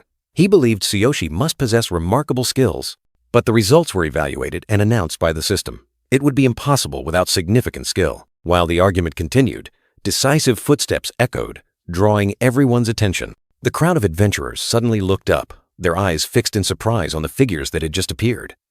A warrior in light green armor exclaimed in astonishment, "Huh? Is that?" The Wild Rose Group? A powerful group of adventurers emerged, led by Lorraine, the level 38 captain of Wild Rose, and Edric, the level 35 vice captain. They were a formidable force. The black rose emblem on Lorraine's armor was clearly visible, confirming the identity of the Wild Rose Group, a resounding name in the adventurer world. The crowd erupted in a buzz, recognizing the presence of the Wild Rose Group. A bald warrior in bronze armor excitedly said, "Hey, it's Wild Rose! The strongest C-rank group in this area, right?" The captain is said to be an incredibly powerful level 38 female warrior. A warrior wearing glasses and holding a staff from the Wild Rose Group smiled, explaining their impressive achievements. That's right. Last time they broke the record for this B-rank dungeon with 47 minutes and 15 seconds. Breaking records in competitive public dungeons, their reputation as the strongest team isn't just for show. Moreover, they are an independent group, not affiliated with any guild or faction. Truly admirable. A warrior in purple armor wearing glasses in the crowd looked annoyed, wondering about the Wild Rose Group's purpose. Acting all high and mighty. But what are they doing here? Don't tell me they heard rumors about Tsuyoshi Tsukishiro? Lorraine, the captain of Wild Rose, stood there with a cold expression, her gaze fixed steadily forward, unconcerned by the chatter around her. A female warrior with blonde hair and green armor from Wild Rose also maintained a serious expression, seemingly deep in thought. The young man in light silver armor with freckles, still excited, quickly confirmed the information about Tsuyoshi. That's right, exactly. He continued to explain, he broke records in 3 C-rank dungeons. Everyone here thinks there's something strange. Edric, the vice captain of Wild Rose, chimed in, clarifying the strangeness they were looking for. Strange? A D-rank adventurer challenging a B-rank dungeon alone. Such things aren't the issue. The issue is that he might have powerful backing and is illegally boosting his power with forbidden drugs or items. Lorraine, the captain of Wild Rose, concluded with a serious expression. Solo record-breaking. If it's true, Tsuyoshi Tsukishiro is not someone to be underestimated. However, it's still truly strange for a D-rank adventurer to achieve such a feat. A man in purple armor wearing glasses growled, asserting that Tsuyoshi Tsukishiro was cheating. He would have to pay with his life or lifespan for using forbidden drugs. This B-rank dungeon record was set by us, Wild Rose. How could a mere D-rank adventurer break it? Shouts of agreement rang out. If he used drugs, his adventurer qualification will be revoked. A man in glossy black armor and a man in a purple hooded cloak shouted together, "Exactly! Catch him and test him for drugs as soon as he comes out." Amidst the enraged crowd, a man in light silver armor whispered to his comrade, looking doubtful, "I wonder." When he came out of the C-rank dungeon, he seemed completely calm and showed no signs of drug use. Edric, the vice captain of Wild Rose, maintained a disdainful attitude. He challenged, "Someone like you dares to challenge me. A weak D-ranker trying to compete with us, C-rankers? I have time. I can entertain you a bit." Lorraine, the captain of Wild Rose, had a sharp gaze. She remarked, "Regardless of cheating or not, venturing into a B-rank dungeon alone is already remarkable. If he returns alive, we might need to change our assessment." Edric heard this and couldn't help but be surprised. He quickly retorted, "Captain, surely not." Lorraine smiled mysteriously, explaining, "I'm just talking about an assessment. But if his skills are real, I want to learn about him and also want him to know the capabilities of Wild Rose." Meanwhile, the B-rank dungeon gate opened. A powerful, swirling purple energy drawing all eyes into the mysterious abyss. Inside the B-rank dungeon, a wild landscape appeared with dense bushes and a hazy mist, creating a challenging environment. Tsuyoshi Tsukishiro stood tall in that space, his black armor glowing green, holding the bloody mist saw. A status screen appeared, showing him at level 18, with a combat power of 25,000. Tsuyoshi muttered, his gaze sweeping around. "Well, it's bigger than I thought." So, B-rank dungeons and above have a completely different scale and difficulty compared to lower-rank dungeons. He turned his back, looking into the depths of the dungeon. "I've already set enough records for the Supernova tournament, but I want to see what a B-rank dungeon is like. Keep entertaining me." Tsuyoshi soared into the air, activating Divine Eye. A detailed analysis screen appeared, showing a plains terrain, an area of 12 square kilometers, monsters of level 30 to 35, a 45% chance of shadow monsters appearing, and recommended skills: wind, lightning, earth. He smirked, his face full of interest. Level 30. Even the weakest monsters are at this level. Quite impressive, isn't it? If the final boss is a shadow type, it'll definitely be even more interesting. Tsuyoshi looked down, his eyes blazing. "Let's see, which world shadows will bring more challenges? The original world or this one? I'm really looking forward to it." With a challenging shout, Tsuyoshi swung his bloody mist saw, creating a brilliant green energy circle, ready to confront any monster in the dungeon. "Come on, you monsters!" Tsuyoshi Tsukishiro unleashed a powerful attack. Brilliant green energy tearing through the air, destroying everything around him in the dark dungeon. Tsuyoshi's gaze was sharp, his eyes glowing green beneath the bandage. He let out a cold snort, arrogant confidence clearly visible on his face. Before him was a giant slash wolf, level 30, with blazing red eyes and sharp claws, possessing wind and shadow attributes, extremely agile and capable of cutting through armor. Tsuyoshi swung his weapon, creating sharp green energy streams. He was satisfied with his attack. Perfect! The slash wolf roared in pain as it was bound by green lightning chains. Tsuyoshi's thunder chain fall skill had taken effect. The green lightning chains continued to surge forward, pursuing the monster in the dark dungeon space. The slash wolf's sharp claws lunged forward, but were blocked by Tsuyoshi's protective energy barrier. The slash wolf opened its mouth wide, growling ferociously, revealing sharp fangs and a blazing red tongue, full of aggression. Tsuyoshi moved like lightning, dodging the attack. He acknowledged the enemy's incredible speed, truly fast. Another slash wolf emerged from the shadows, roaring angrily, indicating that Tsuyoshi was facing multiple enemies at once. Tsuyoshi raised his hand, and a brilliant green magic circle appeared beneath his feet. He prepared to unleash a new skill.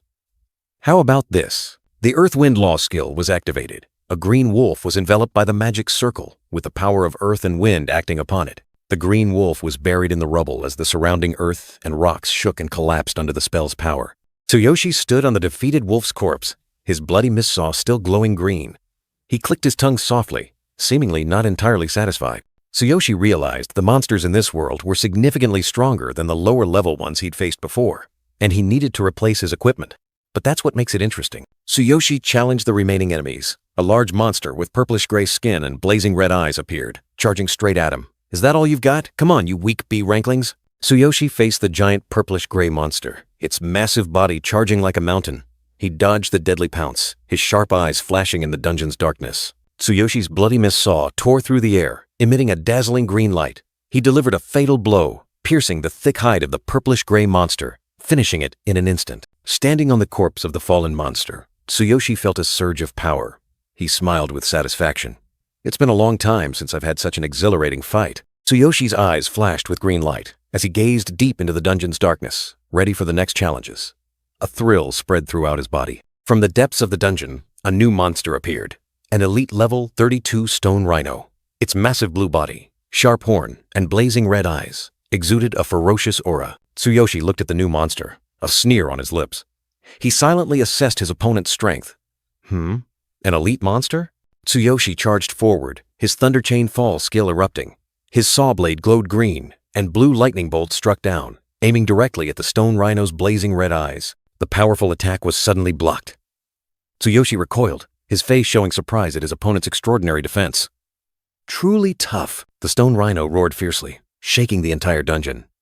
Rocks and debris shattered around it, dust flying everywhere, creating a chaotic scene. Tsuyoshi was pushed back a distance, but maintained his fighting stance. He quickly regained his balance, his gaze fixed on his opponent. Tsuyoshi gritted his teeth, realizing the monster's danger.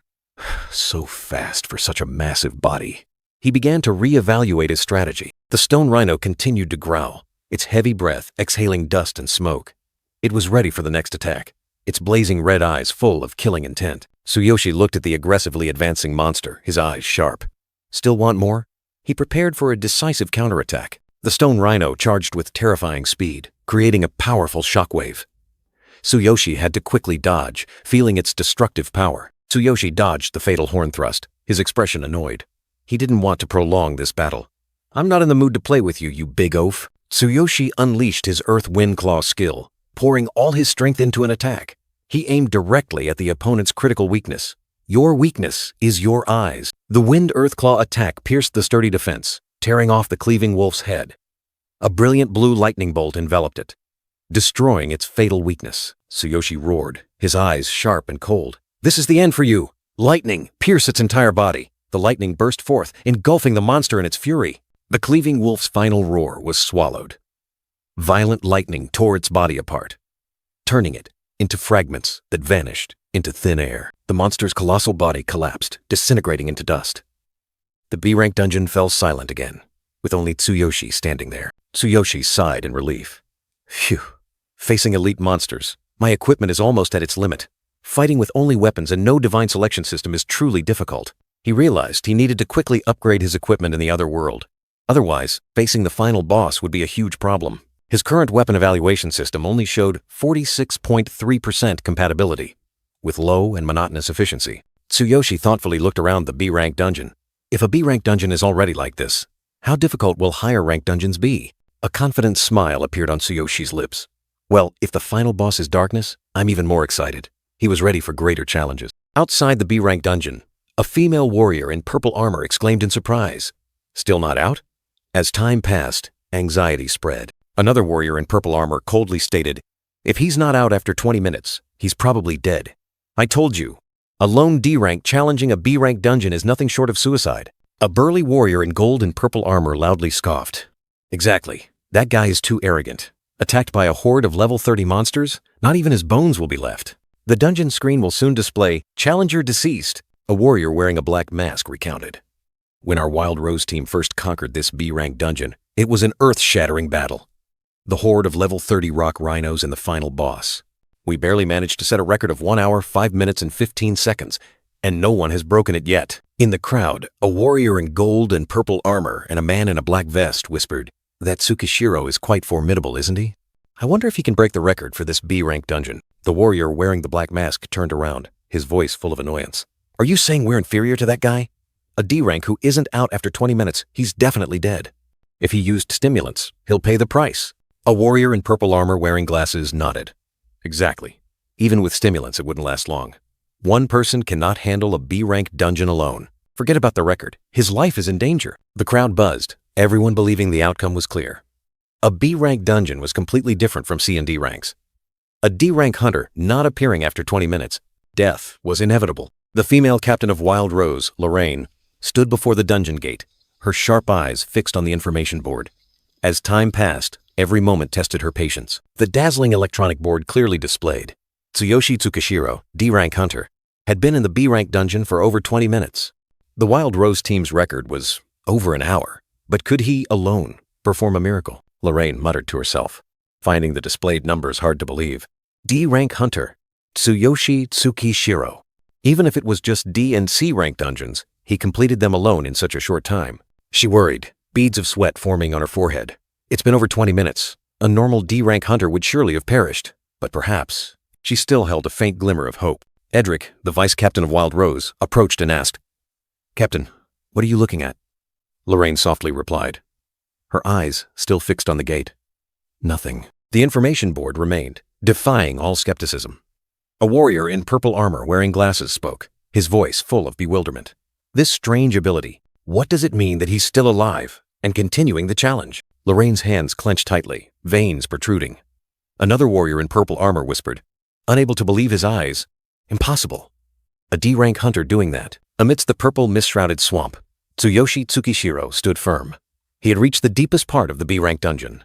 Here we are. Before him was a colossal magic gate, glowing brilliantly with ancient symbols, like an invitation to the mysterious abyss. Tsuyoshi sighed softly, his eyes gleaming with determination. He knew the challenge ahead would not be easy. A surge of dark energy swelled. Tsuyoshi Tsukishiro clearly felt the presence of darkness, and faint images of fallen warriors appeared behind him. He raised his hand. A burst of purple light erupted, enveloping the space. "Let's go. Sorry to have kept you waiting." Power erupted, tearing through the mist, opening a new path. Tsuyoshi stepped in boldly, his eyes resolute, ready to face any danger. He had reached the boss area. Terrain. Shallow, dark abyss. A name. Full of menace. The demon of the Dark Crescent Blade, level 45, an embodiment of night, stood towering there. "Tsuyoshi Tsukishiro," exclaimed in astonishment. "You, alone. This is the first time I've seen something like this." The demon of the Dark Crescent Blade, level 45, looked down at Tsuyoshi Tsukishiro with contempt. "Little adventurer, daring to challenge me alone," its voice echoed, full of mockery. Tsuyoshi Tsukishiro stood firm amidst the swirling energy, his black armor gleaming with a greenish hue.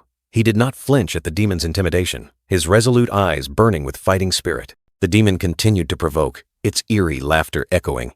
"Are you trembling? Are you afraid? You must be terrified. If you're scared, just end yourself. Save me the trouble." Tsuyoshi Tsukishiro raised his head, his eyes sharp and cold. He replied to the demon's taunts, his voice devoid of fear. "No, I'm not afraid." The demon blinked, its green eyes flashing with surprise. It hadn't expected such a small human to remain so calm in its presence. A confident smile appeared on Tsuyoshi Tsukishiro's lips, his eyes shining brightly. "I'm not terrified at all. This is the thrill of battle, to destroy darkness like you. I can't wait any longer. Besides, I really want your weapon. I just lost mine." The demon fell silent, seemingly pondering Tsuyoshi Tsukishiro's bold declaration. Surprise was evident in its green eyes. The demon drew a large, glowing green sword, its eyes full of thought. Interesting. Such a small human, yet so courageous. The demon of the Dark Crescent Blade looked at Tsuyoshi Tsukishiro, his voice full of challenge. "I will praise your courage, but to obtain this weapon, can you do it?" Tsuyoshi Tsukishiro charged forward, his entire body erupting in blue light. A colossal energy sword materialized, tearing through the air, ready to deliver a decisive blow. Tsuyoshi Tsukishiro, with a determined face and enveloped in blue light, accepted the challenge. "All right then." The colossal energy sword struck down, cracking the ground. Tsuyoshi Tsukishiro roared, his pain and fury transforming into power. "For Karina, for my father and mother, I will sweep everything away with these hands." Outside the B-rank dungeon, a brilliant purple gate opened, attracting countless gazes. A crowd of hunters gathered, watching every development with curiosity and anticipation. Captain Lorraine of Wild Rose, holding a teacup, her eyes thoughtful. If Tsuyoshi Tsukishiro truly breaks our record, she was worried. because the team's record would be surpassed, seriously affecting their reputation and resources. Our team's record will be broken, which could affect both our reputation and resource allocation. It will significantly impact the team's future. Vice Captain Edric set down his teacup, asking with concern, "Captain, is something on your mind?" Lorraine flinched slightly, taking the teacup.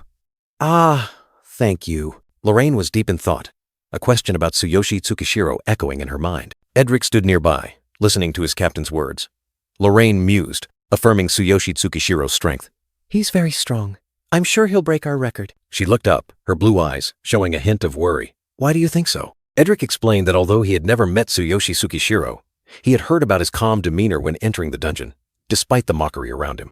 If he were just a reckless fool or reliant on stimulants, he wouldn't have been able to act like that. The image of Tsuyoshi Tsukishiro appeared in Edric's mind, his eyes resolute, exuding an air of mystery. Lorraine repeated Edric's words, her eyes still full of thought, calm and composed. Edric gazed into the distance, his expression becoming serious. Edric continued, dismissing the possibility of Tsuyoshi Tsukishiro using stimulants.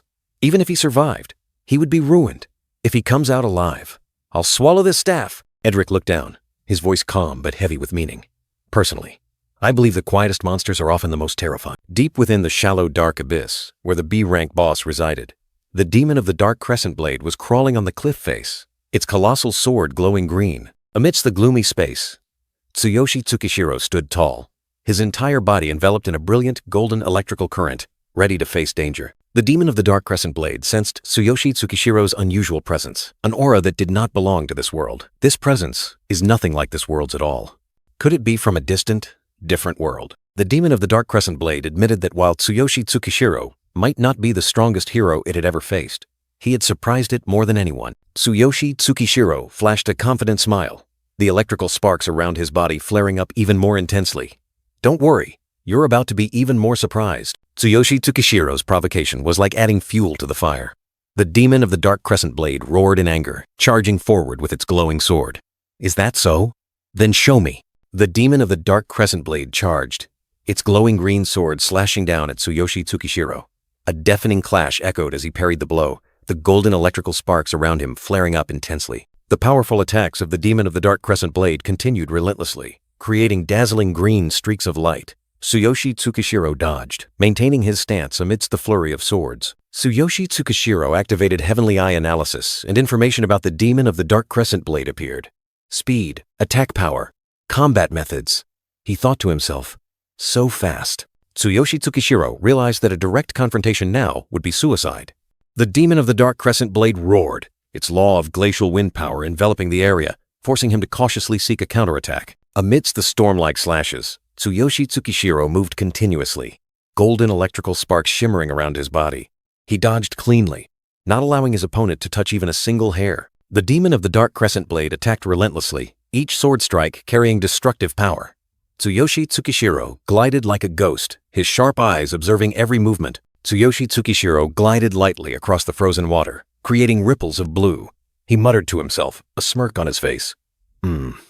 Interesting. The demon of the Dark Crescent Blade continued to unleash brutal attacks, making the ground tremble. It showed no mercy, determined to crush its prey. Tsuyoshi Tsukishiro maintained his speed, gliding across the frozen water to dodge. Each of his steps left trails of golden electrical light, like a dance amidst a storm of swords. The demon of the Dark Crescent Blade, a level 45 boss, unleashed a green magic circle that enveloped the battlefield. Tsuyoshi Tsukishiro remained calm, dodging without flinching. The demon of the Dark Crescent Blade let out a savage laugh, its voice full of disdain. Ha ha ha ha, your weapon doesn't hurt me at all. It continued to press Tsuyoshi Tsukishiro with powerful attacks, creating cracks in the ice. Let's see how long you can keep talking. A terrifying blow from the demon of the Dark Crescent Blade landed. Tsuyoshi Tsukishiro was knocked back, blood splattering, but his eyes remained eerily calm. Despite being injured, Tsuyoshi Tsukishiro did not falter. He continued to glide across the frozen water, dodging the demon's subsequent attacks. The demon of the Dark Crescent Blade unleashed its ultimate move, Black Moon Ice Prison, creating a colossal icy prison. It roared in challenge. Let's see how long you can last. Tsuyoshi was trapped in the Black Moon Ice Prison. The Heavenly Eye system quickly analyzed it, warning of the wide attack range and dangerous freezing effects. A sharp ice blade grazed Tsuyoshi's cheek, fresh blood oozing out. His HP bar flashed a warning, but he remained resilient.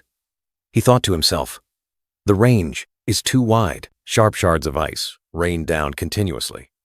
Tsuyoshi channeled all his strength into his abdomen, creating a weak defensive shield. A terrifying icy explosion engulfed Tsuyoshi. The system alerted.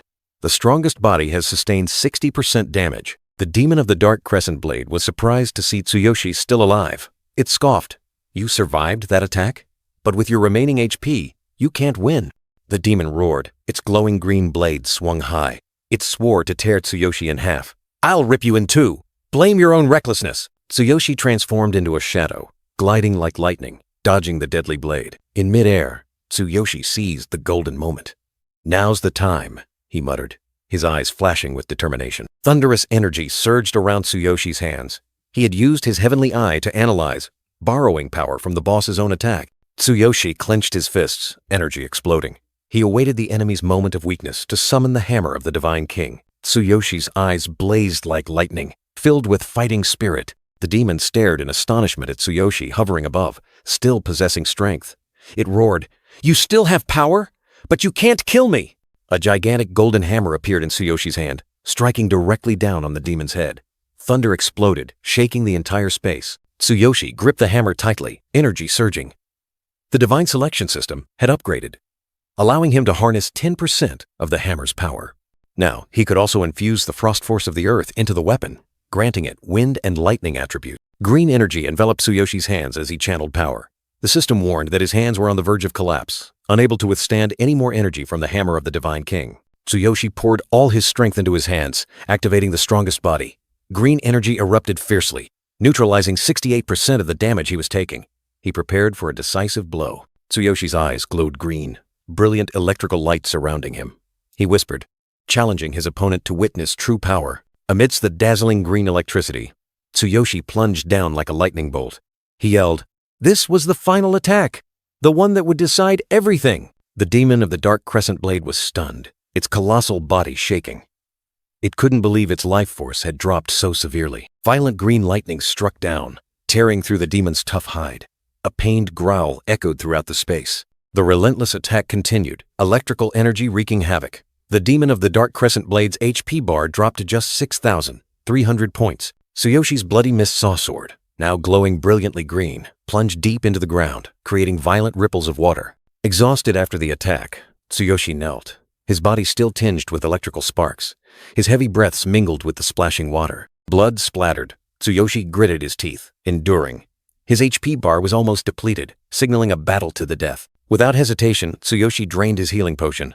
Green, luminous particles immediately covered his wounds, soothing the pain. Rising with difficulty, Tsuyoshi gripped his glowing sword.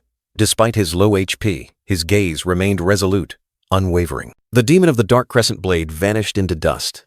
Tsuyoshi stood there, looking down with a challenging expression. "Well, surprised?" he asked. Tsuyoshi raised his sword high, brilliant light of victory shining. A system notification sounded, confirming he had completed the challenge. A series of notifications appeared. Completed in 45 minutes 36 seconds, record broken, received the soul-cutting crescent blade, and leveled up from 18 to 20. His combat power had reached 27,600. Outside the B-rank dungeon, a group of hunters stood before a dazzling purple teleportation gate. A new adventure awaited. The entire plaza seemed to hold its breath. Brilliant notifications appearing in mid-air, announcing that Tsuyoshi Tsukishiro had broken the B-rank dungeon record in just 45 minutes and 36 seconds. The crowd of hunters below, from astonished faces to stunned eyes, couldn't believe what they were witnessing. The screen continued to display, comparing the shocking achievement. Tsuyoshi's 45 minutes and 36 seconds, significantly faster than the Wild Roses team's 1 hour 5 minutes and 15 seconds. A personal record, an unimaginable feat, completely shattering all prejudices about D-rank hunters. Wild Roses Vice Captain Edric stood frozen. He exclaimed in utter shock, "No way. 45 minutes and 36 seconds. Completed solo? Impossible." Wild Rose's Captain Lorraine also couldn't hide her astonishment. Her blue eyes widened. The cup in her hand seemed about to drop. She had once doubted, but now the truth was undeniable. The black-haired girl Lorraine was still stunned, trying to accept the unbelievable truth. "He really did it," she whispered, full of disbelief. 2 administrative staff members, a man in a black vest and a woman in a beige coat, were also extremely worried. "Where's Tsukishiro? He's still not out yet?" the man asked. The woman stared at the data. 45 minutes and 36 seconds. completed solo.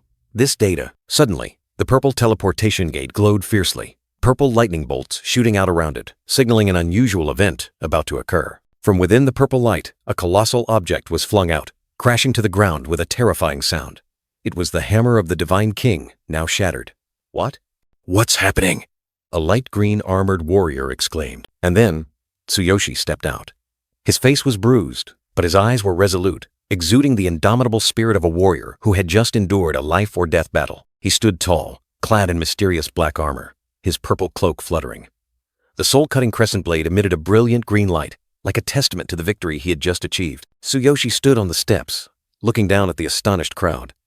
His shadow stretched long, majestic, and imposing, making all witnesses hold their breath. Tsuyoshi's killing intent emanated thickly, sending chills down the spines of the surrounding hunters. Such terrifying killing intent. Is that the boss's blood on him? A light, silver-armored warrior asked. It's as if his own blood is mixed in with it. A light, black-armored warrior replied. What an overwhelming presence. Tsuyoshi looked at the chaotic crowd, completely unconcerned. Quite a lot of people, huh? He muttered. I can't waste time here. I need to meet Chairman Suzuki and register for the Supernova tournament at the Hero Alliance headquarters immediately. However, the crowd wouldn't let him go. Stay right there! A man in a black hooded cloak yelled. Hey! You definitely used doping, didn't you? Another light silver-armored warrior accused. Another light black-armored warrior chimed in, his eyes full of suspicion. That's doping, isn't it? There's no way anyone could do that without it. A D-rank hunter can't defeat a B-rank dungeon boss alone. The crowd was furious, suspecting Tsuyoshi of using doping. That's right, this is completely suspicious, voices rang out. It's definitely doping, someone yelled. The vice captain is right. You have to explain yourselves, another voice snapped. A storm of criticism surrounded him. Tsuyoshi, his back turned, ignored the accusations. He just wanted to leave this chaotic place. Excuse me, but someone is waiting for me, he said, his tone cold. I need to quickly return to the Alliance headquarters.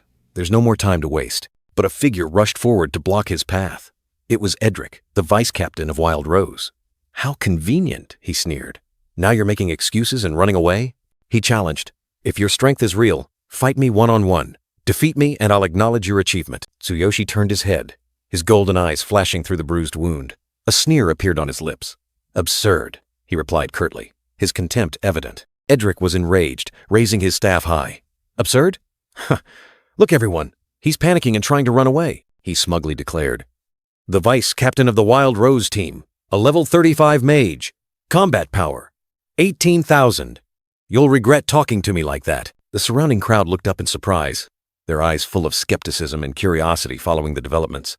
The atmosphere was suffocatingly tense, awaiting an inevitable confrontation. Suddenly, a voice rang out, cutting through the chaos. Lorraine, the captain of Wild Rose, stepped forward, her expression stern. Wait, she said, her sharp gaze fixed on Tsuyoshi. Lorraine faced Tsuyoshi, her voice calm but authoritative. Hero Tsuyoshi Tsukishiro. If you achieve that result with your true strength, I truly respect you, she sighed.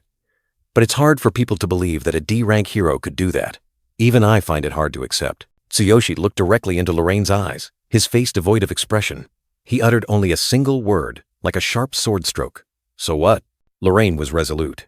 She wanted him to prove himself. I want you to prove your strength. Doing so will dispel all doubts and also serve as an explanation for the heroes who fought here.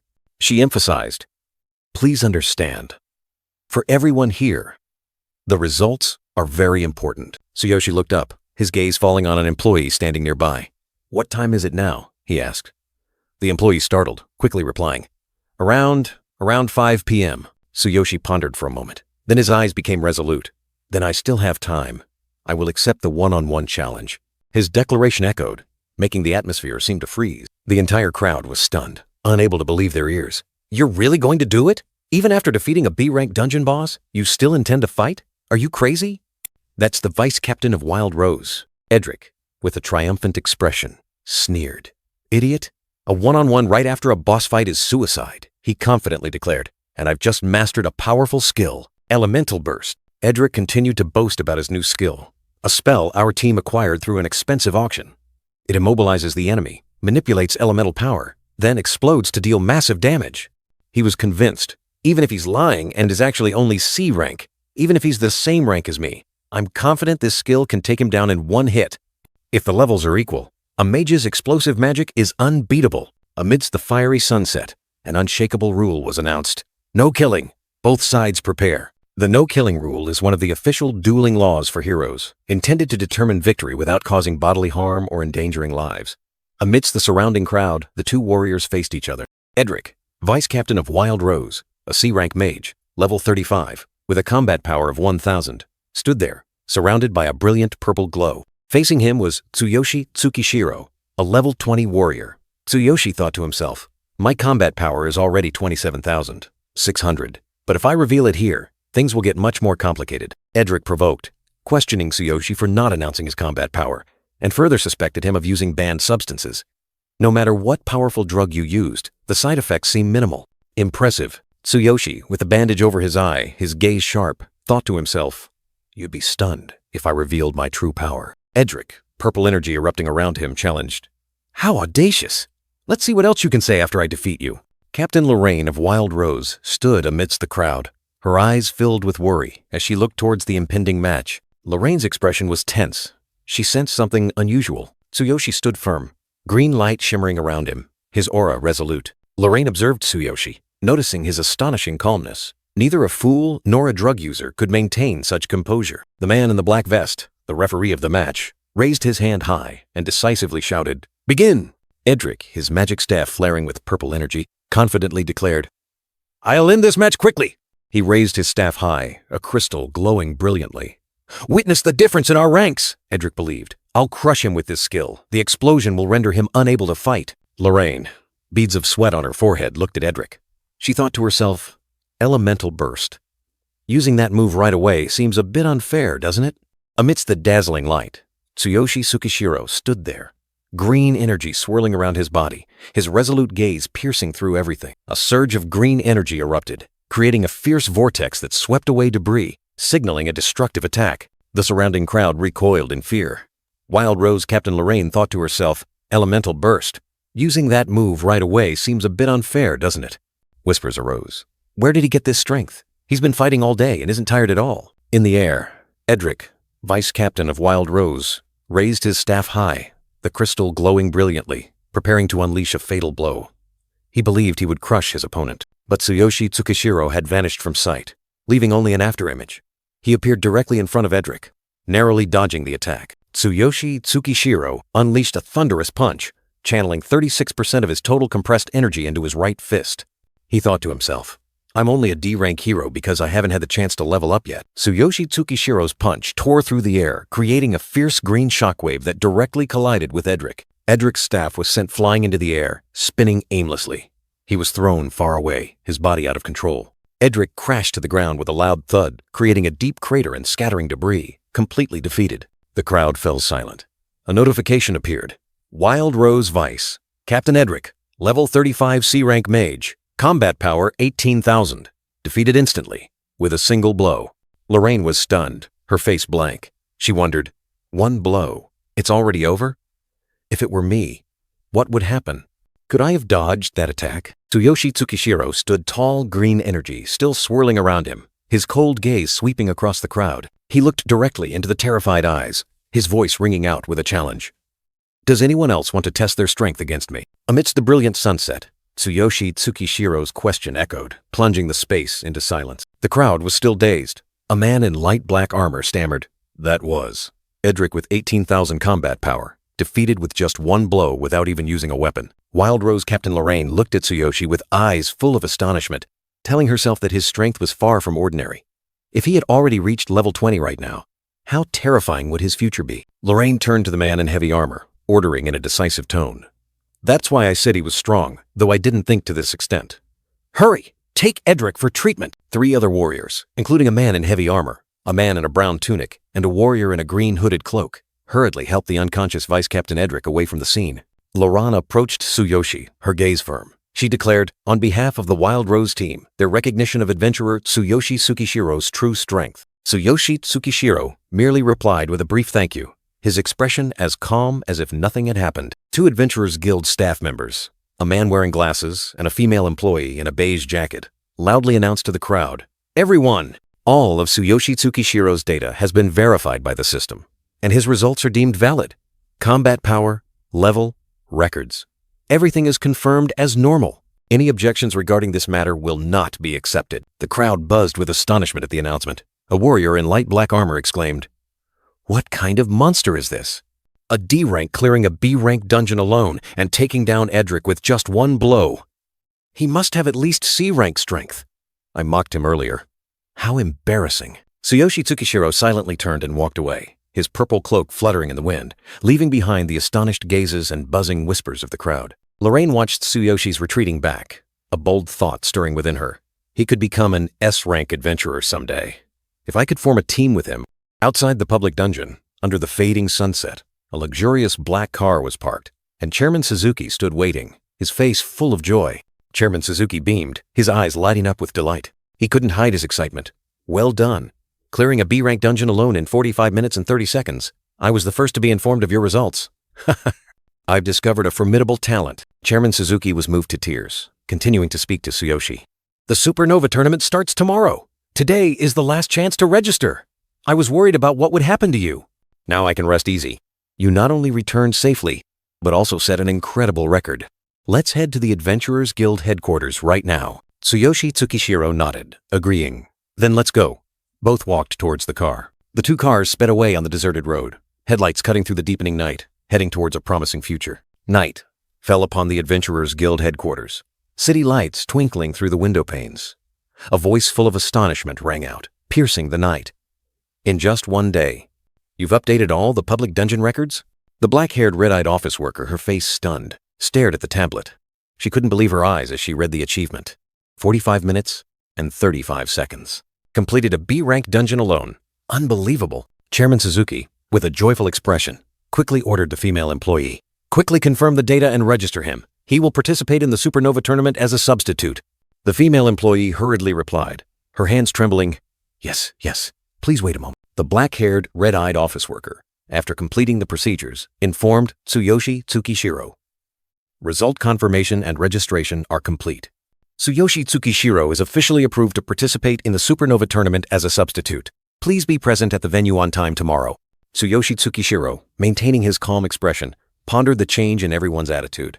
He thought to himself, whether in another world or here, strength always speaks for itself. He simply replied, understood. Chairman Suzuki patted Tsuyoshi Tsukishiro's shoulder, his face beaming with pride. You did it. Even as a substitute, people like you often shine in tournaments like this. Everything depends on you. The future of our school's Adventurers Guild rests on your shoulders. Tsuyoshi Tsukishiro smiled faintly, his gaze distant. He told himself, the Supernova tournament. That's right.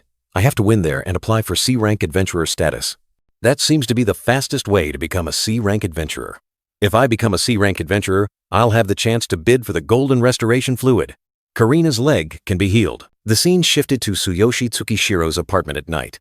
Gentle moonlight streamed through the window, casting a quiet, peaceful ambiance over the room. Tsuyoshi Tsukishiro stood silently by the bed, watching Karina sound asleep. Shimmering light, like fairy dust, enveloped his figure, creating an emotional moment. Tsuyoshi Tsukishiro leaned down, gently placing his hand on Karina's head. He whispered, his promise echoing like a vow in the air.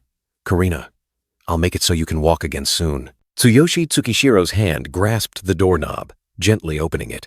A soft sound echoed, signaling a new beginning for his plans. Tsuyoshi Tsukishiro lay stretched out on the bed, his face showing clear fatigue after a long day, yet his eyes were still full of thought. He raised a hand to cover his eyes, his mind still calculating his next moves. Tsuyoshi Tsukishiro looked at a virtual system interface that appeared before his eyes.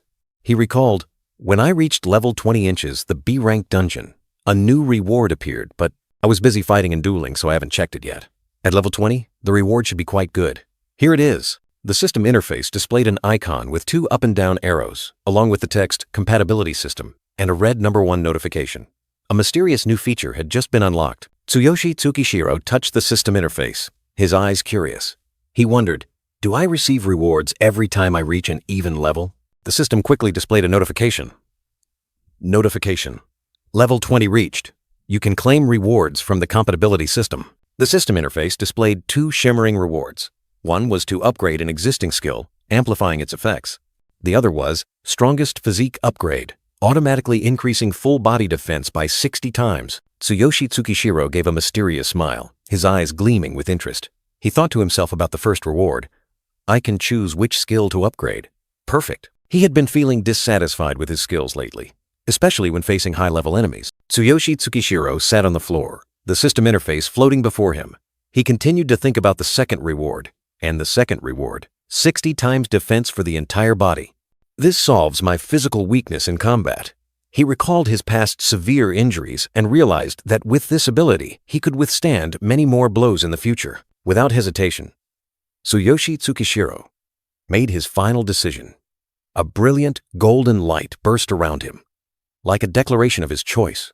He said, "Accept." The dazzling light gradually faded, leaving Tsuyoshi Tsukishiro with a look of astonishment. The system clearly announced, Reward 2 received. Strongest physique has been upgraded. New power was flowing through his veins. Tsuyoshi Tsukishiro tore open his shirt, revealing his bulging muscles. He clearly felt the change in his body. Hey, this is amazing, he mused to himself. Defense power increased 60 times. Before, I often got injured whenever I unleashed energy, but now it expands my capabilities. The system continued to display the notification for the first reward. Reward 1 received. Please select a skill to upgrade. Below it was the only option, Thunder Chain Fall. Tsuyoshi Tsukishiro had no other choice. He decided to upgrade that skill. He said, I'll choose Thunder Chain Fall. It's the only skill I have right now. I need to look for stronger skills. A surge of brilliant golden energy enveloped Tsuyoshi Tsukishiro. The system announced, Thunder Chain Fall has been upgraded 600 times to Thunderbolt. This new skill has a range increased 100 times compared to its original, from 3 meters, removes movement restrictions, and can continuously attack an enemy for 10 seconds within a 5-meter radius. Tsuyoshi Tsukishiro's eyes widened in astonishment, unable to believe what he had just read. Range increased 100 times, plus unlimited usage, continuously attacking for 10 seconds within a 5-meter radius? Amazing. He felt new power surging within him. I've gotten stronger again. Night had fallen. Tsuyoshi Tsukishiro sat on his bed, his gaze directed towards the window where the faint moonlight shone. He thought about the upcoming tournament. Tomorrow is the Supernova tournament. I should go to bed early. A rare sense of peace crept in. It's been a long time since I've had a good night's sleep. In his dream, the image of Karina lying motionless on the bed appeared, along with Sakura with a worried expression. Tsuyoshi Tsukishiro thought to himself, Sakura also seems to be worried about something. Tsuyoshi Tsukishiro was determined, his gaze resolute. He told himself, when everything here is stable, I will return to that other world. With my current strength, I can help her. He knew he had to become even stronger to protect those who were important. Dawn broke, the first rays of sunlight illuminating the peaceful suburbs. A winding road snaked through the verdant mountains, signaling a new day full of challenges approaching. In the moving car, Chairman Suzuki turned to Tsuyoshi Tsukishiro, his tone serious. In this supernova tournament, resource allocation will be decided. Therefore, ranking is the top priority. Many young elites will fight fiercely. He warned Tsuyoshi Tsukishiro, never let your guard down. Tsuyoshi Tsukishiro nodded slightly, his gaze fixed on the window. He replied to Chairman Suzuki, yes. He was already too familiar with life or death battles. Reckless? Ever since I became an adventurer, I've been used to such things for a long time. Chairman Suzuki looked at Tsuyoshi Tsukishiro, beads of sweat on his forehead. He thought to himself about Tsuyoshi's change. He's somehow more mature than before, and he's also become much colder. Chairman Suzuki continued to explain the tournament venue, a colossal cave. Oh, right, this tournament venue is a cave inside a large mountain. It's very spacious inside. Apparently, a long time ago, a legendary S-rank adventurer punched through it with a single blow. Tsuyoshi Tsukishiro listened, his eyes full of thought. Chairman Suzuki continued, that's why that mountain is called One Punch Mountain. A legendary S-rank adventurer is truly beyond imagination. Tsuyoshi Tsukishiro wondered, One Punch Mountain? A legendary S-rank adventurer. I've never heard of that. Are they different from regular S-rank adventurers? Chairman Suzuki replied, I've only heard about it. But even among S-rank adventurers, there are differences in power. Chairman Suzuki looked out the car window, his voice pensive. Whether that legendary warrior still exists in this world, no one knows. I've only heard such stories. The car stopped. Tsuyoshi Tsukishiro stepped out. Looking at the scene before him, Chairman Suzuki announced, We've arrived. Tsuyoshi Tsukishiro softly said, This is. A towering mountain appeared, with a colossal hole punched through its middle, a testament to the extraordinary power of the legend. This was One Punch Mountain, the venue for the Supernova tournament. Tsuyoshi Tsukishiro looked up at the mountain peak, feeling the grandeur and lingering power. One Punch Mountain, huh? The power of an S-rank adventurer, even after all this time, is still truly terrifying. Chairman Suzuki stood next to Tsuyoshi Tsukishiro, smiling proudly. Impressive, isn't it? It's even more spacious inside. I thought my jaw would drop when I first saw it. He continued, I'll go in with you, but in the subsequent matches, you'll only be able to rely on yourself. At the entrance, a bespectacled staff member greeted them. Contestant Tsukishiro, correct? Please come in. Chairman Suzuki patted Tsuyoshi Tsukishiro's shoulder, his voice full of worry. Tsukishiro, be very careful inside. No matter what, return safely. Tsuyoshi Tsukishiro quietly turned and walked away, entering the dim path in the mystical light of the forest. He replied to the warning, Don't worry, I understand. Inside, the space opened up to a colossal metal structure, modern and sterile, completely contrasting with the mountain's natural exterior. This was the Supernova Tournament's preparation area. Rows of warriors with all kinds of armor and weapons gathered in large numbers, creating a magnificent sight. Each person exuded a powerful aura, ready for the upcoming battle. Tsuyoshi Tsukishiro stood amidst the crowd, holding a tablet. He carefully observed each opponent, recognizing a familiar group. The Adventurers Guild team has arrived. Tsuyoshi Tsukishiro's eyes flashed with a blue light, activating his analysis ability. He scanned the warriors, including Rize, Warrior, Combat Power 16,500, Gunner, Adventurer 15,500, and Fabian, Assassin 16,000. He silently assessed. All are young C-rank adventurers with superior combat power, just as expected from the elites of each faction. Tsuyoshi Tsukishiro introduced himself with a calm expression, despite the scrutinizing gazes from those around him. He declared, Hello, I am Tsuyoshi Tsukishiro, level 20 warrior, participating as a substitute for the Adventurers Guild. A burly, golden-armored warrior looked at Tsuyoshi Tsukishiro with disdain. He wondered, level 20? D rank? Why would the Adventurers Guild send someone with such a low level?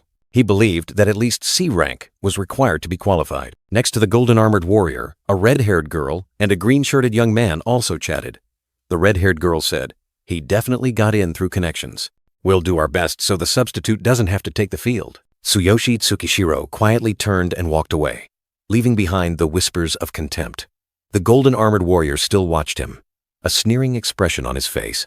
Tsuyoshi Tsukishiro sat down, his gaze distant. He told himself his purpose. The purpose of the tournament is simple, to help the team compete smoothly and allow me to qualify as a C-rank adventurer. He continued to think, the deeper reason being Karina.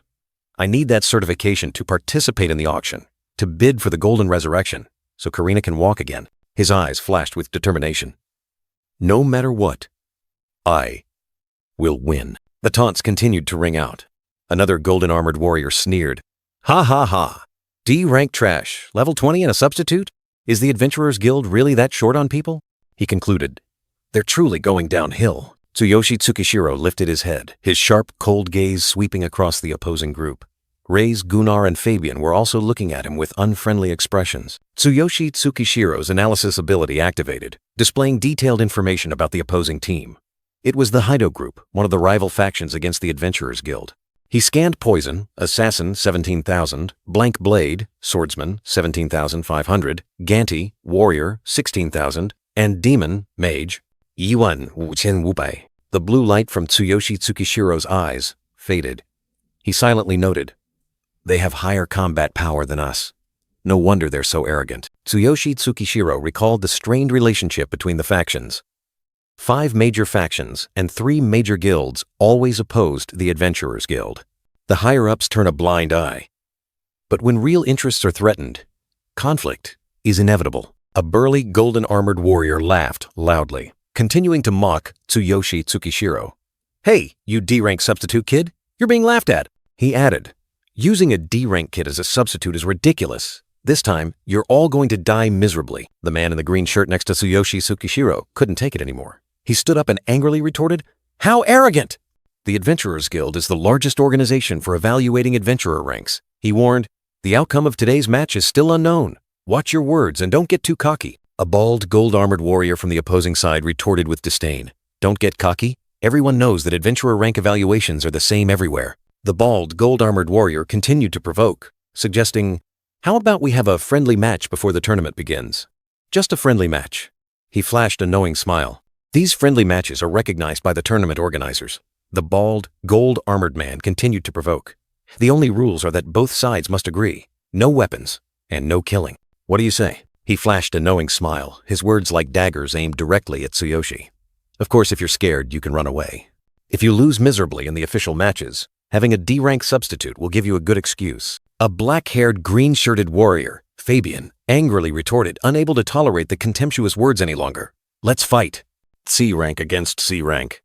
You'd better not run away. Another black-haired, green-shirted warrior also agreed, his eyes full of disdain. A D-rank like you can't handle him. Let me. All right then. Shall we begin the friendly match? The challenge echoed, the atmosphere tense, signaling an uncompromising confrontation. Preparation area, temporary arena. Whispers spread everywhere.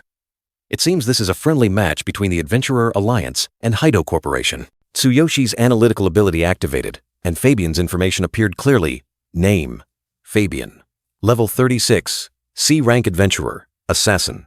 Combat power: 16,000. Next was Ganti, the provocateur. Name: Ganti. Level 36. C-rank adventurer, warrior. Combat power: 16,000. Tsuyoshi realized this was a formidable opponent. Begin! The signal echoed, tearing through the silence. Fabian and Ganti stood facing each other, their eyes meeting with fiery hatred, ready for battle. Without hesitation, Fabian charged towards Ganti with terrifying speed, his body cutting through the wind, creating a powerful gust like an invisible blade. Even without a weapon, my hand blade is enough. Fabian unleashed a sharp slash from his hand, a brilliant golden light flashing like lightning. Ganti stood firm as a rock, arms crossed over his chest, his eyes full of contempt. Petty tricks. He received the attack without flinching. Fabian was knocked back, his body crashing hard onto the arena floor, creating cracks. He fell, exclaiming in shock. What kind of speed is this? Ganti stood tall, his eyes gleaming with smugness and contempt, looking down at Fabian on the ground. I'm used to dealing with thieves. I have no intention of playing slowly with you, slowpoke. Ganti unleashed a fatal blow, a brilliant red energy tearing through the air, ending the match. A painful scream tore through the air as Fabian collapsed onto the floor, his right leg twisted in a horrifying position. Ganti stood tall, his eyes gleaming with smugness and contempt, looking down at Fabian on the ground. Witnessing the brutal scene, the long black-haired warrior and the red-haired, purple-armored woman were stunned, exclaiming Fabian's name in horror. Fabian clutched his leg, the bone-deep pain making him unable to participate in the tournament. Ganti still didn't let up, scoffing, "You trash from the Adventurers Guild, daring to speak so loudly. Die!" Ganti's eyes flashed with a cruel light, and he prepared to deliver the finishing blow, disregarding all rules. "I don't care if I get penalized for breaking the rules as a substitute." The long black-haired warrior and the red-haired, purple-armored woman rushed forward, trying to stop Ganti. "Stop it, you bastard!" In a decisive moment, Tsuyoshi suddenly appeared, dashing forward with wind-splitting speed, surpassing both individuals trying to intervene. A thunderous kick from Tsuyoshi struck Ganti directly, sending him flying, his body crashing hard onto the arena floor. Ganti lay sprawled, his face contorted in shock and pain. He couldn't believe the power he just felt, only managing to gasp. So strong. Ganti's body sprang up, but his face was still stunned. He looked at Tsuyoshi with eyes full of doubt, asking, "Who are you?" Tsuyoshi stood tall, his gaze sharp as he looked at Ganti, questioning, "Are you trying to kill me?" The long black-haired warrior and the red-haired purple-armored woman stood dumbfounded, looking at Tsuyoshi with disbelief, wondering about the terrifying speed he just displayed. Tsuyoshi coldly ordered the two men in black suits, "Excuse me, please take this person to the emergency medical room." The two staff members quickly responded. As the two men in black suits helped Fabian away, Ganti gritted his teeth and warned Tsuyoshi, "You'd better be careful." Tsuyoshi replied with a resolute gaze, not flinching in the slightest. "You're the one who should be careful." Tsuyoshi adjusted his tie, his determined gaze fixed on Ganti, and declared, "I'll take over this friendly match. If you're scared, then get lost." Tsuyoshi Tsukishiro stood tall, his cold gaze fixed on Ganti lying on the ground. He uttered words full of sarcasm. "You? Fine. A substitute, fighting a substitute." Tsuyoshi Tsukishiro's face clearly showed contempt, his teeth clenched. He couldn't believe such a weakling dared to be so arrogant. Even a D-rank punk has such an arrogant attitude. Ganti, with a determined expression, focused all his strength, preparing for the next attack. A powerful surge of energy erupted around him. With a fist glowing with energy, Ganti charged straight towards Tsuyoshi Tsukishiro, roaring defiantly. "Here I come!" From behind, the man in golden armor and the red-haired woman in purple armor panicked, trying to intervene. The red-haired warrior in purple armor shouted a warning. "Are you going to kill us to eliminate us for not having enough numbers?" However, Tsuyoshi Tsukishiro was faster. A powerful green energy surge erupted from him, forming a vortex that enveloped Ganti. Ganti was surprised by Tsuyoshi Tsukishiro's power, his eyes wide with astonishment. He could only utter, "This." A lightning-fast kick from Tsuyoshi Tsukishiro struck Ganti, sending him flying like a rag doll. Ganti cried out in pain. Ganti fell to the ground, his right leg horribly deformed, bones shattered. He cried out in agony, "My right leg!" Tsuyoshi Tsukishiro approached, his cold gaze fixed on the writhing Ganti. He asked cruelly, "Does a broken leg hurt?" Without another word, Tsuyoshi Tsukishiro grabbed Ganti and slammed him hard onto the ground, creating a loud impact and cracking the arena floor. A system notification appeared, confirming that Ganti was unconscious, completely incapacitated, and eliminated from the tournament. The man in golden armor witnessed the scene, his face showing clear astonishment and fear. He couldn't believe his eyes. But wasn't he D rank? Tsuyoshi Tsukishiro adjusted his tie, his gaze sweeping over the remaining people. He calmly declared, "Now it's fair." Tsuyoshi Tsukishiro turned his head, his sharp, cold eyes looking directly at the warriors standing there. He asked in a challenging tone, "Still want to continue?" The remaining warriors looked at Tsuyoshi Tsukishiro, their eyes full of hesitation and fear. One of them could only let out a sigh. Ganti staggered to his feet, his eyes full of resentment towards Tsuyoshi Tsukishiro. He gritted his teeth, uttering a final warning. Remember this." The staff in black vests quickly escorted the injured Fabian off the arena. The long, black-haired warrior in bronze gold armor was still stunned, unable to believe what he had just witnessed. He exclaimed in astonishment, "What terrifying power!" One kick broke a leg. One blow took someone down. "I can't believe he's D rank." The long, red-haired girl in purple armor approached Tsuyoshi Tsukishiro, her eyes full of doubt. She thanked him for helping Fabian, but also questioned, "What is your true power?" "A D-rank adventurer couldn't be that strong," Tsuyoshi Tsukishiro calmly replied, asserting that he was only D-rank and his intervention was simply because he couldn't ignore it. The long, red-haired girl announced that Fabian was injured, so Tsuyoshi would have to replace him in the competition. Tsuyoshi Tsukishiro nodded slightly, his gaze firm. He declared with a resolute voice, "Understood. I cannot lose this tournament." The long, red-haired girl and the long, black-haired warrior looked at Tsuyoshi Tsukishiro with thoughtful expressions. They felt he was a mysterious, unpredictable man. "He truly is a mysterious guy," a whisper echoed. The long, red-haired girl handed Tsuyoshi Tsukishiro an electronic bracelet, explaining, "This is the communication bracelet used in the tournament." Tsuyoshi Tsukishiro reached out, taking the bracelet from the long, red-haired girl. A gentle sparkle of light emanated from the device. The long, black-haired warrior put the bracelet on his wrist. A virtual screen appeared before his eyes, displaying text about the competition rules. He mumbled, "Competition rules and the first event. Let's see." Tsuyoshi Tsukishiro also looked at the screen in front of him. The long, red-haired girl began to explain. "The first event is the Elimination Challenge, a basic trial to eliminate half of the participants." Tsuyoshi asked again, "Elimination Challenge?" The long, red-haired girl continued to explain, "All participants must defeat monsters in the simulated cave and pass if they achieve 150 points within 1 hour. Otherwise, they fail. However, there are rules." The long, red-haired girl further explained the harsh rules. "Currently, there are about 120 participants, but if more than half meet the passing standard, only the top 60 based on points will pass. The rest will fail even if they meet the standard. This means even achieving 150 points doesn't guarantee passing. So we must defeat as many monsters as possible to score points." The long, black-haired warrior added information about the modes. You can choose 2 difficulty levels, normal mode and dark mode. In normal mode, defeating 1 monster earns 1 point. In dark mode, only shadow monsters appear, and defeating 1 earns 5 points. Every 30 seconds, the number of monsters currently present will automatically double. Basically, it multiplies by 2. In other words, this will be a tough battle. Don't let your guard down. The long, black-haired warrior warned Tsuyoshi Tsukishiro about the dangers of dark mode. Don't be fooled by dark mode's points. Dark mode monsters are generated to match the participant's level. You are level 20. Both normal and dark monsters will be level 20. But at the same level, dark monsters are much stronger than normal monsters. Many previous participants who chose dark mode were defeated without being able to fight back. The long, black-haired warrior continued to emphasize the challenge's difficulty. That's right, even normal mode isn't easy. They keep doubling every 30 seconds. Even if you start well, your stamina and energy will gradually deplete midway, and you'll easily be surrounded. At that point, both your kill count and endurance are tested. 1 hour of combat is extremely exhausting. Tsuyoshi Tsukishiro listened intently, then turned to ask with a calculating gaze, "What's the highest record ever?" Tsuyoshi Tsukishiro maintained his calm demeanor as the question about the highest record for the basic challenge echoed. The long black-haired warrior and the red-haired red-eyed girl stood opposite, preparing to reveal impressive figures. The red-haired girl began to tell a legend.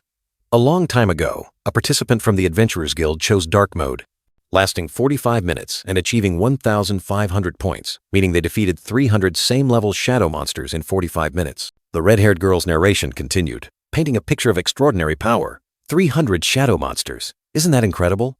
That participant is now a member of the Adventurers Guild, and the youngest S-rank adventurer in history. The long black-haired warrior shook his head, admitting the terrible difficulty. If I chose Dark Mode, I couldn't last 10 minutes and couldn't even defeat 20 monsters. Same-level shadow monsters doubling every 30 seconds in a solo battle is truly a nightmare. The red-haired girl also agreed, her voice serious. I agree. Moreover, I'm a battle cleric. I wouldn't last 5 minutes. Shadow monsters are incredibly strong, and when their numbers increase, there's no chance of victory. Tsuyoshi Tsukishiro listened to every detail, a faint smile playing on his lips. 45 minutes, 300 shadow monsters, 1,500 points. Interesting, he mumbled, his eyes glinting with calculation. The scene shifted to a vast space, where a deep purple spatial gate swirled, emitting an ethereal light. This was the Supernova Tournament venue, competition area, where arduous challenges awaited. Tsuyoshi Tsukishiro stared at the gate, his face surprised. "This is a real simulated cave? Not a simulator?" he exclaimed, unable to hide his astonishment. The red-haired girl explained the cave's mysterious origin. "Have you heard that this mountain cave was created by a single strike from a legendary S-rank adventurer? This cave still contains mysterious energy that modern science and even S-rank adventurers cannot analyze. It naturally creates simulated caves. This is one of them." Suddenly, the golden ring on Tsuyoshi Tsukishiro's finger emitted a dazzling light, accompanied by a strong vibration. A mysterious energy was reacting to him. Tsuyoshi Tsukishiro looked at the ring, his expression full of confusion. "This ring? What's wrong with it? It's vibrating again? This ring? Is it reacting to something?" he wondered, sensing the abnormality. The deep swirling purple spatial gate opened completely, swallowing the first contestants who stepped inside. A tense atmosphere enveloped them. The long-haired warrior reminded them of the strategy. "As I mentioned, we'll stick to normal mode for as long as possible. When enemies increase during battle, don't overexert yourselves. Keep your distance and defeat them one by one," the red-haired girl continued, her voice full of warning. "That's right. It's an extremely intense hour of combat. Be careful. Even at level 20, the power of shadow monsters is completely different. If they double, it's over." The red-haired girl looked at Tsuyoshi Tsukishiro and the long-haired warrior, encouraging teamwork. "We've lost one person, so the three of us are the hope. Let's do our best. Cooperate and achieve a high rank."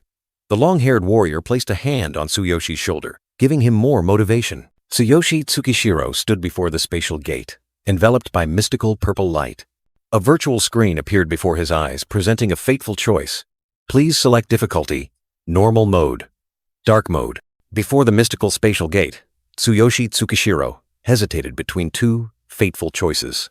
The figures of the red-haired girl and the long-haired warrior flashed through his mind, as if reminding him, normal mode would be safer. A moment of silence stretched on, Tsuyoshi Tsukishiro's finger hovering in the air, between the boundary of safety and challenge. The final decision had been made. Tsuyoshi Tsukishiro's eyes flashed with confidence, a proud smirk on his face. The caption on the confirmation frame read, "Difficulty confirmed, dark mode selected." He declared, "Hey, unfortunately, my opponent is darkness." In the blink of an eye, the scenery around Tsuyoshi Tsukishiro transformed. He found himself standing in a vast simulated cave with majestic mountains and dense trees shrouded in gloomy mist, just as the name Dark Mode suggested. Tsuyoshi Tsukishiro turned around, his gaze sweeping across the vast space before him. He exclaimed, "I didn't expect it to be this vast." A status panel appeared, clearly displaying his current power and equipment. Tsuyoshi Tsukishiro carefully read the game rules. Every 30 seconds, the number of shadow monsters would double if they weren't defeated. He muttered, "If I don't finish them quickly, after 30 seconds it'll be 2, after another 30 seconds it'll be 4, and so on." Tsuyoshi Tsukishiro's eyes were sharp, a confident smile on his lips. He understood the danger of this challenge. No wonder dark mode is called a nightmare. Normal contestants wouldn't stand a chance. But Tsuyoshi Tsukishiro was no ordinary person. He extended his hand, and a vortex of green energy erupted, with golden lightning bolts surrounding his body. He declared, "But I'm not a normal contestant, perfect for testing my new skill." Time passed quickly. A countdown panel appeared, numbers dancing in the air. Countdown. 10 seconds. 5 seconds. 3 seconds. 1 second. As soon as the countdown ended, a purple spatial gate exploded. A gigantic shadow monster, surrounded by lightning, appeared ferociously, growling a challenge. The shadow monster became clear, with glowing red eyes and prominent veins on its purplish-gray skin. A detailed info panel appeared, warning of its 8,000 power and mental damage capability. Tsuyoshi Tsukishiro looked directly at the monster, his hand gripping the glowing sword. He assessed. Level 20, with 8,000 combat power. Much stronger than normal adventurers of the same level. Tsuyoshi Tsukishiro's gaze remained steady, unwavering. He continued to think, indeed, it can't be compared to normal monsters, but he turned around, and a skill panel appeared, detailing lightning skill with a range of 300 meters. Tsuyoshi Tsukishiro realized, it's actually convenient.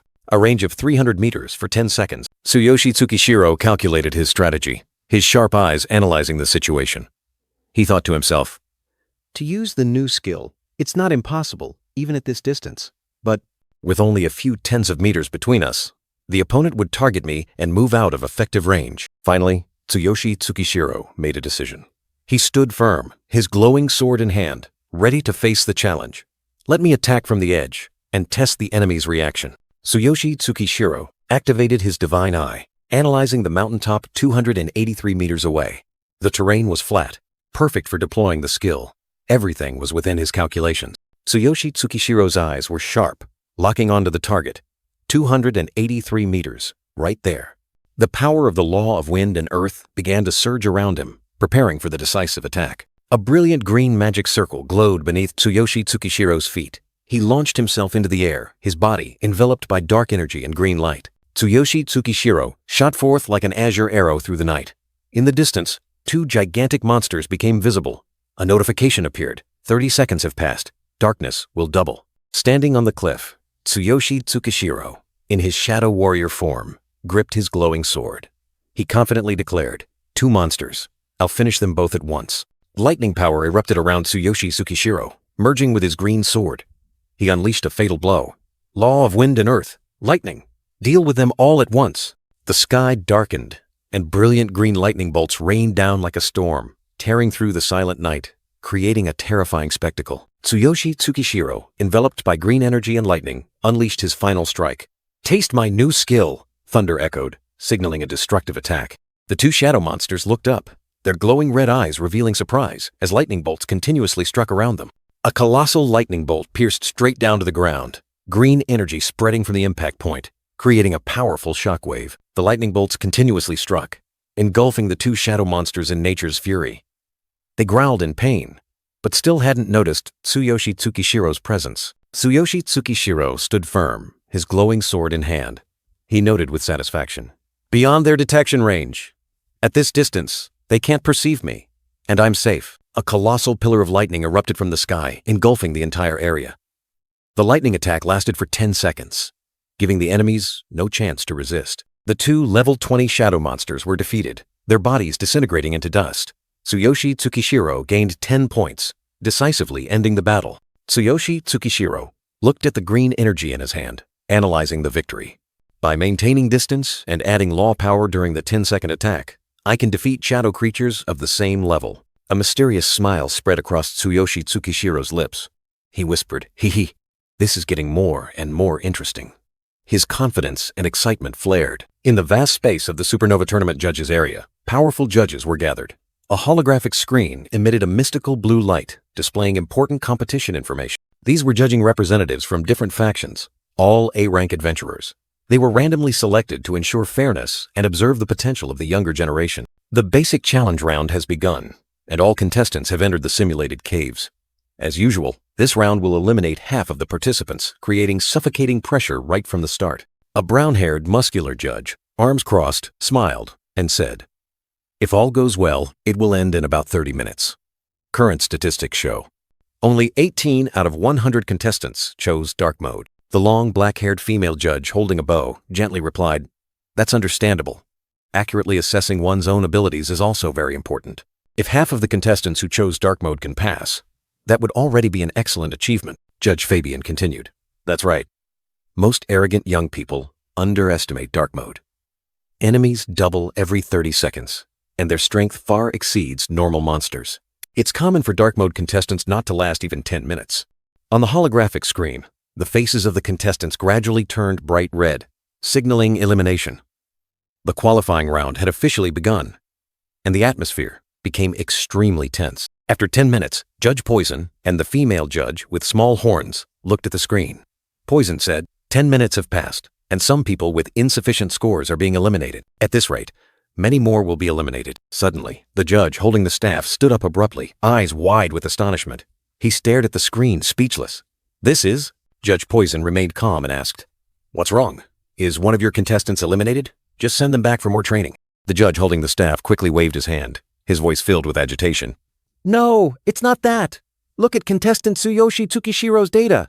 This must be a mistake. The screen immediately displayed Tsuyoshi Tsukishiro's data. D-rank adventurer, level 20, chose dark mode and achieved 490 points after defeating 98 dark monsters. The judge holding the staff stared at the screen, unable to believe his eyes. 490 points in just 10 minutes. And in dark mode, the entire judge's room was shaken. Everyone stood up abruptly, their astonished gazes fixed on the screen. Whispers and discussions erupted everywhere. A red-armored judge exclaimed, "Impossible! A D-rank adventurer? What trick did he use?" The blue-armored judge turned to the Adventurers Alliance representative. "Adventurers Alliance representative, please explain. Is that contestant your secret weapon?" The female judge, wearing a witch's hat, representing the Adventurers Alliance, looked at her tablet with a puzzled expression. "I've never heard of an official member named Tsuyoshi Tsukishiro."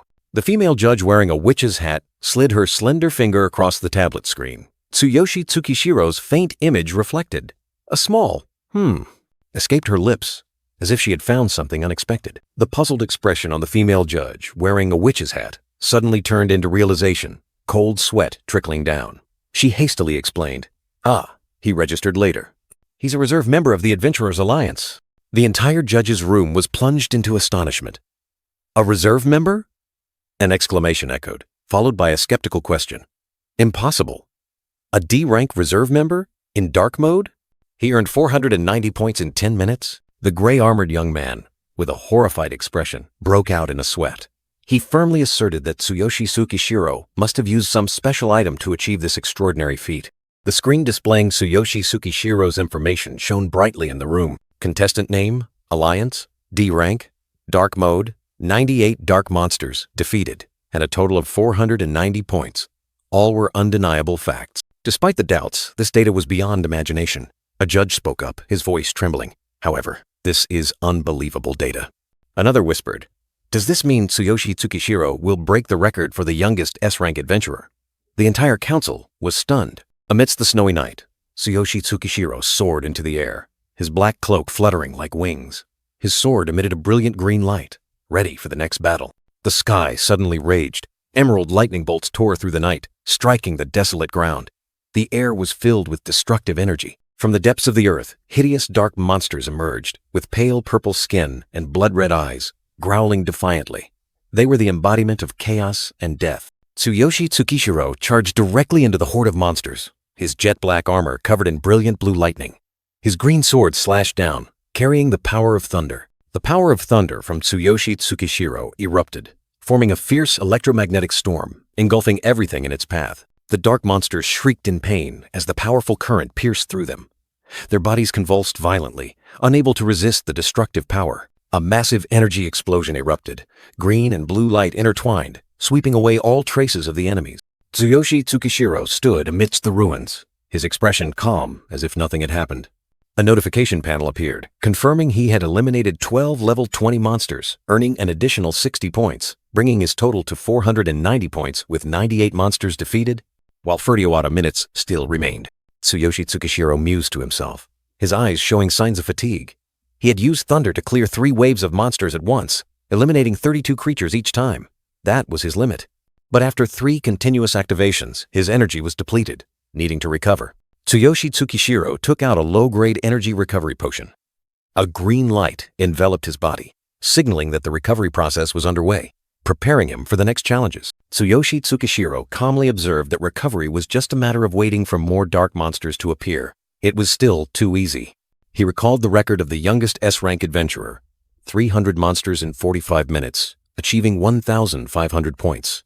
A confident smile spread across Tsuyoshi Tsukishiro's lips. He mused to himself, "I'll break that record while doing this." 50 minutes after the challenge began, a deep purple spatial gate swirled open, signaling the end of a round. From the purple gate, Reese emerged, his face full of self-satisfaction. His status panel clearly displayed an impressive achievement. 560 monsters eliminated, 560 points, in 50 minutes in normal mode. Reese sneered, proud of his achievement. "Lasting 50 minutes and eliminating 500 monsters, I did pretty well, didn't I?" He recalled that for the first 30 minutes he took down 12 creatures per minute. Then even with reduced energy, he maintained 10 creatures per minute. With these results, he believed he would make it into the top 5. He dreamed of the upcoming privileges. "If I win, I'll be treated specially in the Adventurers Alliance. I might even get direct guidance from an S-rank adventurer." Reese looked around, searching for others. Tsuyoshi, Tsukishiro, and Sherry should have come out by now. Where are they? Silence enveloped the area. He was surprised not to see anyone around the gate. Is no one here? Suddenly, her gaze fell upon a distant crowd, gathered together, creating a mysterious scene. Reese scratched her head in confusion, wondering, why is everyone gathered in front of the ranking update screen? I don't see any results. She unexpectedly called out the name of a long, red-haired girl standing in the crowd. "Sherry?" Reese happily approached Sherry. "You're out too? What are the results?" Sherry calmly replied, 30 minutes, 386 points. Reese smiled approvingly. "That's impressive for a battle cleric. You'll definitely pass this round, don't worry." She boasted, "I got 500 points in 50 minutes. Peak performance, right?" "What about Tsuyoshi Tsukishiro?" A worried expression flashed across Sherry's face. "That kid," he chose. Dark mode. Reese's eyes widened in shock. Then she roared angrily, "What? That idiot? I told him not to do that." She worried that if Tsuyoshi Tsukishiro was eliminated, their team would only have 2 members left, a huge disadvantage for the upcoming matches. Where is he? Was he eliminated? Sherry looked at Reese, her tone calm but serious. "He's still undergoing the challenge." Reese frowned, asking Sherry skeptically, "Still undergoing the challenge? What do you mean?" She couldn't believe what Sherry had just said. Sherry and Reese stood side by side, their eyes fixed on a point high above, where the results screen awaited. On the large screen, the list of contestants appeared. Tsuyoshi Tsukishiro, with a cold expression, occupied the first position. Tsuyoshi Tsukishiro's information panel was clear. Level 20 contestant, D-rank adventurer, currently undertaking the Dark Mode Challenge, having defeated 588 shadow monsters, achieving 2,940 points, and still continuing after 53 minutes. Reese was so astonished that she broke into a sweat, muttering in disbelief. 588 shadow monsters? 2,940 points?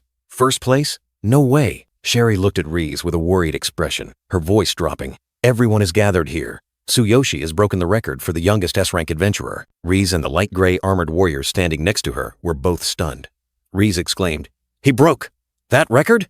The light gray armored warrior recalled the legendary record. 45 minutes, 300 shadow monsters, 1,500 points. That record was the aspiration of every young adventurer. And now, a D-rank adventurer at level 20 has broken it? Reese and Sherry, along with the crowd behind them, continued to watch the screen, waiting. Reese said, "Only 7 minutes left. Everyone is waiting to see how far this monster, Tsuyoshi Tsukishiro, will go." The screen still displayed the status continuing, increasing the crowd's anticipation. 7 minutes later, a powerful, swirling purple energy burst forth, tearing through space. From the center of the swirling purple energy, Tsuyoshi Tsukishiro emerged, his body enveloped in an ethereal light, exuding a terrifying aura of power.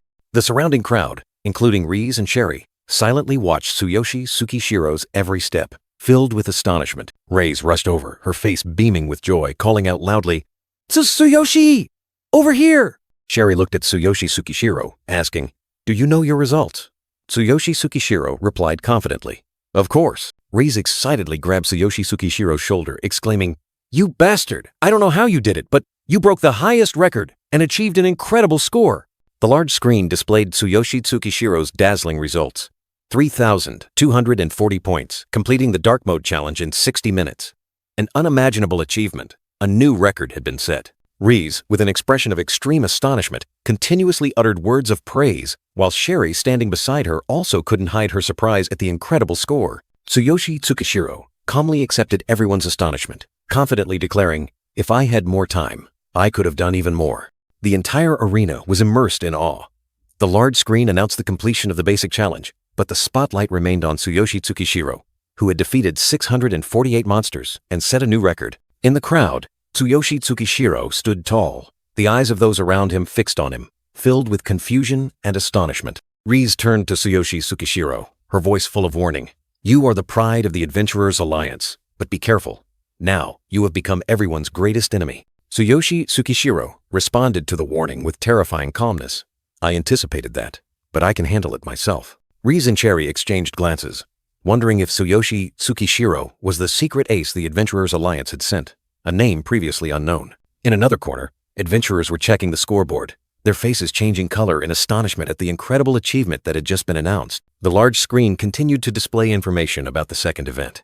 A cooperative team battle, where teams had to enter designated caves and complete missions. The scene shifted to the Adventurers Alliance's internal training ground. Hoshimiya Kenji, the youngest S-rank adventurer, stood amidst the rubble, his information clearly displayed. Hoshimiya Kenji had just completed a simulated combat training session against a level 60 monster, taking a mere 12 seconds. A remarkable achievement. A voice filled with admiration rang out, praising Hoshimiya Kenji. Even a level 60 monster couldn't last more than 12 seconds against you. Truly worthy of being called the youngest S-rank adventurer. Sesko, one of the four elders of the Adventurers Alliance, appeared with a majestic demeanor, holding a staff, his eyes hidden behind his hood. Sesko turned to Hoshimiya Kenji, asking, "This year's Supernova tournament has begun, but you're not participating?" Hoshimiya Kenji replied calmly, his gaze distant. "It's the same every year. Just attending the final award ceremony is enough." A hand wrapped in white bandages appeared, as if concealing past wounds and glories. Then a cold and decisive declaration rang out. "The highest record for the basic challenge that you held has been broken." Hoshimiya Kenji raised an eyebrow slightly, a half smile appearing on his face. "Oh, I'm not surprised," he replied, his tone full of confidence. "Records are meant to be broken by outstanding rookies anyway." But that composure quickly gave way to curiosity. Hoshimiya Kenji's sharp eyes looked straight ahead and he pressed on. "What are the score and time of the new record?" Sesko, his face hidden behind his hood, slowly replied. "Shadow Mode. Exactly 3,240 points in 60 minutes. A terrifying silence fell. Hoshimiya Kenji stood frozen, his eyes wide with astonishment, seemingly unable to believe what he had just heard. His expression changed, shock clearly visible. Hoshimiya Kenji exclaimed, his voice still tinged with disbelief. "How many points?" Sesko didn't say much, simply pushing the electronic tablet towards Hoshimiya Kenji. "See for yourself," he said.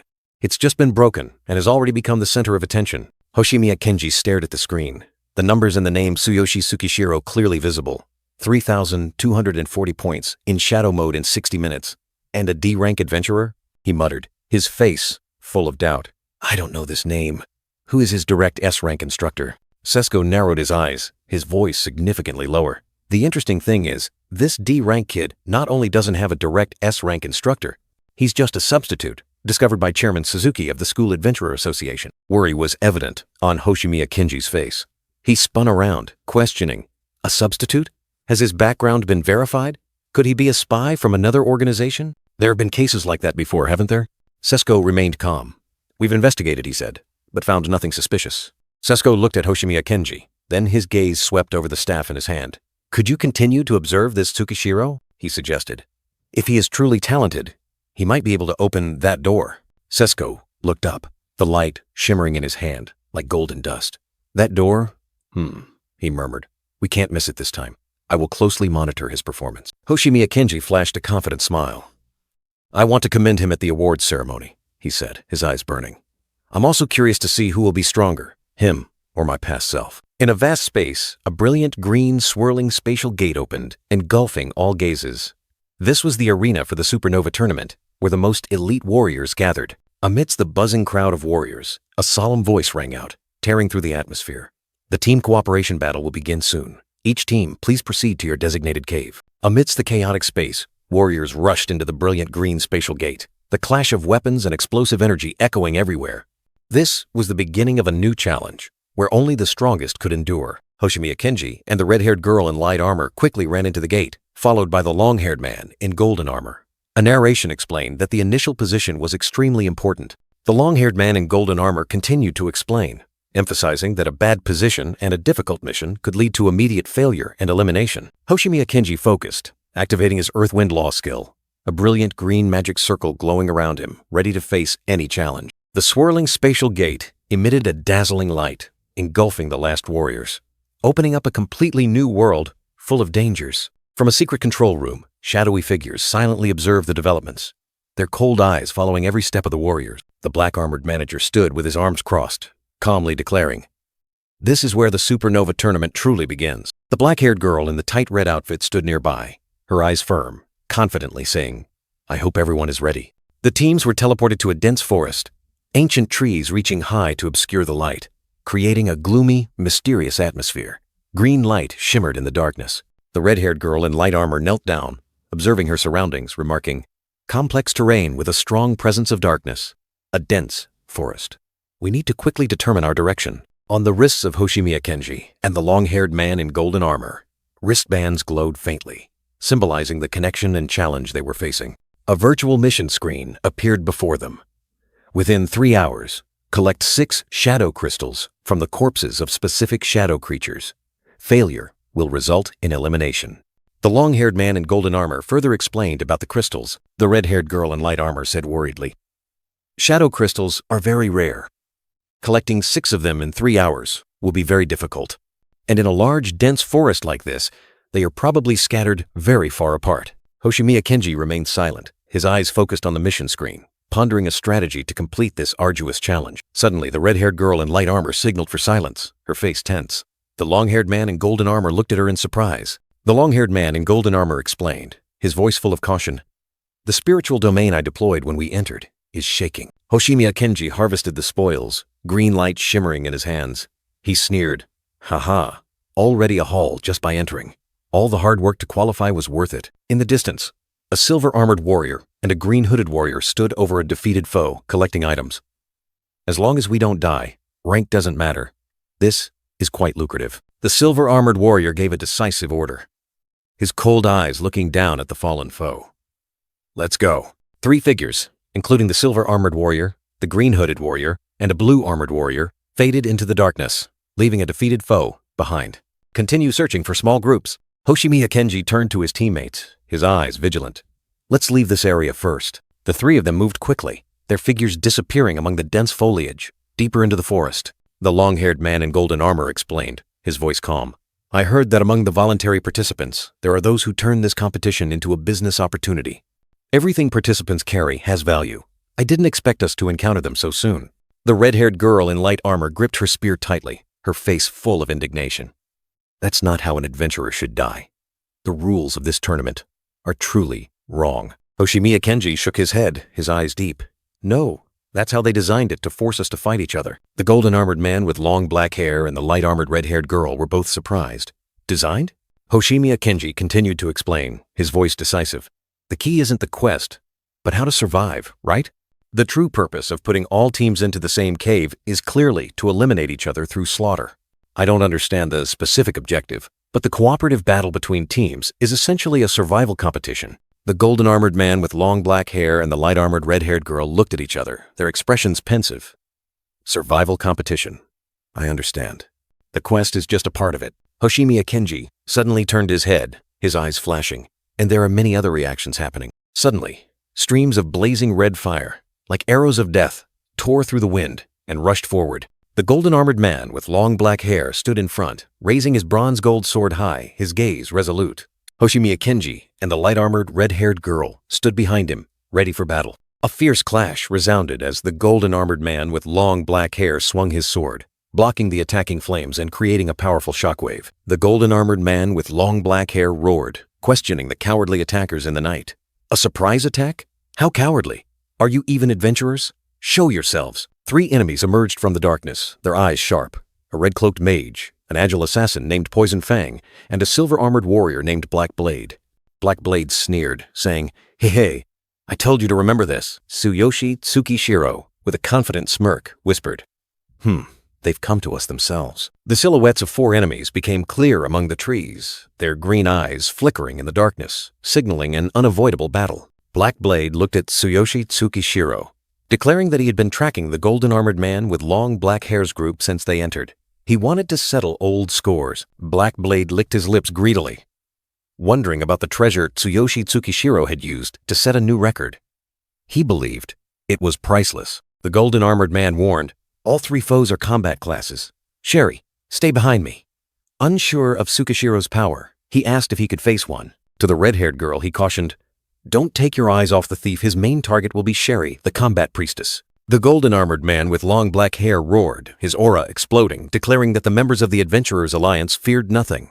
All right, we, members of the Adventurers Alliance, fear nothing. Let's see who falls. Black Blade scoffed, snapping his fingers. He believed that a 3-on-3 fight could lead to mutual destruction, and his group was not foolish. 2 new enemies appeared, a green-hooded warrior and a green-cloaked mage, joining forces with Black Blade's group. Black Blade declared that these 2 were very happy to cooperate in dealing with the dogs of the Adventurers Alliance. The golden-armored man with long black hair and the light-armored red-haired girl showed clear surprise.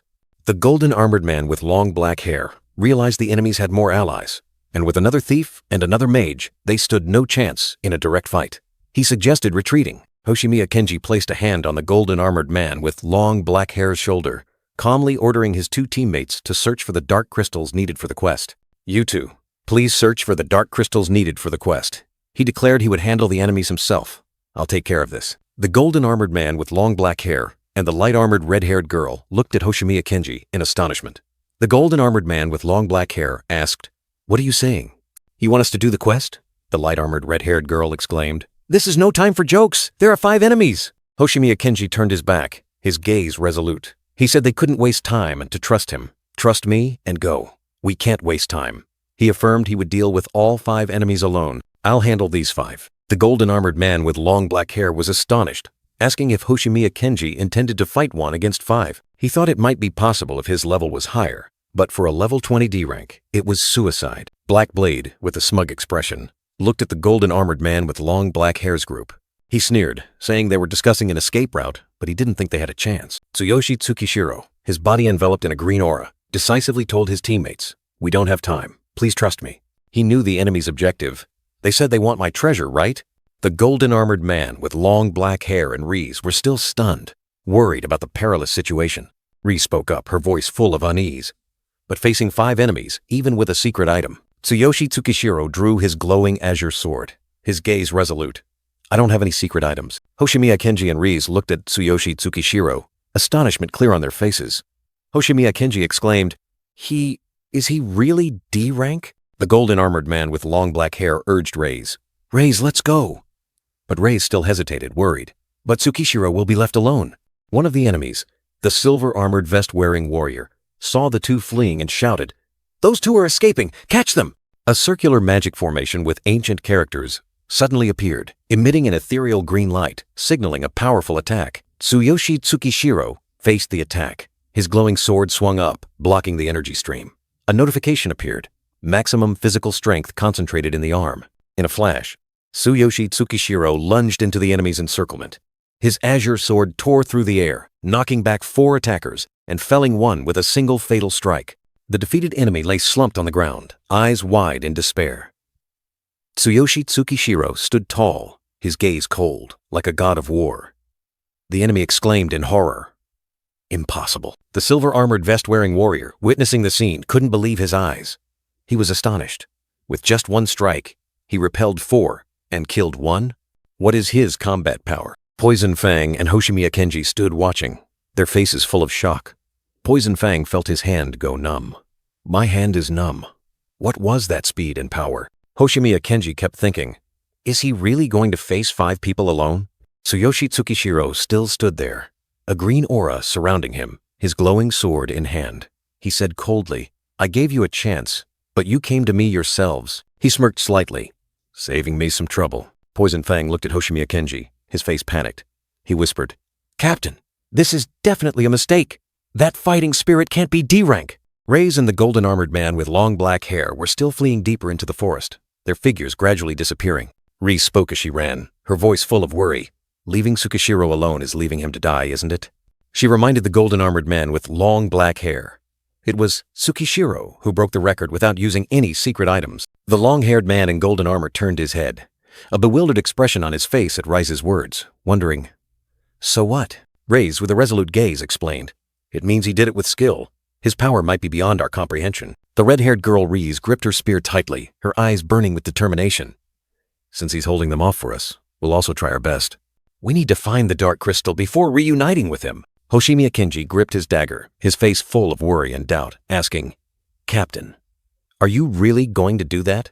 The light blue armored enemy roared, ordering an attack. "The opponent isn't just one person. Whoever he is, we'll finish him here. Attack!" Tsuyoshi was surrounded by 5 enemies.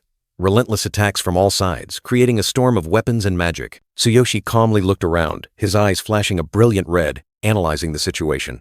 "So you've surrounded me." He raised his glowing green sword high, lightning energy surging around the blade. A resounding cry, heavenly thunder. Azure lightning bolts struck down, tearing through the air, making the enemies scream in pain and astonishment. The area of effect skill damage spread, electrocuting many enemies, causing them to collapse, their HP bars dropping sharply. The light blue armored enemy gritted his teeth, his eyes wild. "Either you die or we die. Surround him." The 4 remaining enemies, including Demon Fire, Poison Fang, the green hooded warrior, and the green cloaked mage, simultaneously surrounded Tsuyoshi. Demon Fire unleashed a powerful technique. Wind Earth Magic, a powerful green energy surge from Demon Fire, shot straight towards Tsuyoshi, carrying destructive power. Tsuyoshi swung his sword, blocking the energy surge. A chilling aura emanated from the blade, countering the attack. Demon Fire was astonished to see his hands frozen, his face paling in fright. "Cold aura?" Tsuyoshi didn't hesitate, thrusting his glowing sword straight into Demon Fire, finishing him in a single blow. Poison Fang, his face contorted in horror, helplessly watched his comrade Demon Fire fall. He let out a desperate cry, but it was already too late. Tsuyoshi Tsukishiro coldly declared, "Too slow," as the extreme cold aura from his sword enveloped, froze, and shattered Poison Fang into tiny pieces. A notification appeared, confirming that Poison Fang, a level 37 adventurer with 17,000 combat power, had been defeated.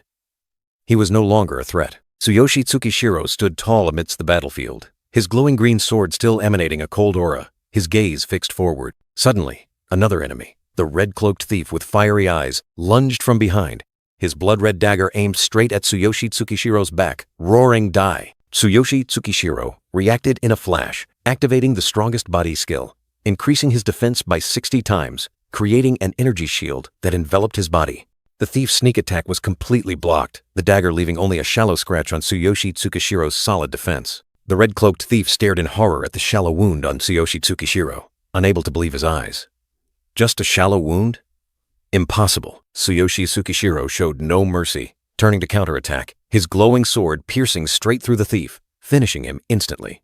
A notification of the level 36 thief's defeat appeared. The light blue armored enemy watched from a distance, his eyes wide with astonishment.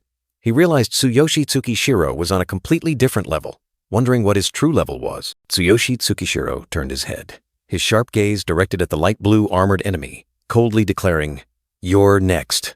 The light blue armored enemy fearfully knelt down, begging Tsuyoshi Tsukishiro for his life. "Please spare me. We were foolish. Just spare our lives." He tremblingly asked about Tsuyoshi Tsukishiro's true power. Tsuyoshi Tsukishiro calmly replied, "A D-rank adventurer, level 20. The light blue armored enemy still didn't believe him, continuing to ask about his combat power. Tsuyoshi Tsukishiro said nothing more, only tightened his grip on the glowing sword in his hand, energy surging around the blade, ready for the finishing blow. A critical blow was delivered, and Black Blade, a level 37 adventurer with 17,500 combat power, was defeated. The light blue armored enemy froze, his eyes wide with shock upon hearing about Tsuyoshi Tsukishiro's terrifying combat power, a D-rank adventurer. He couldn't believe his ears. The battle ended. A blue energy surge erupted, engulfing everything. Black Blade, a level 37 adventurer with 17,500 combat power, was completely defeated. The dazzling light gradually faded, leaving behind traces of an earth-shattering confrontation deep in the forest. This was the cave designated for the Supernova Tournament, hidden deep within the wild jungle. Tsuyoshi Tsukishiro's glowing green sword was plunged into the ground, next to the motionless body of Black Blade, a testament to an overwhelming victory. Tsuyoshi Tsukishiro stood there, brilliant golden electricity surrounding his arm, his expression cold but satisfied. That's enough. The spoils of war weren't bad. He collected many things, from healing potions to money bags, along with Black Blade's sword and Demon Fire's staff. He thought to himself, this harvest is quite good. I've gained a lot. The spatial ring glittered on Tsuyoshi Tsukishiro's finger. Fortunately, he had it to store all the spoils, wasting nothing. Suddenly, Tsuyoshi Tsukishiro looked up, his eyes sharp. Someone's coming. I can't stay long. A burst of light erupted, and Tsuyoshi Tsukishiro vanished from the scene, leaving behind a vortex of energy. He decided, let me reunite with Rize and the others first. Meanwhile, deep within the dense forest, another battle was unfolding. A colossal creature with sharp claws was furiously attacking, creating cracks in the ground. It was Crystal Darkness, a terrifying level 35 monster, with glowing red eyes and a prominent purple crystal on its chest. Rize appeared, unleashing a brilliant golden energy that enveloped the long-haired man. She shouted, I've granted you a defensive buff. Do your best. Rize, with a determined expression, announced, I've already taken a third of its HP. Watch out for its horn. The long-haired man bravely parried the blow with his sword, golden sparks erupting as the weapon clashed with the monster's sturdy horn. The long-haired man gasped, realizing the monster's weakness. The black crystal on its chest. We found one. How lucky. He continued, its defense is too high. Let's finish it quickly. The black crystal on Crystal Darkness's chest suddenly flared with blinding purple light, signaling something ominous. Rize flinched, her eyes wide with surprise as she looked towards the monster. A voice rang out in warning. Rize, that's a new skill. Be careful. Crystal Darkness's entire body trembled as surging dark purple energy erupted, engulfing the space. Its glowing red eyes flashed with brutality. The purple energy from the monster transformed into sharp crystals, firing directly at the warriors, creating a terrifying rain of damage. The long-haired man in golden bronze armor was forcefully pushed back, coughing violently in the purple smoke. His HP bar appeared, signaling a critical hit. He gritted his teeth, his face bruised, realizing the extreme danger of this attack. Damn it, it's definitely different from ordinary darkness. Just one hit, and my insides feel like they're being churned. Even though Sherry granted me a defensive buff, Crystal Darkness began to concentrate energy again, its glowing red eyes seemingly wanting to devour everything. A terrifying surge of power was accumulating. Rize recoiled, her face filled with worry. She knew the situation was critical. This situation is bad. As a battle priestess, I could die instantly. From Crystal Darkness's hand, a colossal surge of purple energy erupted, extending like dark tentacles, ready to engulf its prey. The monster's mouth opened wide, creating an energy vortex that sucked everything around it inward. This terrifying power even warped the air. Rize was horrified, feeling her body being pulled strongly towards the monster. What kind of suction is this? She exclaimed, helpless against the invisible force. The red-haired girl was pulled away faster, her hair and clothes flying wildly in the purple energy stream. Despair was evident on her face. The long-haired man reached out, trying to grab Rize while shouting for help. Sherry, hurry, create a shield. Both Rize and the long-haired man were pulled into the energy vortex. Danger! Both realized death was imminent. The long-haired man was sucked in deeper, his painful scream echoing as his body was enveloped by the purple energy. He gritted his teeth, trying to resist, but his precious sword was also being pulled from his hand by the terrifying suction. My sword, he despaired. Purple energy violently erupted from Crystal Darkness, tightly gripping the long-haired man in golden armor, draining his life force. A painful scream tore through the air as the long-haired man in golden armor was flung away, his armor shattered, his cloak tattered. Rize realized her weapon was broken, unable to continue attacking. She quickly warned her comrade, My weapon is broken. I can't attack like this. How cunning. Let's retreat and regroup. But it was too late. Rize was horrified as her body stiffened, unable to move. My body won't move?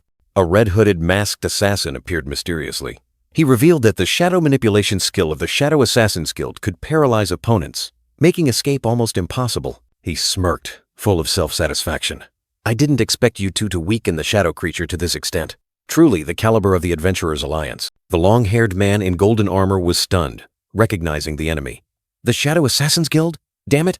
Both were tightly bound by tendrils of shadow. Crystal Darkness was also bound by shadow chains. The red-hooded assassin spoke, his voice full of greed. Hiding all this time has finally paid off. Now we'll take it. Two other bald, black-clad assassins appeared, simultaneously deploying their skill. Shadow Prison. Crystal darkness was tightly bound by glowing red chains made of shadow, its groans echoing. The red-hooded assassin laughed triumphantly. Thanks to those two, we had time to set up this skill beforehand. The shadow chains tightened further, causing terrifying cracks on Crystal darkness's dark gray skin. A bald, black-clad assassin bound by chains growled angrily. Chakra, that purple energy is really annoying. I thought I could escape. The red-hooded assassin ordered decisively. Stop talking nonsense. Finish it quickly. This thing's HP is almost gone. Crystal darkness roared in pain, purple energy violently erupting around it as the chains tightened to their limit. A bald, black-clad assassin hurriedly dodged the surging purple energy, realizing the imminent danger. Danger! Two bald, black-clad assassins breathed a sigh of relief, one saying, "Thanks to being bound by shadow prison, we were saved." But that's a strange skill. Demon Fire coldly gave an order, his voice echoing through the night. Reese, bound by shadow chains, could only glare, helpless against her cruel fate. The golden-armored warrior roared in despair. He had been sucked into the dark vortex, his body unable to move, left only to await death. Demon Fire approached, his eyes flashing with contempt. He mocked his opponent's cruel fate. "You're also searching for dark crystals in this darkness, aren't you? We're the same. My team's mission is to collect dark crystals. I can only say, you're truly unlucky." The golden-armored warrior growled, his eyes filled with hatred. Demon Fire sneered, declaring he would send him to the afterlife right after dealing with the shadow monster. He glanced at Reese, a disgusting smile spreading across his face. "As for this beautiful girl, perhaps my three comrades will have some fun with her before finishing her off." Reese trembled, absolute horror engulfing her. Demon Fire smirked, asserting that Reese couldn't move, let alone resist. The shadow chains tightened, leaving the long, red-haired girl completely helpless. The crystal darkness monster roared fiercely, its massive body tightly bound by shadow chains. Brilliant green lightning bolts erupted around it, striking it like a curse. Two bald, black-cloaked assassins looked up in horror. One exclaimed, "What is that? Thunderclouds?" The sky was suddenly torn open by dazzling electrical currents. The painful roars of crystal darkness echoed everywhere. Lightning continuously struck, tearing at its dark gray skin. But the shadow chains held firm. A bald, black-cloaked assassin frantically warned his comrade, "Captain, this isn't good." The lightning grew more intense, completely engulfing the monster, making the situation immeasurably dangerous. Demon Fire was stunned, his eyes filled with astonishment. He couldn't believe what was happening, an event completely outside his calculations. A glowing green sword suddenly appeared, carrying a powerful surge of energy, tearing through the dark night. The green sword shot forward, piercing a bald, black-cloaked assassin. He screamed in horror, "Ambush!" The surprise left the enemy no time to react. Tsuyoshi Tsukishiro appeared like a ghost, a finger pressed to his lips, signaling silence. His eyes were sharp and powerful, silencing the enemies. Tsuyoshi Tsukishiro activated the skill Strongest Body. Enhanced Fist. A wave of green energy enveloped his body, preparing for a destructive attack. A thunderous punch struck the ground. Green energy exploded, creating a massive crack and shattering everything around it. After the thunderous punch tore through the ground, Tsuyoshi Tsukishiro stood there, his azure eyes blazing, exuding the majestic aura of an undefeated warrior. The bald, black-cloaked assassin realized in horror. He exclaimed, You're Tsuyoshi Tsukishiro who broke that record?" Seeing Tsuyoshi approaching, Demon Fire held a knife to raise his throat, growling a threat. "Don't come any closer. Don't you care about your comrade?" Tsuyoshi coldly thought, "That's the worst move you could make." At the same time, a brilliant golden warhammer, enveloped in lightning energy, appeared in his hand. Amidst the blazing green energy, Tsuyoshi Tsukishiro, in his formidable black armor, holding the lightning hammer, declared defiantly, "So then, you and I, who will be faster?" The surrounding scene was plunged into chaos. A towering ancient tree stood amidst cracks and dust, a testament to the destructive power that had just been unleashed. A status window appeared, clearly displaying Tsuyoshi Tsukishiro's current level, profession, equipment, skills, and combat power. Demon Fire and Reese were both stunned by Tsuyoshi's incredible power. He muttered, "What? What is this skill? This power?" The long black-haired golden-armored man also couldn't hide his astonishment. He exclaimed, "This fighting spirit, he's on a completely different level than us." Tsuyoshi activated Divine Eye, analyzing the enemy's reaction speed and distance, and devising an optimal strategy. Focus energy into his middle finger to defeat the target instantly. He told himself, "Normal attacks won't be effective. If Divine Eye's analysis is correct, I need to defeat him immediately, or Sherry will be in danger." Tsuyoshi looked at the hammer in his hand, thinking, if the hammer were a little smaller, it would be easier to throw. The brilliant golden warhammer, enveloped in lightning energy, began to shrink miraculously. And then, the giant hammer had shrunk to fit perfectly in Tsuyoshi's palm. He exclaimed in astonishment. It shrunk. Tsuyoshi Tsukishiro was surprised to realize his new ability. Is it because the system upgraded? I can now adjust the size as I wish. Demon Fire still held Rize hostage, yelling in despair. I told you not to come closer, I'll really kill you! Tsuyoshi Tsukishiro activated the skill Strongest Body. Enhanced Fist, focusing all his power into his middle finger. A gigantic golden hammer, radiating light, appeared beside him. Surging power exploded from Tsuyoshi's finger, forming a dazzling golden energy blast that swept across the space with terrifying speed. The lightning energy blast shot forth, tearing through the ground, leaving a long trail of devastation. Debris and dust flew everywhere, testament to the terrifying power of the attack. Demon Fire was mercilessly blown away, his body slamming into the cliff face, creating a deep crack. He collapsed, motionless. Demon Fire's eyes widened in horror, his face clearly showing extreme fear at Tsuyoshi's unimaginable power. At the same time, another golden lightning bolt unexpectedly struck, hitting a bald-headed assassin who was hiding. His body exploded, vanishing in a dazzling light. The lightning bolt continued its pursuit, striking the second bald-headed assassin. He screamed in terror as he was engulfed by the electrical power. The system confirmed that Demon Fire had been defeated. His combat power of 14,500 was now a meaningless number before Tsuyoshi. Rize and the long-haired man in golden armor looked at Tsuyoshi in disbelief. Just one blow? The man in golden armor exclaimed. That skill and power. It's completely different from ours. Golden lightning bolts still lingered in the air, a reminder of the recent fury. The devastated scene around them further highlighted Tsuyoshi's destructive power. Tsuyoshi Tsukishiro checked his status. Level 21. Warrior profession. Equipped with stealth black armor. Weapon soul-reaping crescent sword. Lightning skill copied. Current combat power. 29,000. Tsuyoshi turned to Rize, his gaze calm. Are you all right? He asked, his voice deep amidst the ruins. Rize and the long-haired man in golden armor were still shaken, looking at Tsuyoshi with stunned, speechless expressions. The long-haired man in golden armor regained his composure and quickly asked Tsuyoshi, Those guys, just now? You dealt with them too? Tsuyoshi nodded, a new sword appearing in his hand. Yes, and I took their weapons too while I was at it. He handed the sword to Rize. Since Rize's weapon was damaged, this one is very suitable. Rize held the new sword, still reeling. She looked at Tsuyoshi, her eyes full of astonishment. You? Just how strong are you? Rize, with a surprised look, announced that her level had reached 21. Tsuyoshi urged her to recover her status, as he already had a new plan in mind. Rize was still stunned, looking at Tsuyoshi with a flushed face. Level 21 after all that?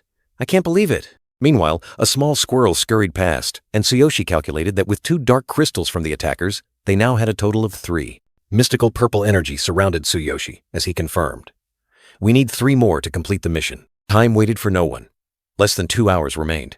Both Rize and the long-haired man in golden armor clearly showed their worry, sweat trickling down their foreheads. Tsuyoshi analyzed the situation, concluding that continuing to defeat special dark monsters would be time-consuming and risky.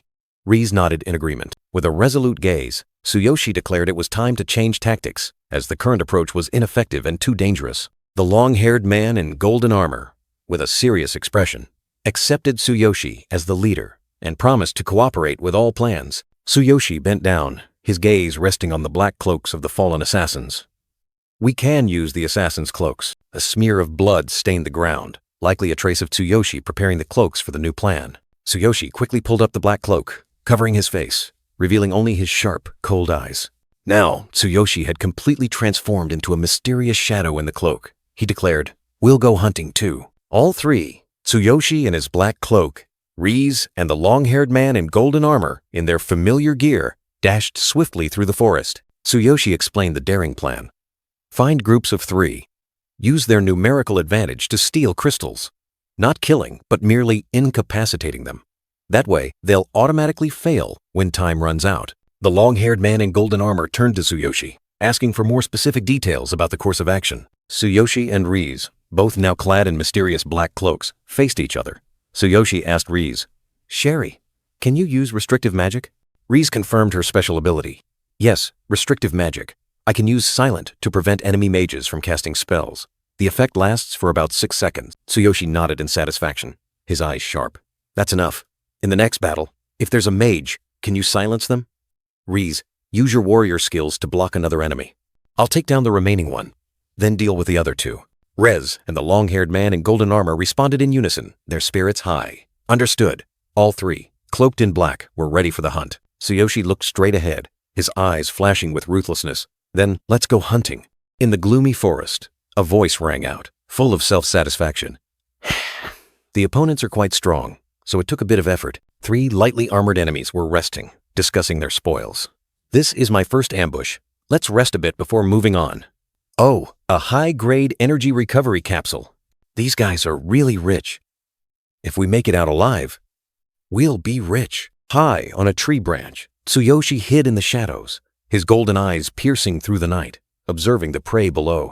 Not far away, Riz and the long-haired man in golden armor had also taken their positions, blending into the foliage, their eyes glinting with murderous intent. Suddenly, 3 dark figures swooped down from above, tearing through the forest stillness, aiming straight for the unsuspecting group of enemies. Riz swiftly cast a spell, a brilliant circle of light flaring around her. Silent! The incantation rang out, carrying the power of sealing. A lightly armored enemy mage stood stunned, horrified as he watched his 2 comrades fall. He felt a mysterious surge of energy binding him. The lightly armored mage clutched his head, golden light enveloping him. Silent. What? He tried to cast a spell but couldn't, his voice blocked by the magic. Tsuyoshi lunged forward like a green whirlwind, giving a decisive command. Raise now! The long-haired man in golden armor also charged, preparing to strike. The long-haired man in golden armor roared, his red eyes burning with battle fire. All right! He plunged into the fight with intense determination. The lightly armored mage panicked upon seeing Tsuyoshi appear. Hey, there's another one! He hadn't expected an additional opponent. Tsuyoshi swung his arm, and a powerful surge of green energy struck the lightly armored mage directly. The enemy collapsed, his painful scream swallowed. A brown armored warrior descended from above, creating a loud sound upon landing, ready to face the enemy. Lightly armored enemy 3, his face filled with terror, looked at the sword pointed directly at him. He yelled, "Who are you people? Show yourselves and fight fair!" The brown armored warrior swung his sword, creating a fierce battle with lightly armored enemy 3, sparks flying as their weapons clashed. In another moment, Tsuyoshi appeared like a ghost, launching a surprise attack on another lightly armored enemy, green energy enveloping his fist. Tsuyoshi continued with a fatal blow, green energy exploding, knocking the enemy to the ground and creating cracks around them. Lightly armored enemy 3, witnessing his comrades fall in the blink of an eye, his face contorted with fear. 2 people defeated in less than 10 seconds. I have to run. He turned his back and fled. But Riz suddenly appeared behind him, her eyes sharp and cold. Are you going to abandon your friends? Lightly armored enemy 3's legs were suddenly enveloped by a brilliant yellow energy, rendering him unable to move. My legs? Is this a negative effect? Tsuyoshi appeared right behind lightly armored enemy 3, his terrifying speed leaving the enemy no time to react. Too fast! An assassin? Tsuyoshi didn't hesitate, unleashing a powerful punch. Green energy piercing through lightly armored enemy 3's armor, finishing him off. Tsuyoshi stood amidst the rubble, looking down at the fallen enemies. So, should we loot them? 4 figures lay motionless on the ground, surrounded by debris and dust, evidence of the recent battle. Tsuyoshi bent down and picked up a sparkling purple crystal from the enemy's corpse. Good. We found one. 2 more to go. With a shimmering pinkish-purple light around his hand, Tsuyoshi turned to his teammates, asking about the remaining time. How much time do we have left? Riz and the long-haired gold-armored man stood next to each other. Riz replied, 82 minutes. It takes time to find and defeat suitable groups. We spent almost 20 minutes just finding these guys. Tsuyoshi looked at the long-haired gold-armored man and said, Let's continue. The further we go, the easier it will be to find good groups. The long-haired gold-armored man wondered. Why? Tsuyoshi Tsukishiro explained that the weaker groups had been eliminated, leaving only the strong ones with valuable loot. All 3, Tsuyoshi, Riz, and the long-haired gold-armored warrior, along with the brown-armored warrior, stood under the ancient tree, ready for the next hunt. 20 minutes passed, and another group of enemies was defeated. 60 minutes remained. Tsuyoshi Tsukishiro checked the bodies but found nothing. The long-haired gold-armored warrior sighed in disappointment. Damn it, they have nothing. 35 minutes later, the third group was defeated. 45 minutes remained. Riz cheered happily as she found a black crystal, signaling that only 1 more was needed. 45 minutes passed, and the 4th group was defeated. 35 minutes remained. The long-haired gold-armored warrior checked another enemy, still finding nothing. He coldly ordered, Next. 60 minutes later, the 5th group was defeated. 20 minutes remained. A lightly armored enemy was struck down by Tsuyoshi Tsukishiro with a fatal blow, his painful scream echoing before fading away. Tsuyoshi Tsukishiro ordered his teammates to search the bodies for loot. Rei's and the long-haired gold-armored warrior began to search, hoping to find what they needed. The long-haired gold-armored warrior bent over a corpse, his face showing fatigue as he prayed. "Please, let there be one. I'm almost exhausted." Rei's explained that even though this was their choice, the group always had to be vigilant. She recounted that some groups had disabled the silent magic and attacked directly, likely the Viper Guild. Tsuyoshi Tsukishiro checked another enemy, still finding nothing. He asked Reese and the long-haired gold-armored warrior, "This guy has nothing. What about you two?" The long-haired gold-armored warrior replied with a worried expression, "Me neither. Less than 20 minutes left." Tension filled the air as time ran out. Reese continued her search, her sharp eyes scanning each body. She felt a hard object hidden inside an enemy's armor. With a radiant smile, Reese cheered excitedly as she found the last black crystal. The mission was complete. All 6 crystals had been collected. Tsuyoshi Tsukishiro smiled, praising Reise. "What luck! Well done, Sherry. Thanks to you, we have everything we need." A system notification appeared before Tsuyoshi Tsukishiro. Notification: 6. Dark crystals collected. Mission complete. You may exit the entrance or wait until time runs out. The long-haired gold-armored warrior cheered in victory, raising his fist in the air. "We did it! Ha ha ha! Let's get out of here and rest." "I need to sleep for the next fight. I'm exhausted." A blue light flashed from the long-haired gold-armored warrior's hand, opening the exit portal. The hunt was over, and a new challenge awaited them. Reese was in a panic, sweat pouring down her face, her eyes wide with terror. It seemed something terrible had just happened, leaving her able to utter only a faint cry. Some power had struck Reese down, causing her to collapse onto the shattered ground. Pain and exhaustion were evident on her face, signaling an unforeseen danger drawing near. A dark shadow shot past, leaving an eerie blue streak, just in time to catch Reise, who was floundering amidst the rubble. A voice rang out, full of gravity. "Danger!" Tsuyoshi hastily questioned Reise, while the long-haired, gold-armored man clutched his injured arm, groaning in pain. The ambush had turned into a fierce battle. The long-haired, gold-armored man roared in anger, sweat pouring down his face. He yelled loudly, demanding the attacker reveal themselves, ready to face the danger. A hand wearing silver gauntlets appeared, holding a brilliant purple crystal. A cold voice spoke, questioning, "You're the ones who just defeated many other teams, aren't you?" Tsuyoshi and Reise stood side by side, looking up at the new enemy. A system notification appeared, showing that they had lost a dark crystal, and the mission was still incomplete despite exceeding the quota. A spiky purple-haired warrior, his silver armor gleaming, appeared with his comrades. He sneered, mocking those who play the good guys, then called out Tsuyoshi Tsukishiro by name, showing he knew his target well. Reise tensely warned Tsuyoshi about the new enemy. "That's City, from the Raging Dragon Squad. He's a dangerous man. He's not normal." For a C-rank adventurer, Tsuyoshi looked directly at Reise, his expression serious. He wanted to know more about what she had just said, about the abnormality of this new opponent. Reise explained, her voice filled with astonishment. "He's a second awakened." A system notification appeared, clearly defining the power and importance of these special individuals. Sidi, the purple-haired warrior, stood proudly with his glowing sword. He revealed that he was sent by the boss to test Tsuyoshi's abilities, and he was curious about what the boss had seen in him. The two factions faced each other in the gloomy forest. On one side were Tsuyoshi, Reise, and the man in golden armor with long black hair. On the other were City and the members of the Raging Dragon Squad. The tension was palpable. Tsuyoshi turned to Reise, ordering Sherry to quickly heal her. Reise responded, complying with the command. City stood there, a confident smirk on his face. A system notification appeared, showing that he was using an extremely expensive anti-reconnaissance item, rendering all attempts to gather information useless. Tsuyoshi looked directly at his opponent, his hand emitting a brilliant golden energy. He realized that this enemy was completely different, possessing a more dangerous presence than anyone they had ever faced. The man in golden armor with long black hair worried, his voice urgent like a war drum. "Tsukishiro, find an opening and run." Second awakened are usually so strong that they don't participate in tournaments like this. Cold sweat streamed down the golden-armored man's face. He explained that even within the Adventurers Guild, young second awakened are extremely rare. They either have special missions or are mentored by S-rank adventurers. This is an unwritten rule. Second awakened never participate in tournaments like this. Could the Raging Dragon have blatantly forced him? Reise, with a panicked expression, continued, asserting that no one could compare to City. She explained that even with equal levels, the abilities of a second awakened are far superior. In short, most S-rank adventurers are second awakened. That's why they receive specialized training everywhere. Tsuyoshi listened, his eyes showing clear astonishment. This is new information to me. Second awakened? Most S-rank adventurers are them? Is he really that strong? A sneering laugh rang out, Sidi interrupting their secret conversation. He smugly said, Enough with the whispers. I'm quite surprised by your results in the first round. I fell asleep in a corner after reaching the required points. Purple energy flared around Sidi as he swung his sword. He provoked, One-on-one or all three of you charging at once, I don't mind. My teammates won't interfere. What are you going to do? Tsuyoshi looked directly at Sidi, his gaze as sharp as a knife. Green energy flared around him as he questioned, When did the Raging Dragon start targeting us? I heard they're one of the 5 major factions, but I don't know their leader.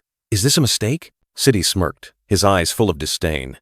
You don't know our leader, the Dragon Tamer. With a lightning-fast movement, Sidi drew his greatsword from its sheath. The gleaming blade reflected the light. A burst of purple energy erupted as Sidi swung his sword, creating a fierce whirlwind. Tsuyoshi and Reyes immediately retreated, dodging the lightning-fast attack. Sidi sneered, his eyes sharp. Good reaction. Reyes worried, warning Tsuyoshi not to act recklessly. The man in golden armor with long black hair looked at the wound on his arm, his voice trembling. The opponent is too strong. Just a light sword draw had this much power. Was that what cut my arm? Tsuyoshi extended his hand, green energy flaring. He ordered his 2 teammates. Both of you, fall back. Their target is only me. I can't let you get involved in this. One of the black-cloaked warriors standing behind Sidi replied, Understood. No interference. Yes, Captain Sidi. Sidi turned, a shimmering purple crystal in his hand. He smirked, his tone full of arrogance. This event will end in about 15 minutes. After Sidi's arrogant declaration, Tsuyoshi Tsukishiro silently looked towards his opponent, purple energy flaring around his hand, signaling an impending no-holds-barred fight. A sudden attack lunged forward, but Tsuyoshi quickly dodged, leaving only a blur in the air. Sidi charged, his sword slashing down like a storm, colliding violently with Tsuyoshi's green energy sword, creating bright sparks. Sidi smirked, his eyes full of challenge. Fast reactions. I like that. Tsuyoshi Tsukishiro calmly observed his opponent, an analysis echoing in his mind. This speed, but I can read his movements with my divine eye. Tsuyoshi swung his energy sword, provoking his opponent. Let me see what you're capable of. Sidi didn't hesitate, unleashing a powerful attack with snake-shaped purple energy, calling out the move. Poisonous Serpent's Tears. Tsuyoshi Tsukishiro raised his sword to block the attack, while his divine eye analyzed. Divine eye analysis. Raise sword to block the attack. Use that force to slash towards the opponent's arm to make him retreat or drop his weapon. Tsuyoshi's energy sword violently collided with the purple energy stream, creating a deafening clang. Sidi struggled with Tsuyoshi, his eyes sharply warning, If you don't let go, I'll cut it off. Tsuyoshi didn't flinch. He continued to press close, causing his green energy sword to slash directly into Sidi's arm. Sidi flinched, a cry of pain escaping him as he was forced to drop his weapon. Despite being injured, Sidi still sneered, his eyes wild, as he continued to charge and attack. Sidi swung his sword. Tsuyoshi Tsukishiro quickly retreated, avoiding the lightning-fast attack. Witnessing the tense scene, Reyes and the man in golden armor with long black hair couldn't hide their panic. Reyes loudly called out her teammate's name. Tsukishiro! Reyes dodged Sidi's lightning-fast attack, an endless worry rising in her heart. The opponent's speed was too fast for her to see clearly, but she knew she had to protect Tsuyoshi Tsukishiro at all costs. The man in golden armor with long black hair frantically asked, Are you trying to die? While another Raging Dragon Squad member coldly said, Stop those foolish actions immediately. The black-cloaked Raging Dragon Squad member explained, I'm ordered to record this battle. Don't interfere. His teammate added, This is the leader's first command. A deadly silence fell, signaling a terrifying development about to unfold. Tsuyoshi Tsukishiro clearly felt the wounds on his body, muttering, A terrible attack. If not for my strongest physique, my bones would have been shattered by a single blow. Sidi didn't give Tsuyoshi Tsukishiro a second to breathe, charging like a whirlwind and roaring, You'll die if you let your guard down. Tsuyoshi Tsukishiro's God's Eye quickly analyzed, and a notification appeared. God's Eye analysis. Opponent is about to unleash a finishing blow. Use a skill to quickly interrupt. Sidi unleashed Serpent Rush, his sword transforming into a brilliant purple energy stream, hurtling straight towards Tsuyoshi Tsukishiro. Tsuyoshi Tsukishiro reacted in time, activating Law of Wind and Earth, creating a green magic circle around himself, ready to counter. The two streams of power collided violently, creating a massive explosion, sending debris flying and shaking the entire battlefield. Witnessing Tsuyoshi Tsukishiro directly confront Sidi and hold out for so long, the two Raging Dragon Squad members were astonished. To directly confront Captain Sidi and last this long, the information didn't mention it, but could he be a second awakened? The smoke and dust gradually cleared, revealing a devastated battlefield with fallen trees, a testament to the destructive power of the recent battle. Siri was pushed back a step, but Tsuyoshi Tsukishiro remained standing firm, their two swords continuing to clash amidst a brilliant green energy. An announcement echoed through the space, breaking the tension. Attention all participants! The second event will end in 1 minute. With time running out, Tsuyoshi Tsukishiro and Siri lunged at each other, each strike carrying destructive power, sending debris flying and pushing the battle to its climax. Siri smirked, his eyes full of disdain. He admitted his opponent had some skill, but time was up, and the battle had to stop. I'm surprised a D-rank adventurer could keep up with me. But time's up. We can't settle this battle now. Tsuyoshi Tsukishiro turned his head, energy glowing brightly in his hand, his gaze sharp enough to pierce his opponent. He didn't think things would end so easily. You think so? Tsuyoshi Tsukishiro raised the black crystal high, his proud gaze fixed on Siri's figure. The mission was complete. 6 crystals were now safely in his hand, marking an undeniable victory. Isn't this my victory? Siri's eyes widened, rage flaring. He couldn't believe the crystal had been stolen during their exchange. You took it before, but when did you get it back during our fight? You even had time to steal the black crystal from me and take it away. Rize and the long-haired, gold-armored man stood stunned, astonished by the unexpected turn of events.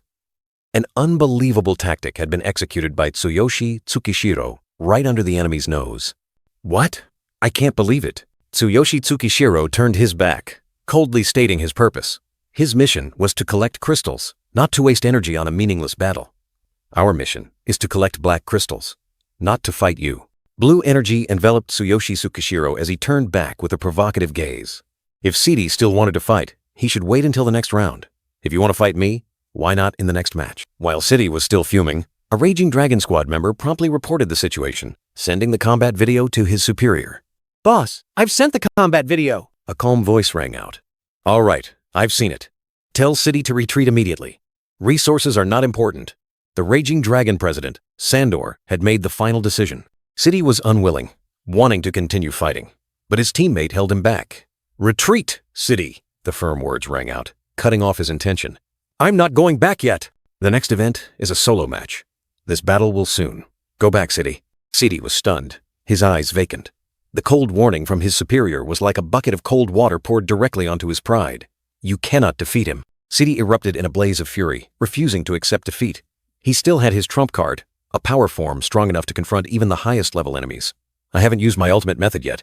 You know that form can fight even high-level darkness. Sandor pondered, his gaze following Siri's image. He knew about Siri's ultimate power, a trump card that could turn the tide. Your ultimate method, the strongest form that can defeat even high-level darkness. Finally, Sandor conceded. Then do as you wish, he said, allowing Siri to continue pursuing the battle. The Raging Dragon Squad member looked at Siri with worry, unsure if they would have a chance to return after this battle. Captain, will we go back after this is over? Siri, with fiery purple eyes, growled each word, extinguishing any thought of retreat from his teammate. I'll kill you if you mention going back one more time. Deep down, Siri was still reeling from his superior's assessment. This is the first time boss said I couldn't win, but a warrior's pride wouldn't allow him to back down. I'll give it my all in the next match. On top of a tall building, Tsuyoshi Tsukishiro gazed down thoughtfully. Well, it seems it's time to meet this Tsuyoshi Tsukishiro. A crucial decision had just been made in silence. In a luxurious room, Don, president Laugh Out Loud of the Final Glory Guild, was on the phone with a surprised expression. A seductive black-haired woman stood beside him, carrying a tray of wine. Oh, you're saying that again? Don continued the conversation, his voice full of thought. I didn't think you'd notice. He wondered if the Adventurers Association would send Tsuyoshi to the forbidden zone of One Strike Mountain. If so, we must go immediately. Tsuyoshi Tsukishiro, still on the rooftop, raised a hand to his ear as if listening to something invisible. No, it seems the Adventurers Association still doesn't fully understand his abilities, he whispered, a flicker of calculation in his eyes. I haven't seen it firsthand. But Tsuyoshi's words echoed, accompanied by the image of a gigantic door filled with mysterious patterns, glowing brilliantly. He might be able to open that door in the forbidden zone of One Strike Mountain. In a green glowing space, the long-haired, gold-armored warrior expressed his disappointment. 45 people participated in the second event, but only 12 passed. The rest died or gave up. We passed, but I'm not happy at all. He continued to analyze the harsh situation. Including us, only 3 teams passed with all members intact. There was also 1 two-person team and 1 solo team. Astonishment was clear on his face. Someone passed solo? What kind of monster is that? The long-haired, gold-armored warrior looked down, his tone bitter. We only collected the exact required amount of dark crystals. Other teams collected more dark crystals than required in past. We're last in this event, he exclaimed in surprise. Last? So the solo person is. An information panel appeared, revealing the identity of the top-ranked individual. Sean Kai, from the Skull Knights Guild, had collected 18 dark crystals. The long-haired, gold-armored warrior and Reese both stared at the information panel in astonishment. 18 crystals at the top. So it's the Skull Knights Guild, the most fearsome of the three major guilds, Reis asked worriedly. I've never heard that name. Is he also a second awakened? Tsuyoshi Tsukishiro gazed into the distance, his eyes sharp. The Skull Knights Guild. Shankai. He analyzed. Large organizations usually don't participate in tournaments like this. Participants from such organizations might be players with special circumstances. An announcement echoed, determining the fate of the next round. Congratulations to all who passed the second event. In 1 hour, we will hold the final event, Solo Battle. The long-haired, gold-armored warrior excitedly sprang to his feet before Tsuyoshi Tsukishiro and Reis. So it's finally a solo battle. I'll fight to the death. After the recent life or death battle, fear still lingered. The gold-armored man and Reis seemed to have lost their confidence to face the upcoming solo battle. Tsuyoshi Tsukishiro, with resolute eyes, made a surprising decision. Both of you, withdraw. I will represent the Adventurers Alliance in the final event. Just you alone? No way. More people will have an advantage. We can't let you go alone. The gold-armored man protested, while Reis also complained, do you want us to abandon our friends? Tsuyoshi Tsukishiro's gaze turned cold, his words like a sharp blade. Both of you could die if you don't withdraw. It would be a meaningless death. Silence fell. Reis broke it with a worried question. But don't you value your own life? What if the next opponent is another second awakened like City? Tsuyoshi Tsukishiro stood tall, a surge of green energy erupting around him, asserting his absolute power. Don't worry, I am very strong. Faced with Tsuyoshi Tsukishiro's explosive power, both the gold-armored man and Reis couldn't help but be astonished, their eyes filled with wonder. After a moment of thought, the gold-armored man finally accepted. I understand. All right, I'll trust you. Reis watched Tsuyoshi Tsukishiro's retreating figure, her words filled with trust and a hint of sadness. We might just be a burden to you anyway. I pray you win. Tsuyoshi Tsukishiro turned his head, raising a hand in farewell, his eyes still strangely calm. Well done. He turned and walked away, his powerful figure gradually disappearing into the distance, leaving behind an unshakable resolve. From a hidden corner, Hoshimiya Kenji thoughtfully watched him go. Standing alone requires a lot of courage. An information panel appeared, revealing his identity. Hoshimiya Kenji, S-rank adventurer. Tsuyoshi Tsukishiro suddenly stopped, his sharp gaze sweeping across the space. This guy, how long has he been here? Hoshimiya Kenji stood up, his eyes fixed on Tsuyoshi Tsukishiro. He thought to himself about Tsuyoshi, who had gone from a reserve member to an official representative, shouldering great responsibility. Truly astonishing. Tsuyoshi Tsukishiro turned around, facing Hoshimiya Kenji, his eyes full of vigilance. Who are you? Are you from the Adventurers Alliance? Tsuyoshi Tsukishiro maintained his vigilant gaze as Hoshimiya Kenji replied, confirming he was from the Adventurers Alliance and held a high rank.